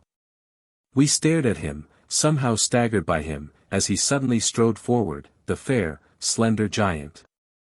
Just a moment, Maurice, said he, and bent down and kissed Iris's cheek. Oh. This moment I can hear that despairing cry. Oh. And then she tried to catch back her cry, she sobbed, Judas. Guy had caught her as she started back from him like a frightened animal. Judas nothing, he murmured. Her face streamed with tears. Guy held her, his eyes strangely sad. Judas nothing, my Iris, he murmured. You've won, girl. Go away and play at your lovely game of love. You've got me again, as you had when you were a child. I must say I like someone who really loves and really hates. I'm proud of you, Iris. Somehow, as Guy held her, Iris's eyes looked through the mist towards me, and I moved my lips to make two words, St. George. Somewhere in the mist she smiled. She whispered, unfair, unfair, unfair. Guy, to kiss me like that, sweet, forgiving Guy. Oh, unfair, unfair, unfair. And I was so sure I wouldn't cry tonight. Sir Maurice was fidgeting with the black ebony paper knife. Hilary said, and blew his nose. It was very funny now that it was Sir Maurice who seemed to be alone. I was glad. Iris had at last been forced to retreat from that proud battlefield on which she met men on their own ground. She had made her one gesture of womanhood. And now it was Sir Maurice who stood alone. Clever Guy. He was looking towards the general, smiling. Maurice, he smiled, the girl's right. You were rather a sickening ass. My dear Guy, said the general with a tremendous helplessness. And he smiled. How on earth was I to know then that a boy and girl? Oh, phut. Guy smiled like a boy. You don't catch me interfering with any of my boys' friendships, I can tell you. Not that I've ever really thought about these things before. One just goes driving along never giving these things a thought until one day we all go off the deep end just because we never have given them a thought.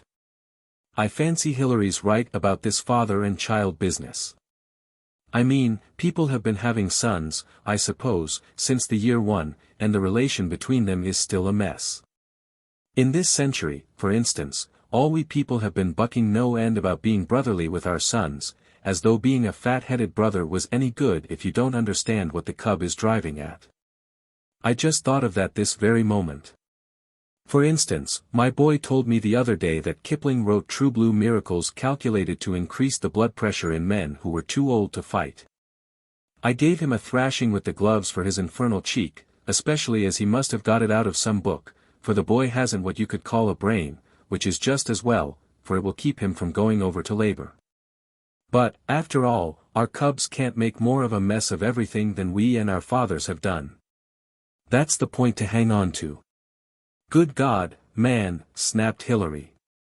I've been saying that to you for 20 years, and you've. That's right, Hillary, Guy grinned. But you've got a way of saying things. Iris was looking from one to the other of us. It was as though she was in a dream, looking at faces in a dream. Soft she was now, soft and white and small. And her eyes were clouds of blue mist. She stared at Sir Maurice, who stood fidgeting with the paper knife. Maurice, she whispered, goodbye. Sharply he looked up from the paper knife. He flipped the paper knife on to the card table. Then I saw that Sir Maurice hated his ancient enemy. Goodbye, Iris, he said. But you must not expect me to wish you happiness. You have taken from me my only son. Maurice, she said desperately, isn't that special pleading? Haven't you any pity, any understanding, of what I have been through? Understanding. Yes, I have understanding, Iris. But I can't let it stretch across the wide gulf that should separate you from my son. But you made the gulf, Maurice. You. She seemed passionately to want his understanding now. Cried Sir Maurice. Good God, woman, I merely parted a boy and a girl. But you could have found each other again, if you hadn't been you. I made the gulf. Iris, did I murder boy Fenwick? Maurice, you take that back. Hillary, never mind. It was a faint, husky whisper. Just don't mind, Hillary. She was staring at Sir Maurice as at a snake.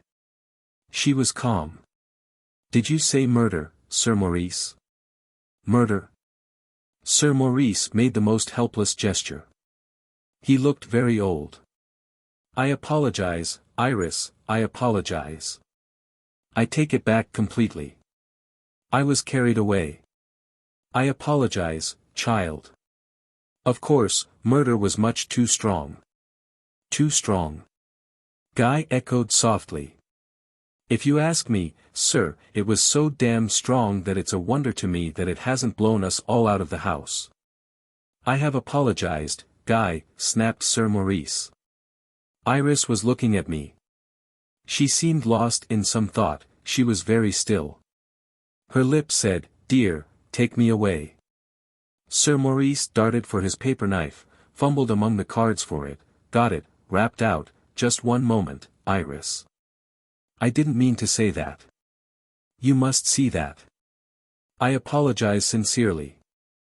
I cannot hear your apology, Maurice. Because of that gulf. I never thought of saying that, Guy murmured. Damn. Just a moment, the general waved the paper knife fretfully. Ever since Napier came to see me this morning I have been thinking of these things. I saw Venice this afternoon.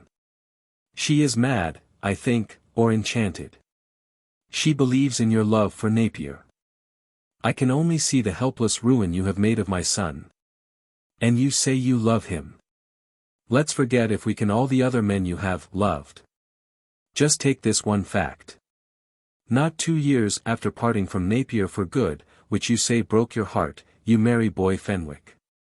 And when boy Fenwick died you yourself said he had died for purity. What did that mean if not that even before you married him, you yourself, I say, said that he had died for purity? For hell, sir. That was why boy Fenwick died. Napier. There was a long, long silence. Napier. Iris whispered frantically. My darling, why are you here? To get you. Napier's voice trembled pitifully. He controlled it by whispering. To get you from these men. Steady, Naps. Guy murmured. We began the evening by bucking about being civilized. Again, as in the obscure silence of the Paris night, the white face, the lost eyes, facing us from the middle French window. Napier. Iris pleaded. She seemed to be pleading against something which only she could see in those two dark ruins of eyes. And they made ruins of all, those eyes, but saw only one of us. And behind his shoulder, in the garden, pale, wide-eyed, steady as a judgment, stood Venice. Good God, man! Sir Maurice rapped out. Why bring Venice into this? He didn't. I came. And Venice smiled in a sort of way. Napier said in a scarcely audible voice, let Venice alone. I think she is my only friend. As he stepped into the room, Iris made a step towards him, 2, 3. Her eyes were dilated, beseeching. But never once, since the shock of his first words had turned us to the windows, had he taken his eyes from his father. The dark, fevered, lost eyes. He was passing Iris. She snatched at his arm, pulled at him. Napier, don't. Napier, please, my sweet. Venice, for pity's sake stop him. You don't know what he's going to say. The thin white fingers of the so-naked right hand were buried round the black-covered arm, holding him in his stride.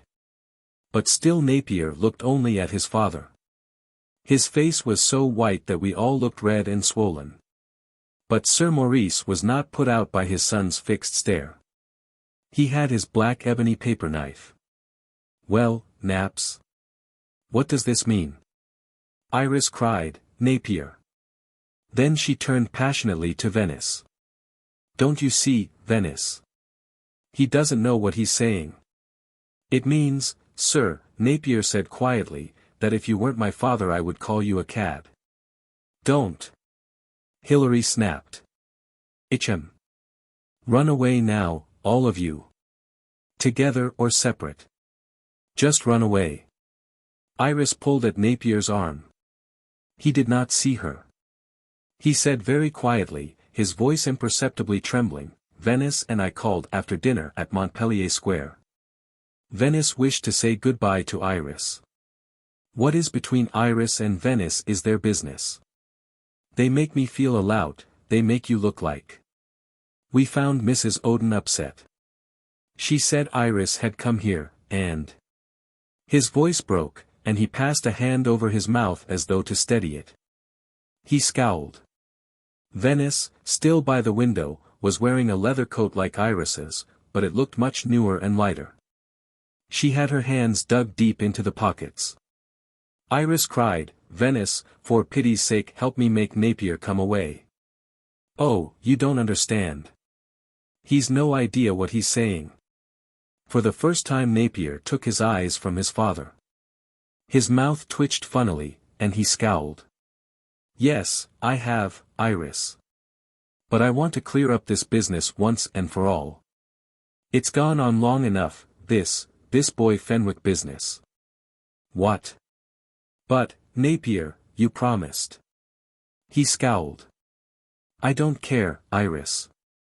I'm awfully tired of all these pretenses. It can't. It can't go on, this slandering of you. It can't. I can't bear it. And the first thing I hear as I come into this room is my father chucking that slime at you, dash. Napier, don't you see that it's me you hurt, not them? You hurt me deeply, Napier. Listen to me, my dear, listen. But Napier seemed able to hear nothing, to see no one but his father. Again he put his hand to his mouth to stop it twitching. Venice, aflame in a leather jacket, suddenly threw an arm round Iris. Darling, darling, darling. How dared you come here? But how dared you? Oh, she stamped her foot, these beasts of men, these beasts. Venice, Guy murmured, take these two children of yours away at once. Go along now. Napier started at Guy's voice. He had admired and worshipped Guy always. Guy smiled faintly, helplessly, was about to say something when Napier said bitterly, Guy, I know it wasn't your idea to bring Iris down here and throw that mud at her. I know that. It was mine, Sir Maurice rapped out with the paper knife. And it's over now. You may go, Napier. I am asking you to go, boy. And you, Iris March. You and I, Napier, must part from tonight. For some time, at least. You will prefer that, too. You have every right to be angry with me, according to your lights. I gambled, for your future, boy, and I have lost. I am not sorry to have tried. I am sorry to have lost. Now you may be as angry as you like, but go. Napier's voice trembled. Before I go, sir, I'd like to say. Naps, enough of this. Guy snapped. The more we talk the worse we make it. Go along, for God's sake. Napier shouted, I will not go. And in the deep, startled silence that must always follow a shout in an English house, he said, livid quiet, to his father, I've ceased to be a boy of 18, sir. And I've ceased to want to be any of the things you seem to admire. This last year it has seemed to me that not one of the things that have made my life as you directed it have any reality. You've only got to think once and the whole ghastly pretense of a life like mine drops to the ground. And I've been trying lately to understand the point of view that makes men admirable in your eyes, sir, and I can't get near it.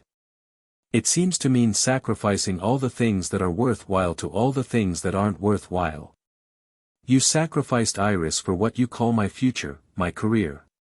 Weigh Iris on one side and on the other my future, my career, now that I am 30. You sacrificed my happiness to the ghastly vanity of making our name something in this world. You call that, working for my future, sir. And I call it the cruel sort of humbug which has dragged God knows how many decent people into a beastly, futile unhappiness. Here I am at 30, a nothing without even the excuse of being a happy nothing, a nothing liked by other nothings and successful among other nothings, a nothing wrapped round by the putrefying little rules of the gentlemanly tradition. And, my God, they are putrefying, and I bless the England that has at last found us out. And if they hadn't been putrefying, sir, and if we hadn't been going rotten with them, you couldn't have taken advantage of the fact that Iris never funked anything in her life to bring her down here and drag her through the slime. Napier. You must allow me at least the quality of patience. My one desire, boy, was to protect your happiness. I do not take what you say in the least seriously, for it isn't you speaking but Iris with your voice. You are enchanted. And I should jolly well think he was enchanted. Cried the boy that was Venice, her arm round Iris. A warrior was Venice then, and her leather jacket like a shining breastplate. And I'm enchanted, too, and if you really want to know what's the matter with the whole lot of you, you're all enchanted, by the love of Napier and Iris. I'd stuff all our marriage laws down a drainpipe rather than keep them apart for another minute. And I think you must be mad and bad not to see the loveliness of a love like Iris's, and after all this time she's beaten you all in the end, and I'm so glad, so glad, so glad. Maurice, said Hilary gravely, you are getting more like God every moment. You're in a minority of one. Napier stood in the middle of the room, looking from one to the other of us, scowling, seeing no one, hearing nothing. He was a man lost in an obsession, trying to find his way out. His back was to Iris. Some great man, Balzac, maybe, has said that women do not love with their eyes, but there was a blinding love in her eyes, and her lips trembled, tried to smile at the lost thing that Napier was. Only she seemed to know the obsession in which Napier wandered, and she just managed to say, "Come, Napier. Come." Napier turned to her vaguely, seemed about to go with her, then pulled himself round to his father again. "Before I go, sir, I'd like to tell you, I'd like to say that it was a foul thing to do to throw Fenwick at Iris." Napier. Sir Maurice said quietly, "I have apologized for that. But have you apologized for us all, sir?" Napier seemed at last to awake from his obsession. He looked happy at that moment. "Have you apologized for the opinion we've all had of Iris for 10 years? Because all these slanders about her go back to Napier, my Napier, you please mustn't. Iris, I must put this right. You've never had enough respect for yourself. But I have now, dear. Let me keep it. Napier seemed to appeal to Guy. There was a curious understanding in Guy's look. He said, go on, Naps, let's have it all now. What's this about Fenwick? Guy, don't encourage him. Iris cried passionately. Venice held her tight. Iris looked at me once just then, and I think that is the last time she ever saw me. Napier seemed to appeal to Guy. Iris has always put her friends before herself. And the only time in her life she ever told a lie we all rushed to believe her. And that's why Iris and I never saw each other after Fenwick's death until 3 nights before I married Venice. I wasn't to know then that I was marrying an angel, and so I couldn't tell her what had happened to me and Iris. Iris told me about Fenwick that night. I made her. You see, until then I'd never wanted to see her, because the Iris that boy had killed himself for wasn't the Iris I'd loved as a boy. But she is now, Napier, Iris whispered bitterly. Why can't you let be, why can't you? Because, Napier flashed, I love you, and I'm damn well going to have these people respect you as I do. That lie Iris spread about the reason for Boy's death was because she didn't care what happened to her. She just didn't care. But she wanted people to think as well of Boy as people can of a suicide. She wanted Gerald to keep his little tin god hero. And she had it all her own way because the doctor at the hotel in Deauville was a friend of hers and let nothing out. She just didn't care what people thought of her, and so she said that Boy had died for purity. That might mean anything, and so of course we all took it to mean the worst thing as regards Iris. Oh, she knew we would. Well, so Boy did die, for purity. He was mad with love for Iris, and from the moment she had to give me up he pestered her to marry him. Then one day she surprised him by saying she would.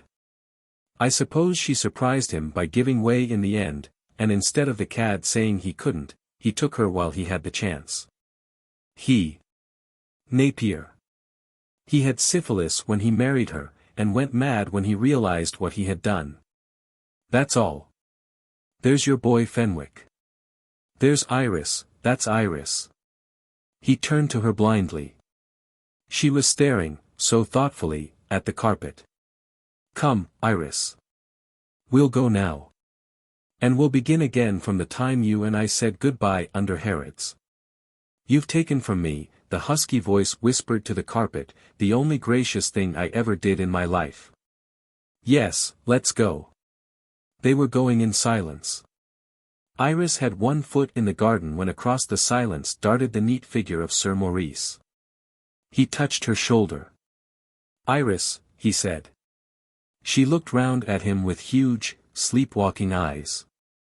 Iris, Sir Maurice said. He was holding out his hand. I can't, she whispered. I've hated you so bitterly, so long. I can't. Maurice, please don't ask me. I do ask you, Iris. I beg it from you. You are good. Iris's eyes were as though transfixed over the taut old gentleman's shoulder. Iris's eyes were on Venice. Napier had touched Venice's hand, and somehow as he had made to kiss her cheek she had started back frantically, and had instantly smiled, brightly. Iris's eyes seemed to dilate.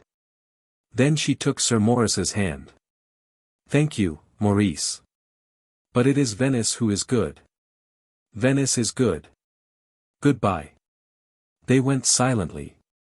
For a second the green hat flamed in the mist of the light that fell on the lawn, and then the green hat was gone. I stared out into the garden. I remember a just at the very moment when behind me there was a thud of someone falling, and Guy's murmur, hand me that brandy, Maurice. Venice sat very erect in a great leather armchair. Her eyes were closed. Sir Maurice darted about. He waved at me that black ebony paper knife. He smiled that ancient smile. Boy, we shouldn't make hard and fast rules for anyone but ourselves. And not even for ourselves. Leads to no good. She's all right, Guy murmured to Hilary. The Travest was one of those men who always know how to deal with any physical emergency. He knew tricks. Poor child, sighed Sir Maurice. She's all right now, said Hilary. He was very white and young-looking, Hilary. Oh, the hums that dropped from Hilary that night. It was Guy's face that Venice saw when she opened her eyes. Suddenly, she was crimson. Your first words should be, Guy smiled, where am I? I may or may not tell you. Guy, where am I? She was crimson, like a child found out. With your friends, Venice, who love you. And Napier has gone. But he hasn't, she screamed, and caught her scream to her mouth with the palm of her hand. We followed her terrified eyes to see Napier where we had first seen him that night. He stared at Venice. And just at that moment the silence was shattered by the roar of the Hispano. That shattering roar held us all still, bewildered. From beneath the trees of Sutton Merley it swept on us like the roar of 1,000 rifles. That car's gone mad, rose to my lips. I saw Venice bite the back of her hand, staring at Napier. The roar of the car had held him at the open window. As he came in Guy spoke savagely. Napier, what the hell does this mean? Can't you see what you're doing to Venice? Napier said wearily, and he tried to smile, his eyes on Venice, all right, Guy. I thought Venice was my friend. I was wrong. Naps, rapped out Sir Maurice, what does this mean? As Napier approached near to Venice she jumped up from her chair and started away from him. Napier, I don't understand, she tried not to sob. Why have you come back? Napier. He said wearily, why didn't you tell me, Venice? I can't understand. God knows I've no opinion of myself left, but I'm not such a pitiful blackguard as. But what is it, Naps? And she bit the back of her hand. I don't know what you're talking about. Why are you looking at me like that? You told Iris, but not me, in case it might interfere with my happiness. My God, Venice, what do you think I am, not to have told me? Do you think I can leave you when you are with a child of mine? Iris said she had promised you not to tell me, but she broke down at the last moment. But it's a lie. Venice screamed. It's a bloody lie. I never told her anything. It's not true. Oh, God, it's not true. What was said then, what was done, how they looked, I can't remember. I remember only that as Venice sobbed the roar of the car seemed to lessen. The stork had passed from under the trees of Sutton Merley. I think Napier was holding Venice, she was sobbing as though with a breaking heart. She sent you back, she sobbed. The beast, the beast. She sent you back to show she loved you more than I do. Sir Maurice darted across at me, rapped me on the shoulder with the paper knife. Boy, what was that you said about that car going mad? I stared at him. I hadn't the faintest idea what I had meant. The distant roar still filled the room like a menace. I don't know, I said. Sounds mad. Come along, the old gentleman rapped out, and darted through the window. I have a confused picture of Guy towering over Napier and Venice with a brimming glass in his hand, of Hilary staring whitely after us. Like a young lover, I see Hilary at that moment. I caught the general up as he was starting off Guy's car. After her, boy. After her. Feel sick, her going like that. Feel sick. Can't catch her in this car, sir. We'll see. Try, anyway. Must catch her. Must beg her forgiveness. He looked at me as the car started off. He was smiling. Those clever darting eyes were wet. Then Hilary, hatless like ourselves, jumped onto the footboard and into the back. What's this, Maurice? After her, man. Iris suddenly thrown her hand in. Listen to that hell's own racket. Sir Maurice rushed that ancient Rolls breakneck up the winding drive. From the distance came that menacing roar. "Can do 76 if you like," I heard the husky whisper above the roar. I saw the dancing tawny curls through the darkness, boy's head, curly head, white and tiger tawny. "Can't catch her in this," I cried again. Hilary was leaning forward from behind, his chin by my shoulder. He whispered through the rushing air, afraid of her happiness in the end. "You beat her, Maurice. You beat her, you and your moldy old England. And your son wasn't worthy of her love. Good God, he cared whether we respected her or not. She wasn't enough for him as she was. Maurice, it's on your head, all this. She'll be in despair. You've got to catch her." We swept headlong round a corner. We were on the crown of the several small slopes that I remembered ascending from Harrods to Sutton Merley. "There," yelled Sir Maurice. And he laughed like an excited boy. "We'll catch her yet." Far down the slope, winding, killing the darkness, rushed the lights of the Hispano. Sir Maurice kept his thumb on the button of the electric horn, and we drove headlong down that slope with a wild cry of warning to Iris. "She can't hear," I yelled. "Go on, let her know we're here," yelled Hilary. The general's silver hair waved frantically in the wind. He was driving like a madman. He was smiling. The two great lights ahead lit the countryside. Then they seemed to shorten, and Harrods stood like a pillar of light against the darkness. The silver leaves, the giant trunk, in the lights of Iris's car. The stork screamed hoarsely, once, twice, thrice. "Iris!" Hilary sobbed. "Stop her, man. Stop her. Not that. Iris, not that."